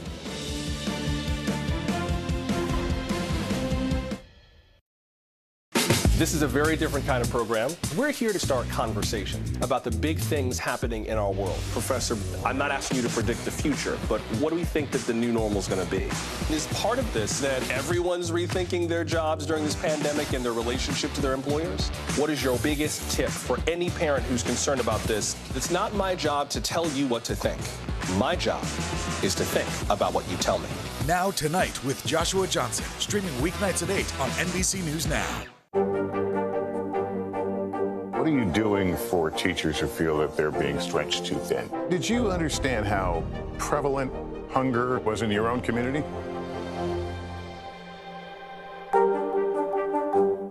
Hold on to your seats. The Thing About Pam is the chart-topping podcast series from Dateline and Keith Morrison. A strange story and a career of strange stories. All episodes are available now, wherever you get your podcasts. Now Tonight with Joshua Johnson, streaming weeknights at 8 on NBC News Now. Live from Ukraine, from Mayfield, Kentucky, from Waukesha, Wisconsin. To cover the news, you have to be in it. This is how so many towns and cities are protecting themselves. You can actually see they're pushing the gates open. I also want to get home. You'll get home. You'll get home. Do you remember any tornado as bad as this one? You look at this and you're thinking, we're not going to have power for weeks, if not months. Exactly. Every night, it's your news playlist. Top Story with Tom Yamas, weeknights at 7 on NBC News Now. News is happening now. Look at what's making headlines around the world. Whenever it happens, wherever you are, it's here now. This is a very different kind of program. We're here to start conversation about the big things happening in our world. Professor, I'm not asking you to predict the future, but what do we think that the new normal is going to be? Is part of this that everyone's rethinking their jobs during this pandemic and their relationship to their employers? What is your biggest tip for any parent who's concerned about this? It's not my job to tell you what to think. My job is to think about what you tell me. Now Tonight with Joshua Johnson, streaming weeknights at 8 on NBC News Now. A company in Spain is stirring controversy after announcing its plans to open the world's first commercial octopus farm in the Canary Islands. The octopus trade is booming, but research has actually shown the animals to be extremely intelligent. So previous attempts to farm them, well, they haven't gone so well. Our very own Aaron Gilchrist has the story. To eat or not to eat? That is the question, one that's feeding controversy in Europe. Spanish company Nueva Pescanova announced plans to open the world's first commercial octopus farm next year. For the animal rights activists defending this particular mollusk, farming is downright cruel. There is no excuse for confining complex, intelligent animals to barren, cramped enclosures, only for them to be fully conscious when they are stabbed, when they have their limbs hacked off, when they are dismembered and killed. Ashley Byrne works for PETA, an animal rights organization fighting to stop Nueva Pescanova from opening that farm. The last thing we need is a factory farm where these intelligent, complex individuals are confined to a life of deprivation and misery. Activists like Byrne cite two main reasons for trying to block the octopus farm. First, research has shown octopuses are extremely intelligent creatures. They're capable of opening jars and making use of litter.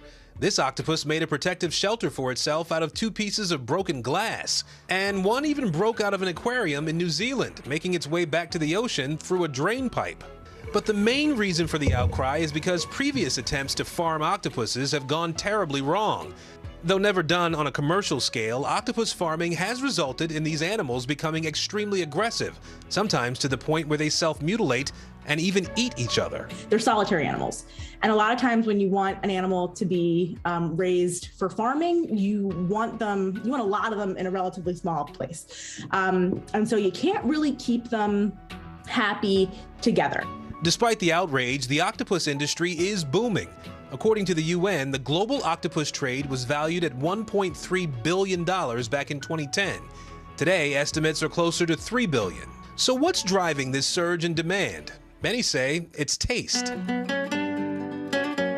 El sabor es increíble, suave. Pepe Larriño is a chef at El Pote Español, a Spanish restaurant in New York. He was born and raised in Galicia, Spain, where octopus is the signature dish. He says octopus is more than just food where he comes from. It's a delicacy that's part of his people's culture. But PETA isn't buying it.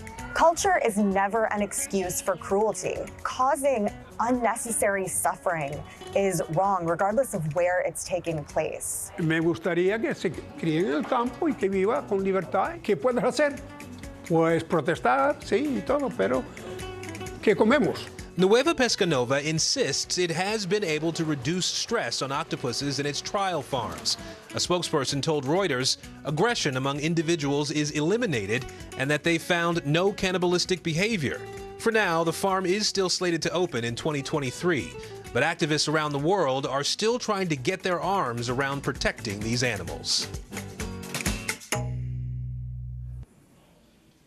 I'm Morgan Radford, and we so appreciate you being with us this hour. Your news continues right now. Breaking news first on NBC News Now. Ukraine accusing Russia of preventing supplies from getting to civilians. We'll tell you about the devastating toll it's taking on those who are left behind as new airstrikes target Mariupol. And relief on the way. President Biden announcing that he'll tap into America's oil reserve, the impact it's expected to have on gas prices. Plus, shown the door, conflicting reports over whether Will Smith was actually asked to leave the Oscars after slapping Chris Rock. We'll tell you about the new controversy that has the Academy caught in the middle.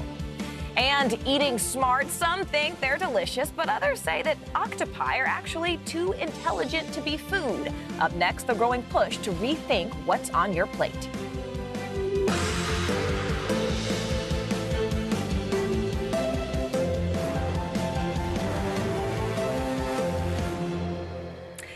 Thank you so much for joining us this hour. It is a pleasure to be with you. I'm Morgan Radford on assignment here in Miami. My co-anchor Aaron Gilchrist is off today.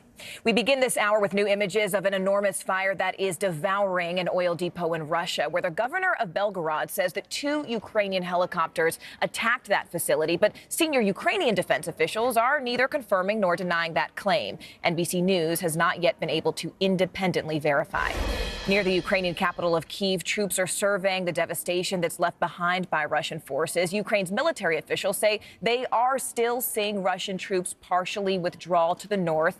Meanwhile, we are getting a better sense of that shocking devastation in Mariupol, as we mentioned, where the city council says at least $10 billion will be required to rebuild the city's infrastructure. He did, however, stress that more assessments will be needed in the coming days. Our team is overseas this hour with the very latest headlines, including those new details on the crisis unfolding in Mariupol. But let's go ahead and begin with NBC News chief foreign correspondent Richard Engel, who's in Ukraine. The Red Cross has begun to operate a humanitarian corridor, allowing some people to leave the besieged city of Mariupol. The aid organization, however, was not allowed to bring aid into the city, and there are concerns here that this corridor, this lifeline to Mariupol, could collapse like so many other efforts to bring relief to the city. Hope and anxiety this morning for some 100,000 Ukrainians trapped in the city of Mariupol. Ukrainian officials accused Russia of blocking and stealing humanitarian aid in the city, frustrating repeated attempts to open a safe passage for supplies to get in and residents to leave. Russian troops have flattened entire blocks in Mariupol, cut off food, water, and fuel.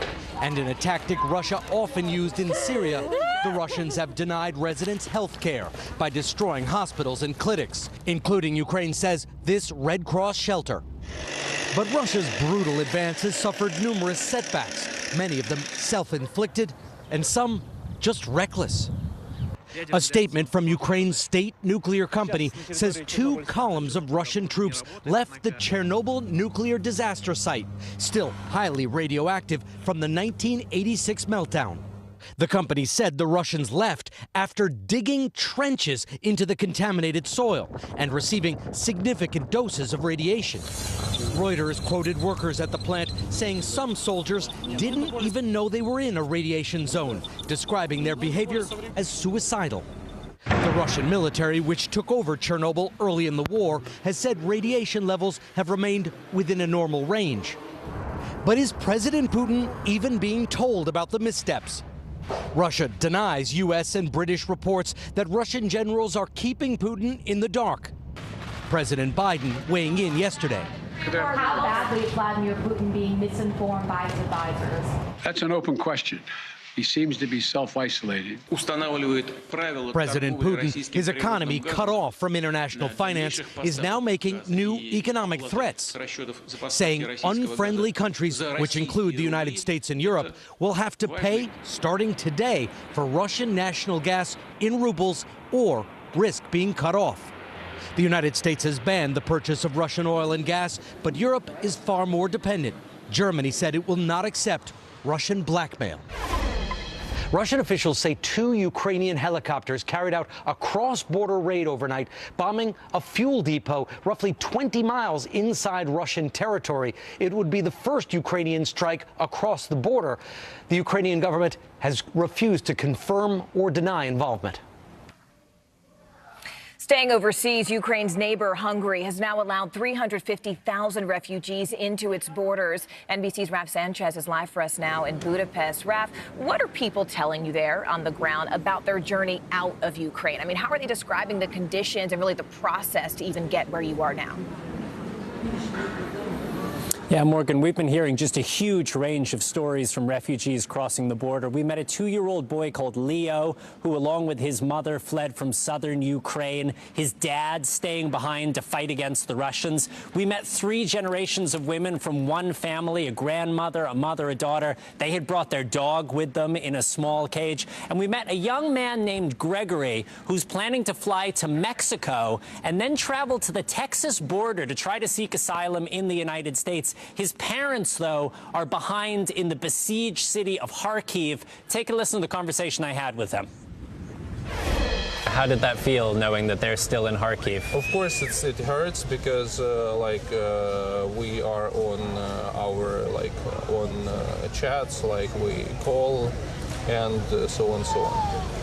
Are you worried about them? No, of course. You think they'll be okay? We hope so. Morgan, most of all, we've just been hearing a huge amount of uncertainty. People don't know if they'll ever be able to go back to their homes in Ukraine. They don't know where they're going from here, and they don't know what life has next for them. Morgan? You talk about that uncertainty, but Raf, just a bit of historical context for our viewers here. Hungary is not generally known for opening its borders to refugees. So why has the government decided to let Ukrainians in now? Yeah, that is such an important point. Back in 2015, the authoritarian, fiercely anti-immigrant leader of Hungary, Viktor Orban, basically sealed his country with razor wire to keep Syrian refugees out. This time he is allowing Ukrainian refugees in. We actually got the chance to ask a Hungarian government minister why the difference in treatment. He told us the Ukrainians are real refugees, where he said the Syrians back in 2015 were migrants. Now, Morgan, I covered the war in Syria. I can tell you the people fleeing the bombs in Aleppo were refugees just the way people from Ukraine were. Human rights groups are suggesting Ukrainians being allowed in because they're white and Christian, many of the Syrians being blocked because they're from the Middle East and Muslim. The Ukrainians are being allowed in this time, but the Hungarian government is not encouraging them to stay. They're offering them very cheap train tickets if they travel through Ukraine and then leave and go further into Europe. Morgan? Raph, it is so interesting the way that history repeats itself, the way these patterns repeat themselves, and the way that we are having the exact same conversation here in the United States as different people from different nations are awaiting asylum there along our U.S.-Mexico border. Raph Sanchez bringing us the latest there. We appreciate you. Thanks, Raph. We are also following breaking news involving the U.S. economy, where the jobs market is white hot. March delivered yet another month of solid gains with 431,000 jobs added. Unemployment is now down to 3.6%, which is a pandemic-era low. In fact, we just heard from President Biden moments ago addressing those new numbers. Take a listen. Our recovery has now created 7.9 million jobs. More jobs created over the first 14 months of any presidency in any term ever. And that's striking. But what's even more striking is this. In March, the unemployment rate fell to 3.6%, down from 6.4%. And that's good news for fighting inflation. It's good news for our economy, and it means that our economy has gone from being on the mend to being on the move. NBC's Mike Memoli joins us now live from the White House. Mike, let's get right to it. I mean, what more is the president saying about these new numbers? And really, what's he saying about the state of the economy in general? Because it feels like he's really trying to assure Americans that help is on the way. Yeah, that's exactly right, Morgan, because by every indication, some of those numbers that you just went through, this is a very strong jobs report. But the problem for this White House, for this president specifically, is that what looks good on paper is not necessarily the reality that many Americans are feeling with inflation, with especially high gas prices. And so you heard the president today trying to walk that fine line, taking credit for the good economy, he says, was on the mend and now on the move. He is also talking about what he thinks is responsible for that $1.9 trillion American Rescue Plan that he is arguing was really responsible for that. But he's also diagnosing some of the causes for the problems we still are seeing in the economy, primarily Russia's invasion of Ukraine. And he's also pivoting to really talk about his economic outlook moving forward, talking about his view that the economy should be one that grows from the bottom up and the middle out. And that's why he promoted his billionaire's minimum income tax, the part of his budget proposal that he released this week, but one that certainly has an uphill fight in Congress. That is right. Mike Memoli for us live from the White House. Mike, thank you. Drivers across America are anticipating just how much gas prices may drop now that President Biden, as Mike just mentioned, has opened up reserves. AAA says the national average for a gallon of regular gas today is $4.22, but some states are seeing the numbers remain much, much higher. NBC News correspondent Tom Costello explains why. Yeah, hey there, gas prices had already been on the rise because of post-pandemic economic activity, inflation, Russia's invasion of Ukraine, and the sanctions on Russian oil. Now the White House is hoping to offset some of that by tapping into the nation's petroleum reserves in a big way. But it's also wanting to take steps to pave the way to a more fuel-efficient future. Even with prices at the pump slowly starting to decline, the cost of fuel is still taking a major toll on our collective wallets.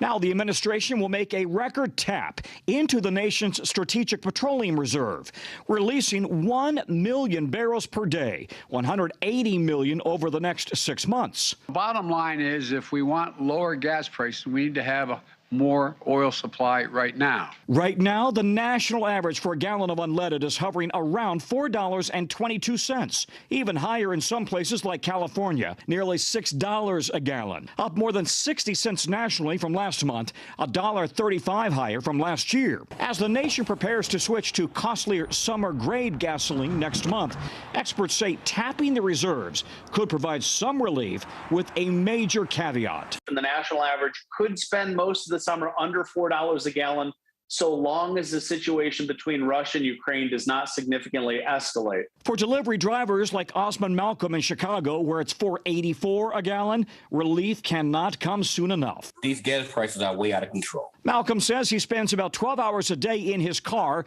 just to make enough tips to offset the price of filling up every day. As soon as I open the car door, I just spent $120. And it's sad because it really hurts. The White House also calling on Congress to make companies sitting on unused wells on public lands either use those resources or pay a fine. It's likely to face opposition in Washington and from corporations. The administration likely to roll out new fuel economy standards today, requiring 2026 model year vehicles to get an average of 49 miles to the gallon, nearly 10 miles per gallon better than last year's models. The president also invoking the Defense Production Act to encourage domestic production of materials used in electric vehicle batteries. But weaning off fossil fuels will take time. Until then, your best bet may be slowing down. Even a 5 or 10 mile an hour decrease in speed can boost fuel efficiency anywhere from 10 to 20%. Again, tapping the reserves is a temporary fix. To put things into perspective, the U.S. consumes about 20 million barrels a day. By the way, I spoke with an analyst who says we'll probably see a 10-cent drop nationally, 20 cents in California. But beyond that, the big question is how long the world has to wait before there's a replacement for the Russian oil that's come off the market. Back to you. Let's go to D.C. now, where the Senate is set to vote next week to confirm Judge Ketanji Brown Jackson to the Supreme Court. But a number of Republicans are sharing why they will not support her, even though they do agree that she is qualified. NBC News senior national political reporter Sahil Kapoor joins us now. Sahil, we watched, with bated breath as those very tense exchanges happened between Republican senators on that Senate Judiciary Committee and Judge Jackson. Now they're saying why they still won't support her. What are some of those main reasons that some of those Republican senators are giving? Well, Morgan, it was always clear that the vast majority of Republicans were going to oppose Judge Jackson for the Supreme Court, and now we're seeing them come out in droves, put out their statements, take to the Senate floor and explain their opposition, and a few familiar arguments stand out here. The first is judicial philosophy. Republicans say they want any nominee to the Supreme Court to fully embrace the conservative philosophies of originalism and textualism. These are constitutional frameworks that have a very rigorous and narrow and limited view of what the Constitution authorizes. Jackson did give a nod to originalism and said the meaning of the Constitution is fixed, but that she does believe the words have to be applied to modern day. There were also concerns that Republicans expressed with the issue of court packing. She didn't denounce legislative efforts by certain progressives to add seats to the court. She said that's not her lane. That's not something that judges deal with. That's a matter for Congress, and she's not going to weigh in. Incidentally, the last Trump-appointed Justice Amy Coney Barrett took essentially the same approach. Republicans also complained about her sentencing record when it comes to child exploitation cases. She argued, and the White House argued, that she's well within the mainstream. Republicans were not convinced. And finally, a few of them did take issue with the way Democrats have treated past conservative justices, or nominees, I should say, for the Supreme Court, most notably Lindsey Graham, as part of the reason for why they're voting no. And just very briefly, Sahil, because I do want to hit on a few other topics with you. Are there any Republicans who might surprise us with their votes? I mean, were there any who said that they were going to vote to confirm her, who perhaps we weren't anticipating? Surprises, no. I think Lindsey Graham is the only Republican who voted to confirm her last year to the D.C. Circuit Court and has flipped to no. Susan Collins is the only Republican who is a yes. And the other two we are watching who have any real likelihood or possibility of voting for Jackson are Lisa Murkowski and Mitt Romney. Sahil, I want to ask you about a talker today, something that kind of has everyone with their own opinions talking about how this will go down. The House is voting on a bill to legalize marijuana. What do we know about where that bill is, what's actually included in it, and really how likely it is to pass? It is very likely to pass the House of Representatives. A similar version has passed the House before. Democrats appear to have the votes to do it. It would effectively legalize marijuana nationwide. It would end criminal penalties for the manufacture, the distribution, and sale. And it would also set up procedures to tax cannabis products nationwide. Of course, what happens next is the big question. It goes to the Senate. There is a real desire among some top Democrats, including Senate Majority Leader Chuck Schumer of New York, to decriminalize and legalize marijuana nationwide. But of course, as you know, Morgan, anything in the Senate needs 60 votes, and that would be an uphill climb. All right, Sahil Kapoor joining us with the latest. We appreciate it, Sahil. We do also have some good news to report about COVID. Hospitalizations in the U.S. have hit the lowest point since the start of the pandemic. In fact, today, COVID hospitalizations are just shy of 17,000, which is a record low. That number peaked at 159,000 back in late January, and deaths from COVID are down as well. The 7-day average of deaths per day is now at 705, and daily cases are down 16% in just the last 2 weeks. Deaths also down nearly 40% by the same measure, so there is a lot of COVID news to unpack this hour. Let's go ahead and begin with CNBC senior health and science reporter Meg Terrell first. Meg, what are medical experts really telling you? What are they talking about in terms of why these numbers are down right now? Yeah, so hospitalizations, of course, follow on after cases, and we've seen cases come down to a level we haven't seen since last summer. Adding to that is the fact that so many more people have immunity at this point, either because of vaccination and boosters or because so many people got infected with the Omicron variant. There's just a lot of built up immunity in the population at this point. So that is leading to overall less severe disease. And that is, of course, incredibly good news and something that experts are predicting should be the pattern going forward, barring any huge surprises from new variants. And Meg, what about timing? Because an official at the World Health Organization said that cases are actually on the rise in Europe because countries there lifted COVID restrictions too early, too quickly. I mean, is there any concern among doctors here that we could see a similar surge in the United States? There definitely is, for a couple reasons. One is that we typically do tend to follow Europe's patterns, maybe 3 weeks behind, but there are some questions about whether we're actually going to do that this time. We have started to see some upticks in certain areas, including New York and some areas of the South, at least in terms of cases. Whether that will translate into a big surge in cases nationally and more people going into the hospital, that we just don't know yet. And of course, the hope is that the trend will continue to be in the positive direction it's been going. All right, CNBC's Meg Terrell for us. Meg, thank you. A new report from the Centers for Disease Control is shedding light on child abuse happening during the pandemic. In fact, a study finds that out of more than 7,000 students surveyed, 1 in 10 said they had suffered physical abuse. NBC News medical reporter Erica Edwards joins us now. Erica, it has been disturbing and just really heartbreaking, the patterns of abuse we've seen come out during the pandemic and the numbers that have supported it. What else did this report find? Yeah. Hey, Morgan, you're right. Those numbers that you cited about physical abuse are certainly worrisome, but even more so, perhaps, the high level of emotional abuse that this study found. Up to 55% of kids surveyed in their high school years said that they had experienced some kind of emotional abuse, that is, being yelled at or cursed at or insulted or put down in some way. 66% said that it was difficult to get their schoolwork done during lockdown. As you can say, a little bit less than half, 44%, said that they felt an ongoing sense of hopelessness. Now, this might certainly reflect the stress of parents. I mean, let's be real. I mean, I have teenagers at home and, I've lost it a few times, but I think what this study uncovers is really something that's underlying, that's been happening with our teenagers, nationwide over lockdown. Kids, girls in particular, and kids who identify as LGBTQ said that they were particularly affected by this emotional abuse. Morgan. Yeah, I'm really glad that you sort of underscored the groups of people who are specifically being affected, because what's interesting is that a lot of these nonprofit organizations who help with victims of domestic abuse and violence have even had to tailor the way that they find people and address people during the lockdown, during the pandemic. And I know that this particular study also looked at substance abuse among teens during the pandemic. Briefly, what did they find?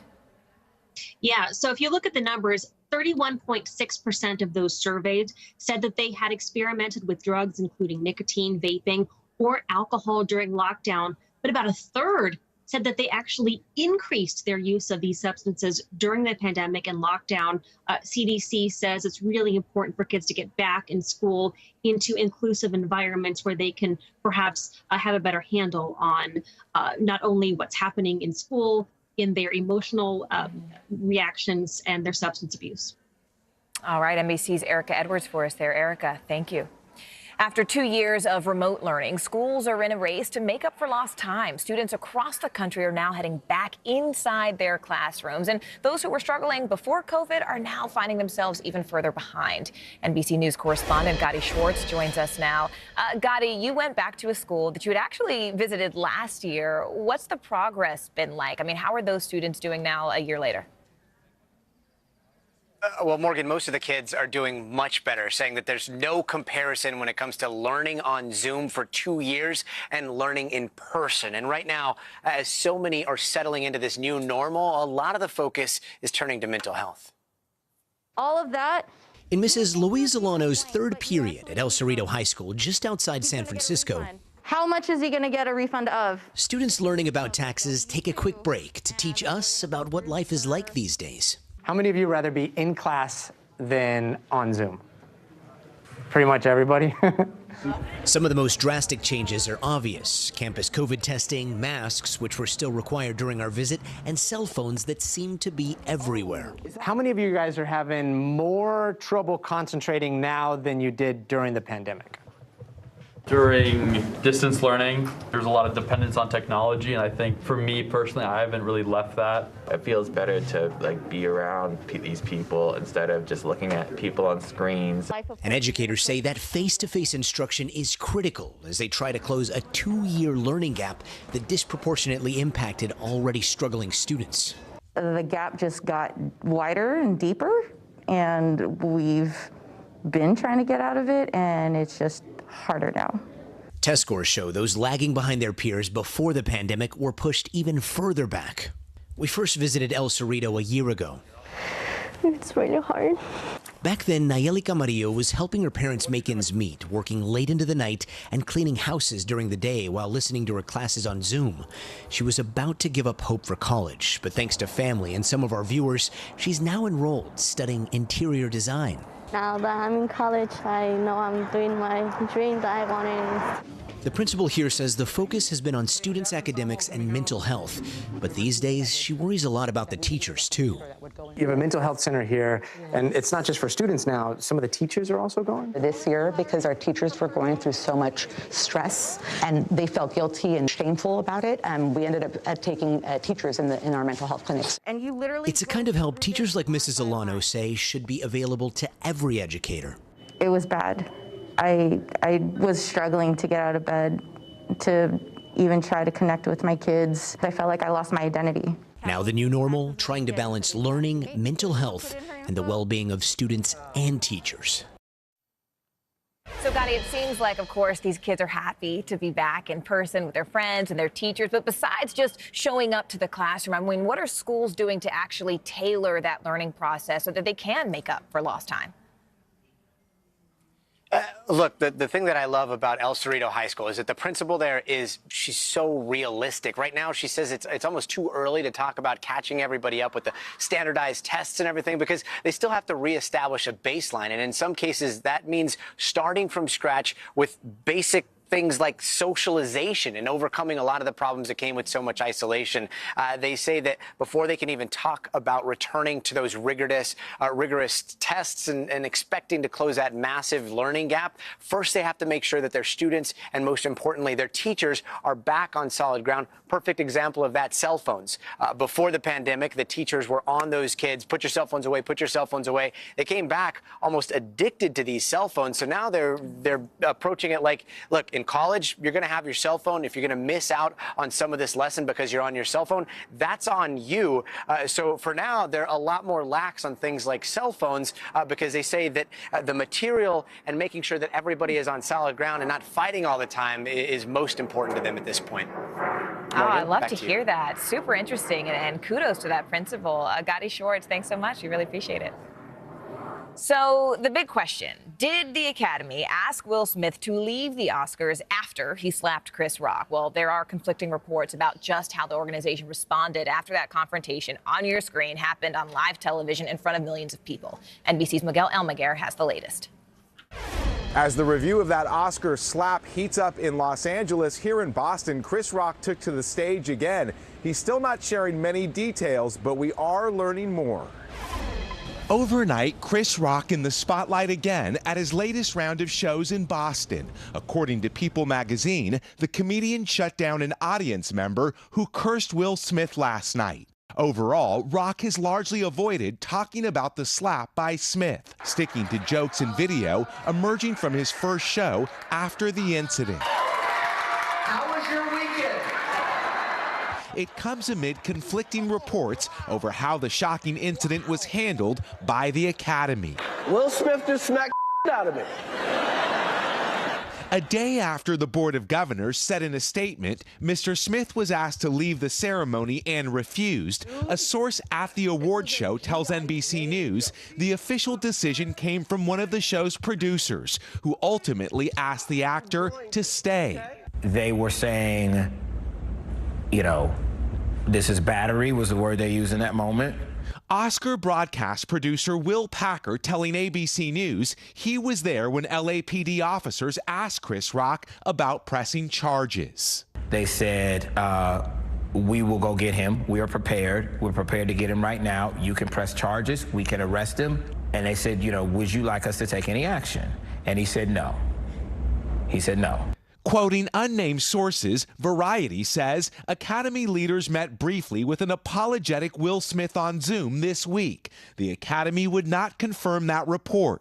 The board says disciplinary proceedings against Smith have begun. The superstar issued a statement apologizing to Rock, but has not responded to our request for comment. Oh, wow. Wow. With every moment dissected on social media, this new TikTok video revealing another view of Jada Pinkett Smith reacting to the incident. And a separate TikTok video showing the moments after the incident as the broadcast moved on, Rock reacting. Rock has not addressed the controversy in detail. Hey, Chris, you ready for tonight? Instead, choosing to stick with his long-planned show. I'm still kind of processing what happened. Will Smith has about 2 weeks now to submit a response to the Academy Board of Governors, making his case for what happened and how it all went down. He could face anything from expulsion to losing his Oscar, though many people think that is highly unlikely. We should learn that decision in the middle of next month. Back to you. Ukrainian Americans on edge. Coming up, we're going to introduce you to one woman who is trying desperately to support her family in Ukraine from right here in the U.S. Stay with us. NBC News, streaming free now. There were residents who hung on for dear life. I've heard people say the town is gone. Do you see it that way? Absolutely not. We've lost some houses, but our community's still here.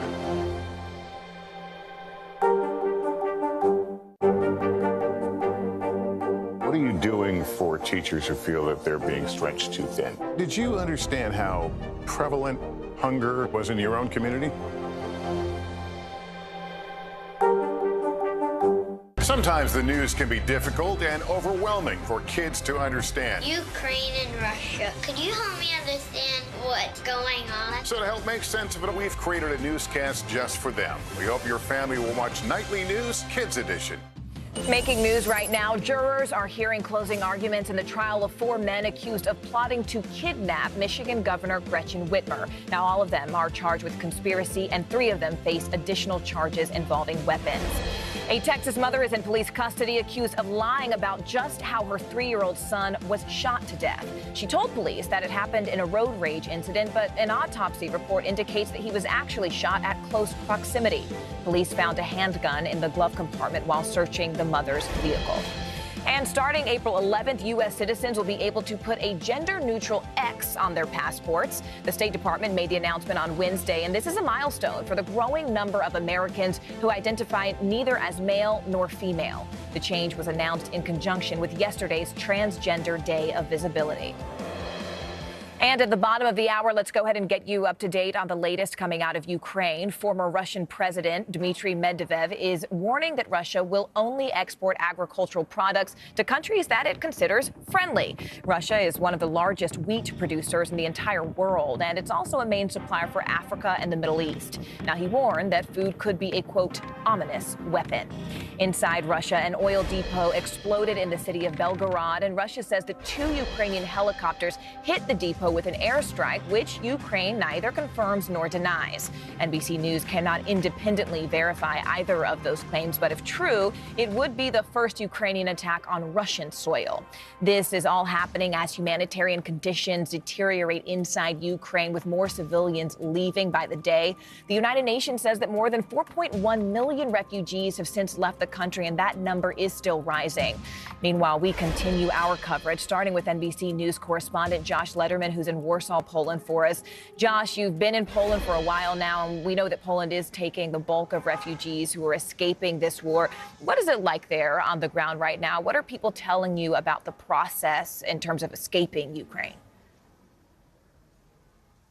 Well, Morgan, we are starting to see the flow of refugees from Ukraine into Poland slow down. In fact, according to authorities, the number who came in the first half of March was twice what it was in the second half of March. But the big question is that a temporary slowdown, or is that more of a long-term thing as those who are in Ukraine decide that they want to stay? Nobody knows whether that what the answer to that question is, but they do know that for many of the more than 2 million Ukrainian refugees who are here in Poland, many of them are now looking for their next destination, whether that be to go on to another country within the European Union or to go to places where they have family, perhaps to the United States. As President Biden says, the U.S. will take in up to 100,000 Ukrainian refugees, although the administration is still working out what that process is going to look like. And I want you to hear from Julia, who I met today as she was standing in line outside of the U.S. Embassy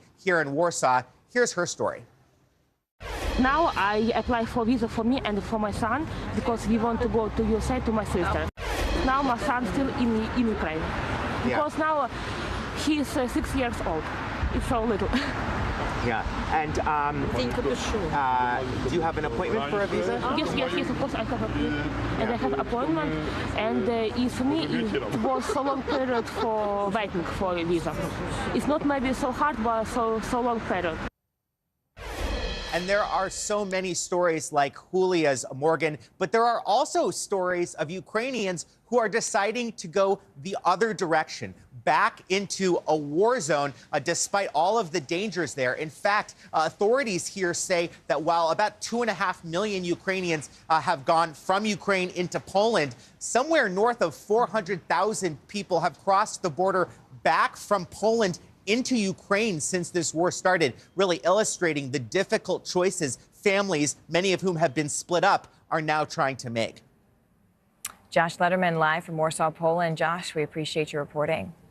Meanwhile, here at home, Ukrainian Americans are struggling to cope with the violence in their homeland. They're trying really whatever they can to stay connected to their country and to their family in this time of uncertainty.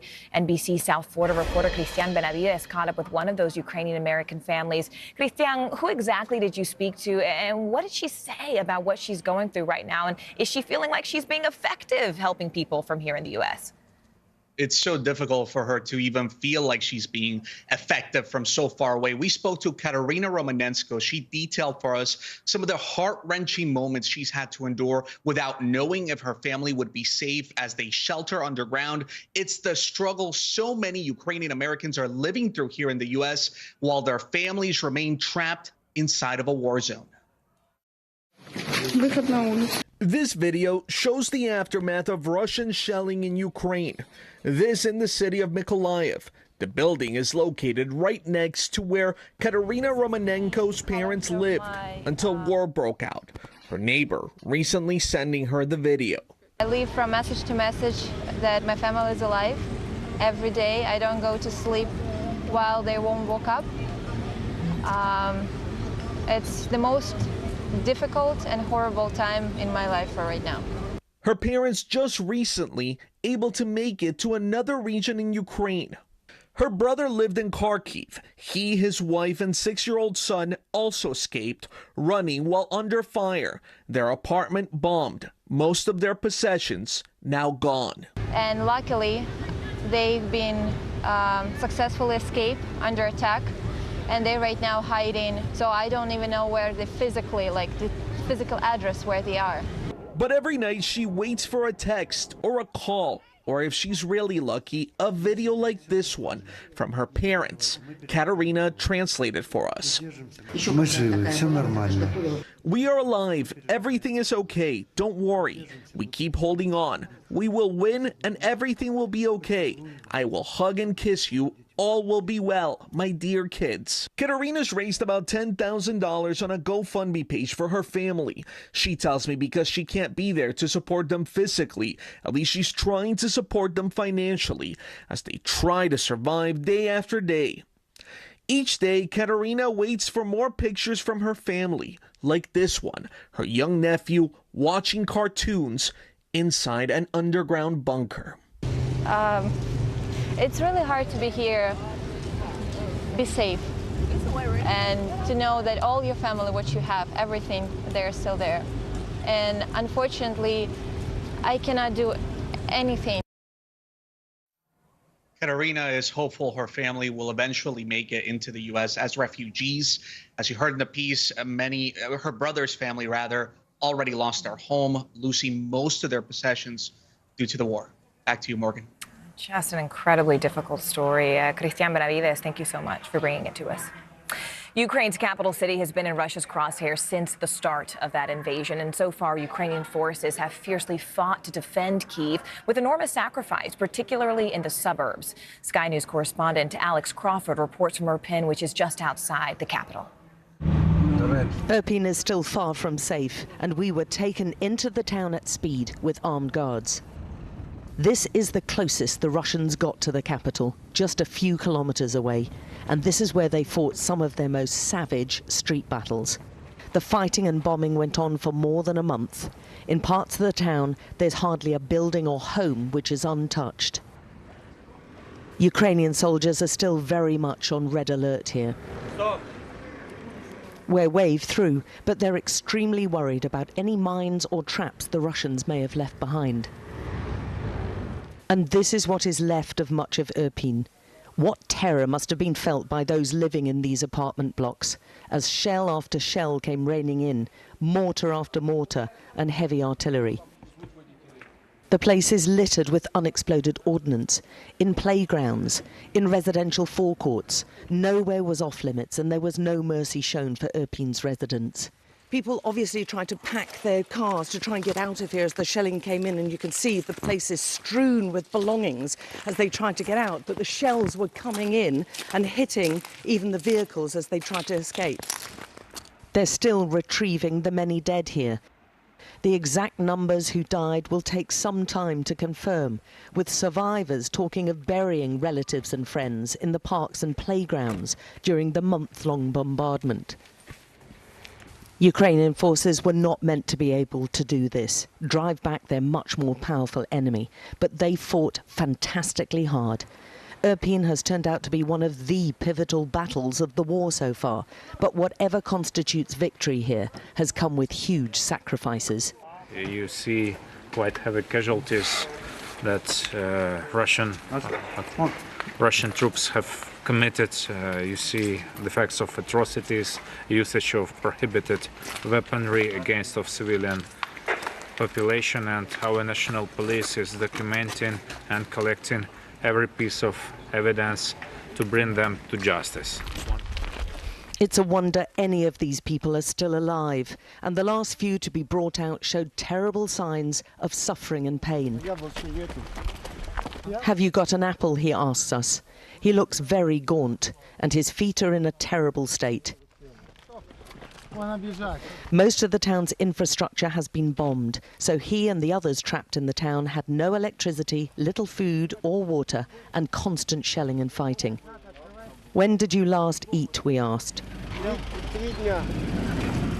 3 days ago, comes the reply. We found a few hardy residents who've managed to stick it out through the very worst. This is just terrible, Sergei tells us. All that's happened here is just barbaric. It's the work of a human who's very sick in the head. This small group have got through their worst ordeal by sticking together. Ukrainian solidarity. It must have been absolutely incredibly terrifying to have stayed here. She tells us rockets were exploding all above them. Do you feel safe now? We were just here, she says, just sitting here, and they were right over us. The near-constant attacks have seen the town virtually emptied, with all those we spoke to believing the Russians will be back, maybe to Irpin, certainly to try to take the capital again. And they have the problem of clearing it all of the highly dangerous munitions too. It's an enormous challenge, the capital's top police officer told us. Our specialists have calculated the longest period between shellings was about 21 seconds, he said. And for the elderly we saw being stretchered out, she kept her eyes tightly closed, she's so scared. The ordeal is not over yet. All their lives have been altered beyond comprehension. Yet as we left, those remaining still showed incredible defiance and fortitude. Alex Crawford, Sky News, inside Irpin. This week, a Ukrainian delegation met with lawmakers on Capitol Hill to discuss U.S. support for Ukraine. Anastasia Radina, a member of Ukraine's parliament, was just in Washington meeting with members of Congress and joins us now from Ottawa, Canada, where I know, Ms. Radina, you're also meeting with lawmakers there. So can you first just describe your conversations with American lawmakers? I mean, are you satisfied so far with the response? Do you feel like they heard you? We are grateful for the support Ukraine is now receiving, but our message both to our US and Canadian counterparts is that both countries can and should do more in order to prove that collective West stands with the values of democracy and freedom and international humanitarian law and international order, not just in words, but in action. And the proper action in support of Ukraine today would be to provide Ukraine with offensive, lethal weaponry, with air defense systems, with tanks, with fighter jets. These are things that Ukraine needs. Military superiority on the ground, which is the only way to establish peace. The only way for Ukraine to actually have peace is to win this war. And you are seeing that as of now, Ukrainian troops are actually winning. But we are not seeing the commitment from Russia to actually do peace. For example, Kharkiv, Mykolaiv, Kherson, these cities have been heavily bombed today. We cannot have fruitful negotiations with a gun at our forehead, and Russia still has that gun at our forehead. Our only solution is victory, and for that we actually need supply of lethal ammunition now. We are hearing that both American and Canadian counterparts are discussing or looking into how they can further support Ukraine. We are past the point of discussions. Ms. Radina, I do want to interrupt you here for just a minute and just briefly get your take on the peace talks between Ukraine and Russia. I mean, do you trust that Russia will stick to whatever agreement or promise that comes out of these talks?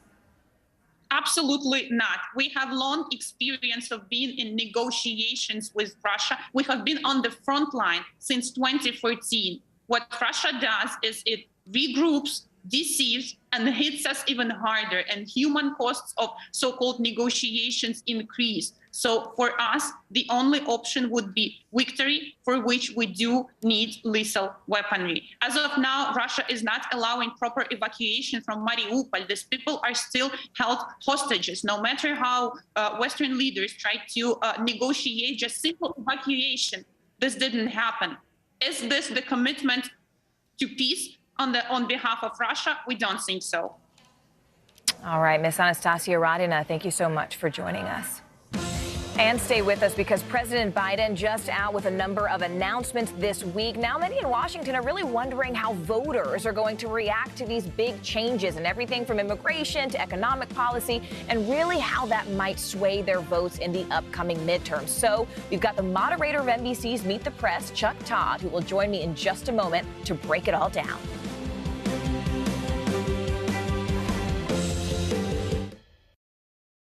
News is happening now. Look at what's making headlines around the world. Whenever it happens, wherever you are, it's here now. Now Tonight with Joshua Johnson, streaming weeknights at 8 on NBC News Now. Sometimes the news can be difficult and overwhelming for kids to understand. Ukraine and Russia. Could you help me understand what's going on? So to help make sense of it, we've created a newscast just for them. We hope your family will watch Nightly News Kids Edition. Let's go. This is a critical choke point for this fire.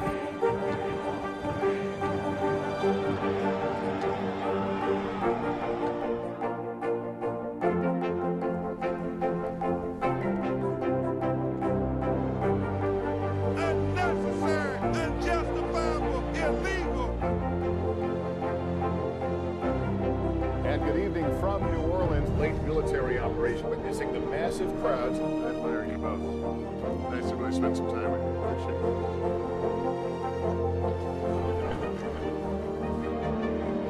At any moment now.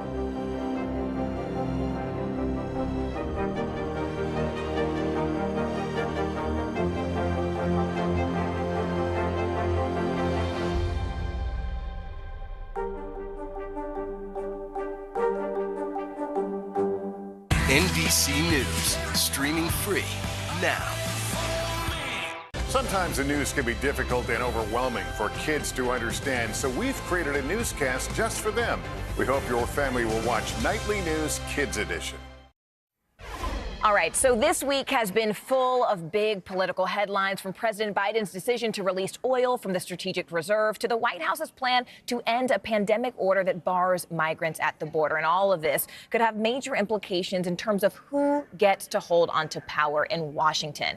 That is why we are excited to bring you a new weekly segment called Meet the Press Now, where we'll take a look behind the headlines with someone, of course, who knows Washington better than anyone. We're talking about NBC News political director and moderator of Meet the Press, Chuck Todd, who joins us now from Washington. Chuck, it's great to see you. And of course, let's start with the big news out of the White House yesterday. President Biden really tapping into the nation's oil reserves to bring down those skyrocketing gas prices. I know you and I have talked about how much that's impacting voters, how much that's impacting voter perception. But we got to be honest here, Chuck, because even before the war in Ukraine, American people were already critical of the way in which Biden was handling inflation, the economy. So do you think this latest move is really enough to move the needle? I doubt it's he's got to get caught trying. I doubt it's enough to move the needle, right? Both things can be true. And at the end of the day, I don't know if just releasing an extra 1 million barrels of oil a day. And look, other Western countries are also releasing oil. Like, this is not just a U.S. phenomenon. All the Western democracies, particularly the Western alliance of NATO, as they're trying to punish Russia, they're all dealing with the same issues. Our economy's global. We're not alone with the inflation issue in this country. We're not alone with our supply chain challenges with COVID, and we're not alone with the rising cost of energy, right? This is part of the issue. It's like we can't impact our market in isolation, right? Because it's a global market. So, look, it's a start, but here's the bigger problem, Morgan, is that this is not a 5-month or 6-month issue. This is a 5-year to 10-year issue. Why? The U.S. is trying to get Europe to detach itself from Russian energy. We have promised to backfill, whether it's liquefied natural gas or oil reserves. Okay, well, we're going to have to increase our output in both and our ability to export it. And that's over the next 5 to 10 years, as we still need to transition to cleaner energy. So I think this is a first step, but he's going to have to follow it up with a lot more steps, I think.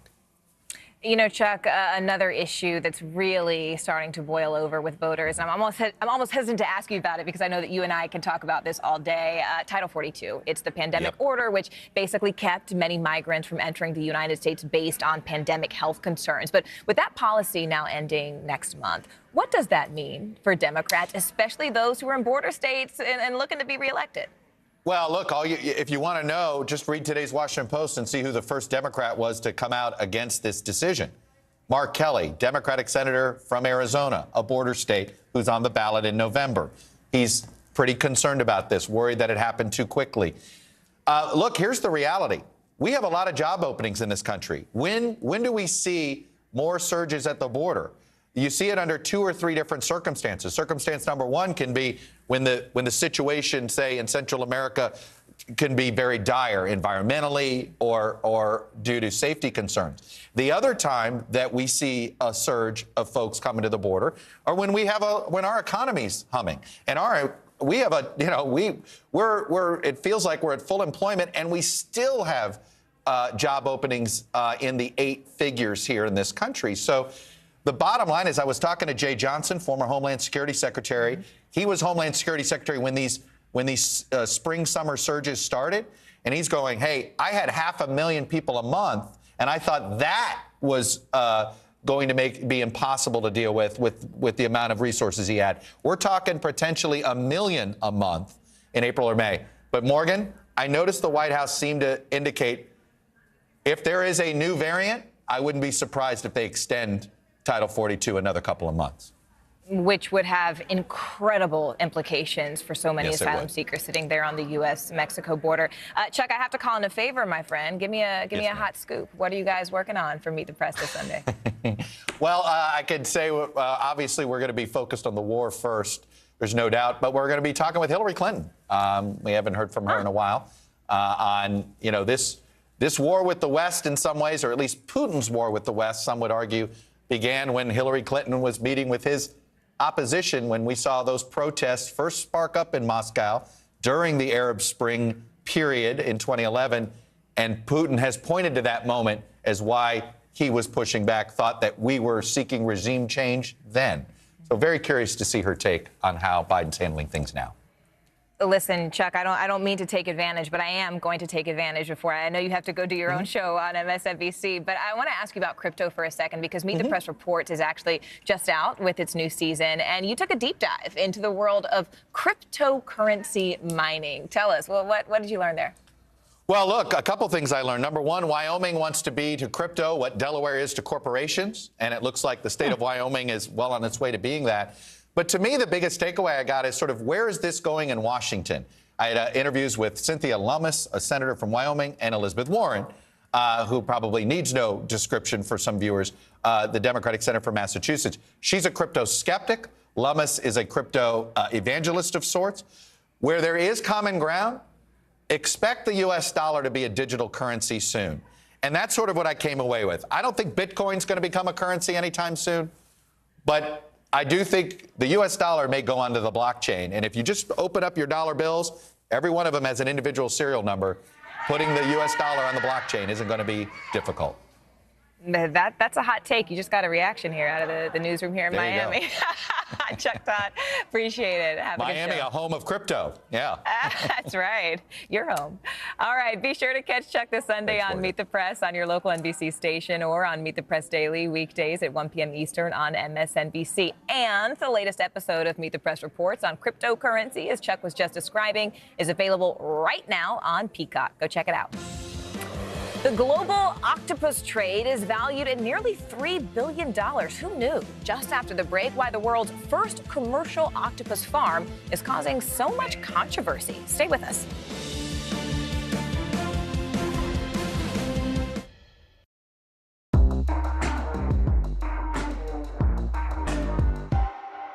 Sometimes the news can be difficult and overwhelming for kids to understand, so we've created a newscast just for them. We hope your family will watch Nightly News Kids Edition. Let's go. This is a critical choke point for this fire.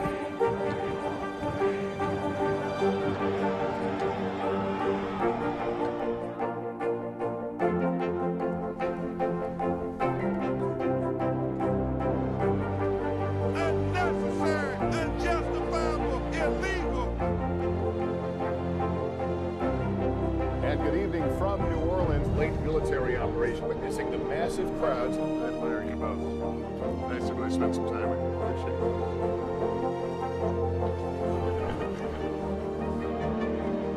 At any moment now.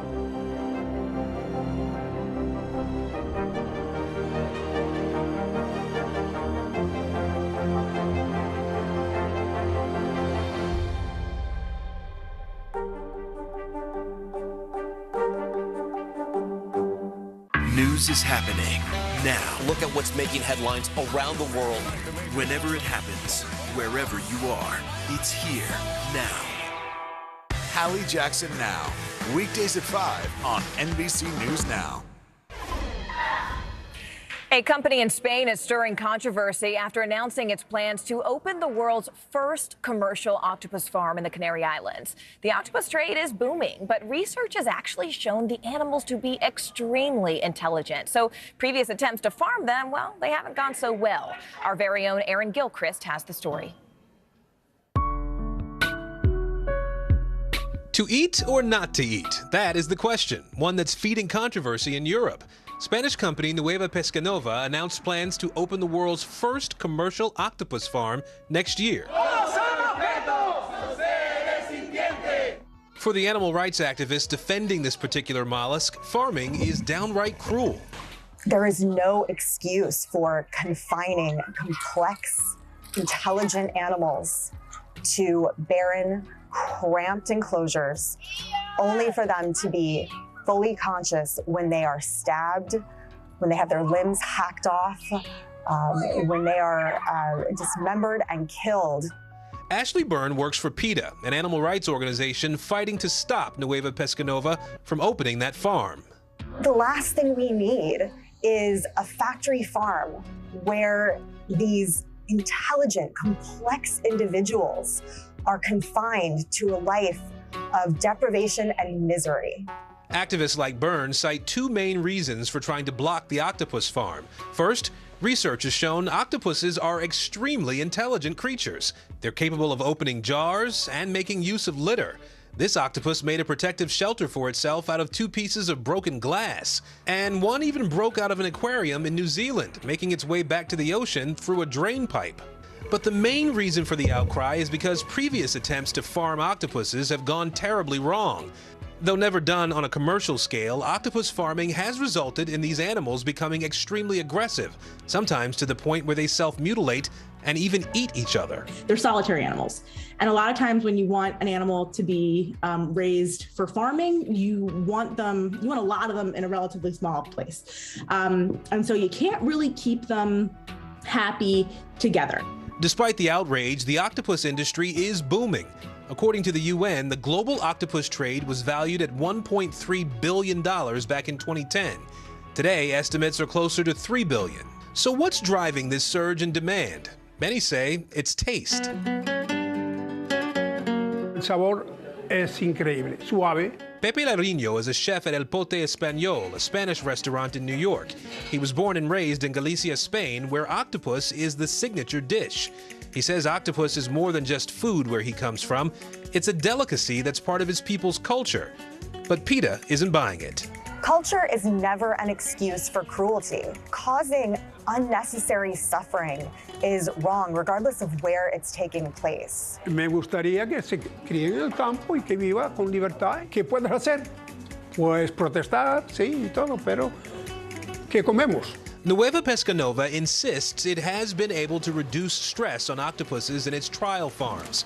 A spokesperson told Reuters aggression among individuals is eliminated and that they found no cannibalistic behavior. For now, the farm is still slated to open in 2023, but activists around the world are still trying to get their arms around protecting these animals. I'm Morgan Radford, and we so appreciate you being with us this hour. Your news continues right now.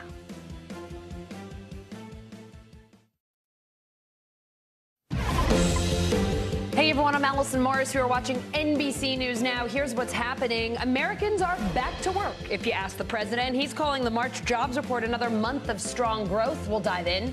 Humanitarian aid on the way to Mariupol, how the Red Cross in Ukraine is evacuating thousands of people trapped in the city, or at least trying to. Plus, it's April 1st, but March Madness isn't over yet. The Final Four tips off this weekend, and we will preview the big games.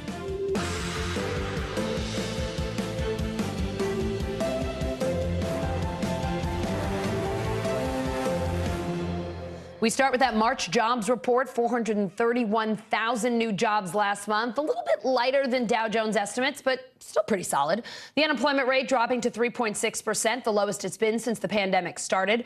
President Biden calling this proof that his economic policies are working. There have been only 3 months in the last 50 years where the unemployment rate in America is lower than it is now. And what it means is clear, what is very clear. Americans are back to work. CNBC senior economic reporter Steve Leisman joining me now. Steve, the economy's added at least 400,000 jobs for 6 months now. We got some nice upward revisions to January and February. It puts it at almost 1.7 million jobs for the first quarter of 2022. Are economists calling this jobs report strong? And what else in it grabbed your attention? Yeah, it's definitely a strong report. And I think you hit the main points there, which is you had strong top line job growth. That's the payroll number. Go over the household survey. It's another way that they gather data. The unemployment rate ticked down to 3.6%. Wages were good, up 0.4%. I guess we'll talk about that a little bit later. And good kind of what we call diffusion, which is there were a lot of sectors that were adding jobs. You had good job growth in manufacturing, good job growth in construction, 366,000 service-providing jobs added, and the bulk of that were inside of the leisure and hospitality sector, where workers went back to work at restaurants, amusement parks, and of course hotels. So we saw the economy rebounding, also retail trade up by nearly 50,000. So we saw the economy rebounding and adding jobs across. One thing, we can maybe talk about this later, that did grab my attention: oil field service workers went down. And I hope that goes back up so we can start making some more oil in this country. Yeah, that's a big thing we've got to do right now if we want to get those oil prices down and reduce our dependency. I know we don't take a lot from Russia, but look, you cut out a little bit, it makes a difference. Steve, I want to get into the wages issue, because as you mentioned, I mean, wage growth was fine, 0.4% for the month. It's up over 5.5% on the year. But wages versus inflation are a huge issue. Those hourly earnings aren't going up nearly as high as prices. When you look at this report, does it do anything to change the Fed's rate hike plans? Let me put that aside for a second, because I want to divide the wage issue up into two pieces here. Yeah. The first is this. We seem to be arriving at a wage level that is one that's beginning to bring some people off the sidelines. We got something like 400,000 people back into the workforce, 700,000 over the last 2 months, and that's a good sign. We're bringing people off the sidelines. We're getting the labor force back to work. So that's important in and of itself. It's also important, as you say, that wages are not keeping pace with inflation. That means the standard of living for workers, in terms of their wages, are not going up by enough yet. So we need to bring inflation down, which will let those wages get back their purchasing power. And then your third part of your question, I think, is fascinating, which is, does it do anything to change the Fed's outlook? No. The Fed needs to be tightening interest rates here. All the signs here point to this being a very, very tight labor market with strong job growth. And so the Fed needs to get back the interest rate cuts that it did during the beginning of the pandemic. Steve, when we talk over on the Wall Street and the stock side of things, we're hearing so many people say the R word, and by that I mean that a recession could be coming. They're worried about yield curve inversions and all kinds of signs that we could be having some sort of a problem down the road. On the economic side of things, how concerned should our viewers be about that possibility? Well, it's out there as a possibility. It's out there from two possible ways, and I'll give you the one and the two on this. The first is that You have this war, you have this price shock to the economy, and there's concern if you look at consumer sentiment, it's down. There's concern that ultimately that kind of weakness, that kind of shock to the economy through prices could send the economy into recession. The other way that there's concern is that inflation is running very high. The Fed, as we just talked about, has to raise interest rates. Will it have to raise interest rates so high that it puts the economy into recession in order to cool off inflation? Even the Fed is not sure about that right now. So there is the danger out there. Look, in any year, there's a 1 in 5 chance that the next year will be a recession. Right now, it's running about 1 in 3. So it is definitely elevated. But on the plus side, as you saw today, we have strong job growth. We just reported just about 7% growth in the fourth quarter of last year when it comes to economic growth. So things are still pretty strong out there. The concern about a recession is not for this year, it's next year. So worry, but maybe not so much. All right, worry, but not so much. I will take that on a Friday. DJ Steve Leisman on the ones and the twos. We always love having you headline this show. Thank you so much. Pleasure. Thanks very much. We understand that a lot of people are anxious to hear the full body of the work that we've been doing, so we are working as rapidly as we can, but as thoroughly as we can. As you've seen from important witnesses we've interviewed recently, there's still people we need to talk to. Democratic Congresswoman Elaine Luria there giving us a status check on the January 6th investigation. The committee crossing Jared Kushner off its witness list, interviewing him for more than 6 hours. NBC News senior political reporter Sahil Kapoor here now. Sahil, tell us about Kushner's interview yesterday. Gosh, how I would have loved to be a fly on that wall for 6 hours. That's right, Allison. It did last for more than 6 hours. Jared Kushner spoke to the January 6th committee. A source in the room telling our colleague Kyle Stewart that he was cooperative and friendly. He had a lot to say. He spoke for himself. He didn't let his lawyers do the talking. And this source said that Jared Kushner did not appear to invoke executive privilege at any point during the session. Now, a committee aide officially declining to comment when I asked about what happened in that room. That is standard practice for the committee. But generally in this situation, we can do a vibe check after the interview happened to find out if it was generally fruitful for the committee or if it was a bust. And in this case, it appears to have been a fruitful interview. Let's hear a little bit more of what Elaine Luria had to say and another member, Pete Aguilar, on the committee.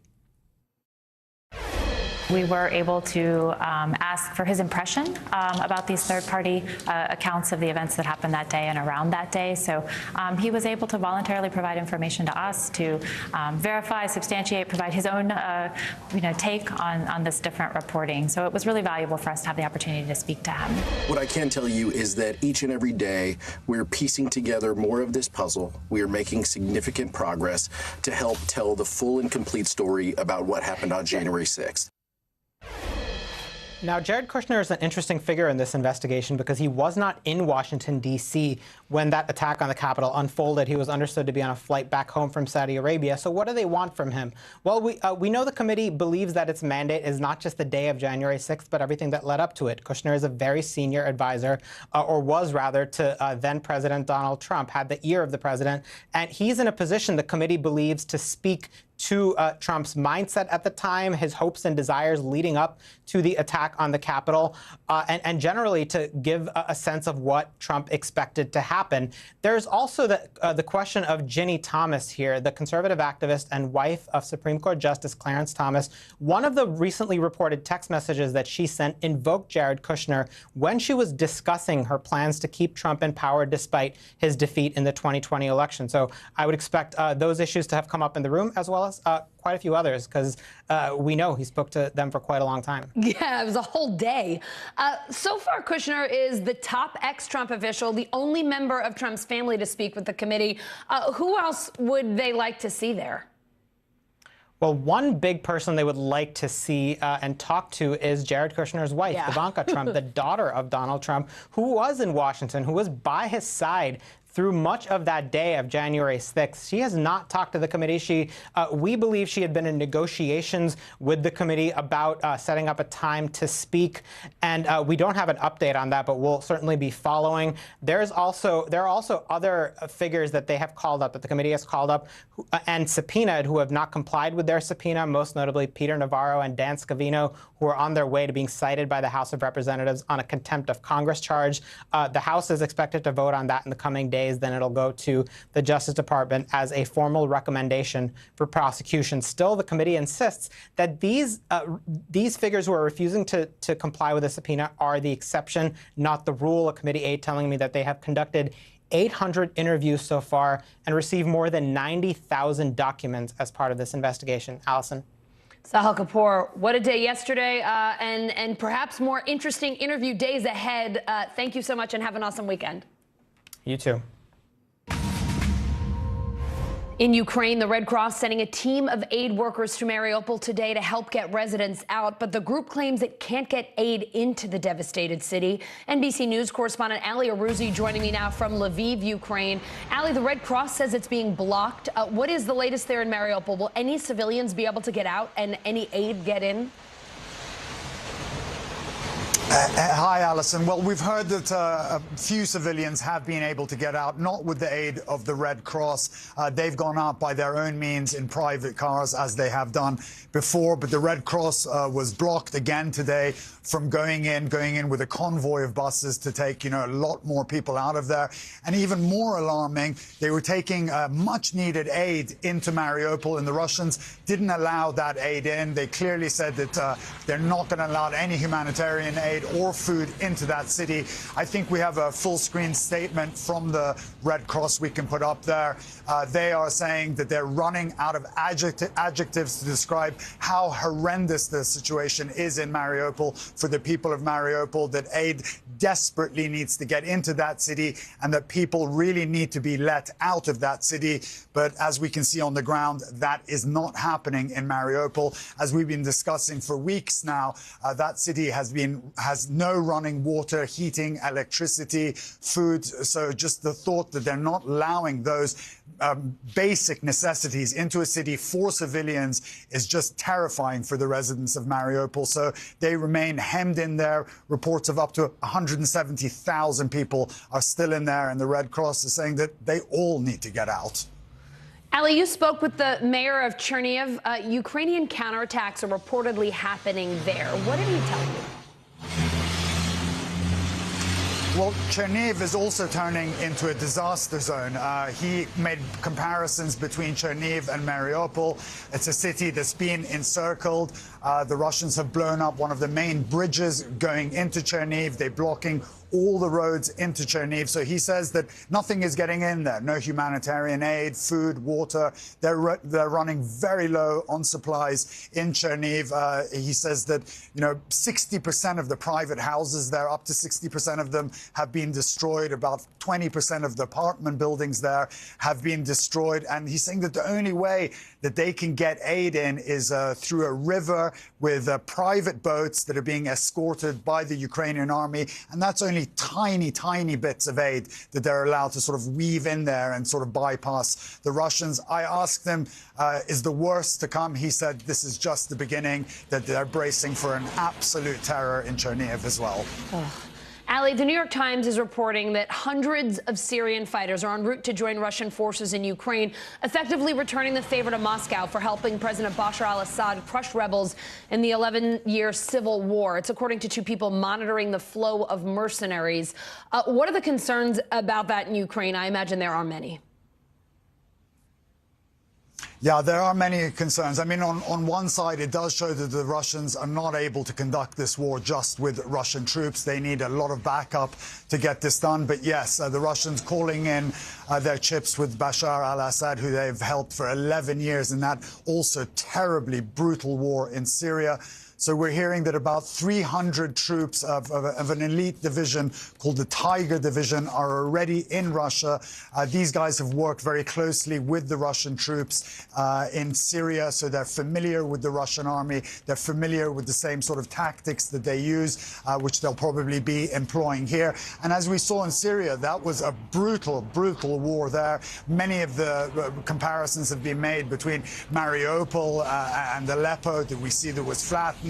And those troops would go in there and, really hurt the civilian population, fight hard with the army. So that is a very terrifying turn of events to see that those very hardened very experienced fighters that have been fighting there for so long, and that have become essentially, mercenaries all over the world where anybody's willing to hire them, have now come here to help out the Russians. And that's going to be very unnerving for Ukrainian civilians and probably for the army here as well.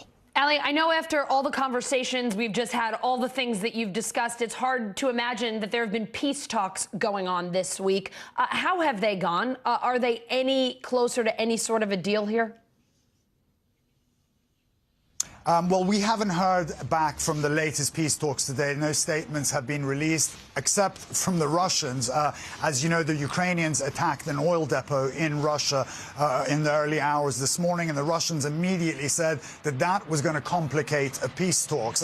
Amazing to think that, they've been bombarding this place and one Ukrainian attack in Russia, and that's going to complicate matters, even though the Ukrainians have been willing to talk at any level. But I don't think hopes are very high for the peace talks. They met directly on Tuesday. By all accounts, the atmosphere was very cold. They didn't shake hands, and the Ukrainian foreign minister warned his negotiating team not to eat or drink anything and avoid touching surfaces in case the Russians poisoned them. So that's not a great start for any sort of peace talks. Yes, certainly not at all. Ali Arouzi, we are so grateful for all of your reporting throughout the week. Have a safe weekend, and hopefully we'll talk to you next week. Thanks. Coming up, saving lives one bus at a time. Al Roker takes us inside a mobile prostate cancer screening unit making its way through New York City. That's next. Let's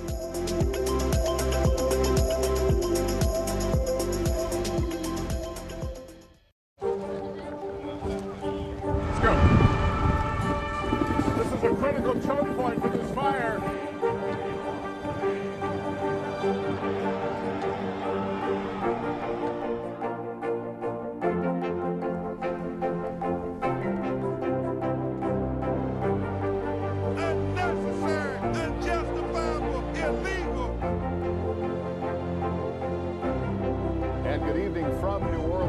Military operation, witnessing the massive crowds. I admire you both. Nice to really spend some time with you. Appreciate it.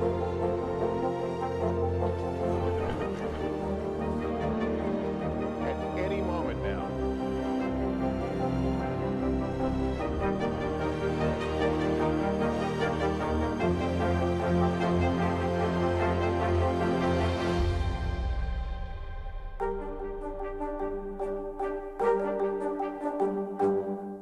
To cover the news, you have to be in it. This is how so many towns and cities are protecting themselves. You can actually see they're pushing the gates open every night. It's your news playlist. Top Story with Tom Yamas. Weeknights at 7 on NBC News Now. News is happening now. Look at what's making headlines around the world. Right now on Morning News Now. We're coming on the air with breaking news.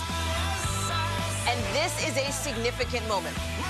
Whenever it happens, wherever you are, NBC News, streaming free now.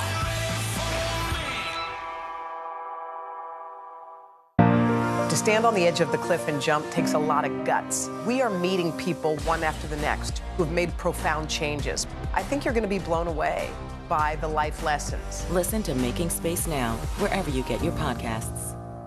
We'll meet Ukrainians who are defending their country one block at a time. When you were still in Kiev, could you hear the bombing? My name is Lester. Who's this? What happened here is a story of loss and salvation. There were residents who hung on for dear life. This is where you took shelter, in this closet. I took shelter right in this closet right here. Rioters banged down one of the doors. Have you found a way to reconcile it a year later? It really hurt to see this place that I love so much treated with such disrespect. Was it an act of cleaning or an act of healing?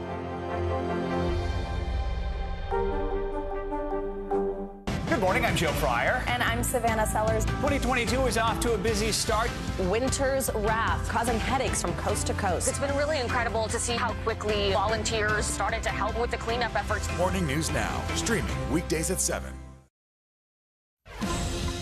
Let's go to NBC News Digital reporter Maya Eglin. She's got our favorite edition of the headlines from NBCNews.com. And by that, I mean the Friday edition. Maya, take it away. Happy Friday, Allison. We start on Capitol Hill, where the House Oversight Committee is launching a workplace safety probe into Amazon's labor practices. Meanwhile, workers at a New York-based Amazon warehouse voted to unionize for the first time in the company's 27-year history.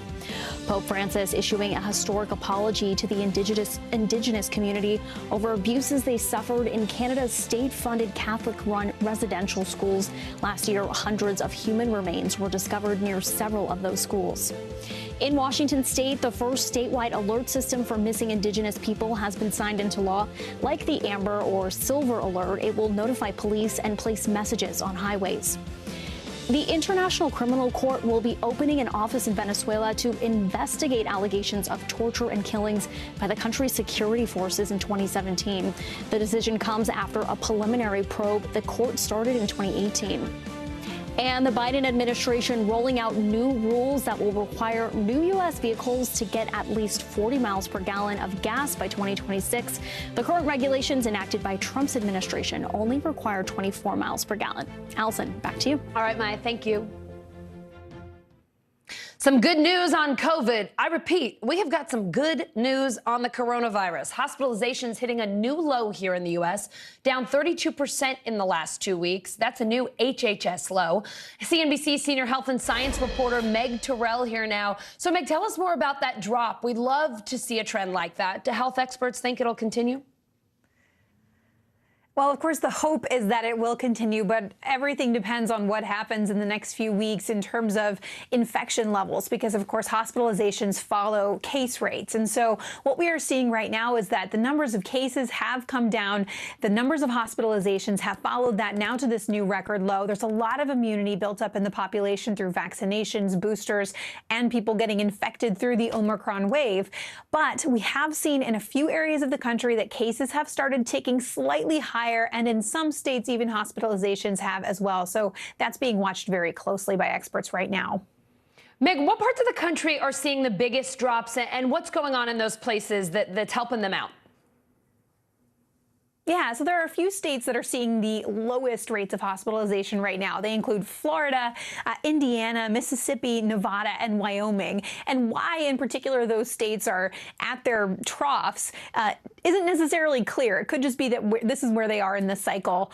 They haven't started to see those kinds of upticks that we have started to see in other places, including the Northeast, where this new variant known as BA2 is more prevalent.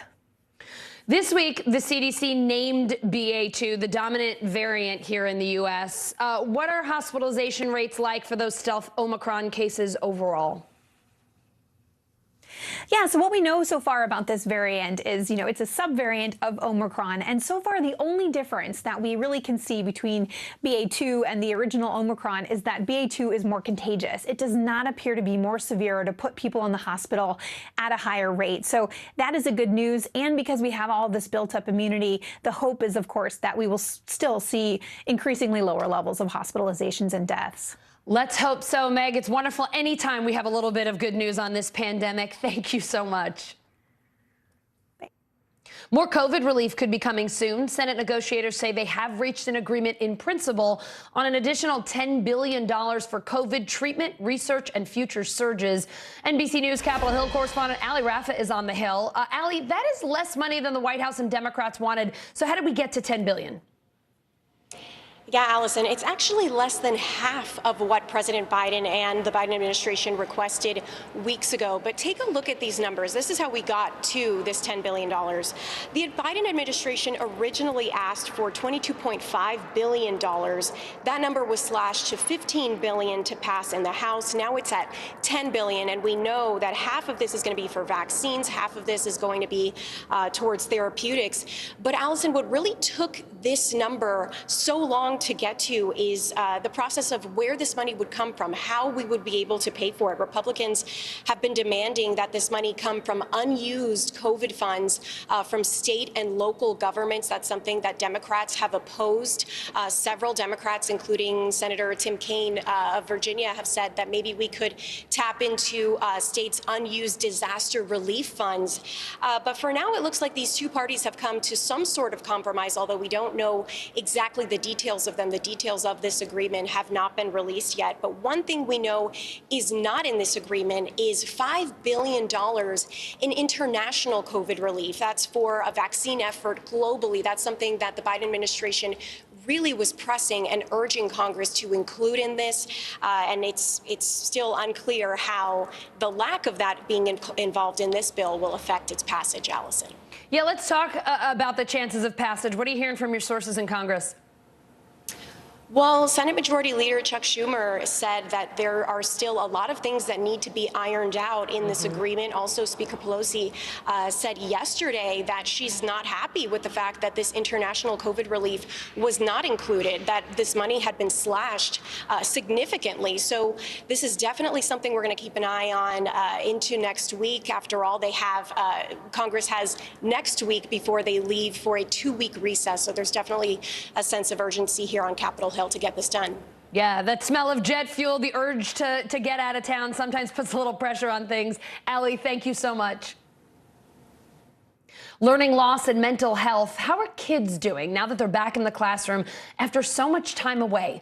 NBC News correspondent Gotti Schwartz takes us back to a California high school he first visited last year to see what their new normal is all about.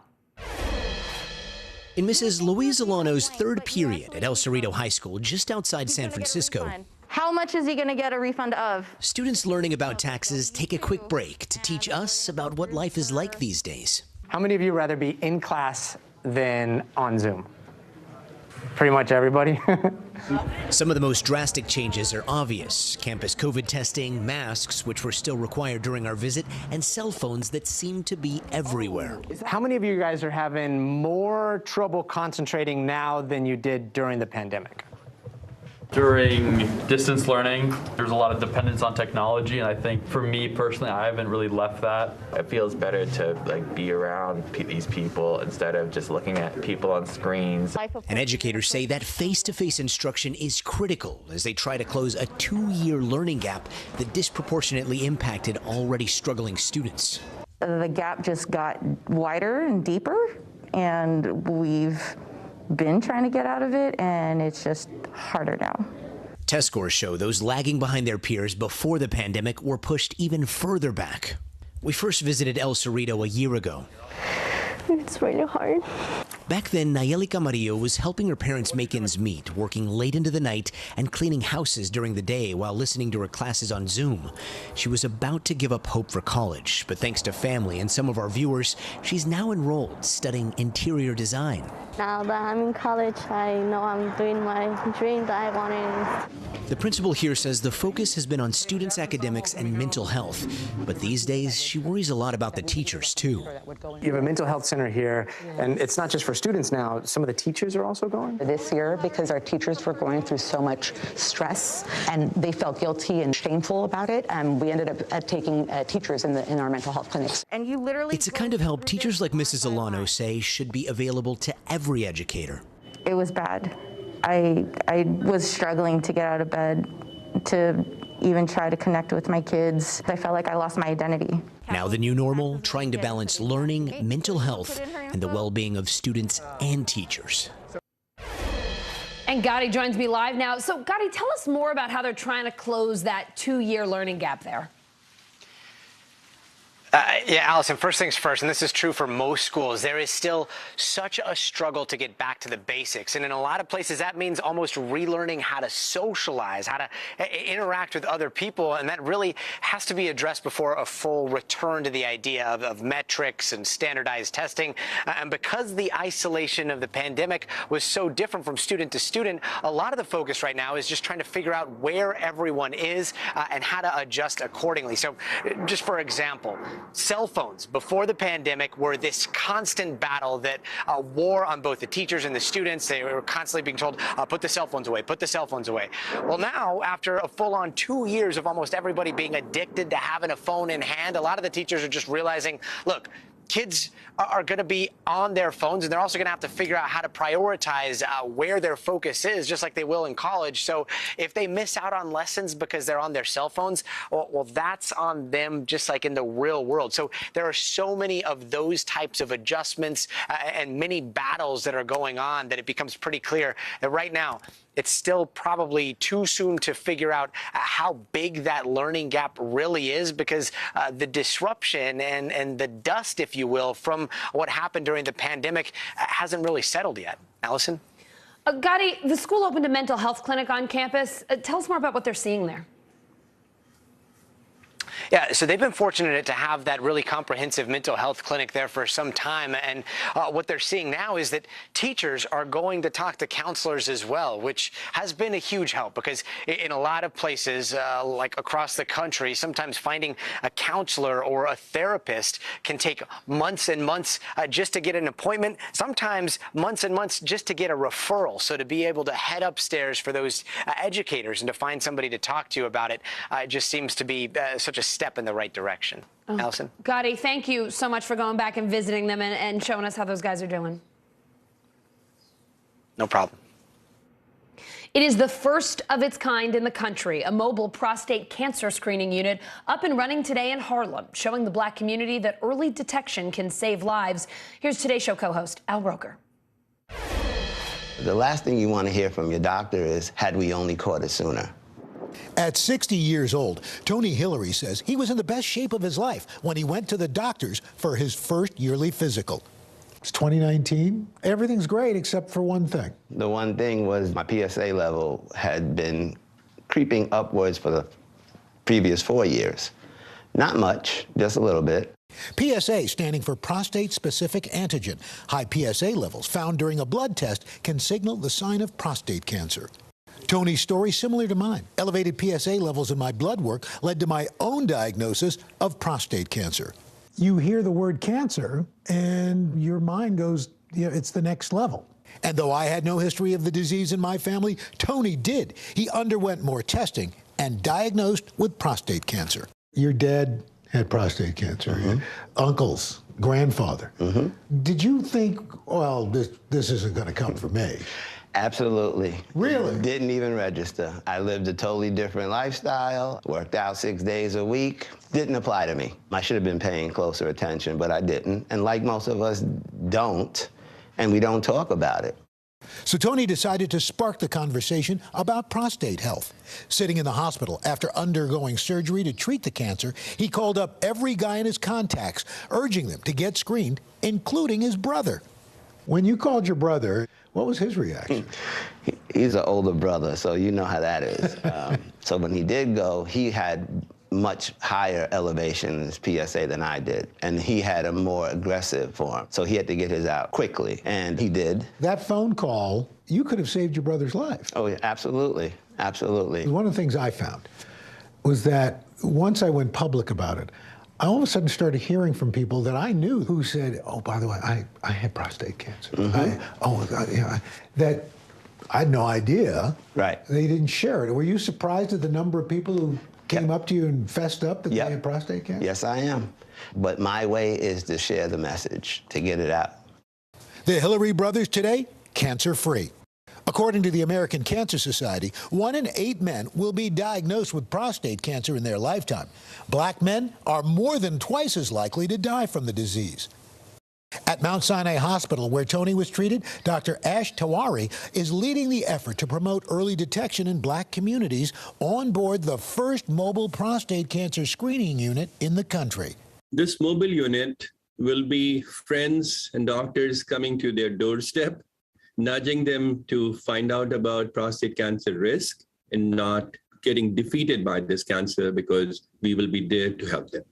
The 500-square-foot bus moving around different New York neighborhoods, making appearances at large events like church functions and community gatherings. Anyone is welcome aboard for a PSA blood test, physical exam, and ultrasound. No appointment needed. The goal? acting now and saving lives. Down the road, there'll be more fathers having a dinner with their family because they found the cancer early. Coming up, Hungary's hardline leader up for re-election this Sunday. Will he hang on to power, or will the opposition succeed in painting him as Putin's pawn? Next.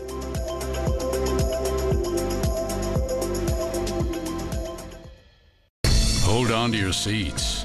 The Thing About Pam is the chart-topping podcast series from Dateline and Keith Morrison. A strange story and a career of strange stories. All episodes are available now, wherever you get your podcasts. Let's go. This is a critical choke point for this fire.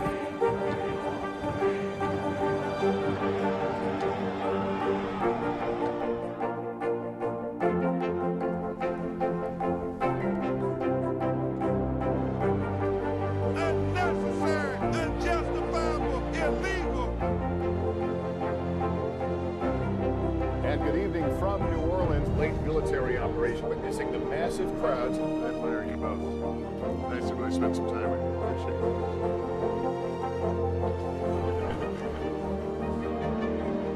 At any moment now.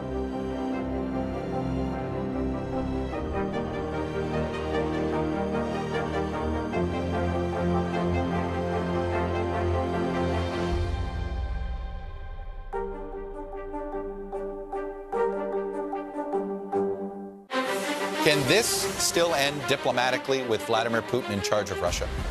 There's a Supreme Court nominee. What would it take for you to vote to confirm her? So I guess the question is, can this end with sanctions alone? If it's Sunday, it's Meet the Press. Live from Ukraine, from Mayfield, Kentucky, from Waukesha, Wisconsin. To cover the news, you have to be in it. This is how so many towns and cities are protecting themselves. You can actually see they're pushing the gates open. I also want to get home. You'll get home. You'll get home. Do you remember any tornado as bad as this one? You look at this and you're thinking, we're not going to have power for weeks, if not months. Exactly. Every night, it's your news playlist. Top Story with Tom Llamas. Weeknights at 7 on NBC News Now. You're watching NBC News Now. Here's what's happening. Right now on NBC News Now. We've got all the angles covered tonight. Look at what's making headlines around the world. President Biden making news tonight on several fronts. We're answering the questions you want answered. There's a lot to talk about this evening. Let's start breaking all this down. We begin with breaking news. Now to an NBC News exclusive interview. We'll get right to that breaking news, the desperate search and rescue. Our team is live all across the path of destruction tonight. Nearly 200 firefighters responded to the scene. What you see on the tablet here is what we see in real life on the street. You know I got your back, right? Keep going. 2022 midterms, the battle for Congress and the fight for control of state housing. In our special County to County series, we're checking out key battlegrounds ahead of the midterms. We are talking elections. I'm in a battleground state. Meet the Press Election Night special. It is a big night. Let's take a look at what else is making news around the world. Our NBC News crew heard explosions in the capital city of Kyiv. People here are terrified. Russia is picking off Ukraine's military facilities. Let's zoom out a bit to our changing climate. What do we think that the new normal is going to be? We begin with the pandemic today. Have you seen a demand for mental health services increase among Latinos? Raise your hand if you have had enough of COVID. A piece of space junk is on a collision course with the moon. It does matter. It is significant. Why? We're here to try to start conversation. A lot to talk about as we continue our rolling coverage. We're coming on the air with the news NBC Scoop. Bringing the news to you is not only a job, it's an honor. The Justice Department announcing charges in a major gun trafficking case involving a Chicago street gang. Today we are announcing a superseding indictment charging 12 individuals in a conspiracy to illegally traffic over 90 guns across state lines into the city of Chicago. NBC News Justice correspondent Pete Williams here now. Pete, that newly unsealed superseding indictment alleges that U.S. Army soldiers based in Kentucky conspired to funnel guns to the gangster disciples in Chicago. Tell us more about this case. Right. So the story does begin a year ago with a shooting in Chicago that killed one person and wounded 7 others. And the police were able to pick up shell casings from rounds that were fired by the guns and then turn them over to ATF for tracing. ATF has a system that examines the minute markings that guns leave on the bullet casings when the firing pin strikes the casing and when it's ejected from the gun. That leaves a sort of ballistic fingerprint. And that check revealed that 5 of the guns used in that shooting in Chicago were bought in the Clarksville, Tennessee area by 3 enlisted soldiers at Fort Campbell on the Kentucky-Tennessee border. Those 3 soldiers were charged last year with illegally buying weapons because federal law doesn't let somebody buy a gun for somebody else. That's called a straw purchase. So what's new here is that now the government has also indicted the men who it says were the ultimate buyers of the guns. 9 members of the Gangster Disciple street gang in the Pockettown neighborhood of Chicago. The indictment says the gang members would contact the soldiers and, in essence, place orders for the guns. Federal prosecutors say the soldiers actually sold more than 90 guns to those gang members. ATF says there's been a big increase in illegal firearms trafficking in the past few years, and it says that is fueling a spike in violent crime nationwide, Allison. Pete, we're talking about gun trafficking charges. What kind of jail time, what kind of penalties do those charges come with? Well, they're serious ones. If convicted on these counts, these defendants could get up to 20 years in prison. Pete, always great to see you. Thanks for the update here. You too. Hungary's prime minister locked in a tight re-election battle. This is the first election in a NATO country since the start of the war in Ukraine. NBC News global correspondent Raf Sanchez caught up with the man who is hoping to be the new prime minister come Sunday. We met yesterday with Peter Markizé. He's the head of the Hungarian opposition and the leader of an unusual coalition of parties going up against Orban in Sunday's election. He's from the political right himself, but he's made common cause with parties from the center and from the left in the hope of unseating Hungary's authoritarian leader. And one of the main planks in his campaign has been hammering Orban over his close relationship with Vladimir Putin. Orban has closer ties with Putin than probably any other leader of a NATO country. He was in Moscow meeting the Russian president just a couple of weeks before the invasion started. Unlike Poland, Orban's Hungary has been refusing to allow the direct transfer of NATO weapons over its border into Ukraine. I asked Markizé how important the war next door is in the election here in Hungary. You've said in this election it's a choice for Hungary between the West or Putin. What do you mean by that? Well, Orban has been serving Putin for 12 years. Now, all of a sudden, everybody realized that Putin is a war criminal who is killing innocent children and pregnant mothers, shelling hospitals and shooting at nuclear power plants. So, of course, now it's an alarming threat to Hungary's safety and security that Putin might actually might actually become a direct neighbor of Hungary. Orban is still trying to stop Brussels and not Putin. So we ask him to stop Putin instead of Brussels. Now, Orban, for his part, says he's the man who will keep Hungary out of the fighting next door in Ukraine. He held a rally here just a couple of hours ago, and many of the voters we spoke to said they were nervous that their country would be dragged into the fighting. Americans are concerned about getting dragged into the war in Ukraine. That is an ocean and a continent away. Here, we're just a couple hundred miles from the scene of fighting between Russian and Ukrainian forces, and Orban says he will not allow a single Hungarian to get caught between what he calls the Russian hammer and the Ukrainian anvil. In Ukraine, pets left behind when their families fled the war. NBC News Now anchor Savannah Sellers shows us how a man from Maryland is helping them out, one pup at a time. That entire day, my heart it felt heavy. 28-year-old Jeff Prahl was in Maryland waiting tables when Russia first bombed Ukraine. But when President Zelensky released this message, all friends of Ukraine who want to join the defense, come. 3 days later, he was on a flight to Warsaw, Poland.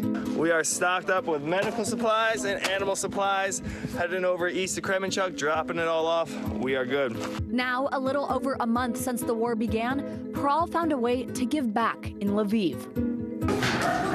Hi. Volunteering at this animal shelter. They have all the dogs that just come from all over the place. Sometimes there's some days where they just get a huge amount just kind of dumped in there. The shelter cares for wild and domesticated animals who have been abandoned, orphaned, or displaced as a result of the war. When Prahl walks the dogs, he can tell which ones have been traumatized by the war. There's human dramas and the animals don't get a say, and like it's really upsetting. In this video, you can see a series of explosions that happened Saturday near Lviv. Can you take? Kral was walking dogs and far enough away from the attack to remain unharmed. Some of the dogs, they got a little riled up for a bit, but then like, 2-3 minutes after the hits, I go back to the dogs and it's just a loud noise to them. And I guess calming in a way when you see, this thing's happening, I have a view of where it is, and these dogs are they're just trying to enjoy their day, still trying to live. And you guys don't care at all. You don't care about a bomb. You just want to be pet. Kral will return to Maryland after a month of bills piling up at home. It's not even your leash, man. But a part of him will always be in Ukraine. I'm going to try extending that as long as I can, and I already have a feeling like that day I leave, like I'm going to feel like I should be back over here. Very much listening to what's inside there to kind of guide me and let me know what's right for me. Coming up, it's April 1st, but don't be fooled. March Madness isn't over yet. We're previewing all the Final Four action this weekend next.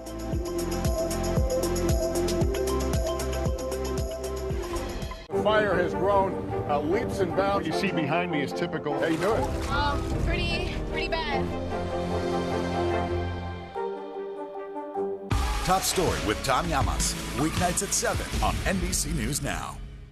These days, it feels like the news never stops. So let's get into it. What's happening right now, what it all means for you for an hour every day. It can be hard to keep up, so let's get started together. Hallie Jackson Now.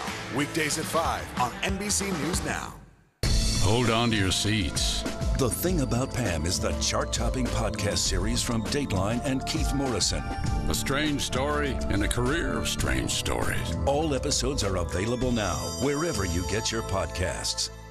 Good morning, I'm Joe Fryer. And I'm Savannah Sellers. 2022 is off to a busy start. Winter's wrath causing headaches from coast to coast. It's been really incredible to see how quickly volunteers started to help with the cleanup efforts. Morning News Now, streaming weekdays at 7.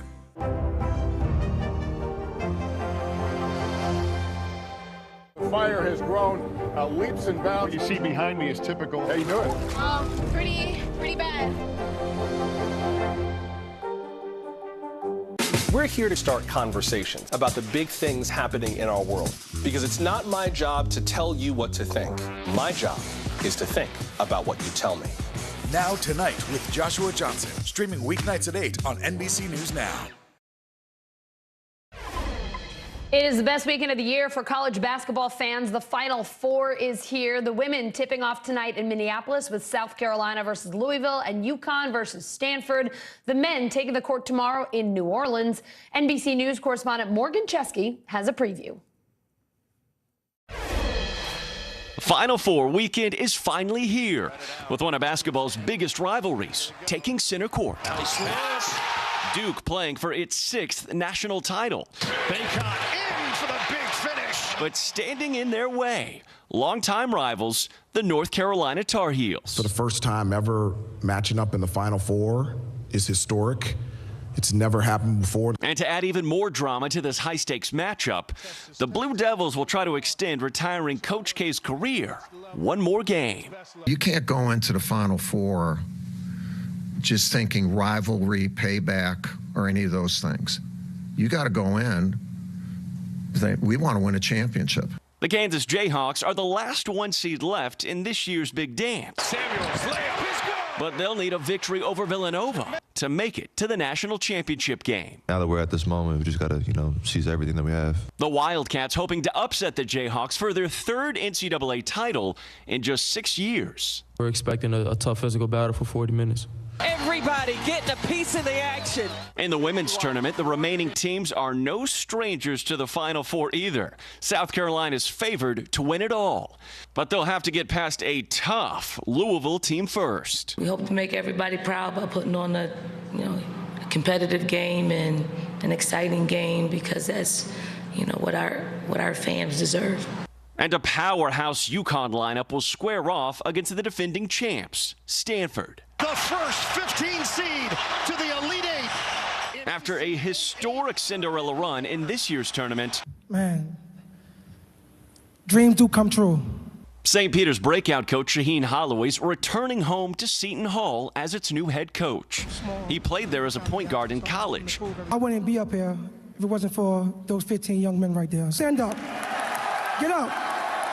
Bringing his standout team to the big announcement.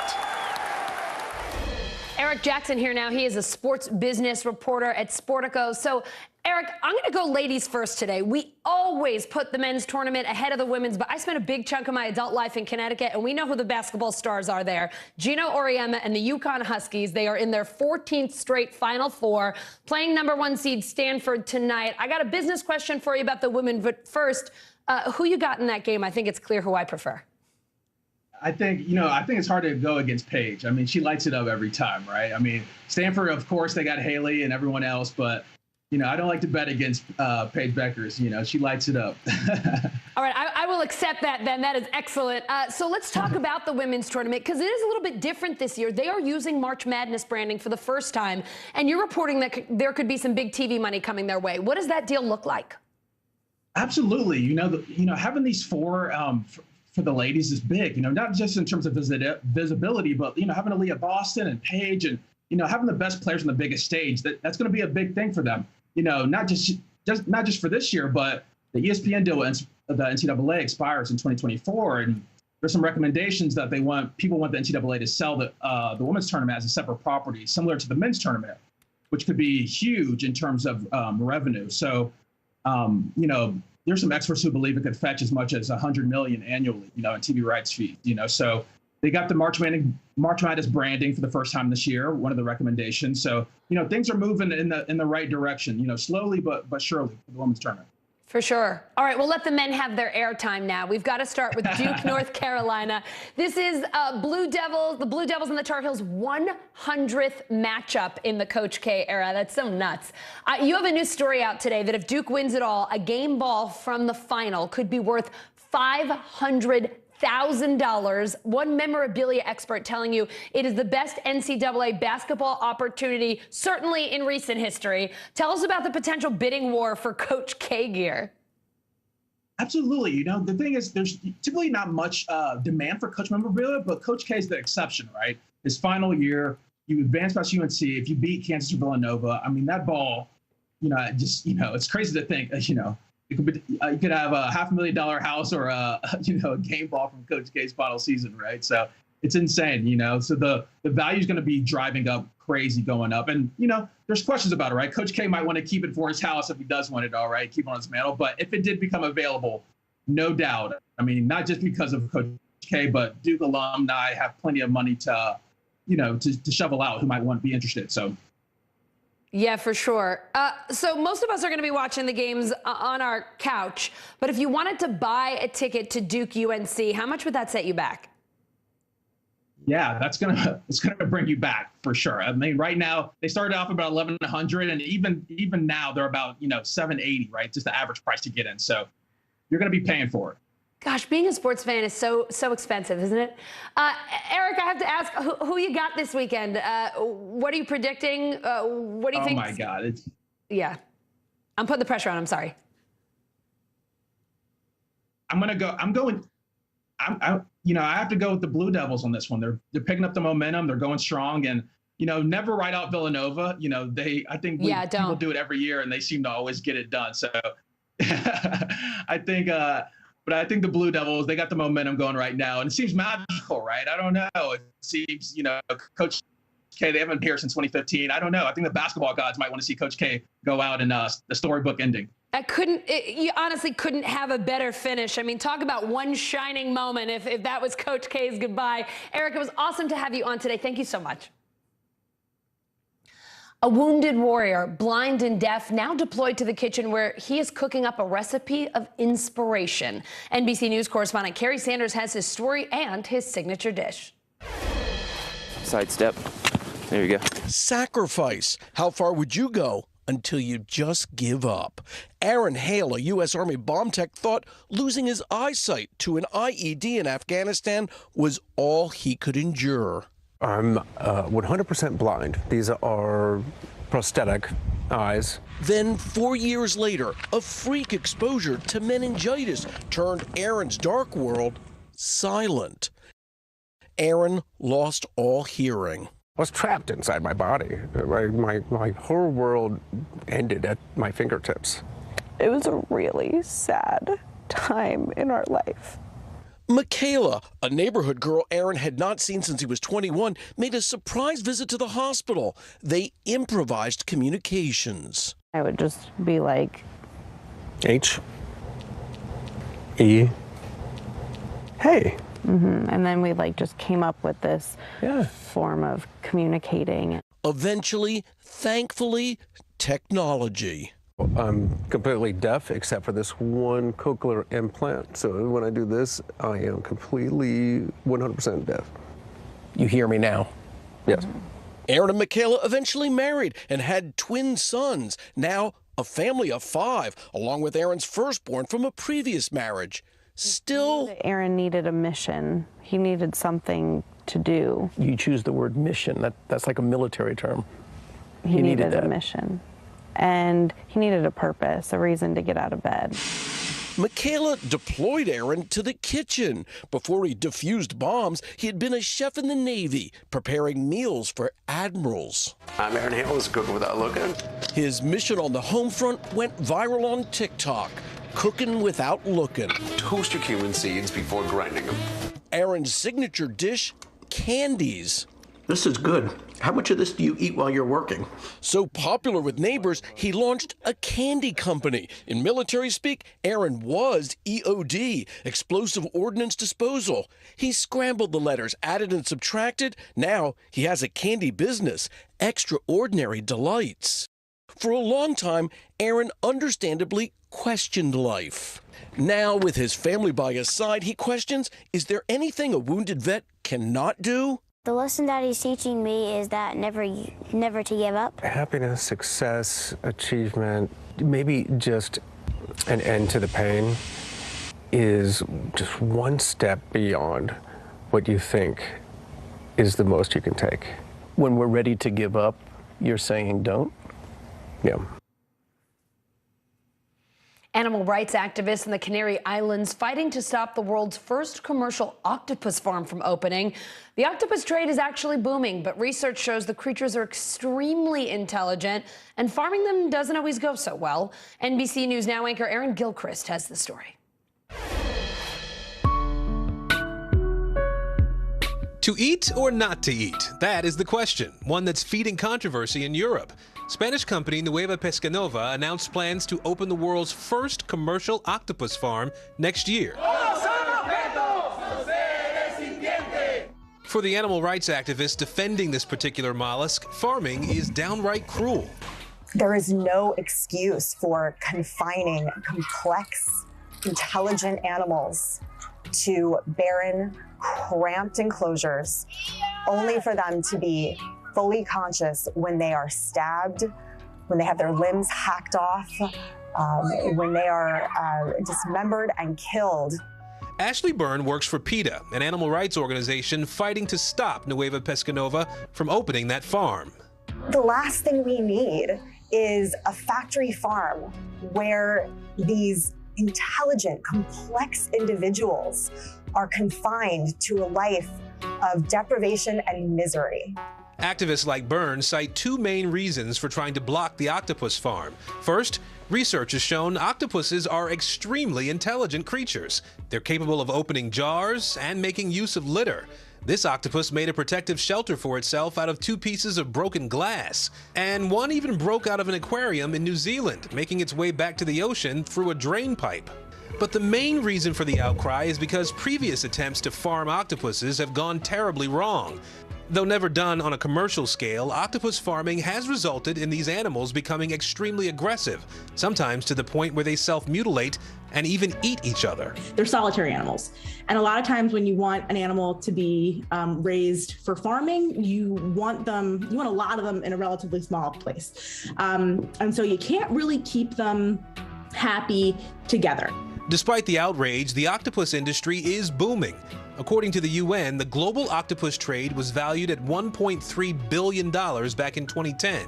Today, estimates are closer to $3 billion. So what's driving this surge in demand? Many say it's taste. El sabor es increíble, suave. Pepe Larriño is a chef at El Pote Español, a Spanish restaurant in New York. He was born and raised in Galicia, Spain, where octopus is the signature dish. He says octopus is more than just food where he comes from. It's a delicacy that's part of his people's culture. But PETA isn't buying it. Culture is never an excuse for cruelty. Causing unnecessary suffering is wrong, regardless of where it's taking place. Me gustaría que se críe en el campo y que viva con libertad. ¿Qué puedes hacer? Pues protestar, sí, y todo, pero ¿qué comemos? Nueva Pescanova insists it has been able to reduce stress on octopuses in its trial farms. A spokesperson told Reuters aggression among individuals is eliminated and that they found no cannibalistic behavior. For now, the farm is still slated to open in 2023, but activists around the world are still trying to get their arms around protecting these animals.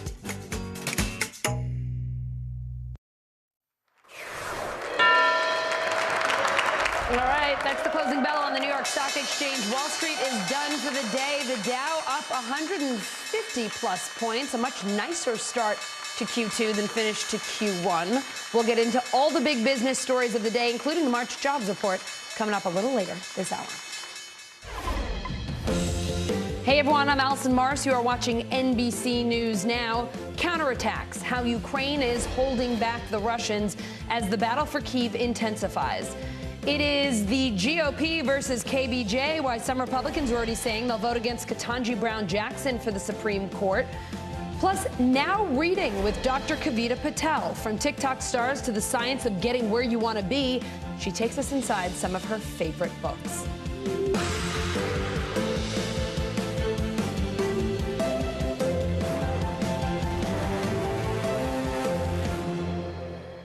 We start this hour with the fighting near Kyiv. Ukrainian forces launching successful counterattacks, combating Russian air and missile strikes in the capital. That's according to British defense officials.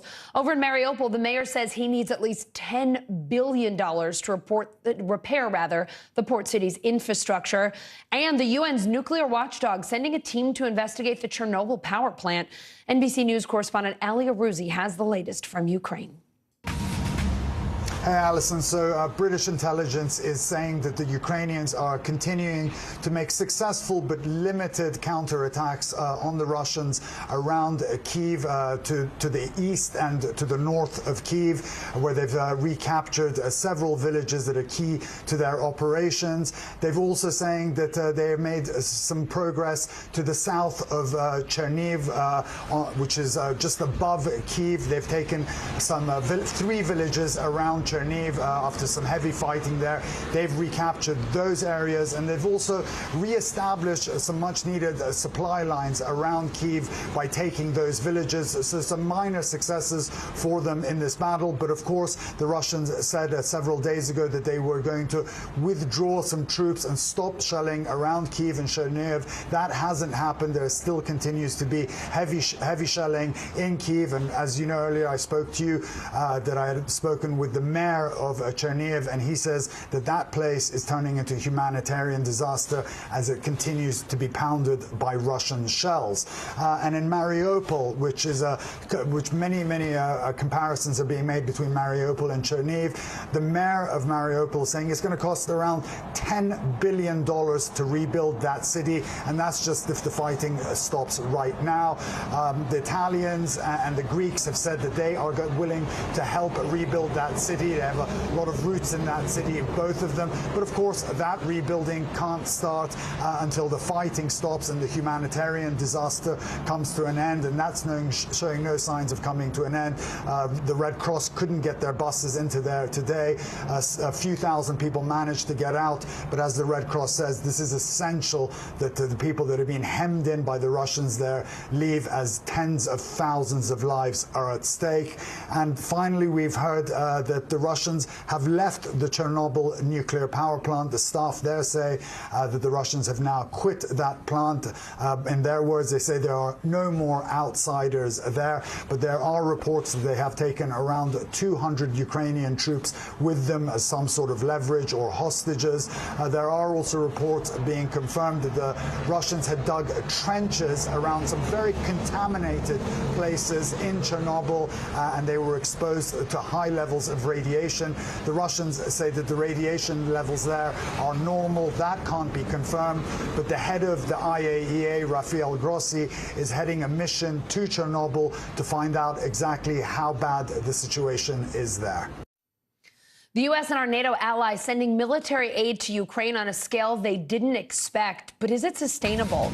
NBC News global security reporter Dan DeLuce live from Washington. Dan, you spoke with several current and former officials about the pace of these deliveries. What are their biggest concerns? Yeah, really, Allison, this is just on a massive scale, and I don't think anyone anticipated this in or outside the U.S. government. The U.S. has been flying cargo planes full of thousands of anti-tank weapons, millions of rounds of ammunition, hundreds of those shoulder-launched Stingers that can shoot down low-flying aircraft. And really, the concern is that these are items that are not being really produced at a fast rate. These are weapons that were not in demand before the war started. And so now the U.S. is scrambling to try to move these weapons and this equipment as fast as they can. And NATO countries are also in the same dilemma, and it's not clear that they can keep this up. Dan, President Biden approved an aid package on March 16th. In it, hundreds of Stinger missiles, Javelin missiles, drones, 20 million rounds of ammunition, 25,000 sets of body armor and helmets. You're seeing the list there. But some members of Congress and former officials say the White House goals should be even more ambitious. What do they have in mind? You know, that's really the crux of all this, Allison, is what are we trying to accomplish here? And I think at this point, the Ukrainians have shown that they can at least stop the advance, that they can hold the Russians in a stalemate. But now you have members of Congress and some Ukrainian officials and others saying, no, there should be a more ambitious goal here, and that is to actually win, to have the Ukrainians roll back the Russians all the way out of Ukraine. And that would require even more weapons, different kinds of weapons, more offensive weapons, you know, missiles, for example, where they could take out a Russian ship off the coast or take out a plane at a much higher altitude. And it also would require a longer-term effort, more expensive, obviously, and even some training for the Ukrainians. So that's the question before the White House. And it's always a dilemma for the Biden administration, how far to go without provoking Russia and somehow risking a direct conflict between the U.S. and Russia. Dan, you also say lawmakers on both sides of the aisle are questioning how the Biden administration will restock all of those weapons that it's sending to Ukraine. How are the White House and the Pentagon answering that question? I think there's a message now coming down from both Congress and the White House that the whole kind of defense industrial base has to kick into high gear, right? So these weapons like Stingers or Javelins are not being churned out at the moment on the assembly line. So there is going to have to be a real industrial effort here by defense companies to start producing these quickly and at a very high volume. And you have some lawmakers telling the Pentagon, you've got to move faster. I think there's the lights are flashing, and government officials are aware that this is now an urgent priority. And we'll just have to see if the U.S. and other NATO countries can keep up with the demand from Ukraine. The Ukrainian government's saying they're worried they're going to run out of some of these weapons soon. They're burning through them at a really fast rate. So we'll have to see if the kind of defense industrial sector can move quickly at a much faster pace on some of these items that were not a priority just a few weeks ago. Dan DeLuce in D.C., thank you. Thank you. Poland, the latest country cutting the cord with Russia, calling its plan to end Russian energy imports the most radical of its European neighbors. NBC News correspondent Josh Letterman has the latest from Warsaw. There's been so much attention to how Poland has led the way in the humanitarian response to the Ukraine crisis, as well as leading in pushing for a strong military response to Russia's war in Ukraine. But Poland is also now pushing the envelope when it comes to quitting Russian energy, that critical lifeline for President Putin's war in Ukraine and the funds he needs to be able to keep it up. Poland now with the most aggressive steps of all of the European Union, saying that it will quit Russian energy imports completely by the end of the year. That includes coal, natural gas, and oil. And when it comes to coal, which is a big part of the energy mix here in Poland, they say they will be off of Russian coal completely by the end of next month. No other country in the European Union has gone that far, although they have taken much more modest steps, with Germany, Austria, and Italy announcing alerts or pre-alerts about potential gas shortages. And in France, the government urging businesses to conserve energy so that they need to buy less of it from Russia.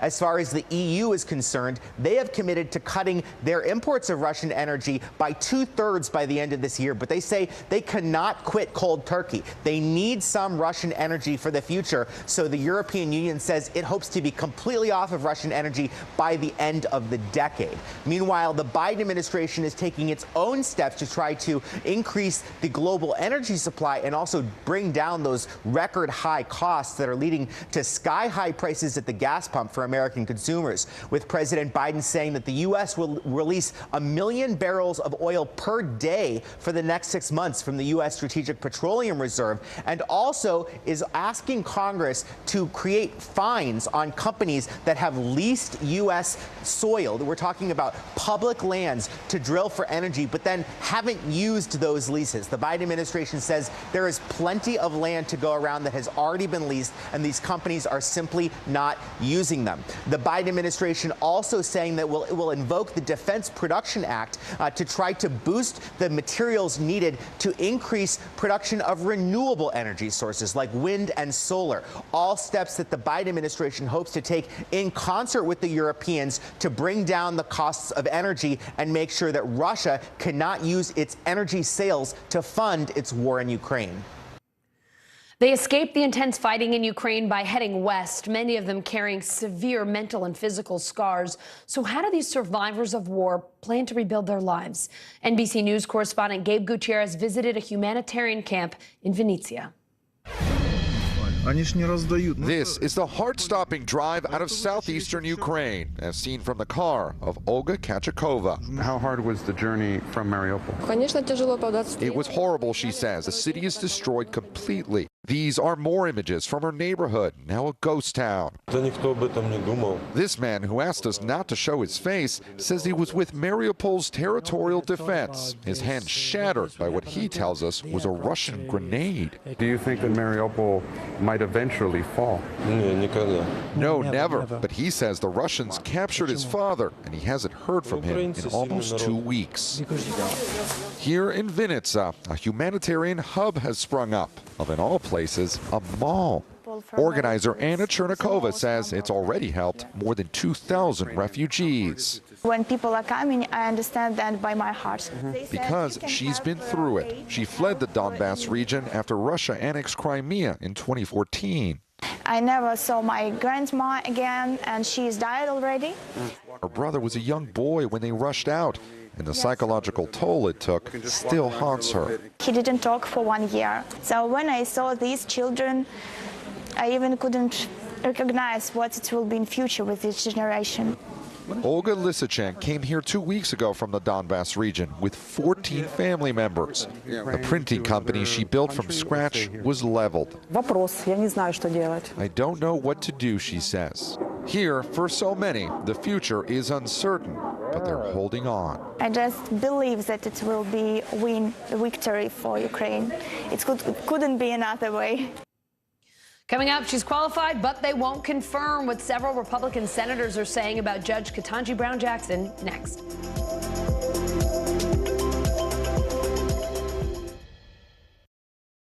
These days, it feels like the news never stops. So let's get into it. What's happening right now, what it all means for you for an hour every day. It can be hard to keep up, so let's get started together. Hallie Jackson Now, weekdays at 5 on NBC News Now. Still to come on the Channel 2 News. Well, the waters are certainly receding now. Still too close to call. Lester Holt reporting from Ground Zero, as it's being referred to. It is, in fact, the taste of freedom. The Haitian people know a little something about resiliency. What's the biggest risk right now? Some of the troops who have been proud. I want to welcome you to the first presidential debate. In fact, we've been told we can't go any farther. You are some resilient folks. Let me get a hint.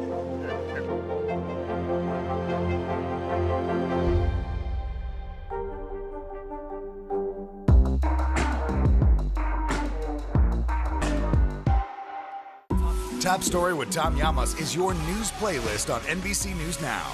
And now, you can listen to it as a podcast. Available anytime and anywhere. Can this still end diplomatically with Vladimir Putin in charge of Russia? There's a Supreme Court nominee. What would it take for you to vote to confirm her? So I guess the question is, can this end with sanctions alone? If it's Sunday, it's Meet the Press. The fire has grown leaps and bounds. What you see behind me is typical. How you doing? Pretty bad.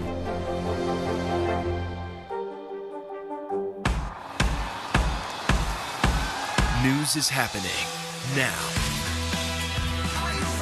Look at what's making headlines around the world. Right now on Morning News Now. We're coming on the air with breaking news. And this is a significant moment. Whenever it happens, wherever you are, NBC News, streaming free now. Sometimes the news can be difficult and overwhelming for kids to understand. Ukraine and Russia. Could you help me understand what's going on? So to help make sense of it, we've created a newscast just for them. We hope your family will watch Nightly News Kids Edition. What happened here is a story of loss and salvation. There were residents who hung on for dear life. This is where you took shelter, in this closet. I took shelter right in this closet right here. Rioters banged down one of the doors. Have you found a way to reconcile it a year later? It really hurt to see this place that I love so much treated with such disrespect. Was it an act of cleaning or an act of healing?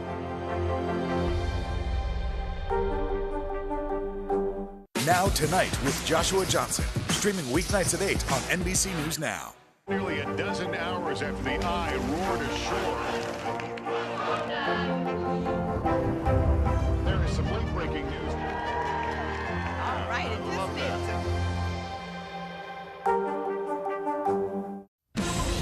Let's go to NBC News Digital reporter Maya Eglin one more time before it's the weekend. She's got the latest headlines from NBCNews.com. Maya, what's happening? Hey, Allison, we start in Texas, where a woman is still reeling from a horrifying mix-up when a hospital called her to tell her that her husband died. He was actually alive and recovering from a knee surgery. The Razzies, a group that celebrates the year's worst achievements in film, took back a satirical award they created for actor Bruce Willis after news of his aphasia diagnosis. The awards were handed out on Saturday. A historic World Cup draw today. FIFA will take the tournament to Qatar for the first World Cup ever in the Middle East. Matches will take place in November and December to avoid the desert heat of June and July. Today is the first Friday off for thousands of workers across the U.S. and Canada.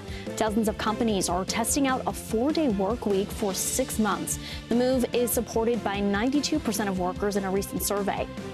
And starting July 1st, New York City will test out a walking speed minimum. Pedestrians will be required to walk at least 4.5 miles per hour or be ticketed. Now, Allison, even though a lot of us wish that were true, it is actually a viral April Fool's joke going around.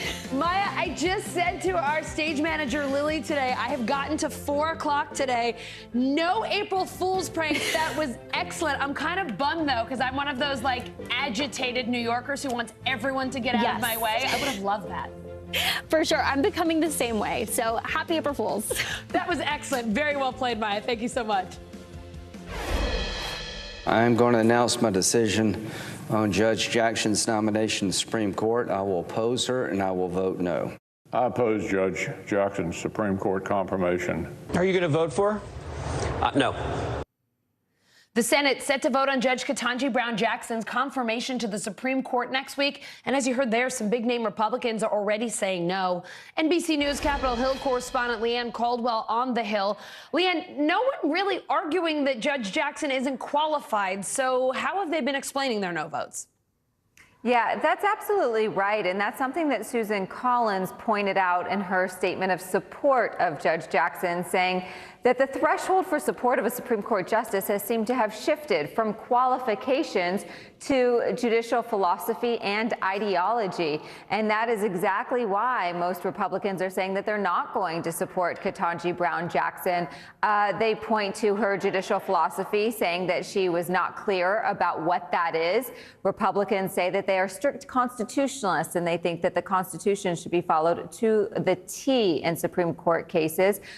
They also are pointing to her sentencing in child pornography cases. Of course, that's something that the Supreme Court does not really rule on, but that is another reason why Republicans say that they are not going to support her. And so it has become very clear that over the years that Supreme Court confirmation processes now are about ideology over qualifications, and that was evident. It's going to be evident not only in this one, but also it was evident during the Trump years as well on his Supreme Court nominees too. All right, Leanne, let's talk about recent confirmation hearings. I'm thinking Brett Kavanaugh, Amy Coney Barrett. I mean, we know they were very contentious, and it's hard not to look at this as payback or just politics, right? I won't vote for your guy because you won't vote for mine. What are the Democrats saying? Because they didn't exactly support those conservative nominees. They sure didn't, and that's part of why people are saying that this process is broken. You know, Lindsey Graham seemed to be the one who really had a grudge about Brett Kavanaugh. He brought it up in the hearings for Ketanji Brown Jackson, even though she had absolutely nothing to do with that. But the process, Republicans and Democrats both say that it is a process that is not quite working, and there's many reasons for that, Allison. One of them that people point to is the fact that the threshold to pass Supreme Court nominees has been reduced from 60 votes to 50 votes. And so that means that the majority party does not need any of the other party in order to support it. And so when it has become such a big campaign issue and a political fundraising issue, why would a Republican, a member of the other party, vote for a Supreme Court justice when it's not going to impact that if that person is going to be confirmed? And they will be also able to raise a lot of money and score a lot of political points with their respective bases. That's what we saw in during the Trump years with Democrats, and that's what we're seeing now with Republicans and this Supreme Court nominee. So, Leanne, as you've said, so far, Senator Susan Collins, only Republican who says she'll vote yes. Who else are you still watching? There's a couple people who are still undecided that we are watching, including Senator Mitt Romney, a Republican of Utah. I personally don't think that there's anything that he's going to support her. He has given no indication that he will. He respects her and the historic nature of her nomination. We'll see. I could totally be proven wrong. But Senator Lisa Murkowski is the one that we are really watching. She is someone who supported her in the past for a lower court position just last year. But she is also up in 2022 for re-election, and she has a very difficult race in a very conservative state of Alaska. Susan Collins is the one Republican so far who has said yes, so it will be a bipartisan vote. We just don't know how bipartisan it will be yet, Allison. All right, Leanne Caldwell, thank you so much. Have a nice weekend. You too. Florida's Republican Governor Ron DeSantis and the state's Board of Education slapped with a federal lawsuit over the new Don't Say Gay law. A group of students, parents, teachers, and advocates saying it'll stigmatize, silence, and erase LGBTQ plus people in Florida's public schools. NBC News Out reporter Joe Yakeba here with me now. Joe, this is an 80-page complaint. It says the law reflects an effort by the state to use its power over public schools to demean and deny the existence of people whom the Supreme Court has repeatedly held to be protected. What else does this suit allege? Yeah, so the suit also alleges that the law violates the First Amendment, among others, because it does limit what teachers, students, and third parties can say at schools. And the lawsuit also alleges that the bill is intentionally vague in its language because it never defines what classroom instruction actually is, and its sponsors refuse to define those terms during any of the debates over the bill. So it doesn't just limit speech, the suit argues, but it limits a really broad swath of speech that appears to target a particular group of people. Joe, NBC News spoke to two parents who are part of this lawsuit. What are their biggest concerns for their kids, and how is it affecting their children and their family already? Yeah, so Dan and Brent Van Tice, two parents who are among the plaintiffs, said that their two children who are in first grade are already afraid that they won't be able to talk about their family at school. And their biggest concerns for the future, they said, is that this bill will stigmatize and isolate their kids further from others. Joe, how's the governor responding? What are we hearing from DeSantis on this? Yeah, so Taryn Fenske, the governor's communications director, said in an email to NBC, this calculated, politically motivated, virtue signaling lawsuit is meritless, and we will defend the legality of parents to protect their young children from sexual content in Florida public schools. So the governor is really digging his heels in on this. Joe, always great to have you on. Thanks for talking about these super important issues. Thank you. A woman murdered in her Michigan home 35 years ago. Her case was never solved, but a group of kids from Western Michigan University helped police out, and police now say they've got her killer. Here's their story. A 35-year cold case, police unable to make a break, is finally closed with the help of college students. Meet one of them. We could just let the detectives know, like, hey, there's this piece of information that you guys might want to look back into, or there's more that could be done with this. And there was more to be done. Western Michigan University students teaming up with Michigan State Police and genealogists, all to find out who killed Roxanne Wood. Just 30 years old when she was found dead on February 20th, 1987. Police say her murderer slashing her throat and stabbing her to death in her Michigan home. For over 3 decades, Wood's murder remained a mystery. Why was this case so difficult to solve? For one reason, we believe it was totally random. Lieutenant Christensen saying limitations in DNA technology and staffing made solving the case a challenge. That's where the WMU cold case program came in. We started off with multiple boxes of information of all of the evidence that the police have already located. Some of that evidence, unidentified DNA from the original crime scene. Our approach is taking that sample and creating the genetic profile for this unknown DNA contributor. Vargas, the investigative genetic genealogist on the case, used that DNA to search sites like GEDmatch and Family Tree DNA and found potential matches. By building out those family trees is how we're able to make the connection and I ultimately identify who the subject is. Ultimately linking the murder to 67-year-old Patrick Gillum. Police collecting a cigarette outside Gillum's Indiana home for DNA, confirming his connection. Gillum arrested nearly 35 years to the date of Wood's killing. He pleaded no contest to a charge of second-degree murder, now clearing the name of Wood's husband, Terry Wood, a longtime person of interest in the case.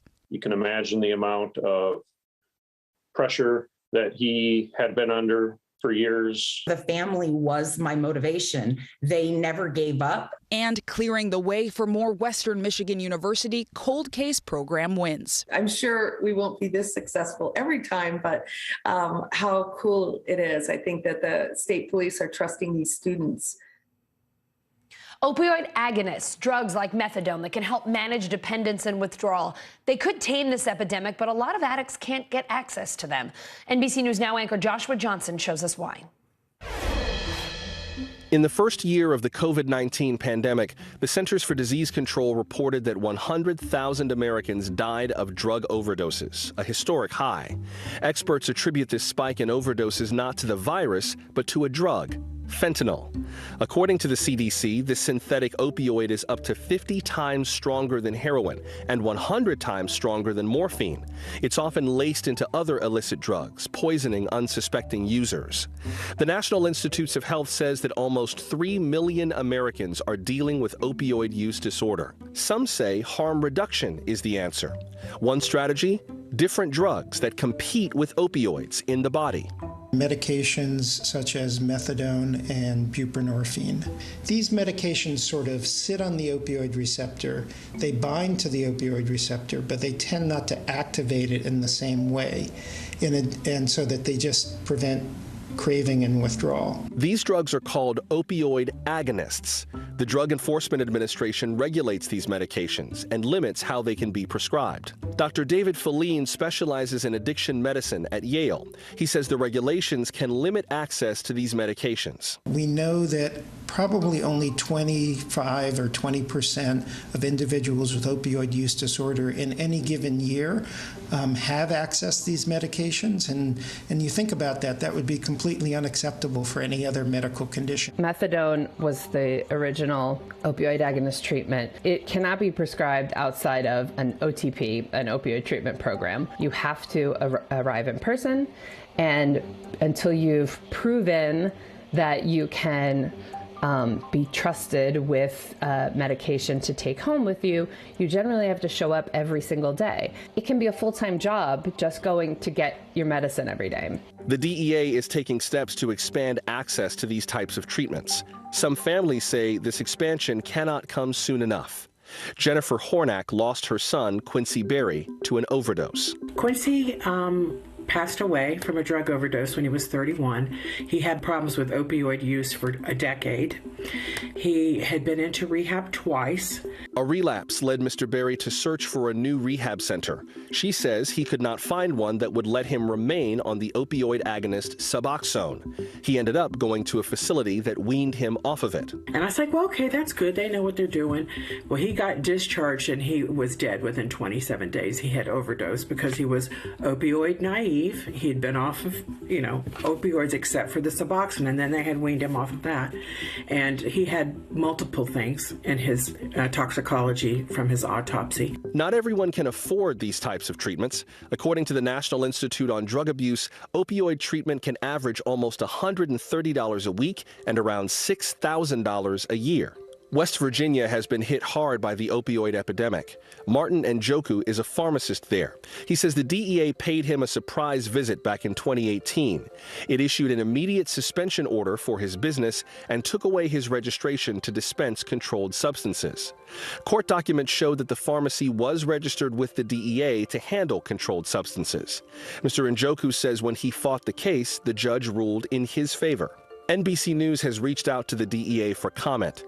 Martin Njoku says the agency's enforcement gave his pharmacy a devastatingly bad reputation. We have so many pharmacists, who will not dispense Subutex or Suboxone because of the DEA. You are pushing us away from giving people or taking care of people who need the Subutex or Suboxone, to stay alive. Back in 2020, almost 60 million Americans had used illicit drugs the year before. That's according to the Substance Abuse and Mental Health Services Administration.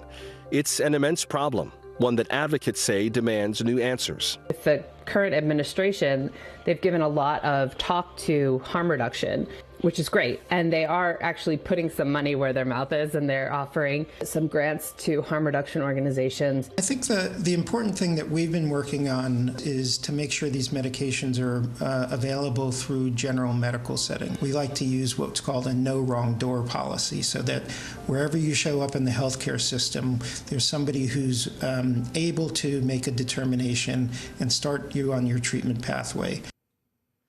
Coming up, it's time to make the donuts in Paris. We'll take you to Bone Shaker, where there's not a French pastry in sight.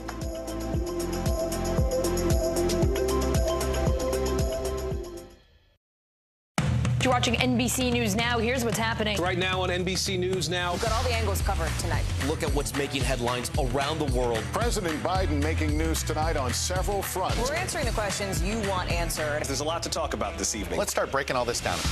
We begin with breaking news. Now to an NBC News exclusive interview. We'll get right to that breaking news, the desperate search and rescue. Our team is live all across the path of destruction tonight. Nearly 200 firefighters responded to the scene. What you see on the tablet here is what we see in real life on the street. You know I got your back, right? Keep going.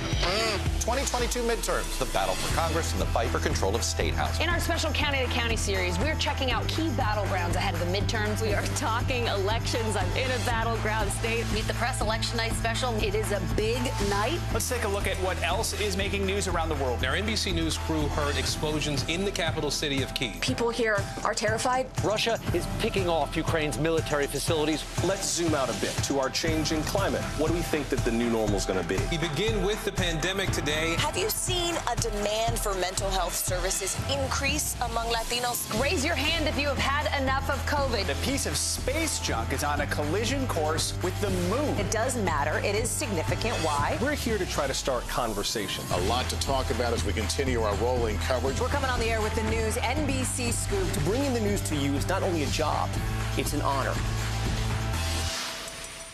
We'll meet Ukrainians who are defending their country one block at a time. When you were still in Kiev. Could you hear the bombing? My name is Lester. Hey, who's this?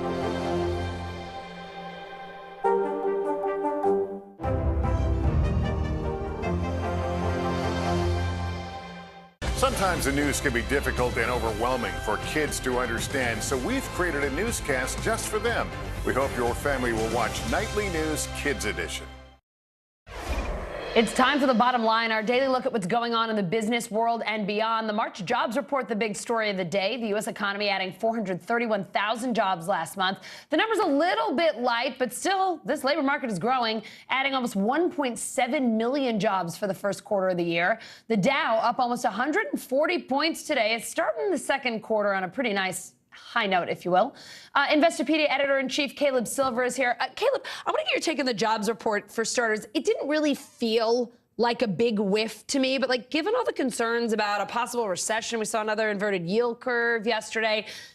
Does this worry you, or is this still strong? This is still strong, and it's 11 straight months of 400,000 jobs a month on average or more. Wow. Best streak since 1939. Yeah, we lost a lot of jobs, but we've been adding jobs steadily every month, and February was revised higher, so the last couple of months look pretty strong in aggregate. Pretty strong report. Let's just talk about a little bit about where the jobs are. I know you've been looking at where they're hiring people, and that's important, right? Yeah, it's leisure and hospitality, and that's sort of where the gains have been because that's where the losses were so steep. That sector still not back to full strength. Half of that, 61,000 restaurants and bars alone. You know, restaurants can't stay open past 9, 10 o'clock, or sometimes not opening until 10, 11 in the morning. That's part of the reason. Also, professional and business services, accountants, bookkeepers, et cetera, people getting back to work, retail. Manufacturing, not so much, but we're still getting this steady drumbeat of jobs added. Still 5 million jobs out there posted with nobody applying to them yet. And we're about 93% of the way back from where we were in 2019. You bring up those professional business services. I love when we see jobs like that. I keep saying it, but these are well-paying jobs. That's great to see that people are coming back to the workforce because the pay is good. We know we need that given what inflation is looking like. And to that, I want to ask you about the Fed. Does anything about this jobs report, anything in these numbers change the odds of a half-point hike come May? Or that's what you think we're still looking at? Yeah, I think I know you want one. I'm the biggest advocate of a half-point rate hike there is here. I mean, I think let's just do it, right? Yeah, the good news is that unemployment's at 3.6%. The Fed's two things. They want unemployment or full employment, that's between 3 and 4% unemployment, and they want inflation to be under control. They have the unemployment part under control, the inflation part they do not. So they still have to come heavy with the interest rate hikes, whether that's a quarter point or a half point at the next meeting. They're coming. You can expect 2.5% Fed funds rate by the end of the year. So it may slow them a little, but not much. All right, let's talk about what's going on in the markets. Q1 was not good looking. Q2, at least looking better on day one. But people are throwing around the R word a lot, recession. There's concerns, you know, not that it's coming tomorrow, but that we should be prepared that that's on the way. What's going on with the markets? Yeah, well, there is that uncertainty, and inflation is the big bogey there because we don't know for how long and how strong it's going to be. Is it going to go through the summer? Are we finally going to get some relief in gas prices? Consumers are backing off a little bit. Consumer spending last month only up 0.3%, a little softer than the prior month. Hanging in there, personal income still okay, but there's this drumbeat, and you hear it in the bond market, and that's where the real money is, where the inverted yield curve actually happened. I told you to stretch. It happened. It happened last week a couple of times. So that scares people because that usually precedes a recession. That's just a sign that investors don't think the next few months to a year are going to be that great for the economy. All right, I know we love chatting about meme stocks, and GameStop going absolutely nuts today. Tell us why that stock is soaring, because it leads into your Investopedia term of the week. Yeah, the term of the week, and splitting up is hard to do, but not for a lot of these stocks. GameStop deciding to split, or asking its shareholders if it can split its stock by way of dividend. That means take existing shares and split them into smaller pieces, smaller price. You don't lose value. They just want to create more shares at a cheaper price point. Amazon's done this. Alphabet's done this. Tesla wants to do this. Why? They want to make their shares more affordable so more retail investors will get into them and start buying them and push the stock back up. It's a nice little trick that they play, but they want to make shares available. And if shareholders want to buy it, they will. It's a trick that works. We always get so excited about stock splits. Like, for some reason, it's just like, whoa, look at this. Before we let you go and enjoy your weekend, what's on tap next week? Well, we're looking at mortgage rates and mortgage applications, right? I looked at the 30-year, 4.89% for the 30-year. Every time I talk to you, it gets a little bit higher, a little bit higher. So I'm looking at that. I'm looking at Purchasing Managers Index. How's inflation hurting the purchasing managers, the ones that are actually buying the raw materials? And also, what's up with oil and gas inventories? We know that strategic release of petroleum reserves coming in May. How are we doing here right now with what we got?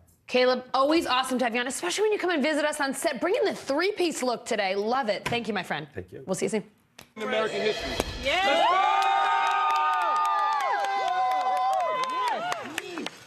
Amazon workers in Staten Island, New York, celebrating today. They voted to form Amazon's first unionized warehouse in the United States. It is a groundbreaking win for organized labor, but it could be a big setback for the company and two-day shipping as we know it.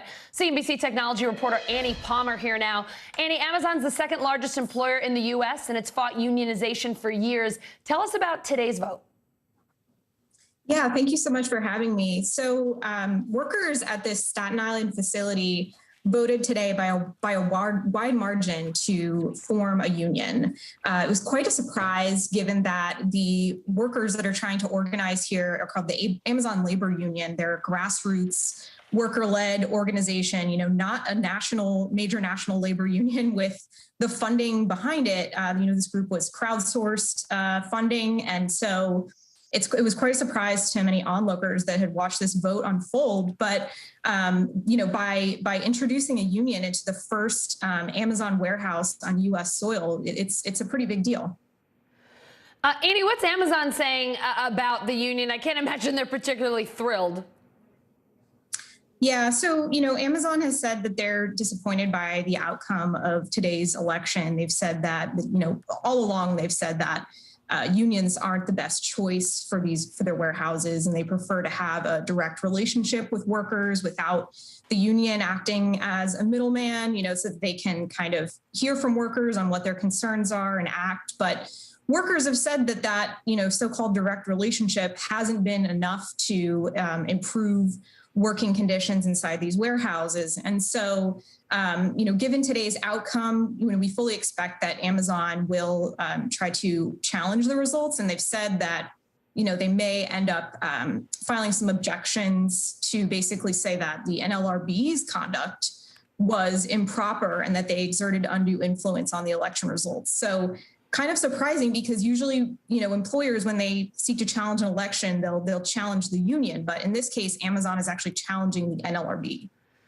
All right, this is awful, but we know it's human nature. A lot of times we only worry about how these things affect us. How could this potentially disrupt the company's workflow and how Amazon delivers packages and gets things, gets orders to people?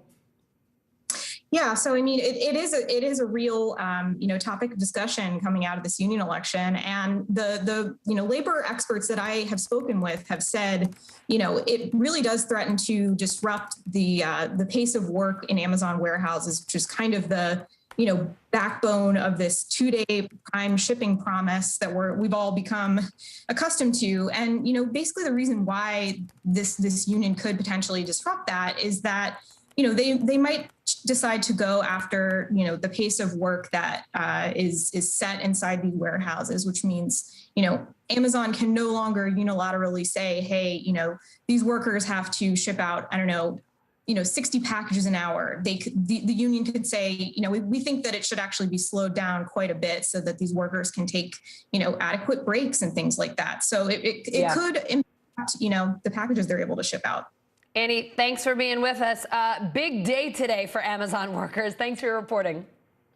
Thanks so much. She is an American pastry chef in Paris, but do not ask for any croissants in Amanda's Bankert shop. NBC News Now digital video editor Laura Zephyrin went to Paris for a taste. My name is Amanda Bankert, and I'm the owner and executive pastry chef at Bone Shaker Donuts and Bone Shaker Brownie Bar in Paris. It's hard to say what made me fall in love with Paris. It was really a feeling that I had almost immediately. I just felt at home. I knew this is where I wanted to live. It's a mix of the beautiful architecture and the cafe culture, creativity. Honestly, for about a week, I was like, this is the place for me. So I first came to Paris in the early 2000s. I studied pastry at the Cordon Bleu, got my pastry diploma, and then I moved to Ireland, and I lived in Ireland for almost 10 years. I worked in Michelin-starred restaurants, I worked in bakeries, I worked in coffee shops, but I really missed Paris. So in 2012, I moved back here with my son. We started our life back here in France. Obviously, having worked as a pastry chef in restaurants in Ireland, I knew that I didn't want to do French pastry. There were already see a number of extraordinarily talented pastry chefs who are here in France doing traditional French pastry. So I wanted to do something that was kind of fun, relaxed, that really represented me, and something that we didn't have at the moment either in France, because back then donuts didn't exist here. French people often have like very preconceived notions about what American food is, but I think we're the only ones who are still doing everything 100% from scratch. Like, I'm rolling out my dough, making the pastry creams, I'm making the glazes, I'm toasting the nuts. These are speculoos donuts. You know, French people have a very, very high level of appreciation for artisans and for pastry chefs and for culinary endeavors in general. So once people realized that it was actually a human making things from scratch, then it was easy. It's more like a breakfast kind of donut. It's very simple, but it's very rich, and we never found anything like this here in France. Actually, our flavors are kind of a mix of America and France for sure, and then a little bit of Ireland as well. We have about 8 classics that always stay the same, and then we usually rotate anywhere from 3 to 6 new flavors in by month and season. The bone shaker cream is our take on a Boston cream. It's filled with a vanilla pastry cream, and then it's topped with a dark chocolate and cardamom glaze. We have the No Sleep Till Brooklyn, which is filled with a lemon curd and topped with toasted coconut and a coconut glaze. So, as anyone who has spent any time in France can tell you, there's a lot of red tape. And I often tell people when people talk to me about opening businesses here, just expect it to take about 3 to 10 times longer than you anticipate, but also don't get discouraged. So I'd say the biggest shock for me was just, I had the idea in actually 2013 to open the donut shop, and we didn't actually open our doors until 2016 because all of the bankers were telling me that it would never work and that donuts were something that French people would never be into. So I also ended up having to bootstrap the whole thing. So the original shop that we had was literally built by hand. It was very DIY. I like to call it my little like punk rock donut shop because it was all very DIY. We are still a very, very small business. Really expanded in the sense that when it started, it was me, and we now have 12 people working for us. Having women in the kitchen and our general manager is a woman is something that I really, prioritize. We make about 600 donuts, give or take, a day during the week, and then we make over 1,000 donuts per day on the weekend. At the beginning, I was making like 100, 150. And then we have the brownie bar as well. We've only opened about 3 weeks ago. We are shooting for my vegan baking book. Americans really encourage an entrepreneurial spirit, which I think is an advantage here, and maybe is something that's a little bit different culturally. So I think just kind of having that blind optimism is something that will serve you well. Just go for it. Coming up in our latest Now reading, we make a house call to one of our favorite doctors to find out how Dr. Kavita Patel is balancing the pandemic and a little personal time. Hint, she's reading some great books. That's next. Hold on to your seats. The Thing About Pam is the chart-topping podcast series from Dateline and Keith Morrison. A strange story in a career of strange stories. All episodes are available now, wherever you get your podcasts. Live from Ukraine, from Mayfield, Kentucky, from Waukesha, Wisconsin. To cover the news, you have to be in it. This is how so many towns and cities are protecting themselves. You can actually see they're pushing the gates open. I also want to get home. You'll get home. You'll get home. Do you remember any tornado as bad as this one? You look at this and you're thinking, we're not going to have power for weeks, if not months. Exactly. Every night, it's your news playlist. Top Story with Tom Llamas, weeknights at 7 on NBC News Now. The fire has grown leaps and bounds. You see behind me is typical. How you doing? Pretty bad. To cover the news, you have to be in it. This is how so many towns and cities are protecting themselves. You can actually see they're pushing the gates open every night. It's your news playlist. Top Story with Tom Llamas, weeknights at 7 on NBC News Now. The fire has grown leaps and bounds. You see behind me is typical. How you doing? Pretty bad.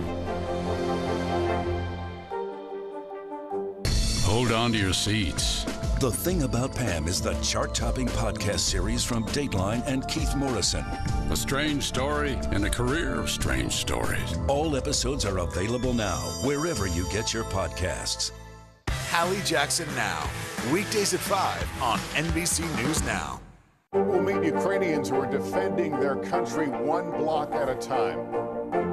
When you were still in Kiev, could you hear the bombing? My name is Lester. Who's this?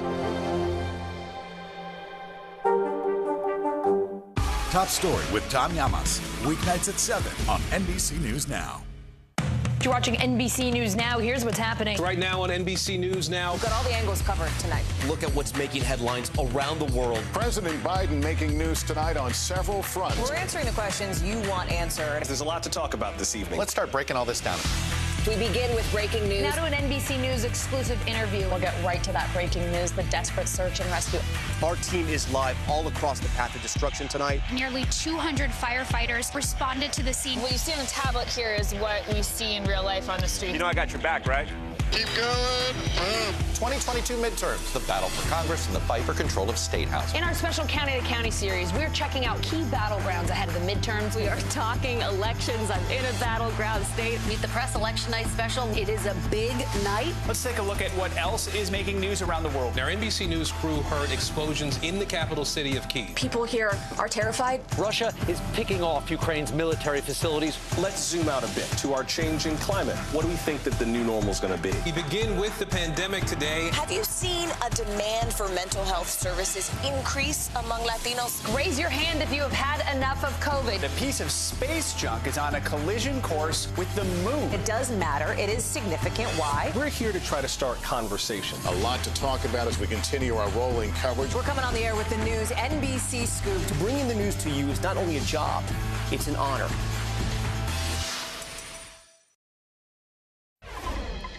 Online attacks against female journalists are up. NBC News Now anchor Morgan Radford shows us how some of those attacks get started. Hey there, Allison. Look, this is an issue that more newsrooms are starting to really tackle head on, but there is still a long way to go. Online attacks against women are on the rise, and those attacks can have some serious, even sometimes life-altering consequences. So a warning to our viewers, though, some of the language that you hear in this report may be disturbing. Female reporters are often at the center of the bullseye. 73% of women journalists saying they've experienced online attacks, while 30% say it has impacted their work. I don't know if I can say this on TV. I'm going to rape you. Someone wrote the words, "I'm going to rape you." Yep. Journalist Taylor Lorenz is a columnist for The Washington Post and was targeted nearly 1 year ago in a segment on Fox News. And she's at the very top of journalism's repulsive little food chain. Host Tucker Carlson mocking her after she called for an end to online harassment. Now she's at the center of a new study by NYU researchers, among the first to actually quantify online hate against female journalists. This is the moment that Carlson aired that segment. Yes, we see this really dramatic rise. Using large-scale data to measure online language, they tracked violent and threatening tweets directed at 2 female journalists after being targeted by 2 male media figures. Researchers found that attacks against Lorenz went up as much as 144% after just 1 Twitter thread. For another journalist, they went up 65%. Lorenz and digital reporter Kate Sawson say these types of attacks have changed their lives and their work. There's reporting that I know that I would like to do or that other journalists would like to do that we're not able to do because it's not safe enough for us to do them. And they're not alone. This is after I did a report on an increase in the number of white supremacists running for office. Condescending journalists, C-word, deserves a rope. Obviously, I'm a person of color. Obviously, there's a reference to a noose. Are you getting messages like these? Yep. Hey, nice job on that story, you soulless effing. Then also you'll see there's many people that are tweeting, these are Taylor Lorenz's loved ones. They have photos. Wow, these are all photos of your family members. Yeah, children. They'll threaten children. They'll threaten my parents. I've had to remove every single social tie. I had severe PTSD from this. I contemplated suicide. It got really bad. You feel like any little piece of information that gets out on you will be used by the worst people on the internet to destroy your life. And it's so isolating. And terrifying. It's horrifying. I'm so sorry. You're fine. It's overwhelming. It's really hard. We reached out to Glenn Greenwald and Fox News about this study, and Greenwald responded in part, as a member of various marginalized groups, I don't want or accept some special immunity shield against being criticized, and no journalist with any dignity or worth should want that either. Now, neither Tucker Carlson nor his employer, Fox News, have responded to our request for comment, but as a resource for anyone who may be experiencing this kind of harassment, the International Women's Media Foundation has actually created an entire online violence response hub where people can go for help.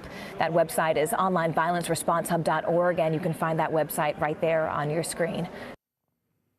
What a great and important story for all of us women in media. We're going to lighten it up a little bit as we get into the back end of the hour. They are absolutely adorable and synonymous with Australia, but sadly koalas are now endangered, largely because of floods, droughts, and wildfires. NBC News correspondent Sarah James shows us how the Moonlit Sanctuary is trying to save this precious species. One of the world's most iconic species, found nowhere else but Australia, and now endangered. Enlisting them as endangered, it actually brings them into the limelight and gets them that protection that they deserve. The koala population plunging some 50% in Queensland, Australia in the last 2 decades. The Australian Koala Foundation says the country has lost 30% of its beloved marsupial over the past 3 years.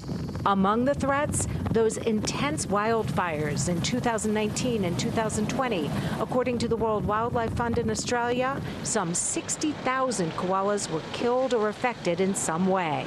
Many caught in the fire, some dramatically rescued.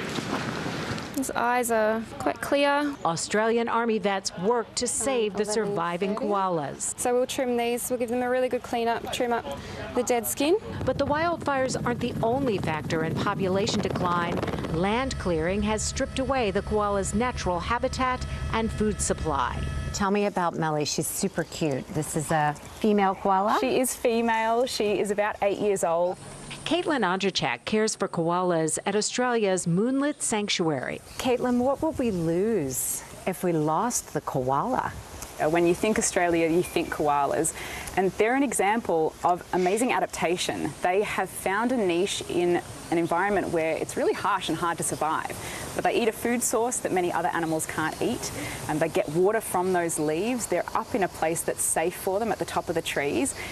They have managed to adapt to a harsh country, a harsh environment. Do you think we can still save the koala? Absolutely, but it requires acting now. We can't wait too late. We can't plant trees and have them grow up to be adult trees overnight. We actually have to plant trees now, thinking of where they're going to be in 10 years' time. The Australian government has pledged $50 million to save this national treasure, with measures including habitat restoration, health protection, and a national koala monitoring program. Doctors on the front lines of the pandemic don't get much free time, but somehow one of our favorite docs who regularly makes time to join our show also finds time to read. So we asked Dr. Kavita Patel which books are on her shelf in this week's Now Reading. I am so excited that Dr. Kavita Patel has come on to talk to us about what she likes to read. I have to ask Dr. Patel, do you have much time to read? I have time to read because I build in time to read, and reading has ebbed and flowed for me, where now it really is a retreat that I really, really love, and I make time for it. I won't lie, I'll get 5 pages in and fall asleep some days, but I definitely make time. Do you enjoy reading about medicine, your profession, things going on in the world, or is that just too much? No, I do. And I've been lucky. I've got some friends who've written books, and I know some doctors, physician colleagues who have written fiction books, believe it or not, about the pandemic and kind of having like the dynamic, especially of female physicians. Dr. Kimmery Martin wrote a book called Doctors and Friends. She actually wrote it before the pandemic, and it was about 3 female physicians, and there was a new virus that created a lot of alarm around the world, and how did these 3 physicians respond? And so then she kind of was able to put this on the backs of COVID, and it was great to read something that was both resonated with me, but also was an escape in many ways because it wasn't a real person. And so I enjoyed that. But in general, my preference is fiction. Fiction. Anything that you're either reading right now or just finished that you really enjoyed? Yeah, The Body Keeps the Score. That's a nonfiction book, the definitive book on how much of what happens to us in our life, whether it's small occurrences like, having a spell like a pandemic that causes you to have 2 years of your life, or you've had trauma in your life, and talks about how the body really retains that. That's nonfiction. It's been really helpful for me in seeing patients because I can see just not being able to touch or feel or talk to people is a form of trauma. And so it's been helpful to understand how little we talk about it. I love a funny book, and I love female funny books. And How to Be Successful Without Hurting Men's Feelings is one of my favorites. It's written by a very hilarious woman that I discovered on probably like the country on TikTok and Twitter, Sarah Cooper. I'm Sarah Cooper. It's just one of those books that I pick up often. And then for fiction, it's called Gold Diggers. And so it's written by an Indian author, a female as well, and just a very lovely, beautifully written book. I have been reading this book called How to Change, and it just talks about like why we don't change, why habits are hard to pick up, why it's actually comfortable not to change. So as much as like whether it's working out or sleeping better or a better relationship, like why it's actually easier to kind of be unhappy and not change, and how you kind of overcome it. You did a segment with Mika, the Know Your Value segment. That was so helpful. And the job that I took a year later, after looking and looking and looking and looking and looking, was a job I wouldn't have even considered 15 years before. It was reading cut-ins on the overnight at MSNBC. But that job was some way back in. I got laid off from my very first job and ended up taking a freelance gig at a local TV station that doesn't even exist anymore. Because I thought, well, both of them can have failures, and they are where they are. And that's a pretty great testament. So that's what motivates me to think about changing the mind. It's changing your mindset. You got to change the way you think about even failure. It's not failure of you. Dr. Patel, I cannot thank you enough. You have let us into your home over the last couple of years. Thank you. You're so gracious about it. And I know our viewers are just going to absolutely love just hearing more about what you do and maybe picking up a couple of good book recs. Thanks so much, Allison. We'll have to do it again. We'll do it with some food and some drinks. You can see Dr. Patel's recommendations on our Twitter and Instagram at NBC News Now, at Allison Morris Now. That does it for us. Have an awesome weekend. Hallie Jackson starts right now.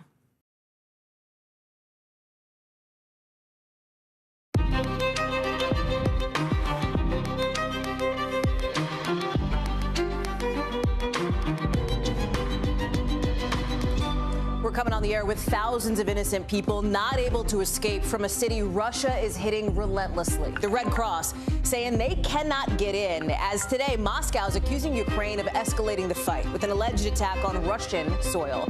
Ahead, we've got a look at NBC's one-on-one interview with the mayor of Chernihiv, who says they are ready for everything in our Ukraine coverage.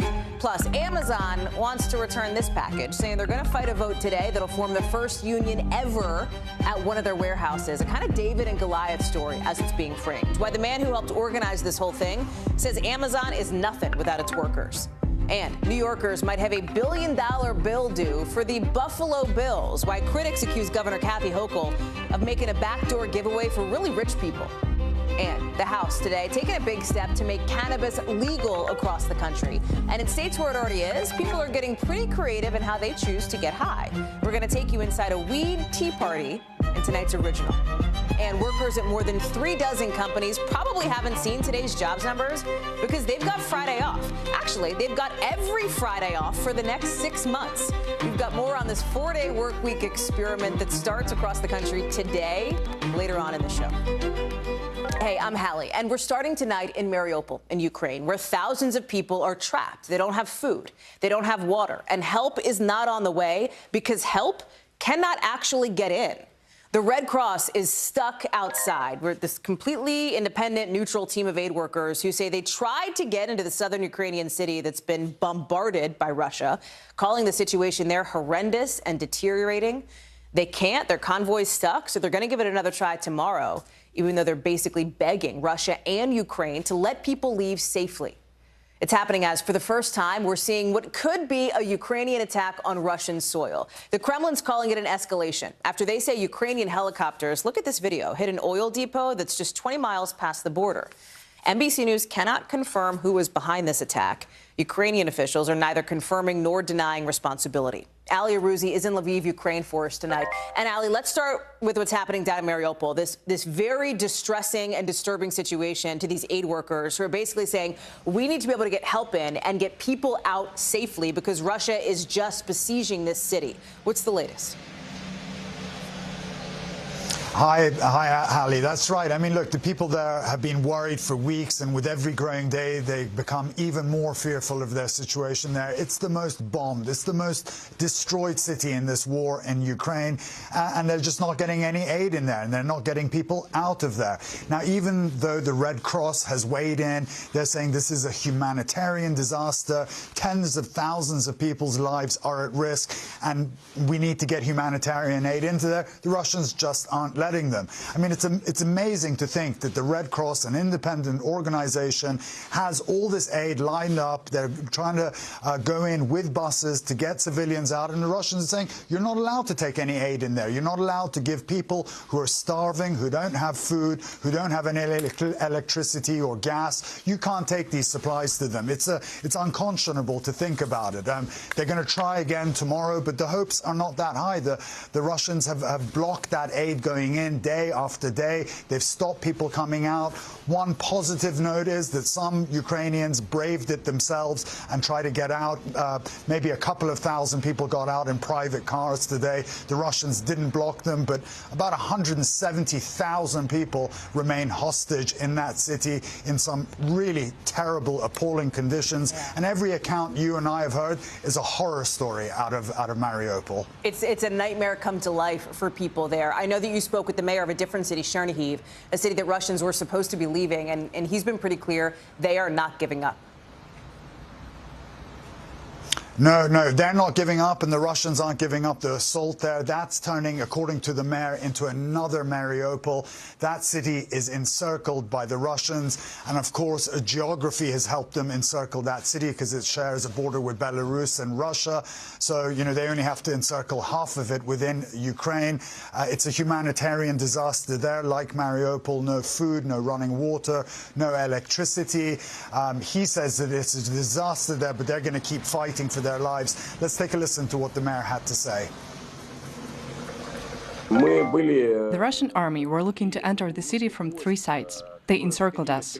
We've been in their way. Maybe that's why they're so angry at us, that we don't give up and show our resistance. We are ready for everything. Humanitarian crisis, bombing, until Ukraine either loses or there is a peace agreement. And Hallie, amazingly, what he means by when Ukraine loses, he means by killing everybody in that city. He says they're not going to give up. The only way they're going to take that city is if they kill everybody in there. I asked him, do you think this is just the beginning? He goes, he's expecting the worst to come. This is just the beginning of the attacks by the Russians on them, and they're bracing for an absolute worst-case scenario. It's tough to hear. We're also learning from our colleague, Ali, as you know, in Ukraine, Richard Engel, that it looks like the Ukrainians have maybe been able to recapture Chernobyl, with the officials saying that Russian troops got some radiation exposure, you know, strategically. And we've talked about this in the early days of this invasion. It's not like Chernobyl, from a strategic perspective, means a lot, but symbolically, right, that's a little bit of a different story, especially now that it looks like Ukraine might have that back under their control. Yeah, according to Ukrainian officials at that plant, the Russians have left there. They say that there are no more outsiders in that plant. And because it seems like it's been a disaster there as well for the Russians. They dug trenches in exclusion zones around Chernobyl and apparently got very heavy doses of radiation. And even when they were driving out of Chernobyl through those exclusion zones, the tanks kicked up all this radioactive dust. So a big disaster for the Russians there, but it's good that it's back in Ukrainian hands, that they can monitor it, they can look after it. It doesn't have a radioactive core in there, so it's not that dangerous, but they do keep medical isotopes there. If that place was to blow up, if the Russians were to blow it up, then that would release a lot of radiation into the atmosphere. So thankfully, it's back in the hands of the Ukrainians. The head of the IAEA, Rafael Grossi, is putting a special team together to get in there as soon as possible and assess the damage damage, because the Russians were saying that, there's no real radioactive danger there, but the IAEA are going to go and see how bad the situation actually is. Ali Arouzi on the ground again for us tonight in Lviv, Ukraine. Thank you. Turning now to the economy here in the U.S. and some good news today, gang, about jobs and how much people are making. The U.S. added 431,000 jobs in March, the record 11th month in a row that number's been above 400,000 at the top there. It brings the unemployment rate to 3.6, down a little bit, its lowest level since the pandemic hit. Paychecks are also getting bigger, too, up 5.6% in March. But even with these gains, right, we still have record inflation, something President Biden said today he understands. Even though we created a record number of jobs, I know that this job is not finished. We need to do more to get prices under control. Shannon Pettypiece is joining us now. So, Shannon, on the one hand, you have just objectively a good snapshot of the economy. Jobs down, wages up, growth is in a good place. On the other hand, you have inflation taking bites out of people's savings, right, and out of their budget. The White House is trying to celebrate some of these numbers, but it's a little bit more nuanced. It's a little bit of a contextualized picture here. Yeah, absolutely. And we haven't really seen the effects from this war in Ukraine trickle through the U.S. economy. The president said today that having more people in the labor force, more people working, that's going to help with inflation because it's going to address some of these worker shortages we were dealing with over the past year that drove up prices. The president also said he's been working to address some of the supply chain issues. And of course, as we were talking about yesterday, the president did this big release of 180 million barrels of oil from the strategic reserve to try and address gas prices. But the pressures on the economy are just going to continue to come. Obviously, people are feeling the effects of gas prices at the pump directly, but soon those prices are going to start getting passed on to a lot of other goods because transportation costs are going up for everybody. Food prices are going to increase, not only because wheat prices are going up because of the conflict in Ukraine, but just because of the costs that are going up with higher oil prices because gas and oil and fertilizer are all involved in food production. So we're really sort of at the beginning end of sort of a new stage of inflationary pressure that the administration is going to have to deal with. And of course, White House officials say they are aware of this. They are doing everything they can to address this. But it's just sort of a next stage in these pressures the White House has been under. And of course, not to put politics on everything, but this is coming right before a midterm election where you already have a president with a historically low approval ratings by a lot of measures. Shannon Pettypiece outside the White House. Shannon, thank you. Let's stick with jobs because tonight there's this historic win for workers with thousands of them at an Amazon warehouse in New York on Staten Island. They are voting to organize Amazon's first union in this country. Final count at this JFK 8 facility, 2,600 in favor, 2,100 against. Now, the National Labor Relations Board still needs to officially certify the results, but you have some folks calling this the biggest win for labor in a generation. Amazon fought this thing hard. They still plan to fight it. Look at this statement. It's right there in the first line. They're disappointed with what happened because, in their words, they believe in having a direct relationship with the company is best for the employees. And for the backstory here, a big reason this union exists at all is because of the guy you're seeing on screen, Chris Small. He used to work at this plant. He got fired in April 2020. Amazon says it's because he violated social distancing rules in those early days of the pandemic, but Small says he was fighting for stronger safety measures with the COVID wave just starting to hit. Today, Smalls is telling us this vote is a call for other workers to organize, too. This is a prime example of what the power that people have when they come together. Amazon doesn't become Amazon without the people, and we make Amazon what it is. Let's go to CNBC's Deirdre Bosa. Such an interesting story, not just a business story, Deirdre, but something that has ripple effects beyond that. A win for workers, a blow for Amazon. Yeah, absolutely, Hallie. It is really difficult to overstate the importance of what happened today. This was a landmark win, as you say, and one that I don't think anyone expected, even the union organizers themselves. For decades, union organizers have been trying to unionize one or two warehouses here or there at Amazon. The fact that they were able to do so today maybe says something about the labor force and what has happened to organized labor over the pandemic. More work under tougher working conditions. Chris Small is a good example of that. He's been fighting for this, and Amazon over the last few years has sort of tried to shoot him down, saying that he wasn't articulate, things like that. They have fought hard. They have also fought dirty at times against this unionization drive. So the fact that it passed today is hugely, hugely important. It's certainly not over yet, though, because you read the statement. There's a number of things that Amazon can and will do to sort of push this back, including making it really complicated for negotiations for this to go through. They can also appeal. But for now, it is a really important victory, and one that some say could be, only the first domino. We see what has happened at a place like Starbucks. One store exactly unionizes, and then a number follow. That was exactly my question, right? Is like, what is the ripple effect of this moving forward? Because you look at what's happening at the Amazon warehouse in Bessemer, Alabama, which got a lot of attention last year. When they tried to unionize, they're kind of getting a do-over. It doesn't seem to be going quite as well. But like, when you look at what's ahead, how do those dominoes fall? And what difference, if any, Deirdre, is it going to make to people who shop on Amazon, right? Somebody who might use Amazon to get stuff, purchases, a lot of people are customers.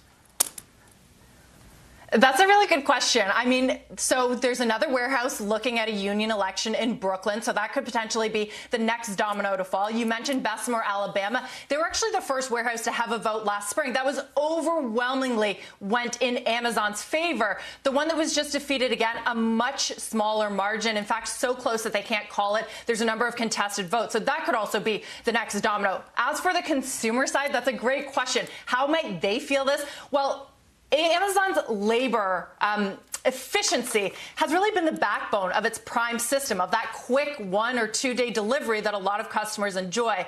If we see more widespread unionization, that could actually threaten that famous efficiency, the logistics juggernaut that Amazon has poured billions and billions into over the last decade and more. Before I let you go, I want to ask you about something else that's happening on the same day here, which is the House Oversight Committee launching this investigation into Amazon. By the way, prompted in part by some of our reporting here at NBC News, that Amazon workers said they were threatened if they left a plant in Edwardsville, Illinois, where 6 people died in December during a tornado. Amazon has responded to that, by the way. They've said our focus continues to be on supporting our employees and partners, the families who lost loved ones, the surrounding the community, and all those affected by the tornadoes, saying they're going to respond to this from Congress in due course. But you have to think that investors in Amazon, right, that Amazon itself is really watching that closely. You might think that they would care about this, but early indication is they don't. I mean, Amazon shares finished in positive territory today, and we see this with a lot of the big tech companies. Amazon, the shareholders rather, see this as noise because it does take such a long time for this to for change to actually happen, especially on the regulatory side. In this case, however, again, that unionization drive could change the way that we actually receive our products, the way that Amazon operates. Deirdre Boza from CNBC. Great to have you on, Deirdre. Thank you very much for that breakdown. So today, a prosecutor saying in closing arguments that the 4 men accused of plotting to kidnap the Michigan governor were, in their words, filled with rage. Filled with rage. One attorney went so far as to say the men wanted to spark a civil war. The defense, in their closing, though, said there was no way that the man accused of being the leader could have pulled it off, and said it was actually government agents who were to blame. The jury has this case now. And just to give you an update, they deliberated for a couple of minutes on this Friday afternoon before asking the judge to let him go for the weekend, release him till Monday. The judge agreed to do that. We're talking about Adam Fox, Barry Croft Jr., and Brandon Caserta. They deny any scheme to abduct the governor from her vacation home. They were trying to do this back in 2020, the allegation is, because they were upset about some of Governor Whitmer's COVID precautions. I want to bring in Megan Fitzgerald, who's been following this trial for us. So technically, Megan, starting Monday morning, we will be on verdict watch here. What's your sense of how closing arguments went and how long this may take to get something back? Well, so we heard from the defense today really trying to just shred the case of the prosecution, going after those key witnesses like the FBI agents and the informants, including that key witness, Dan Chappell. This is the guy who joined the militia, testified that the reason he wanted to was try and sharpen up his firearm skills. But when he heard these guys talking about trying to harm law enforcement, he blew the whistle. The FBI contacted him, and then he became a key informant for the prosecution. And so the defense really trying to say say that this was all coercion. This was the acts of the FBI agents and the informants really trying to push these guys, creating this illusion that they were terrorists so that they can then go in to arrest them. Finally, trying to plead their case at the last minute here. 2 jurors trying to make the case that their clients are innocent. The prosecutors brought out undercover agents after undercover informants, etc. Yeah. They've heard secret recordings. You know what I mean? How did they try to put that in a package with a bow to tie it up for the jury in closing? Right. Yeah, so the prosecution coming out and saying, listen, here in America, if you don't like your elected official, you can go to the ballot box and vote them out. But what you can't do is kidnap them, try to kill them, or blow them up. And then, of course, we saw the prosecution really taking these jurors piece by piece through all of that testimony and all of those key witnesses that testified throughout that 13 days that they presented their case. So really honing in on that video and audio, as you said, those recordings that were taken by these informants. So when jurors actually listened and saw these guys talking about their plot to try and kidnap Governor Whitmer of Michigan. And then, of course, that recon mission where they went up to the area where her vacation home was, trying to identify where it was, and then, of course, what they would do when they captured her. And then, of course, we saw the prosecution really leaning into key testimony from those 2 other men who already pleaded guilty to these charges, who said, look, no, these informants, these FBI agents, they did not coerce anybody. This, in fact, was the mission to capture and kidnap Governor Whitmer. And so if these guys are found guilty, they're facing life in prison, Hallie. Megan Fitzgerald, I know that you will be all over this when the jury comes back to continue their deliberations first thing Monday morning. Thank you. We are learning more tonight about what happened behind the scenes at the Oscars on Sunday when Will Smith, of course, slapped Chris Rock. Now you've got the Oscars' lead TV producer saying in this new interview with ABC News that the Academy talked about having Smith physically removed, right? Physically taken out of the building after he didn't leave when asked. But the producer stepped in before that could happen, telling Academy leadership that Chris Rock didn't want that to happen. Watch. To make a bad situation worse. That was Chris's energy. His tone was not retaliatory. His tone was not aggressive and angry. So, Joe, based on what we just heard from that producer there, you know, this night could have gone a lot differently for Will Smith if it hadn't been for Chris Rock. Yeah, absolutely. We already knew from LAPD that Chris Rock had declined to press charges, but Packer's giving us a little more information about what happened after the slap. He's saying that police pretty quickly questioned Chris Rock and said, hey, that was assault, that was battery. Do you want to press charges? Do you want us to arrest him? And Chris Rock was very dismissive, like, no, no, no, that's not what I want. Remember, police have said this is a misdemeanor, so police are not going to get involved unless Chris Rock says, I want to file charges against Will Smith. Now, as for this whole issue as to whether Will Smith should have been removed at all, we know the Academy has said that they asked Smith to leave. He declined. According to Packer, there was this talk about whether he should be physically removed. Packer says he's the one who talked to Academy leadership, told them that he felt he was advocating on behalf of Chris Rock and that Chris Rock would not have wanted Will Smith to be physically removed. It was about 40 minutes after that slap that Will Smith won the Oscar for Best Actor, took the stage, apologized to the Academy, apologized to his nominees, but did not apologize to Chris Rock until he put out a statement the next day. Allie. I thought it was interesting, Joe, that Will Packer, the producer here, was saying that for the producers in charge, they didn't even realize right away that the slap was not like part of a bit, part of a show, because as a layperson observer who knows about TV news but not TV awards shows, I would imagine that the producers would know what's part of this a skit, if you will, and what's not. Yeah, they were kind of like us. They thought that this might have been a joke. Part of the reason why is Chris Rock, I guess, was ad-libbing from the very beginning. He wasn't saying what was in his teleprompter leading up to that G.I. Jane joke. So that when the joke was made, when Will Smith started coming on stage, even Packer thought, okay, maybe this is a bit that I'm not aware of. Didn't really know if Smith had actually made contact. It wasn't until Smith started yelling after the slap that Packer's heart sank. He said, something's up here. But he did not know that Smith had actually made made contact with Rock until after the award was presented. Chris Rock walked off stage. Packer approached him and said, "Did he hit you?" Chris Rock said, "I just took a punch from Muhammad Ali." Keep in mind, Will Smith played Muhammad Ali about 20 years ago, Hallie. Rock's still doing his shows. We know, we've been talking about it. We had Callan Rosenblatt on last night, Joe, who was in that first show since the Oscars. Last night, you saw a heckler cursing out Will Smith, but Rock was like, no. Like, he's not having those vibes, which is also, you know, I think Rock trying to rise above what happened here.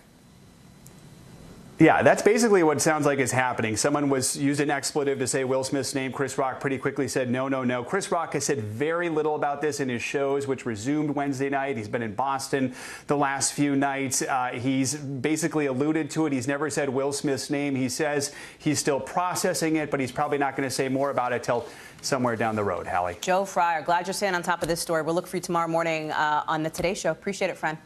So 38 companies in the U.S. and Canada started their weekend earlier than you today. Don't shoot the messenger. Why? They're trying this test run for the next 6 months, starting today, for a 4-day work week. So 32 hours a week, not 40, but you get 100% of your pay. A survey from January showed that 92% of people would support a 4-day work week. Are you surprised that number's not higher? Because they say it would improve people's mental health. It would actually make them more productive. And with so many people quitting their jobs during the pandemic, this great resignation, you've got employers that are looking at this 4-day work week and going, hey, maybe this is a way to keep people around. I want to bring in Maura Barrett now, who's digging into this. So this is like day one of this 6-month-long experiment. And what's interesting here is the productivity piece of this. You're working less, but you're still expected to do your full job because you're still getting your full pay. Right, Hallie, exactly. And it sounds kind of like a good deal in the sense that you're cutting back on time, but getting paid the same. They're calling it 100-80-100. And so that concept is you're doing 80% of the work, 100% of the pay, and 100% of the productivity. And their goal here is to make it more efficient work. So they're cutting back on any of those time fillers where workers say that they're not getting actual work done. So those meetings that might have been emails that a lot of us talk about are getting canceled. And so that's one of the ways that they're looking at making this work more efficient, all in all, hoping to make workers happier and less stressed. We've covered burnout. We've covered mental health a lot on this show, right? That has been something that has affected people over the last couple of years in a big way. You've got these companies now, these 38 of them, doing this experiment today on the 4-day work week. But some companies have already started doing this. And it seems like their employees, like, they love it. Like, that's not shocking, but it's interesting. It is, because companies are going to have to redo their overall thinking, and that's what a lot of them have had to do during the pandemic. A lot of us reevaluated our life during the pandemic. 48 million Americans leaving their jobs in that great resignation, or what some critics or experts are calling the great reshuffling. And so when employers are trying to retain employees, this is something that they're going to have to take pretty seriously. And when you look at the companies that already are doing this, 78% of employees say that they're really enjoying it, and because they're less stressed. Employers saying that their employees are coming in on Monday mornings more rejuvenated. One tech company that's enacted this has said even it's helping them retain and attract more applicants. Their applications up 800%, Hallie. And so clearly it's seeming like a win-win for both sides with this experiment so far. Maura Barrett, thank you for that. I wonder if companies are listening to this. You know what I mean? I don't know. Coming up. Appreciate it. The Buffalo Bills owners are worth billions and billions of dollars. So why are taxpayers helping to foot the bill for the new very expensive stadium? We've got more details on this growing controversy just ahead. Plus, scientists say the map of our DNA is finally complete. Huge news for the potential for medical breakthroughs. We'll break that down just ahead.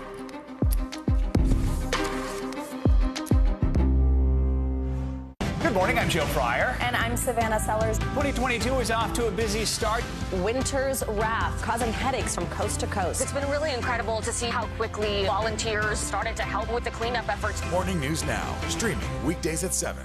To stand on the edge of the cliff and jump takes a lot of guts. We are meeting people one after the next who have made profound changes. I think you're going to be blown away by the life lessons. Listen to Making Space Now, wherever you get your podcasts.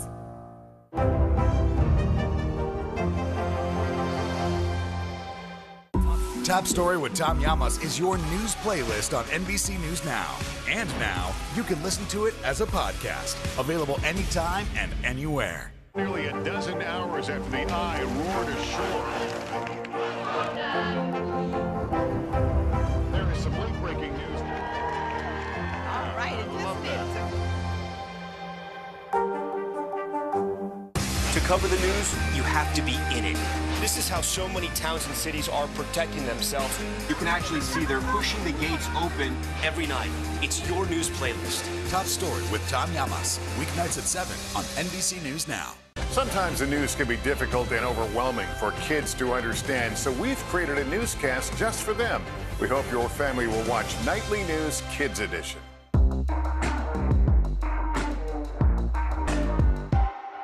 Live from Ukraine, from Mayfield, Kentucky, from Waukesha, Wisconsin.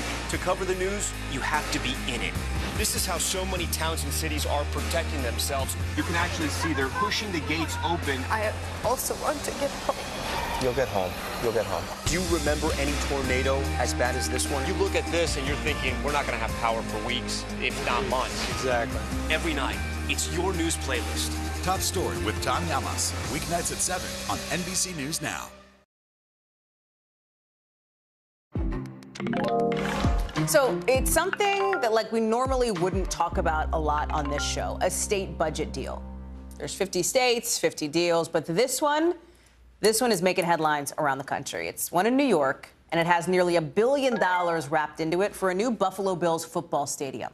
It's because a deal that was struck between the governor and the Bills made that happen. This still needs to be approved by lawmakers. And here's the thing. Who's picking up that very expensive tab? New Yorkers, including all you Jets and Giants fans. And while taxpayers pitching in for a new stadium is not new, the amount is. It's a record. It's a ton of money. And the way this whole thing came about has some folks throwing the red flag. Ron Allen explains. Let's go, Buffalo! The Buffalo Bills and their fans, the so-called Bills Mafia, have a lot to cheer about. New York Governor Kathy Hochul, a huge hometown fan herself, struck a deal that will replace the Bills' Highmark Stadium, one of the NFL's oldest, with a brand new $1.4 billion state-of-the-art facility. This is a long-term prospect for us and answers the anxiety that many Western New Yorkers have is, will the Bills leave us? And for the next 30 years, they are going to call Western New York their home. But there's a catch, or perhaps a fumble.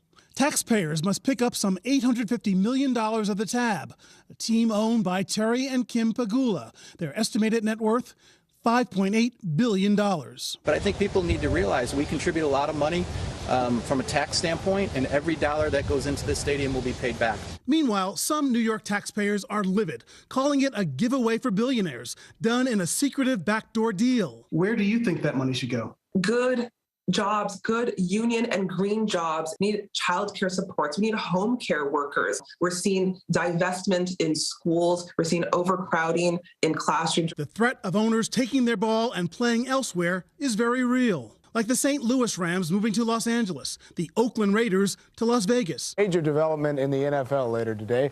The much-discussed move of the Baltimore Colts to Indianapolis. And who can forget the Baltimore Colts leaving town in a convoy under cover of darkness, heading to Indianapolis. Sports economist Victor Matheson has studied the economic impact of over 100 stadium and arena deals. He says the cost to New York taxpayers is the largest public contribution to an NFL stadium yet. We're not saying that they don't bring any benefits. We simply are saying that they don't bring benefits that justify $850 million of public subsidy. And he says the value of the bills has increased by about $1.4 billion over the last 7 years. They've made enough money just in the last 7 years to pay for the entire new stadium themselves. Let's go! How important are the bills to Buffalo? They're like the heartbeat of Western New York. John Lang, a.k.a. Bills Elvis, a fan since the 90s when the Bills lost a record 4 straight Super Bowls, says you can't put a price tag on the team. If the Bills left, that'd be devastating to our area. That'd be horrible to me. I mean, your whole thing would be gone. What I do. What would the Bills Elvis do, Ron? I mean, that's the question. Here's the thing. This deal seems to be kind of wrapped up. Is there any chance, this isn't going to pass and the stadium won't be built? It feels like that's where this train's headed. Yeah, there's a possibility because this whole thing just became public in the last few days. And a lot of people feel blindsided by it because it's a deal that the governor negotiated herself. And, of course, she's a hometown Buffalo Bills fan. It's been put into the budget process. You know how some states you can do that, put in things that have nothing to do with the budget into the whole process. And that makes it really complicated. A lot of lawmakers don't want to upset the budget process, and dealing with this stadium thing might require them to do do that, and the budget has already passed a deadline. If it's not solved by Monday, state workers could start losing paychecks.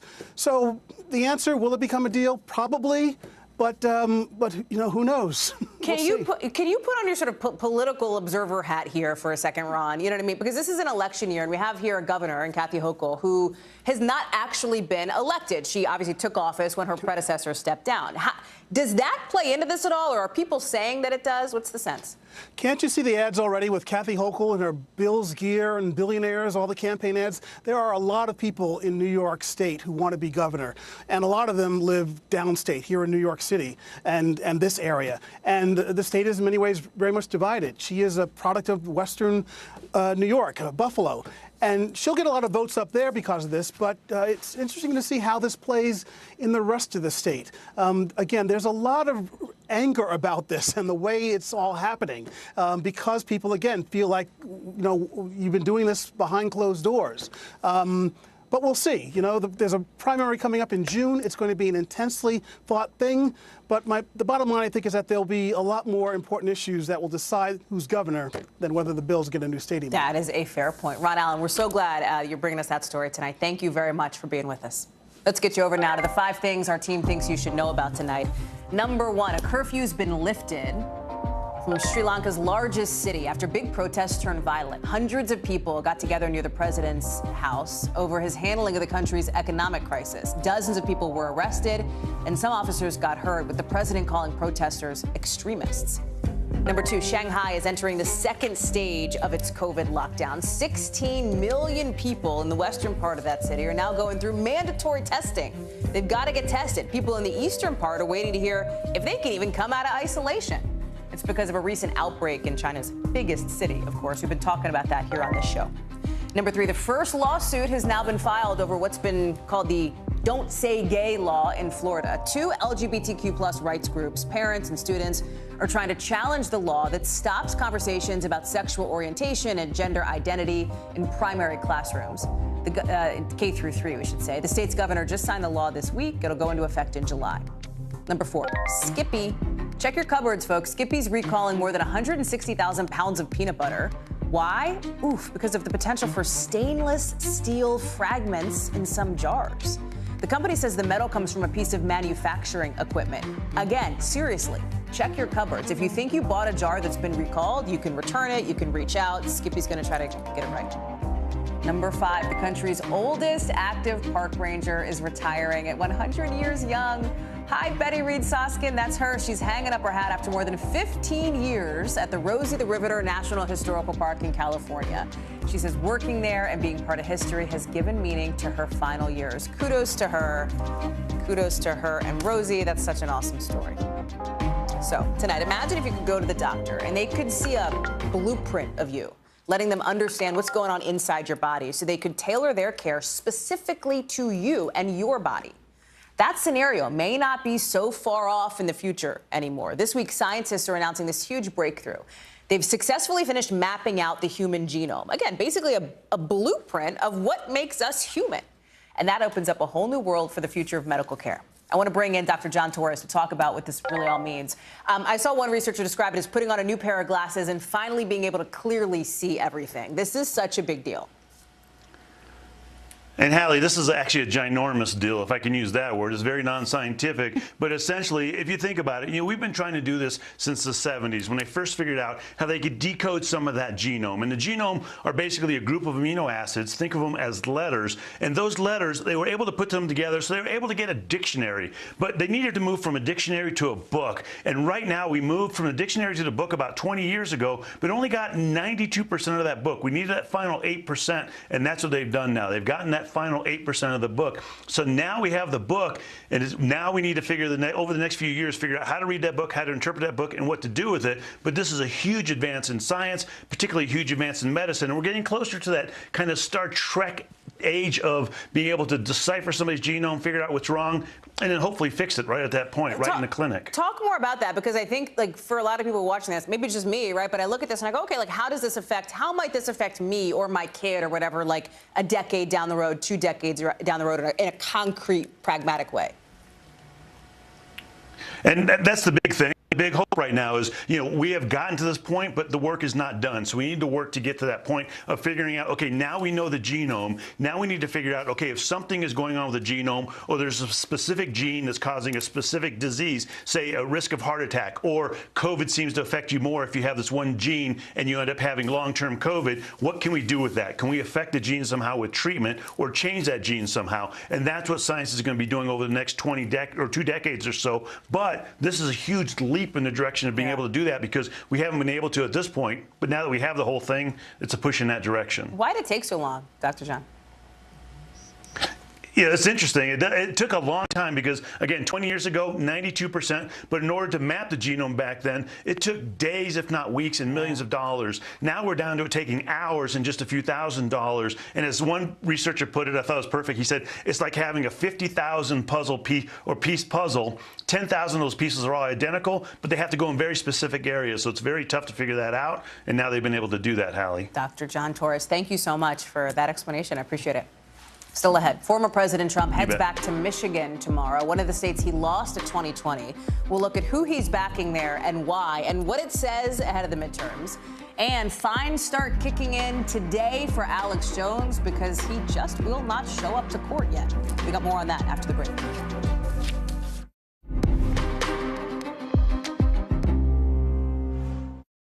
Hold on to your seats.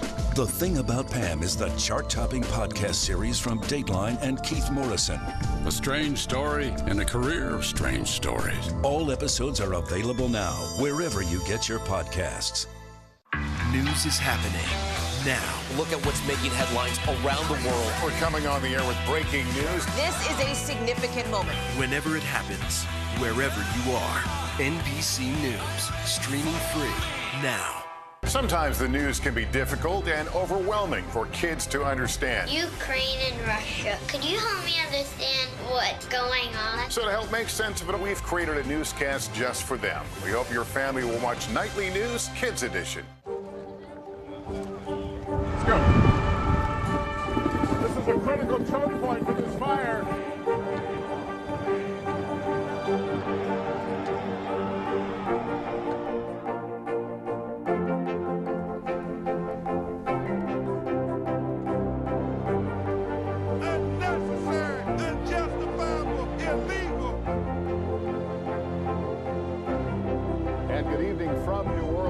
Military operation witnessing the massive crowds. I admire you both. Nice to really spend some time with you. Appreciate it.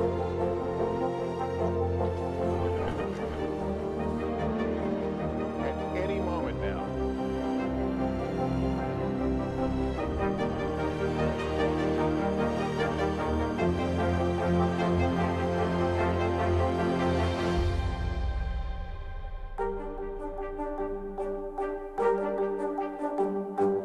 Sometimes the news can be difficult and overwhelming for kids to understand. Ukraine and Russia. Could you help me understand what's going on? So to help make sense of it, we've created a newscast just for them. We hope your family will watch Nightly News Kids Edition.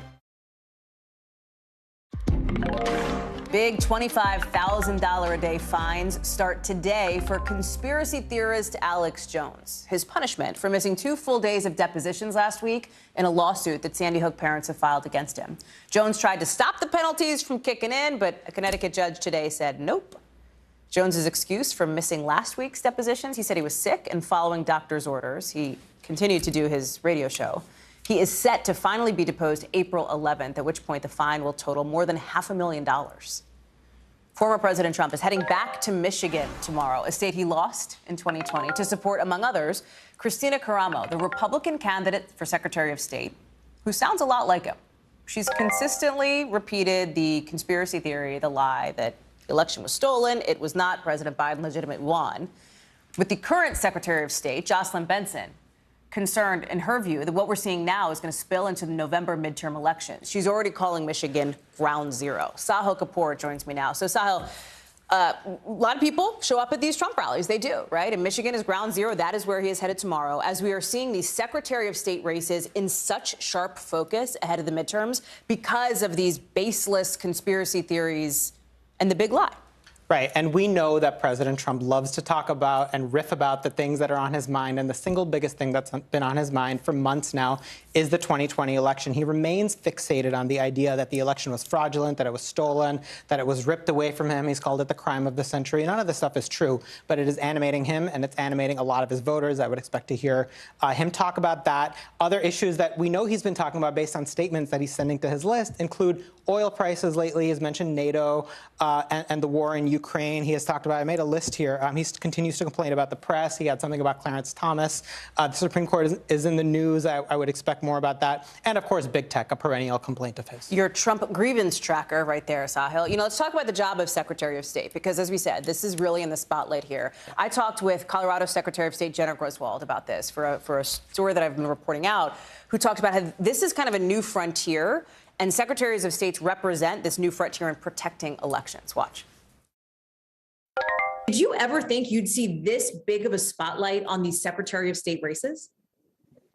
Well, first off, thank you for having me on. But this definitely is a new era. In every swing state where there's a Secretary of State race, there is either a Republican candidate who was at the insurrection or lying about the 2020 election, running to be a chief election officer.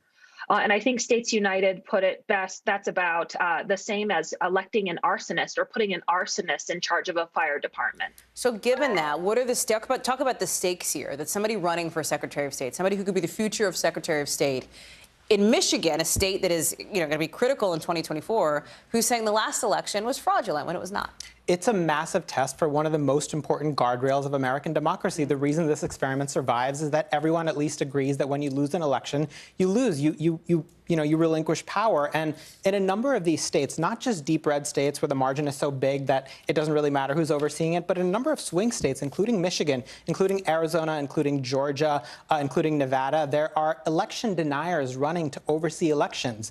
If the margin is close, are they ever going to concede that election? Are they ever going to certify an election in which the Republican loses? These are huge, huge questions, not only for the country at large, but in the near term for Republican voters. Do they want to nominate these people who could potentially win on behalf of their party and refuse to certify an election in which, in case they lose? Sahil Kapoor, thank you so much for that breakdown. It's a good look, I think, at an issue that we're going to be talking about, I am sure, a lot more over the next 8 months or so.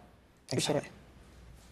So NBC News taking a closer look now at a new unprecedented study looking at the targeting of women journalists online harassment at women journalists. And it's a real issue, right? It's a real problem. A 2021 report from UNESCO says this online violence includes harassment, threats, disinformation attacks, and that people who send these messages can sometimes target journalists' families, too.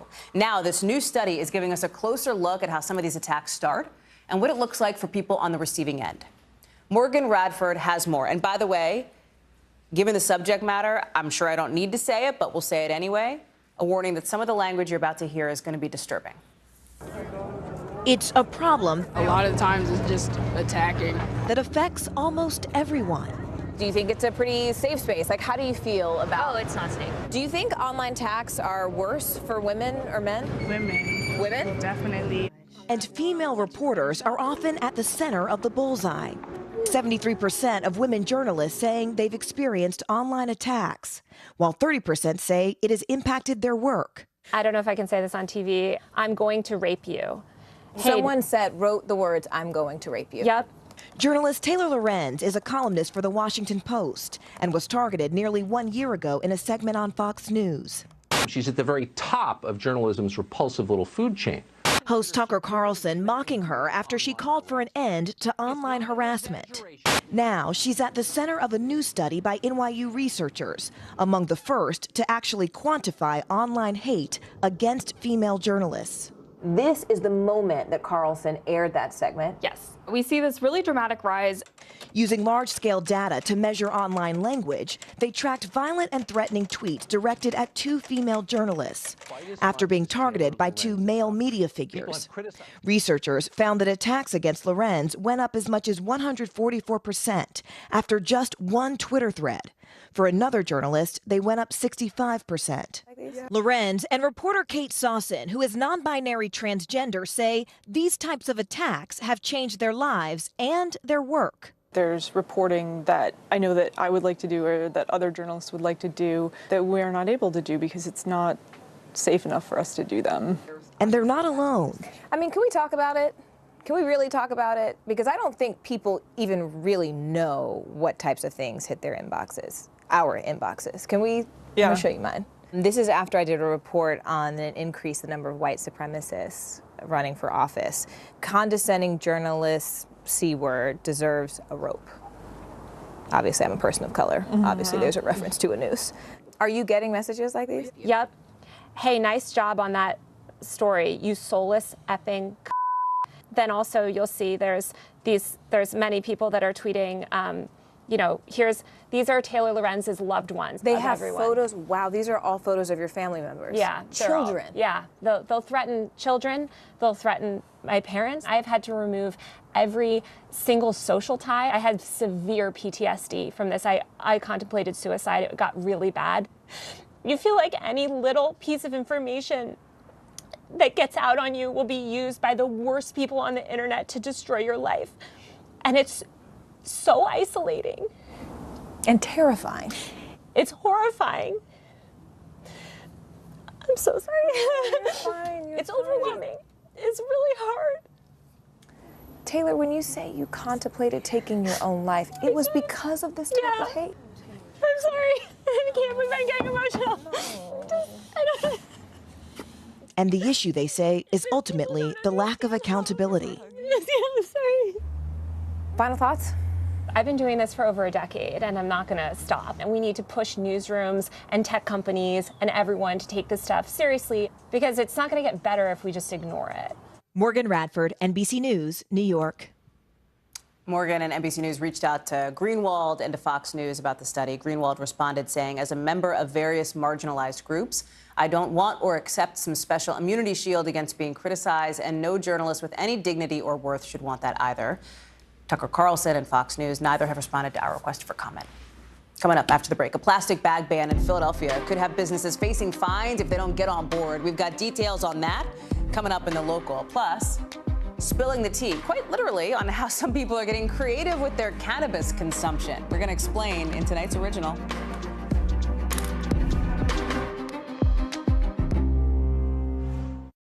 Top Story with Tom Llamas, weeknights at 7 on NBC News Now. Nearly a dozen hours after the eye roared ashore.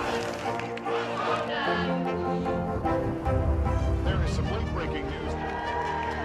All right, These days, it feels like the news never stops. So let's get into it. What's happening right now, what it all means for you for an hour every day. It can be hard to keep up, so let's get started together. Hallie Jackson Now, weekdays at 5 on NBC News Now. This is a very different kind of program. We're here to start conversation about the big things happening in our world. Professor, I'm not asking you to predict the future, but what do we think that the new normal is going to be? Is part of this that everyone's rethinking their jobs during this pandemic and their relationship to their employers? What is your biggest tip for any parent who's concerned about this? It's not my job to tell you what to think.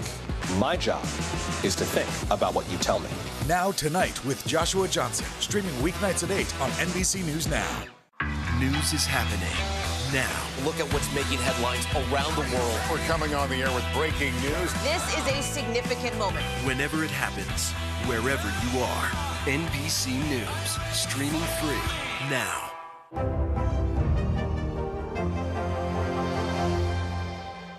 Hallie Jackson Now, weekdays at 5 on NBC News Now.